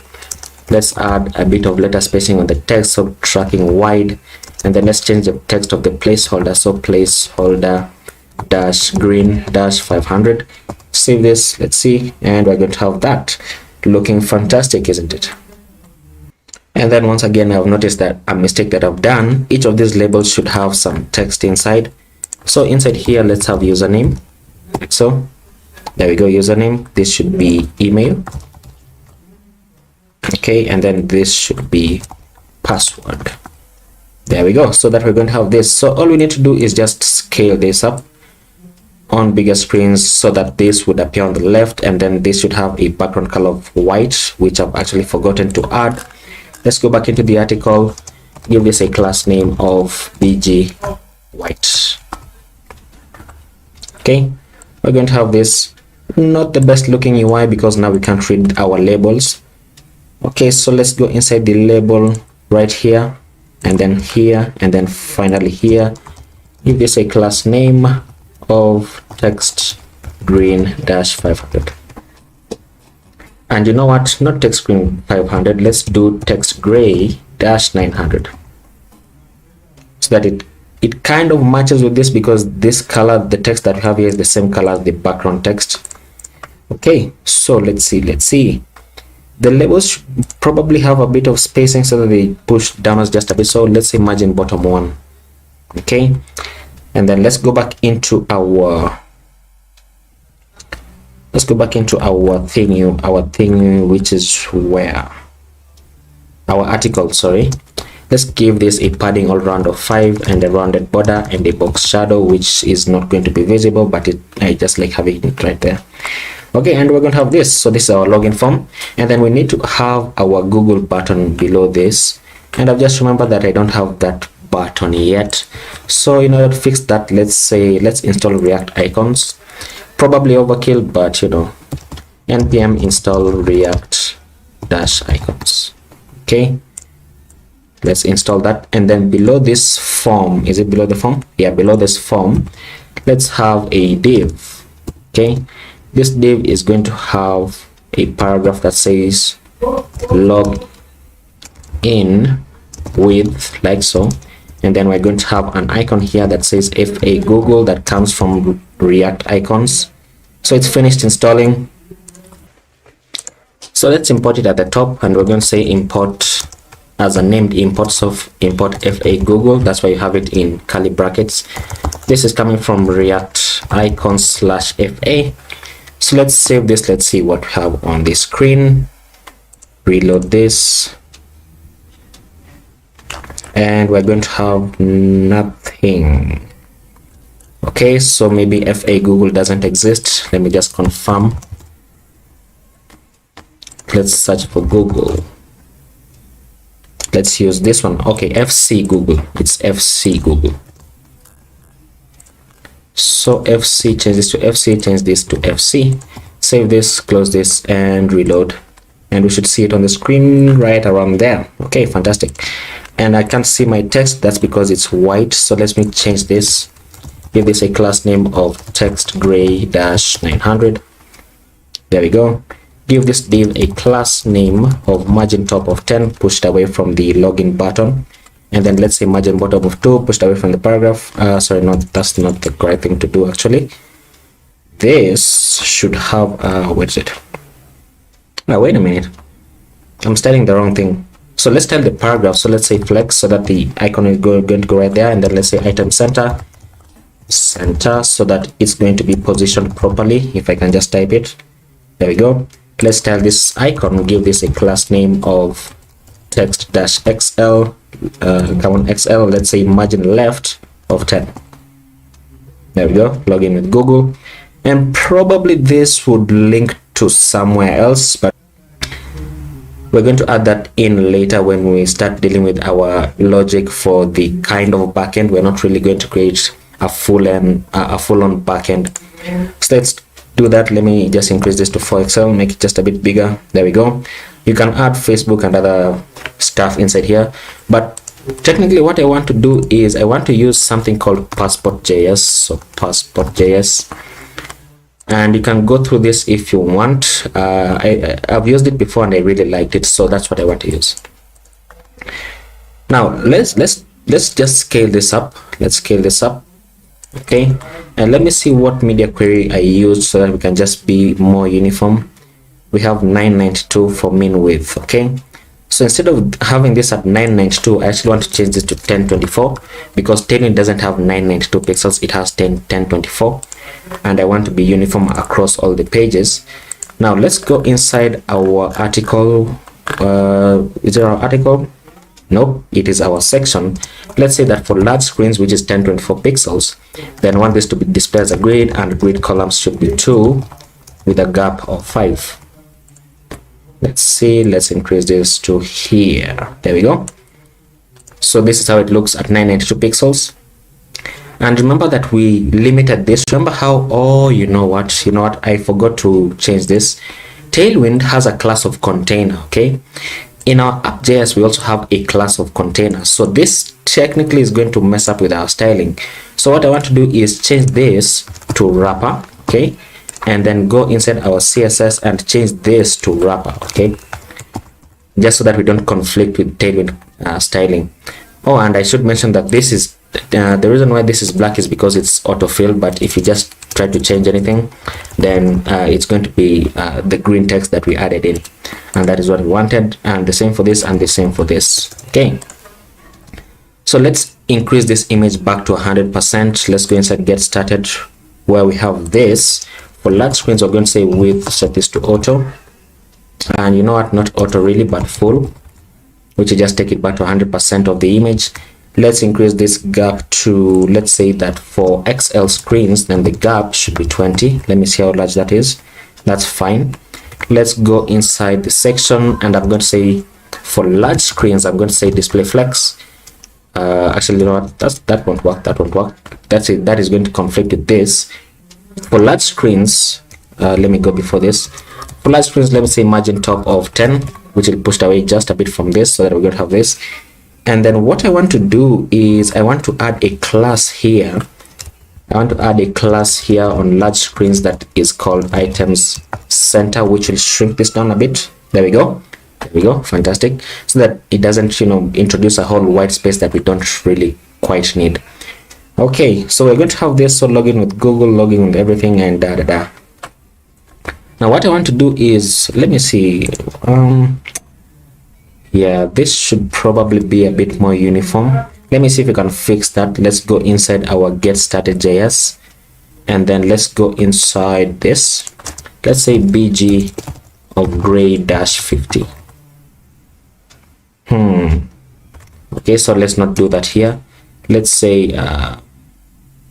let me say bg white. Let me test something. Okay, so this is bg white, and then let's go inside our form, not our form but our article.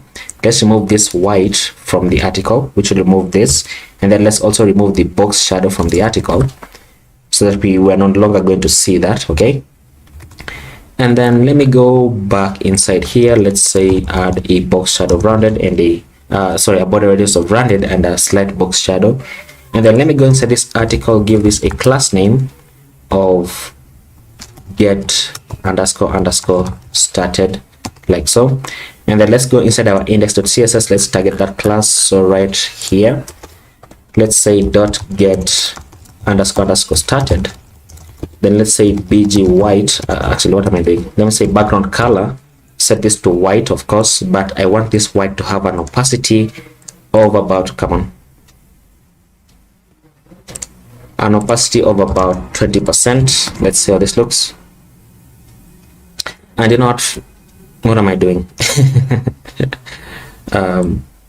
Let's remove this. Let's say hashtag 666, like so, and then change this to have an opacity of 20%. There we go, there we go, there we go. So it's almost coming along, but not quite yet. Okay, so I can see some issues. Let me just scale this up down first of all. And what we can do is inside this article, we're going to deal with this for a moment. CSS can be confusing sometimes. And you know what? Instead of this margin top only being here, let me just add it full on for all devices, like so. So probably adding this bg white here wasn't a good idea, right? It probably wasn't a good idea, but then adding it here would be a good idea, right? Bg white. Okay, and this, what's this margin? This margin is this, right? Okay, so we remove that margin. Fantastic. What we can do instead is here we can add a padding bottom of 10, so that we have that. Fantastic. And then you know what, let's just say padding y of 10, so that we also have padding on the top of the image right there. Fantastic.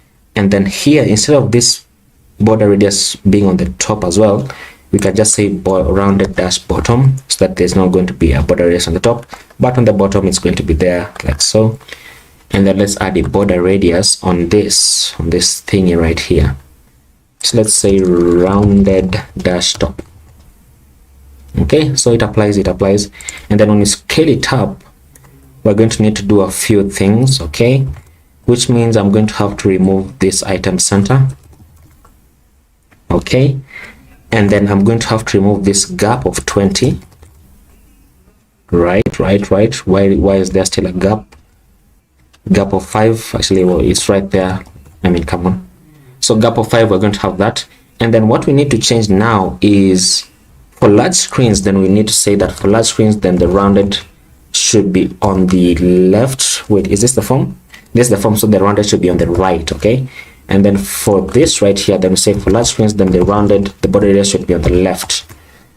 Okay, so we are going to have this, and then let's add a padding all round of this. Where did we have a padding? Right here. So let's say that for large screens, let's have a padding all round of 10, which will just do that. Look at that, became fantastic. And then let's move this form downwards. Okay, so let's go inside here, inside this article. Actually, not inside the article, but inside the form. Let's say that for large screens, let's have a margin top of 10 actually. 10, let's say 20, so that it's almost the same size as the image, and we have that. Let's have a padding on the x-axis of 10.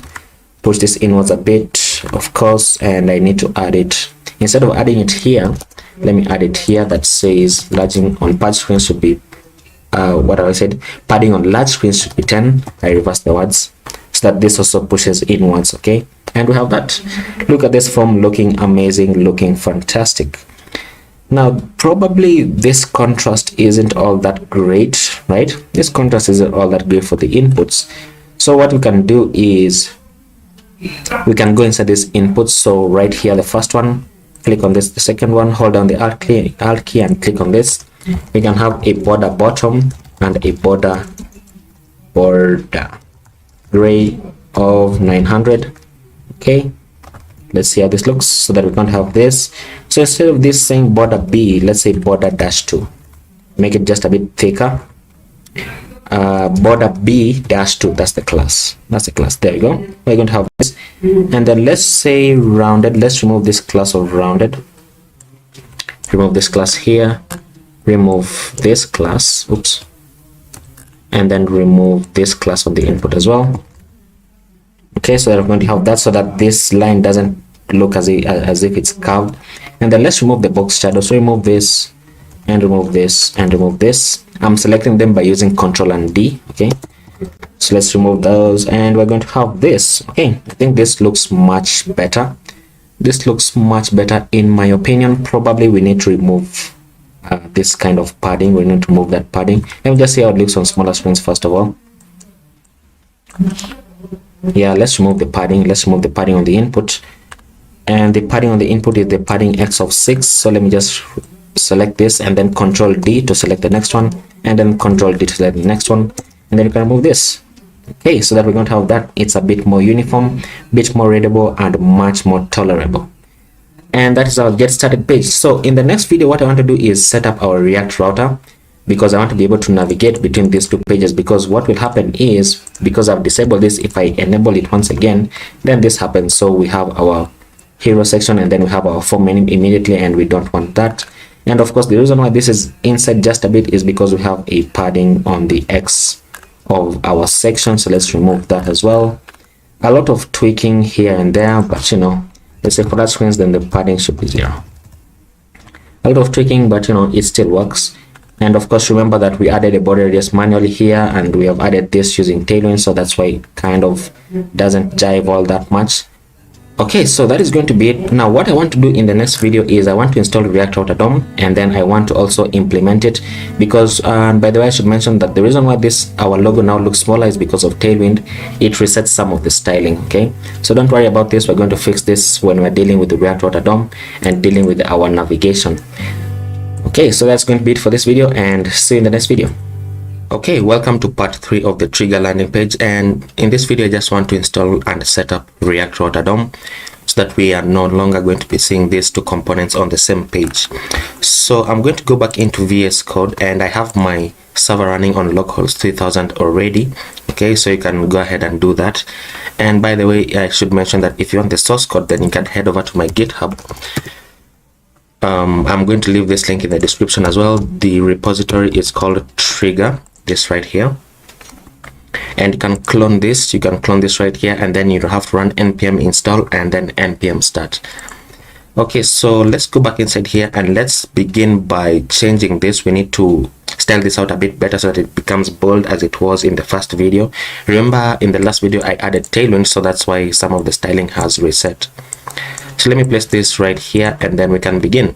So I'm going to go inside my header component, and inside this h2 I'm going to give this a class name of font-bold, and then let's say text-xl. How does that look? Let's say 4xl to make it bigger. Okay, that's too big. Let's say 2xl. And then let me go inside this button, because I need this text to be smaller. So inside this button component, it has a class of btn. So let me go inside my index.css right here. Let me find the class of btn, which is this one right here. Okay, so right here, font size, I'm going to change this font size to 14 pixels. Okay, and then I'm going to reduce this padding. So let's reduce this padding, let's say around 8 pixels on the top and bottom, and 10 pixels on the left and right. How does this look? That looks fine. Okay. The reason I'm reducing it is because on extremely small screens, I don't want this button to take up the entire width. Okay. And then I'm going to increase it. So let me just add a media query right around here. Of course, I'm going to say target the .cta class and then the .btn. I'm going to say font size, increase this to 16 pixels, and then let's say padding, and take it back to 10 pixels on the top and bottom and 20 pixels on the left and right. And let's see how this looks right around here. There we go. Okay, so that's looking fine. Now the next thing that I want to do is open up my terminal in VS Code. You can do that using Control and tilde or Control and J. And then I want to say npm install React Router DOM. Okay, so as this installs, I'm going to go inside my app.js file right here, and then in my app.js I'm going to import, I'm going to say import browser router, so browser router, and then I'm going to import route, and then I'm going to also import switch, and this is not the correct one, so remove this. So I'm going to say browser router. This is coming from React Router DOM right there. Finished installing. Fantastic. And then I'm going to grab all of this. I'm going to grab all of this and set up a new tag here called browser router. Okay, open and close it.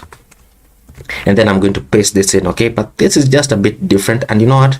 So that it's not all that confusing, I'm going to comment this out. And then I'm going to say the first thing that I want to render is the header.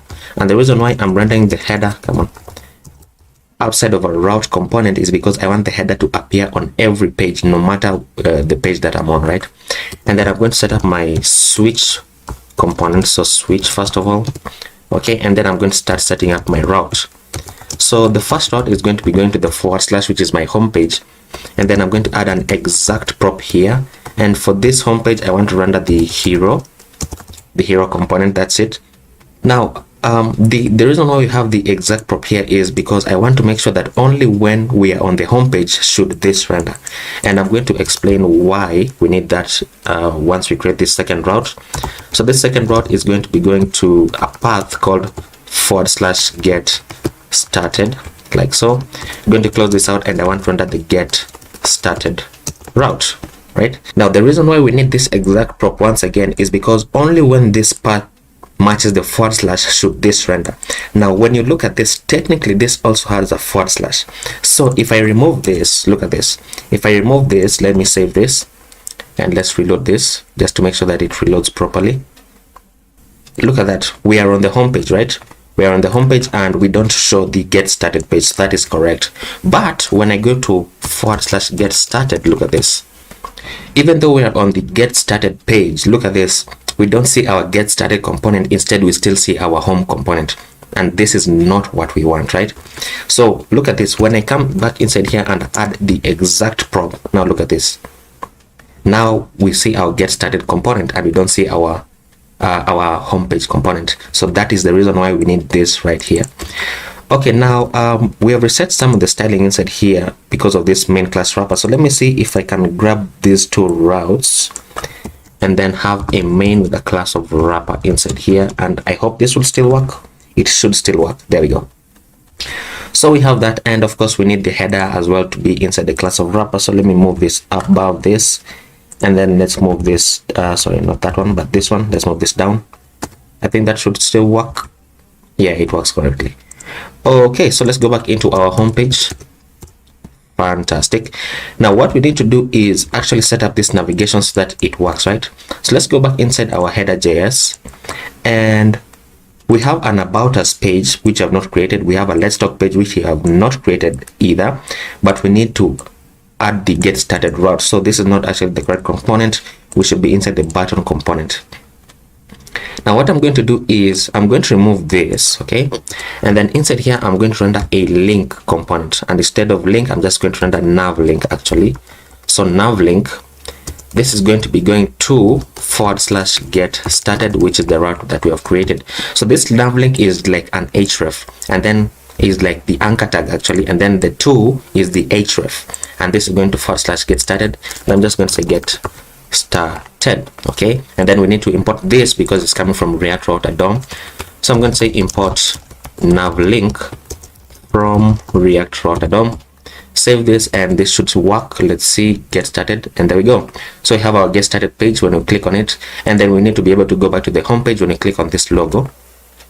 So let's go back into header.js, and then let's grab all of this. And you know what, instead of grabbing all of this, actually I can just do this. I can just render the nav link inside here.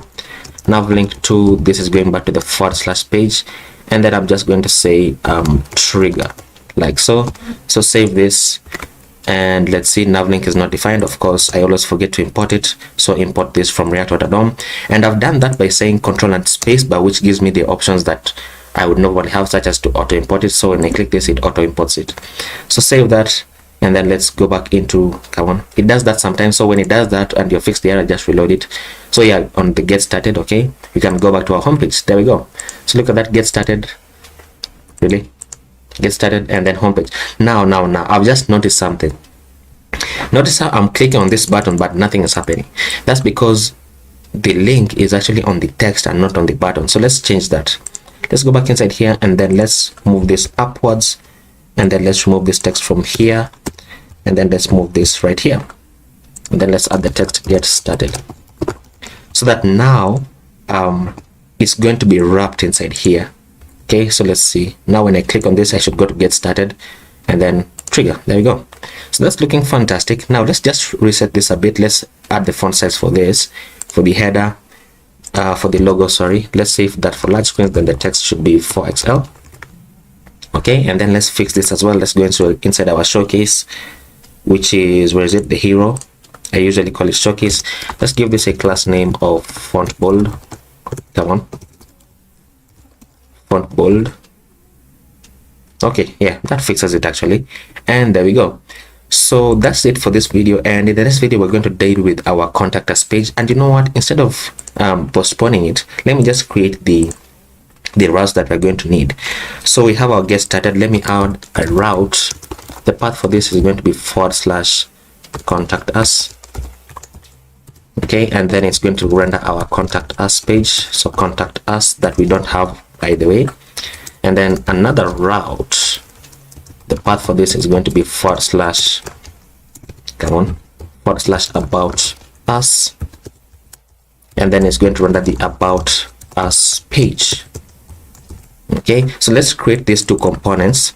Inside our pages, let's create a new file called contact us.js, and then let's say _rfc. Let's return in h1 that says contact us, and then let's create another page called about us.js. Let's say _rfc, come on, and then let's return an h1 that says about us. Okay, so let's save that, and then let's bring in these two components right at the top. So now I'm going to copy this down, change this to contact us, and then change this to about us. There we go. So save this, and then let's see if this would work. But it doesn't technically work because we need to change these links. We need to change these list items into links. So let me grab this. Let's say nav link. So I need to render nav link. This is going to / about -us. Come on, I keep writing use. So nav link, this says about us. Okay, and then let's grab this. This is nav link. This is going to / contact -us. Okay, and it says let's talk. Okay, and this is imported. Fantastic. So let's save this, and let's see. When I click on this, we have about us, and then when I click on this, we have contact us, and there we go. Now another thing that I do want to do is, inside the app.js, I want to render an error page, right? So let me create a new page here called error.js. Error.js. Okay, let's say _rfc, and let's return an h1 that says error page, and then below this let's have a nav link that goes back to the home page. So I'm going to say back to home page, and then we need to import this as well. I keep doing that. Okay, so let's save that, and then let's create the route for the error page. Now the route for this is going to be a bit unique because the path is going to be a wildcard, right? An asterisk. and we're going to be rendering the error page, right? Error page right there. Now what this means is that every other route that is not listed here is going to match the error page, and that is what we want. Now let's just import the error page. Come on, I thought I imported it. Does it? No, let's just copy this down. Let's change this to error, like so. So let's try it out. Let's go to a path that doesn't exist, right? And we should see error page and back to home page, and when I click this, it should take me back to the home page. Fantastic. So that is going to be it for this video, and in the next video we're going to start dealing with our contact us page. Okay, we are cruising along and we are at part 4 right now, and we're going to build this about us page today. Now one thing that I've just noticed and that we didn't do in the last video is that notice how there's some kind of navigation indication right at the top. So we're on when we are on the about us page, then we have this about us link lighting up in green, and then when we are on the get started page, we have this lighting up in green, and then when we are on the home page, then this lights up in green, and so on and so forth. Now I'm also going to do that in this video, and I'm going to explain why, because what you noticed in the last video is that when we go inside our components and we go inside, I think it was the header, right? We had the nav link and we didn't use the link that comes from React.DOM as well. We used the nav link component. Now I'm going to explain why we needed this in this video, and actually we're going to do a practical example. Okay, as always, if you want the repository, then the link is going to be in the description. You can go ahead to my profile, and the repository is called Trigger, and you can just go ahead and clone this, or you can download the zip file, and then once you extract it, then you will need to say npm install and then npm start, which will start your development server on localhost 3000, and this is what I have, and I'm running it in my terminal right here on localhost 3000. Okay, and just to confirm that our navigation is still working, we have the about us page, we have the let's talk page, we have the get started page right there. Okay, fantastic. Now let's go ahead, let's go into our header component. Right now, right here, I'm going to add an attribute or a prop. Really, this is a prop because this is a component that is called active class name. Active class name. Now what this means is that these styles will only apply when this is it is the active class. How do I explain that? When, well, for example, when we navigate to the home page, then these styles are going to apply because we are on the home page. If we navigate to the about us page, and I'm going to add active class name here as well, then the styles here are going to apply when we are on the about us page. Now what we need to do is just say text green dash I think 500 should be fine, right? And then let me do that to this as well. So let's say, come on, text green dash 500. So let's save this, and then let's see what we have. Now look at this, we're on the home page, right? Now this lights up as green, and when you go to the about us page, now we might encounter a slight error, and I'm going to show you that error and how to fix it. So look at this, we're on the about us page, so this lights up in green, but notice this, even though we're on the about us page, then the link for the home page, which is technically this, still lights up in green, and we don't want that. So let's first add this to the let's talk page. So right here, let's add this, copy that and paste, and then let's go into let's talk, and look at that. So that's looking fantastic, right? So what we need to do is that, remember how in our app.js, okay, remember in our app.js we had an exact prop on the path, and this basically means that only when this path matches the /, that's when you're going to render the hero component, right? The same thing, we need to do the very same thing right here. We just need to add the exact prop here, which means basically only when it's the /, then these styles are going to apply. So let's save this and let's see. Look at that, now it's no longer highlighted as green, and so on and so forth. So we just need to add it to the get started link as well. So the get started link is the button component. So let's go into the button component. So let's say active class name, and we're just going to say text green dash 500. Now this might not work, okay, and I actually think it won't work, okay.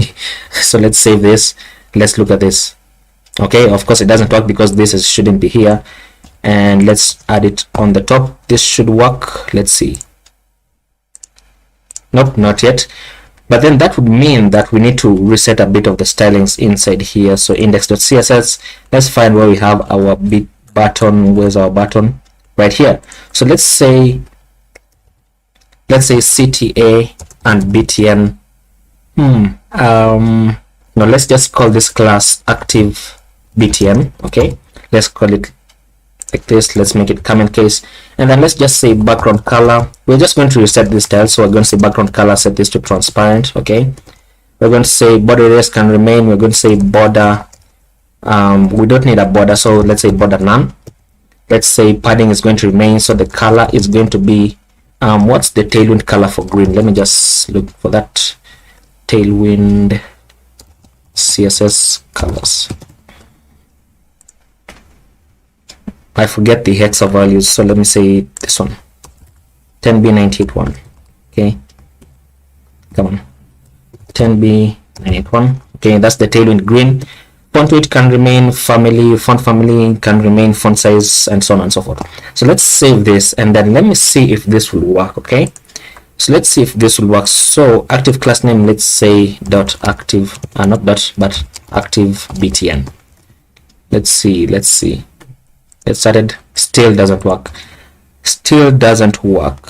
Let me remove this.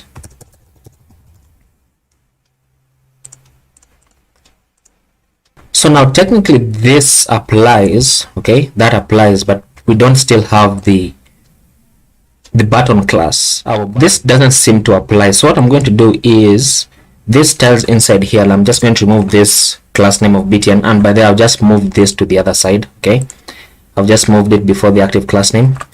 And what I'm going to do is, let me test something. Let me just say bg white. Let's see. Okay. So maybe it's because we have the styles in our index.css file, that's why it doesn't work. So let's just fix that. Let's go inside here. Let's say bg green dash 500. Let's say py2 px6 rounded, and add a box shadow just to re-add the styles as they were. Okay, look at that. Now when we're on the about us, okay, now that seems to apply. That seems to apply as we want it to actually. So let's add a transition. Let's transition all. Let's say duration dash 300. Let's have a hover state where we're going to say bg transparent, and then for the hover state, let's say text green dash 500, and then I just want to add a border of green dash 500, so that when you hover over it, then the button is going to have a green border. Okay, so let's see, and we need to say border dash border, actually just border. There we go. Fantastic. Yeah, I think that looks much better, and it works as we expect it to work. So let's go into the about us page and let's begin building. So let's go into our about us about us page right here, and then we need to import an image which we don't currently have. So I'm going to just say import about from / should be about let me just say about.svg, which we don't currently have. Now what I'm going to do is I'm going to grab this image from Figma. Okay, but remember, like in the first video, you can head over to Andro. Let me say andro.co, and I don't remember what I searched for here. I actually don't remember, but let me just see if I can find it. Let's just say Rubik's cube. Let's see Rubik. Let's say math. Okay, so this is the SVG image that I used. Now when you search for math, I don't know whether you can have an easier keyword to search for this, but this is the SVG image that we used. And once again, if you want to change the color, all you have to do is go right here and then select your preferred color. Okay, so you can head over and download this as an SVG. I'm just going to grab mine from Figma, so let me just do that. Let's say grab this and export as SVG. Okay, let's export it into desktop work, and let's say, where is it? It's called trigger.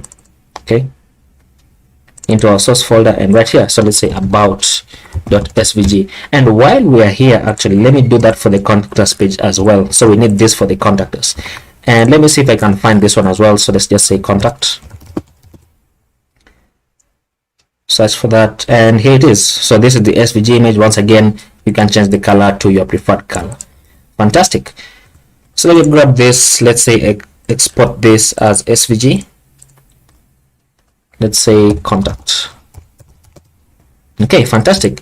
And I think those are all the SVG images that we're going to use in this project. Now let's go ahead and close this, place this to the side, and let's begin building. So we have about.svg. Where is it? About.svg right there. And probably you want to put these images into a folder so that they don't clutter your workspace. So let's return a section inside here. And you know what, actually, by the way, you know what, this is most likely going to be the same way as our hero section. Okay, so let me go into components. Let's go into hero. Okay, let me copy all of this. So just grab this, and then let's go into about us. Let's return this. Okay, probably I'm going to change these styles. I'm still not sure. Let me see what I had for the hero styles right here. Where's the hero? We have hero overlay and okay, so let me not return these class names. And then of course we don't want this h1, and of course for this section we want the image to come first.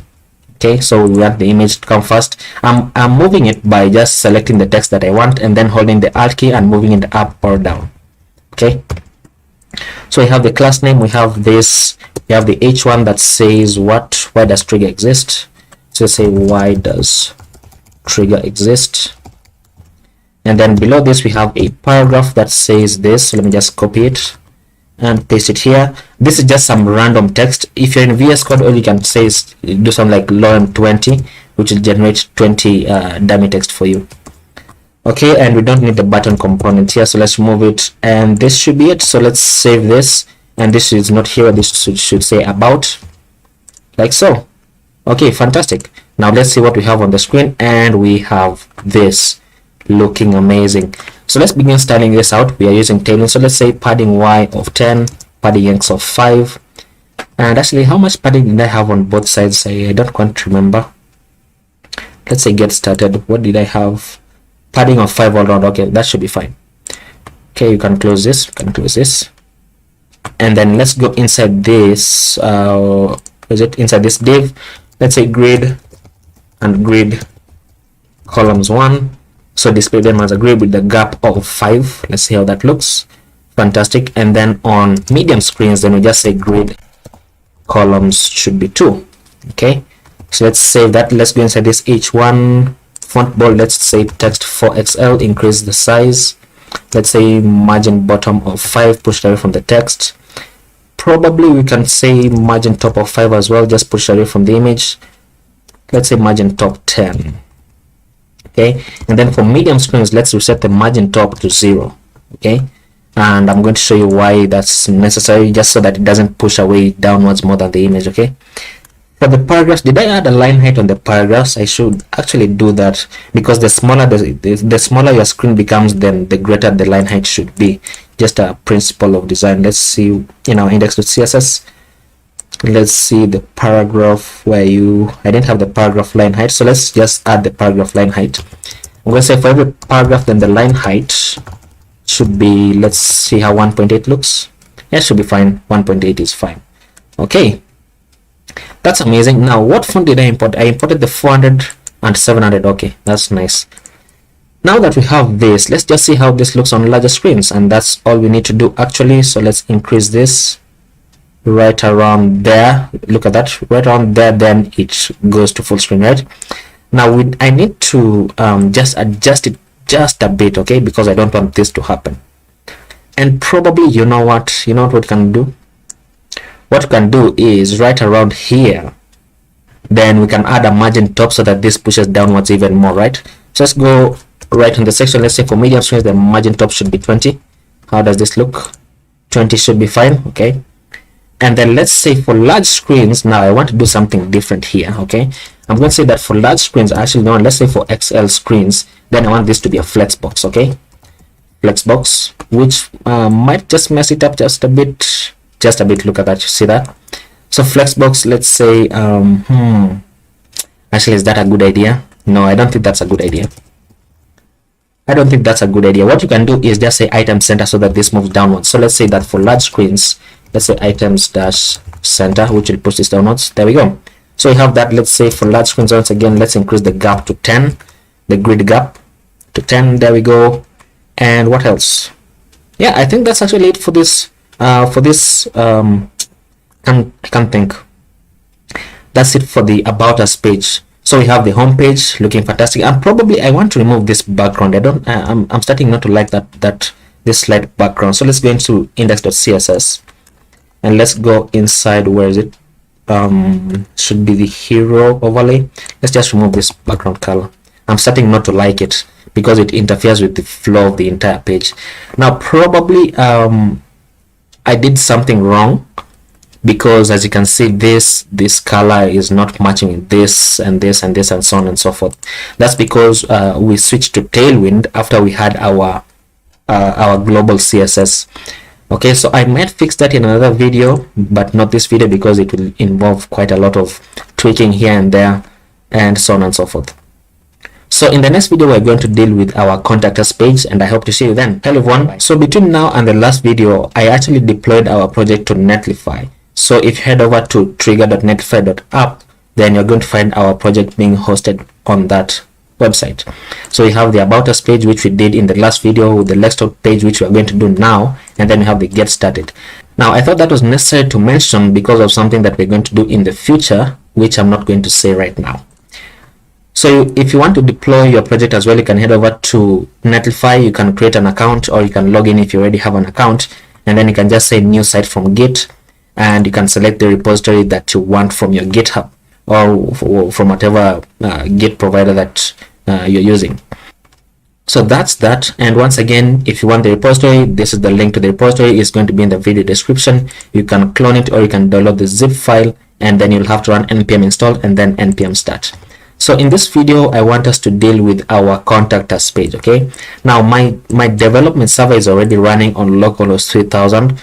That's why we can see this. And then for the contact us page, what we need to do is, come on, where is it? So for the contact us page, what we need to do is almost something similar to what we have been doing. Actually, it's just resetting a bit of the styling. So what I'm going to do is grab this entire section. Okay, I'm going to grab this entire section, and I'm going to close this and close this and close this. And then I'm going to go into our contact us page right here, contact us.js, and then I'm going to replace this with an empty fragment and then paste this section in. If you're wondering about this fragment, it's because you can only return one item in our return statement. Okay, you can only return one item, and the fragment serves as the kind of parent for everyone. You can return the section here as well, but I just don't like doing that. Okay, so this is going to be our about us page. Now we just need to change this import. This is going to be coming from contact, which is the name of our image. So I'm going to say import contact from // should be contact.svg. Okay, and then once you save this, then you should see this on the screen. That's amazing. Now what we need to do is just change this second article, because we're going to be displaying a contact us form. Okay, and this contact us form is going to be powered by Netlify. So I'm going to show you how we can do that. So I'm going to create a form inside here, and I'm going to create a label, and I've forgotten how I created this. Actually, let me just confirm that. So we have a kind of h1 that says let's talk some. So let's have that here. Let's say an h2 that says let's talk some, and let's just have it as an h1 for reasons that it's easily detectable by Google. So this one is going to say, the label for this is going to say what is your name.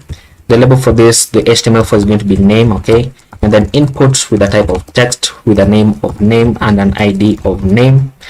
Okay, we're going to say placeholder that says your name, and set this to required as well. Okay, and then we're going to have another input with a type of email, with a name of email, with an ID of email, with placeholder that says enter your email, and then set it to required as well. And of course, I forgot to add the label for email, so let's add it at the top. So label for email. Okay, and by the way, the autocomplete that I have is from Emmet. So if I just say label and press enter or tab, then it's just going to create that for me. It's just a bit faster. So let me say, what is it? Enter email. I didn't have the email section here, but we need to have it. So enter your email address. Now it will be prudent for you to have some kind of validation function to validate whether the email entered is correct, or whether the name entered, I mean the string is not empty, basically, for the name, and then some kind of regex for the email. But I don't want to do that, and I'm not actually going to do that. So let's have another label here for, let's just say text area. This is going to say I want us to talk about, so I want us to talk about ... and then let's have a text area. So text area with a name of text area with an ID of text area, columns 30, rows 10. That's fantastic. And actually that should be it. You know what, let's add a placeholder. So placeholder, I want us to talk about dot dot dot, and set it to required as well. So let's save this. Let's see what we have on the screen, and we should have this very horrible looking, right? So let's style this out. Let's go inside the form. Should be the form, I think. Okay, let's give this a class name of flex items. No, let's say flex column. Let me see how this looks. Okay, that's fantastic. That's amazing. And then the inputs and the text area should have a transparent background. So let me go inside our index.css so that I can just add it once. So I'm going to say input and text area. Let's say background color, set this to transparent. Okay, that's because I don't want to keep on jumping from this one to this one to this one and adding the same styles. Okay, so let's do that once, and then let's begin styling this out. And actually, you know what, we can just tell all the inputs inside here as well. So let's say input, target the input. We're going to say border dash bottom, and I'm going to say solid, let's say 2 pixels, solid and white. So the other looks okay, fantastic. Let's say padding of 10 pixels on the top and bottom and 15 pixels on the left and right. Let's have a border radius of rounded, sorry, that's a tailwind class. Let's say 10 pixels. Okay, move this up. Actually, move this at the top. Let's say font family. Actually, has it inherited? Yeah, it has inherited the font family, so we don't need to specify that. And then what else do we need to do? I don't think there's anything else we need to do on the inputs actually, and this is not what I wanted. Okay, now the reason why this is happening is because the padding that we have on the left and right is greater than the border radius that we have at the bottom. So if I change this back to 10, if I just set it to 10, look at that, it would be and actually that's the wrong thing. It should be, let's add that to 15 once again. The border radius here should be lesser, right? Let's see, 5 pixels. Yeah, it should be lesser. So let's set this to around let's say 3 pixels. Oh, you know what, border radius, okay, you know what, we don't even need to have a kind of large border radius because it's not technically visible. So you can have it at 2 pixels and that should be fine. Okay, and then for the inputs, let's see what we can do. I can say margin bottom of 10 pixels to push the inputs away from one another, but let me see, how does 50 pixels look? Does that move away? Okay, there we go. So let's say 20 pixels. The reason why this scroll bar was introduced is because we have a text area at the bottom right here. Okay, so don't forget about that. And then let's see, we have the inputs and everything is fantastic. So let's go back into our contact us and let's tell this h1 right here. So let's go inside this h1. Where are you? Here. Okay, give this a class name of flex, not flex, what am I doing? Let's say text dash 4xl. Let's say margin bottom of 5, pushed out from that. Let's say margin top of 10. Okay, let's talk some, let's say font bold. So font bold, make it bold. Fantastic. Okay, that's looking almost amazing. Now one thing that I do have an issue with is I can't see the text area, right?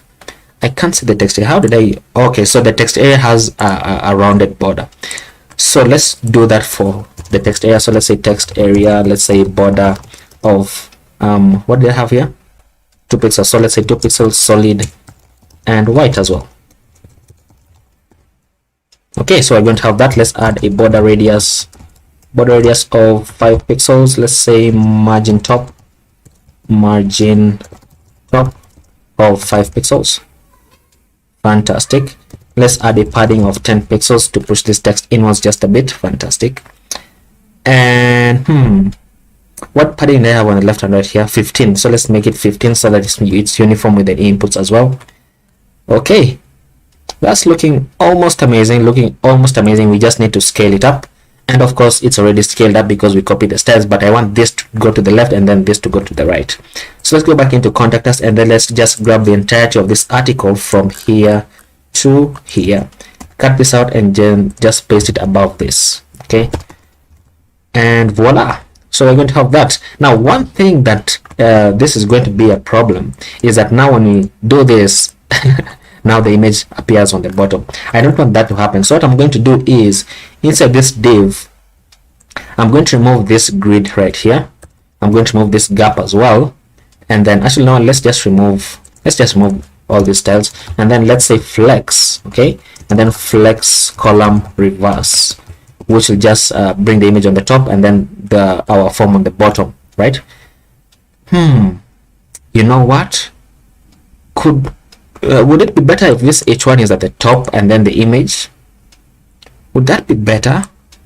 I'm not sure. Let's try to move it above right here. I don't know. Let's see. Probably, right? Probably it would be better. Let's just have it there and let's see how this looks.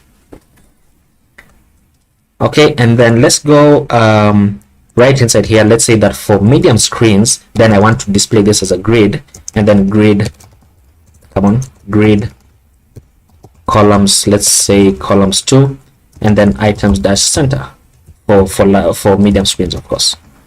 So let's see that. Let's increase this to here. Not a fan of this, because of item center. So let's move that. Still not a fan of it. Let's add a grid gap to separate this image right here. So let's say gap of 10. Gap dash 10, so not full column, so gap dash 10, so that we're going to have this. And of course, as always, I always forget the submit button, but we're going to add that in a moment.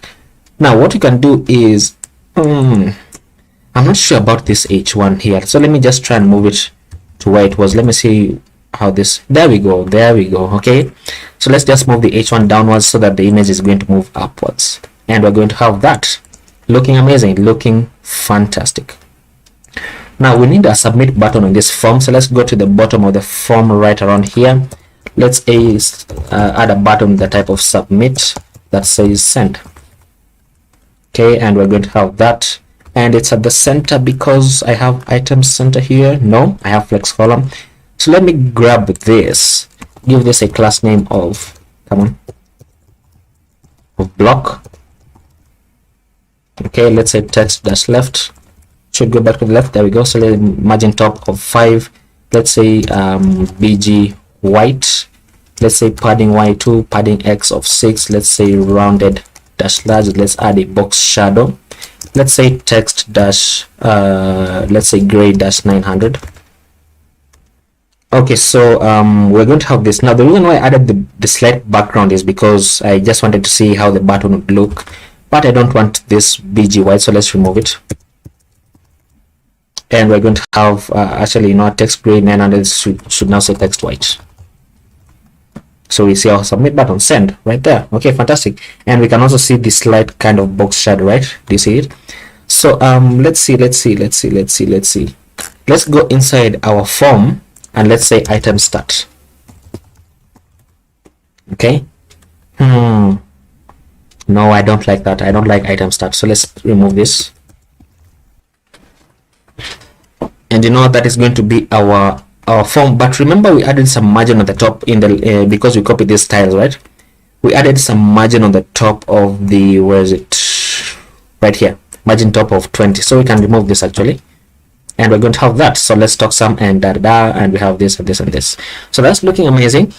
Okay, now one thing that I didn't want to do is you will realize that this form is technically functional, but if you try to submit anything, then it doesn't go anywhere, right?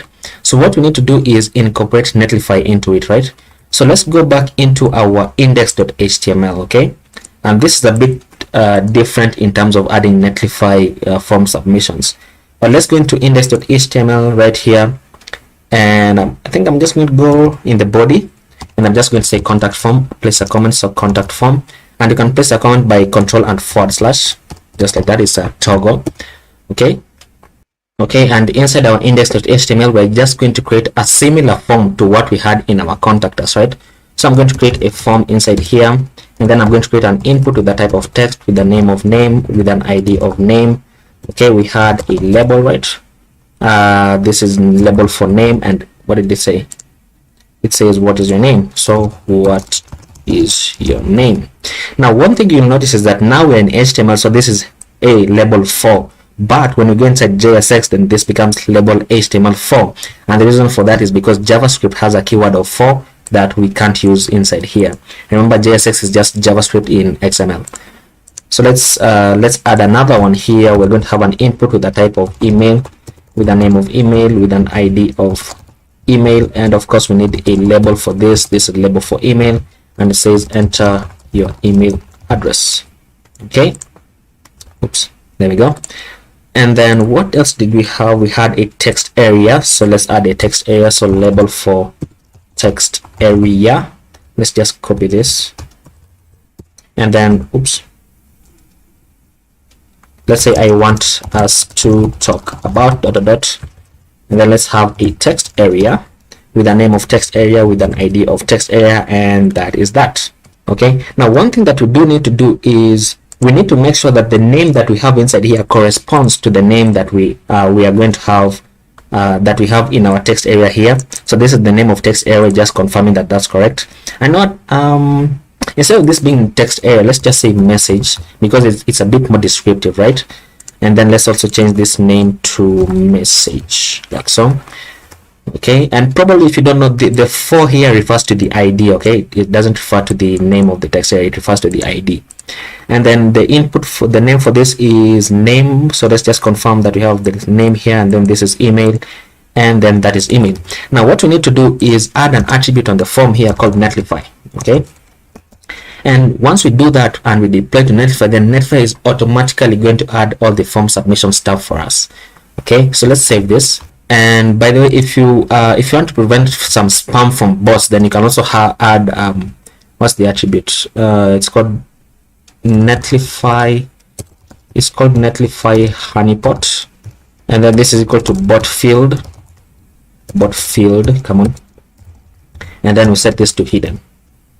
Okay, I think this should be okay. You know what? I think this should be okay. So what I'm going to do is, remember we deployed our project, so I'm just going to redeploy this, and then we're going to see if it's working. So let's cd into pages here, and let's say git add contact us.js, and git commit, let's say contact us page. Let's cd out of this, let's say git add index.css.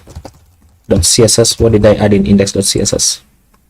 Added the input, so let's say git commit style inputs and text area. Let's say git add let's first cd out of the source, let's cd into the public folder. Let's say git add index.html, let's say git commit, and let's say add Netlify form. Okay, and let's say git push. Now if you're wondering why my index.js is modified, okay, all I did is remove the semicolons that were here, and then change this to double quotes instead of single quotes. So that's all that is changed in this index.html file. So don't worry about that, yours is not going to be changed. Okay, I just thought I should mention it in case you're wondering. Okay, so that will begin a deploy for us, so we can go ahead into Netlify to check how it's going on. Okay, so let's go into Netlify, and then let me log in, and it should trigger an auto deploy. And actually, you know what, it's already done, so that's looking fantastic. So let's open this up, and we should see about us. We have this, we have let's talk, and we have our image, and so on and so forth. Okay, so I've filled in some dummy data, and we have this. So let me say send, and we should see, oops.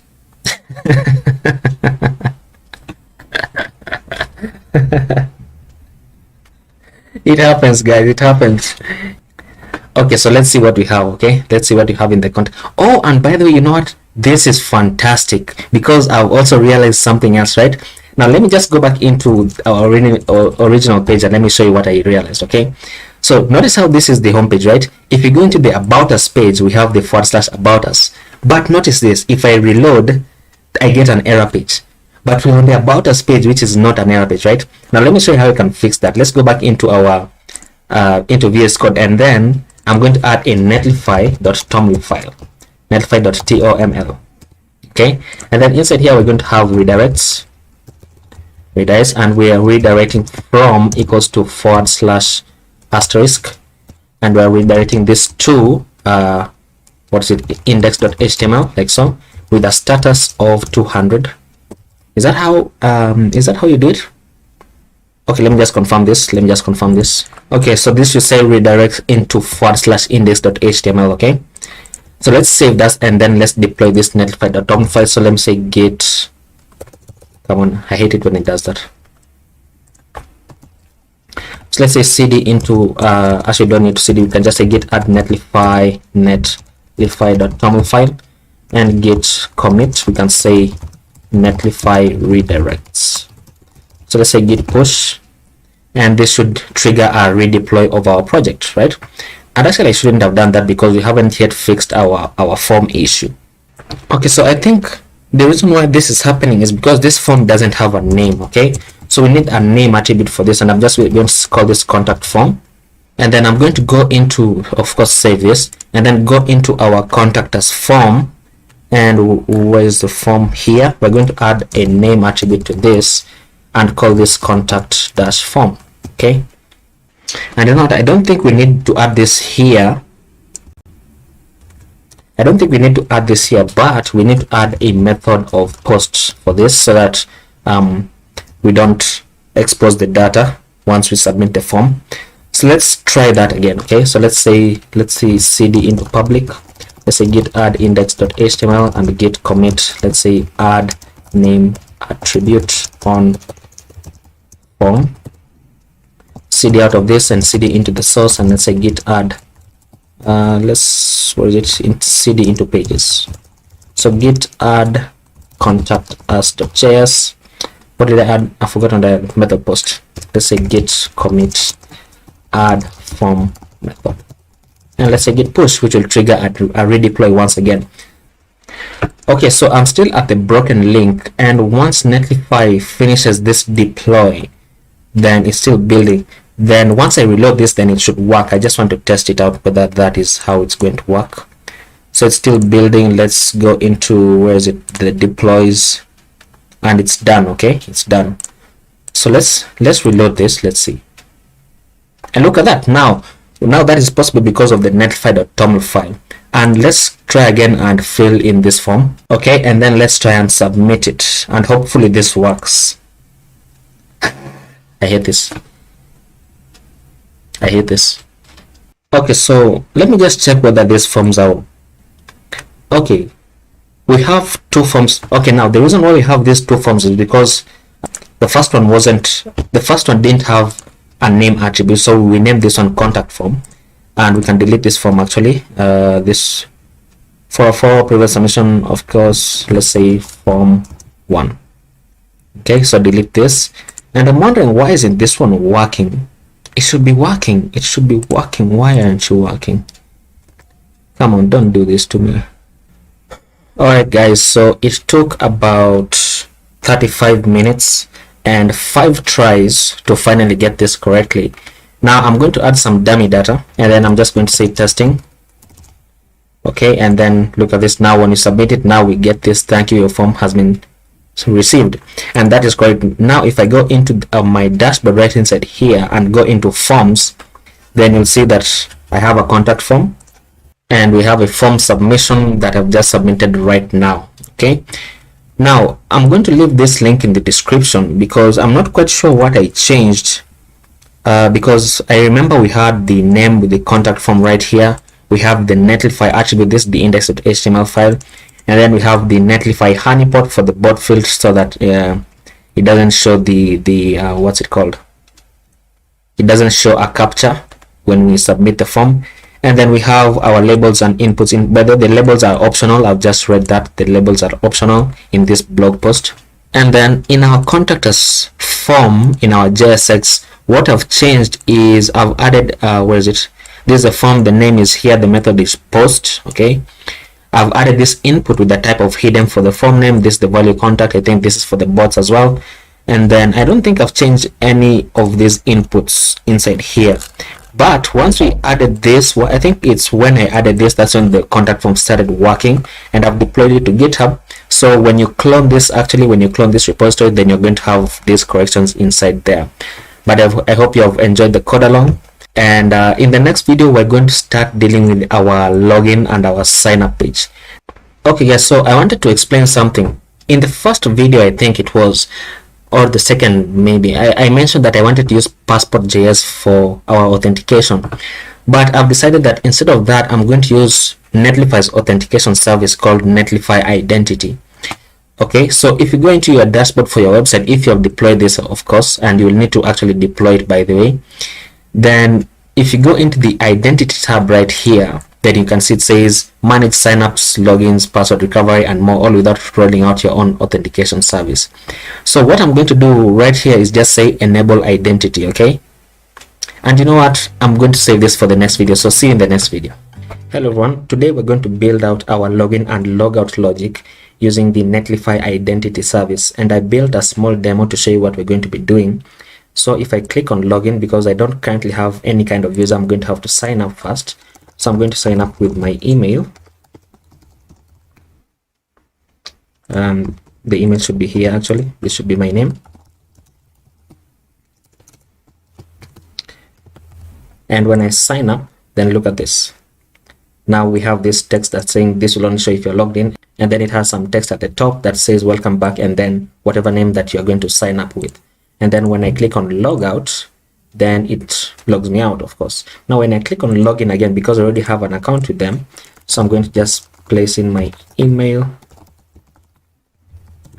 and then now I can log in because I already have an account. Now if I go into my, let me log out. If I go into my Netlify identity service, then look at this. I'm just going to reload this, and it should see that I've created a new instance of myself logging in, created that a few seconds ago, which is actually correct. So we're going to do the very same thing in Trigger. So on our website, we're going to build out our authentication service, and I've just remembered that we created our login form, but we're not really going to use this one because we're going to use the model that pops up, that you've just noticed. It pops up from Netlify right here. Okay, so I can close this. And then one thing that I should mention is that you should go ahead and deploy your website. So if you have not done so, you should go ahead and deploy your website to Netlify, okay, because we're using the Netlify identity service. And what you can do is you can go into netlify.com, you can log in or sign up, and then you can just say new site from Git, and then choose your Git provider that you're hosting your source code on. Mine is GitHub, so I can just select GitHub, and then once it logs in like so, then I can select my repository which I want to deploy, which will build out the website for me. And then once you do that, then you can go ahead. So mine is called a Trigger, that's what I have. So trigger.netlify.app, and I'm going to go ahead into identity right here, and then I'm going to say enable identity. Okay, and just like that, we have our identity service enabled on Netlify. Now we're going to have to do a bit of setup in our localhost before we can deploy it, before we can actually test all of this out. So I'm going to open up VS Code. I already have my dev server running on localhost 3000. Okay, so in VS Code, I'm just going to say open up my terminal using Control and J, and then I'm going to say npm install Netlify identity widget, like so. So we need this service to integrate with Netlify. And I forgot to mention that we are going to use the context API for this, just because it becomes easier to share data across all the components. So as this installs, I'm just going to close this, and then I'm going to go into my source folder and create a new folder called context. And then inside here, I'm going to create a new file called auth.js, like so. Okay, now we're going to start building out our context. So I'm going to say import create context, and use state, and use effect. Okay, this is all coming from React, of course. Fantastic. And then the next thing that I'm going to do is I'm going to say actually we need the Netlify identity service. So I'm going to say import Netlify identity from Netlify identity widget, which has just finished installing. Okay, and then below this, I'm going to say const auth context equals to create context, like so. Just going to initialize it like that for now. And then below this, I'm going to say export const auth context provider. Okay, this is going to be equal to this, an arrow function, And then inside here, I'm just going to say const user and set user. This is going to be use state, and by default it's going to be null because there's not going to be a user logged in, right? Now, come on, don't do that. Okay, fantastic. Okay, so once we do this, then I'm going to go below this and I'm going to say return auth context dot provider, like so. Close it out, and then inside here we're going to render out children. Okay, and I'm going to explain where this is coming from in a moment. So we need to access this inside here as a prop. So we're going to destructure children, right? Now once we do this, when we return the auth context provider, we need to return it with some kind of value, and as is the custom of our people, we're just going to say hello world. Okay, for now. So I'm going to save this. Okay, and then I'm going to go inside my index.js right inside here, and then I'm going to say above the app, right above my app component, I'm going to say auth context provider, which is going to auto import that for me. And then of course remember to close it out. So auth context provider, so we import auth context provider from context auth, which is just basically what we have above this. Okay, and then just to test it out, okay, so I'm going to save this, and then I'm going to go inside my components, and then I'm going to go, let's just go inside the header. And then inside header, I'm going to say, actually about this, I'm just going to say import auth context from / should be context / auth, like so. So now we are importing, where is it? We are importing this, okay? And actually, because we're importing it, then I should probably export it right here. So export default auth context. Don't forget that.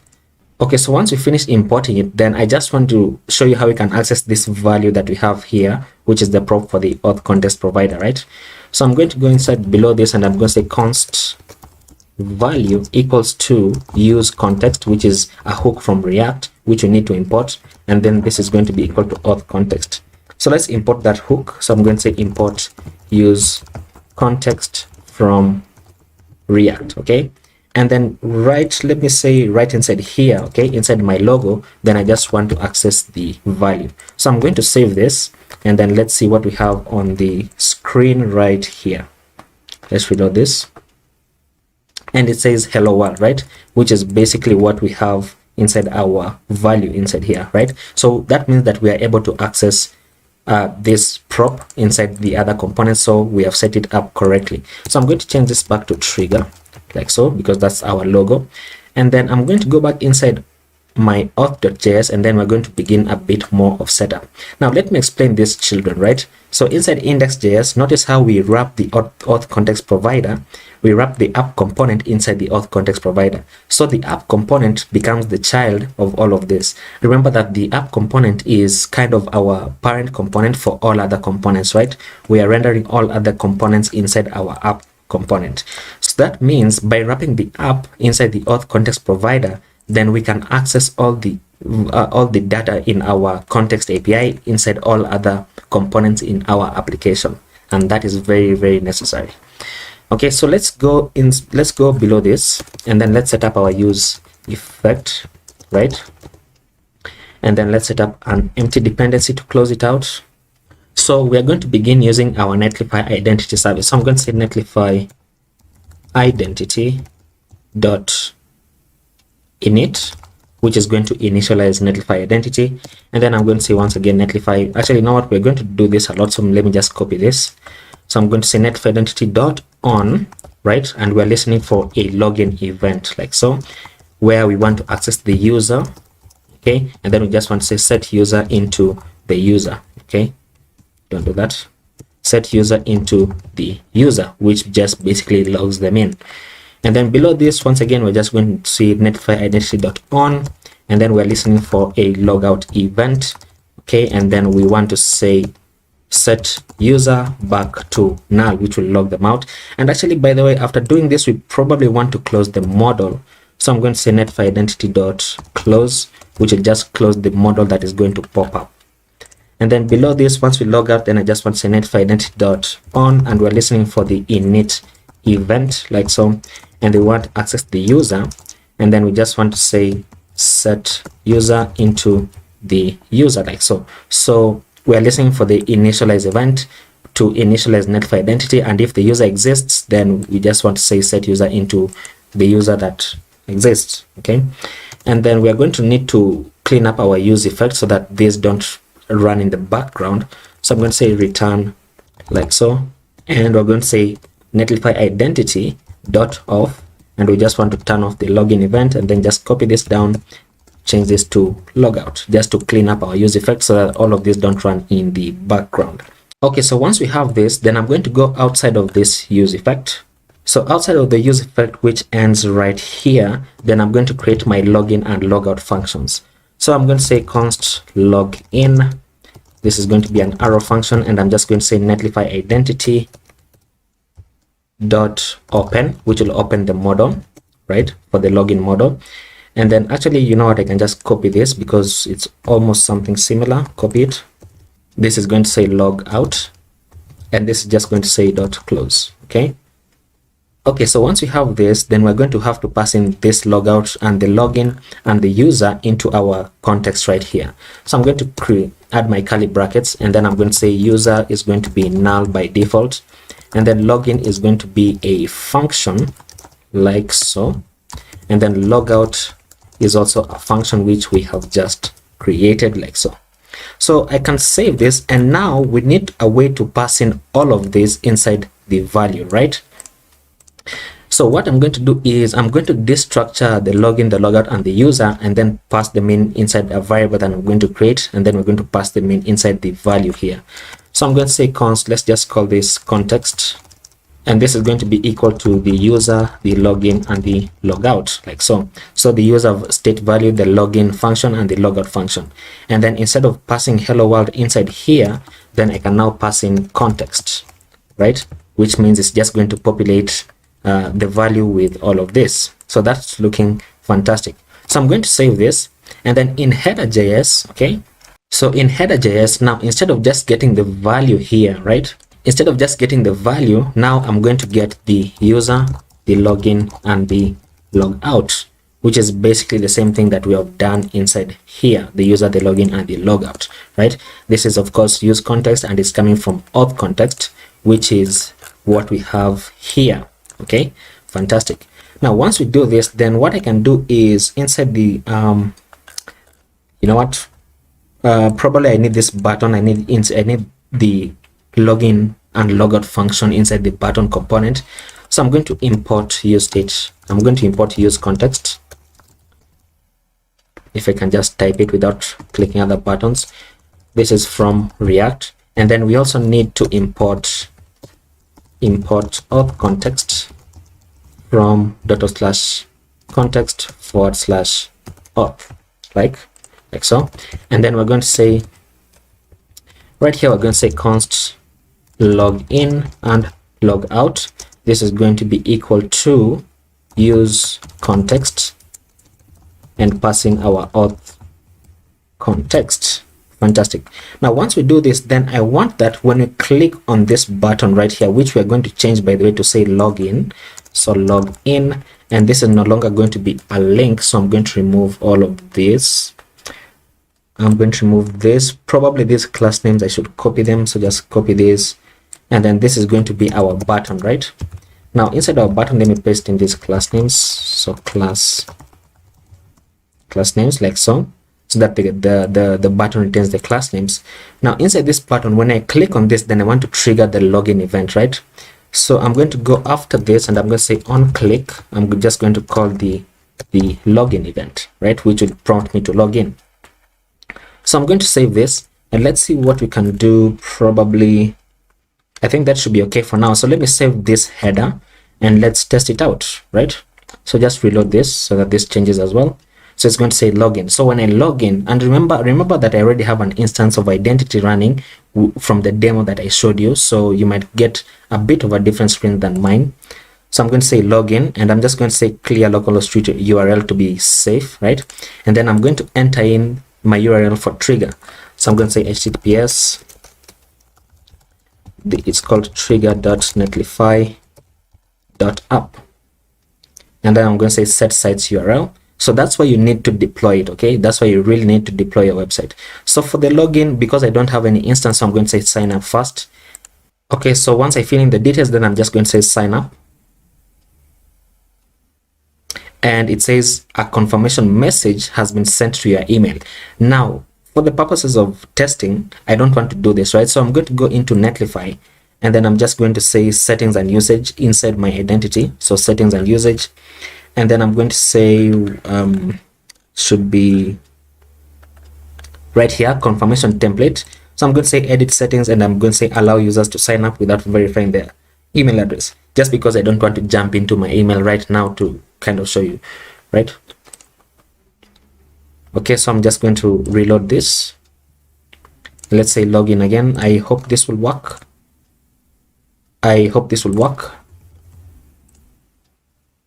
Email not confirmed. So let me just do that quickly. Okay, so I've confirmed my email, but I'm still getting a small error here where it says email not confirmed, right? So what I'm going to do is I'm just going to deploy this so that it reflects the changes in my website, because currently this is what, where is it? Because currently this is what I have, which we have just changed, right? So let me deploy this to Netlify so that it reflects the changes as well.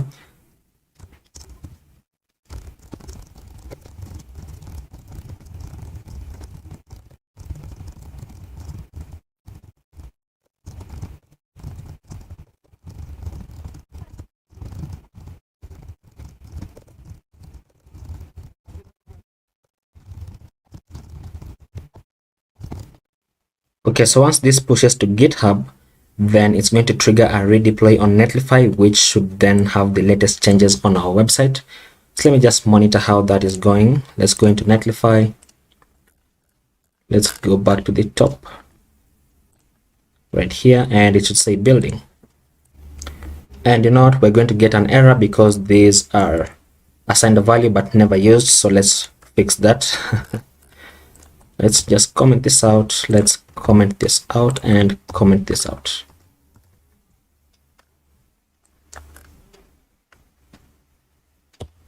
Okay, so in button.js, navlink is used, so we have to remove this and comment this out. And we should have this. Okay, fantastic. So you just say git add all and git commit, let's say remove unused variables. Let's say git push, and it's going to trigger another redeploy because this one should have failed, but it hasn't failed. That's amazing. Usually it has failed, but it usually fails by now. So let's see if it has started. Okay, there we go. So it has failed. So let's go to deploy details. Okay, there we go. So we can preview this, and we should have this on the screen, right? So we have our website, we have this, and we can test this out. So we can say login, right? Okay, so I'm going to click on login, and I'm going to click on sign up now to create a new user. And then once I create this new user, then I'm just going to click on sign up. Okay, there you go. Which means if I click on login, then I should see log out instead of login, right? And there we go. So that means that this is working correctly. So logged in as me, and there we go. So we can log out once again, and then it brings us this model. So let's continue building this out in localhost, and this should now work correctly. And actually what I can show you is that if you go into your Netlify identity and then you just kind of reload this, then you should see the users who are logged in currently, which is me, right? So I'm going to go back into our development, and I'm going to place this to the side now, probably because it's going to be easier, and then place this to the side. Okay, and then now that this is logged in, right, now we need that when this is when this is login, then we need to show our logout button, right? So I'm just going to add another button here. And actually, you know what, I think we can do a conditional. So let me get the user here, right? And then I'm just going to remove this, and I'm going to place my curly brackets to test for a condition. So I'm going to say if the user exists, right? If the user is true, then I want the button to say log out. And if the user doesn't exist, so we just say login. So let's save this and let's see. Okay, so it says login. If I log in, let's log in. And after logging in, it should say log out. There we go. That's looking fantastic. So that's a very nice way to do a conditional. So what this user means, actually, if you don't understand where this is coming from, is that we are checking for whether the user is null or not. And by default, the user is null because we have set the state value to null right inside here. But once we log in, right, once we log in here, then we set the user into the user who has just logged in. Okay, and the notify.close is what logs out a user by default. Now let's add the logout component. Okay, let's add a logout button. And actually, you know what, I've just realized something, that we have logout here and we have logout here. Okay, so this is not something that I wanted, and it's actually something that I've just noticed. So this would mean that we have to go into our hero.js, and we are going to have to change this component into a button. Okay, we're going to change this into a button and remove this at the top. And this button is basically going to say the same thing as the class names inside here. So we just copy this and paste them inside here. And this button is just going to say get started. Okay, and then when we click on this button, on click, we want this button to trigger the login event, which we need to get from the context, right? So once again, we were just going to say import use context from React. Okay, and then below this, we're just going to say we want to get the login function, and this is coming not from really, but this is equal to use context. And then we want to pass in auth context, which we also need to import right there. Okay, fantastic. So it would say what did it say? Get started. Okay, get started login. Okay, fantastic. That's looking amazing. So for the once we do this, then we want to also make a logout button. And I've just realized that probably this was not the best idea. Okay, because this button only handles the login, and we have placed a condition to check for the login or logout. So I'm going to remove this actually, because it's not going to help us. So I'm going to say this should say login, because it triggers the login event. And then I'm just going to copy this. So copy this down, okay, and remove this. Don't place a /, and this is going to say log out, and then it's going to trigger the logout function, which we'll need to get from here. So log out, like so. Fantastic. And the logout function, we also created it right here. Okay, so let's save this and then let's test it out. Now notice how we have two buttons here. We're going to fix that in a moment. So if we say login, I'm already logged in, so I'm going to try and log out. Okay, so log out, nothing is happening. Let's see what we have in the console. Let's go into auth.js, and then let's just say console log logout event. Let's see that. Okay, so this, oh, you know what, it's because this is not close, this is logout. This is logout, not close. Okay, so when you log in, we open the model, and when you log out, we trigger the logout function to log us out. Okay, so sorry for that. So now when we say logout, come on, seriously, are you serious? Let's see, login, logged in. Okay, so logout.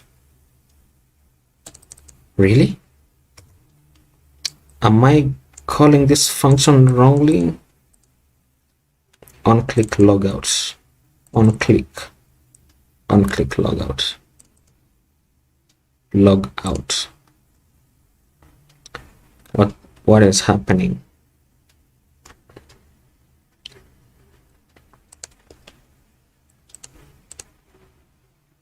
Oh, so it logged us out. Okay, it logged us out correctly. It just took a while, and it didn't trigger the logout console log as I had hoped it would. So let's just remove this. Oh, we already removed it. Okay, fine. Oh, I removed it. That's why it didn't trigger, you know. Okay, that's fine. So it logged us out because now when I click on login, then it gives me the model, right? Now this would mean that we want to check that if the user is logged in, then we only render the logout button, and if the user is logged out, then we only render the login button. So that's very easy to do. We can just go inside this button. We're just going to cut out this button, and then we're going to place a condition of, we are going to say if the user exists, and only when the user exists. So we do a double ampersand, which is a truthy and, which means it will only execute the expression on the right if the left is also true. So I'm going to paste this in. So if the user exists, that's when we want to render our logout button. And if the user doesn't exist, then it's going to render this one. So let's save this and let's see. So there we go. So no user exists. So I'm going to click on login. And then once I log in, then it should say logout. There we go. So it says logout. And we still need to fix this. So I'm just going to grab this and I'm going to say, place my other conditional, and I'm going to say when the user doesn't exist, and do the same thing. So here is not user and here is user. Okay. So if the user doesn't exist, this one renders, and if the user exists, this one renders. So save this, and there we go. So when we click on logout, then we should see login, and when we click on login, we should see logout. So let me just place a comment here, and I'm going to say render this button if the user is logged in, and I'm going to copy this and paste this above here, and this is going to say logged out. So save this, and there we go. Change this to capital R because it's bothering me. There we go. Fantastic. Okay, so we are progressing very nicely. Okay, and when we click on the get started button, remember we also trigger the login event. So we need some kind of content, and by the way, I've just remembered that we disabled, because we're no longer going into the get started page, then we need to go into app.js, and we just need to disable this for now because we're not really using this path anymore. Okay, so disable this. Okay, fantastic. Now what we need to do is we need to work on our internal page, which we are only going to display if the user is logged in, right? Now for that, if you go into the index.js, you'll find that I have numbers API right inside here. Okay, so this is an API that just shows random facts about numbers, because I looked for a trigonometry API but I didn't get any. Okay, so we're just going to use this one for now, and I'm just going to copy this link, and I actually already have it, and I'm going to go inside the pages, and I'm going to create a new file called numbers.js, or rather I can call it number facts, but this is still okay. And I'm going to say underscore RFC, and then at the top I'm going to import use state and use effect. Okay, this is coming from React.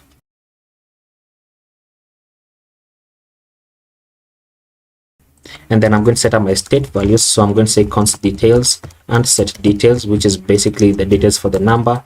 This is going to be use state, and by default I think it's going to be an empty string. I think so actually. And then let's just set up our use effect. So use effect, and we want to fetch data from that API. So I'm going to say const fetch number data. This is going to be an asynchronous function, and we're going to say const res equals to await fetch, and we're going to pass in the URL that we have inside here, inside backticks, because we're going to change this dynamically. And then we're going to say const data equals to await res.json, and then we want to set the details into the data that we get back. Okay, and then let's just call this function so fetch number data like so, and then add in our empty dependency array so that this only runs on the initial render. And then inside here, let's return a section, and inside this section, come on, and then inside this section, let's just have an h2 that says details. I actually don't know what we get back from this, but actually no, let's just console log here. Let's console log the data, and then let's just disable this for now.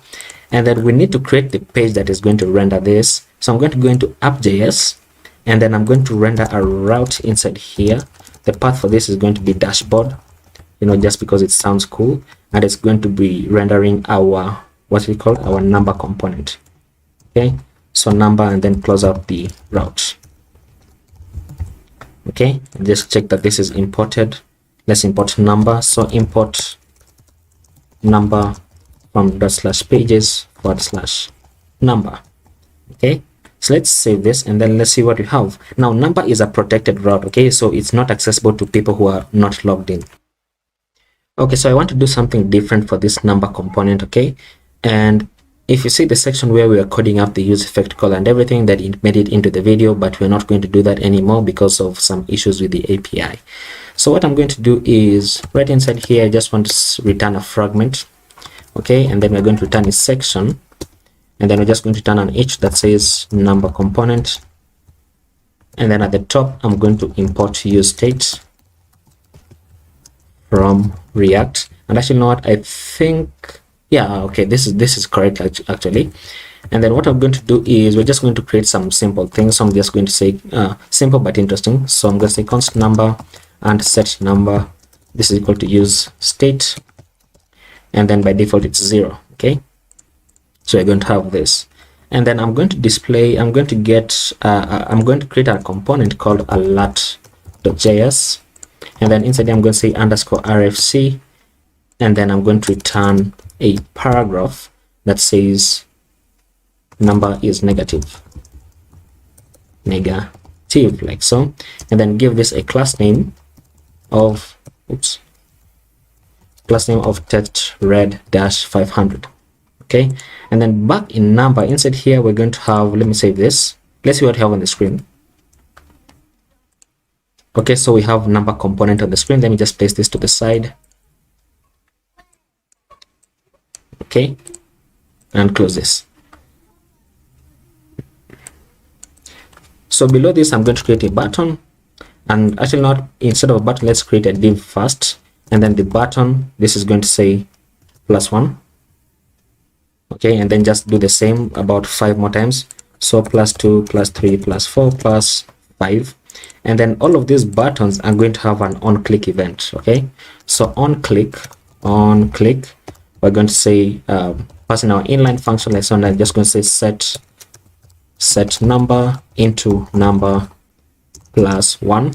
Of course, this is going to be +2, this is +3, +4, and +5. Okay, now this is a bit overkill, but you know, it's interesting to do. And then we're going to do almost the same thing, but now in the negative. So we're going to just grab all of this, and we're going to make this minus, like so. So this one as well as this one right here, so -1, -2, and so on and so forth. And then in the middle here, we're going to have a paragraph that says what is it, our state value is called number, like so. Now when we go into the negative, then we want our alert component to display, and then when we go into the positive, then we don't want our alert component to display. So that's what we're going to do. Now once again, we are doing this because we had trouble with the API, and I don't really want to deal with that right now. So let's just save this for now, and we should see this on the screen. Now for all these buttons, let me just give all these buttons a class name, because we're going to style all of them the same. And actually, you know what, let me just place this full screen because it's easier. And then I'm going to click on this one, and then hold down my Alt key, and then click on this one, 2nd, 3rd, 4th, 5th, 6th, 7th, 8th, 9th, and 10th. And all of these are going to have the same class names. So class name of, let's say, BG, what should we say, BG green, or you know, let me see how indigo looks. So BG indigo dash 300 py2 py px4, and then rounded, and then text white, and then what else, we can have border and border dash indigo dash 300, and then we say for the hover state, then we want the BG transparent. Okay, and then we want the transition dash all and duration dash 300 for all the buttons. Okay, and probably you can have all of this inside one class name so that you don't have to keep on rewriting it. So that we're going to have this. So that's looking nice. So when you click on 1, it goes up +1, +2, and by 2 goes up by 2, and so on and so forth. Now when we go into the negative, then we want to display our alert component. So let's go right inside where we have our number, our paragraph rather, and we're going to say we're going to remove this. We're going to place a condition instead, and we're going to say if number is less than 0, if this is true, then we want to render our alert component. Okay, and if it is not true, then we just want to render the number. Okay, so let's save this. Look at this. So number is negative, and we have to go up by at least a few before we can go back into positive. Okay, looking fantastic, and so on and so forth. So let's move this to the center. Let's grab this section, and I'm going to say class name of let's say flex and items. Oh no, let's say flex and justify center. justify center. So move it to the center. There we go. And then of course flex column to align them in column form. Flex column. Really? Okay, then that means we need to say item center as well. Okay, let's say margin top, let's say margin top of 20, push it downwards. Fantastic. Actually, no, let's say margin top of 10, and then for large screens, then margin top of 20. So we're going to have this, and then number component, let's give this class name, let's say margin bottom 5, let's say font bold, let's say text 4XL. Make it just a bit bigger. So number component, and then let's deal with this our buttons. So I'm going to go inside this div, give this a class name of flex. And actually not really flex, but grid, and the grid columns, let's say grid columns 4 and a gap of 3, so that we're going to have this. Okay, that's for small screens. Let me see how this looks. So for small screens, let's have 1, 2, 3. And not I've just realized that we can probably push this downwards till here, so that we can have all of these as positive numbers. Should I do that, or should I just have 1, 2, 3? Let's have a grid columns of 3. Let's have this as 3. So 1, 2, 3, and then this. Let's move this. Let's move our paragraph down. Cut it out. Just move it after this, and then let's say your number is. Okay. I think this is much better. Kind of looks like a calculator, right? So these are negative, -1, -2, and so on and so forth. Okay, that's looking fantastic. Let's add a space here. Okay, so once we have this, then let's just make sure that this is a protected route, right? So when we go back to the home page and so on and so forth, then we can navigate, right? And then when you click on login, only when we are logged in should we be able to see our dashboard, right? So let's add a link here called dashboard. So let's just go inside header.js. Okay, let's add a third link. Let's copy this down here. Let's call this dashboard. Okay, now for dashboard, we want dashboard only to be visible if we are logged in. Okay, that would mean that we need to get the user from here. So let's enable this once again. Let's enable this and this. We're not using the login and logout function, so we can remove them. And then we're going to say we're going to grab this list item, and we're going to say that only when user is true should this render, right? So we're going to save this, and nothing is going to happen because we're not yet logged in. But once we log in, okay, then we should see dashboard, right? So we can go into our dashboard now, and dashboard should go into /dashboard, but it goes into contact us because we didn't change this link, so sorry for that. So dashboard, like so, and we should see dashboard. So we have this for our dashboard. Now we need to make sure that you can't as well, because if I log out, okay, if I log out and I go into /dashboard, then I'm going to see this, which I don't want, right? So I'm going to go into app.js, and we're going to do the same thing where we're going to import our context. So we're going to get the user. This is coming from use context. Okay, so let's just make sure that it imports it. And then we also want auth context as well, so it imports this. Let's move it to the top because it's a high level import. So we have this const user, and then we want to make sure that only when user is true should this path render. So I'm not sure if this would work. Okay, I'm not sure whether this would work, but let's just say let's grab this, let's grab the entire route, and then say only when user is true, that's when this route should render. So let's see. And there we go. So we have when we are not logged in, right? When we're not logged in, then we have an error page. And I've just realized that we didn't tell our error page, but we're going to deal with that in a moment. Now, when we log in, so let's just log in once again. So when we log in, I want to display a welcome back message on the top, right? Probably even in the place of this, we can do that. So let's go inside our number.js, and right at the top, we're going to say inside here, okay, we want to access the user actually from our use context. So below this, let's just say const, let's say what is it, destructure the user. Where do I keep writing from? So this is use context, like so, and we want our auth context. Okay, now what we can do here is we can say user dot what's it called, and after I've forgotten, sorry for that. So let's just console log the user so that we can see what we have. console log the user. Let's do F12 to see what we have. We have an event, okay, and we have user metadata right here where we can access the full name.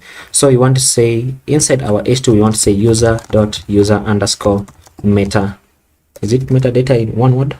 Okay, metadata dot full underscore name, which will get the name that you log in with right here. Okay, so we can save this and we should see welcome back, or rather, you know, my name. So let's just say welcome back. Let's say welcome back, and we can probably make this 3XL so that it's not so huge. So welcome back, there we go, and we have that looking amazing. So we can remove this console log, and I think this is going to wrap up the trigger landing page. Actually, you know what, the error page, we have the error page to style. So let's go into error page. Let's go, where are you? Here. And for the error page, let's just, actually, you know what, let's return a section. Then let's grab this and move it upwards. Let's give this a class name of flex and item center and flex call, and justify center and h screen, which will make it take 100 viewport heights. Okay, let's just go into error page. So right here, let's grab this h1, give this a class name of text dash 4xl, margin bottom of 5, and then let's go inside here, give this a class name of padding on the y of 2, padding on the x of 4, rounded, and bg green dash 500. That is what we are using, right? I hope so.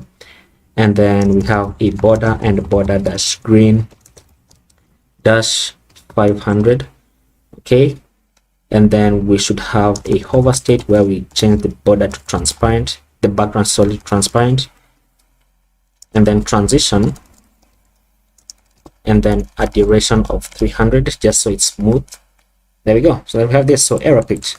So let's just change this to say, sorry, this page does not exist. There we go. Fantastic. So this is our error page. Go back to home page, and then let's log in once again. So we are logged in, and once we are logged in, why isn't the dashboard showing? Why isn't the dashboard showing? I think that's a bug.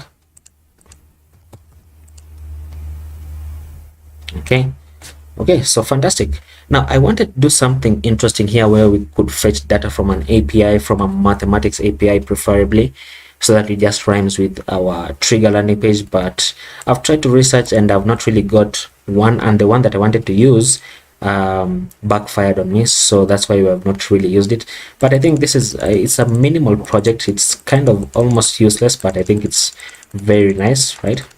Where we have your number is negative, and so on and so forth. So kind of like a kind of error state. Okay, so yeah, I think that is going to be it. We added Netlify identity and the context API in this section, in this video actually, and this video is probably going to be longer than the rest, but that's understandable. And what I plan to do is, at the end of this all, then I want to splice all the videos together into one giant video, probably around, it's going to be around probably an hour and a half or 2 hours long. But I think in case there are some who want to watch that, then they can watch it and build without all the cuts, you know. Yeah, so I think that is going to be it. So let me just commit this to GitHub, and then yeah, everything is going to be okay. So thank you guys for watching, and if you have reached this far, then please subscribe to the channel, and I will see you in the next video. Bye bye. If you enjoyed the video, please leave a like and subscribe to the channel and ring the notification bell. Thank you.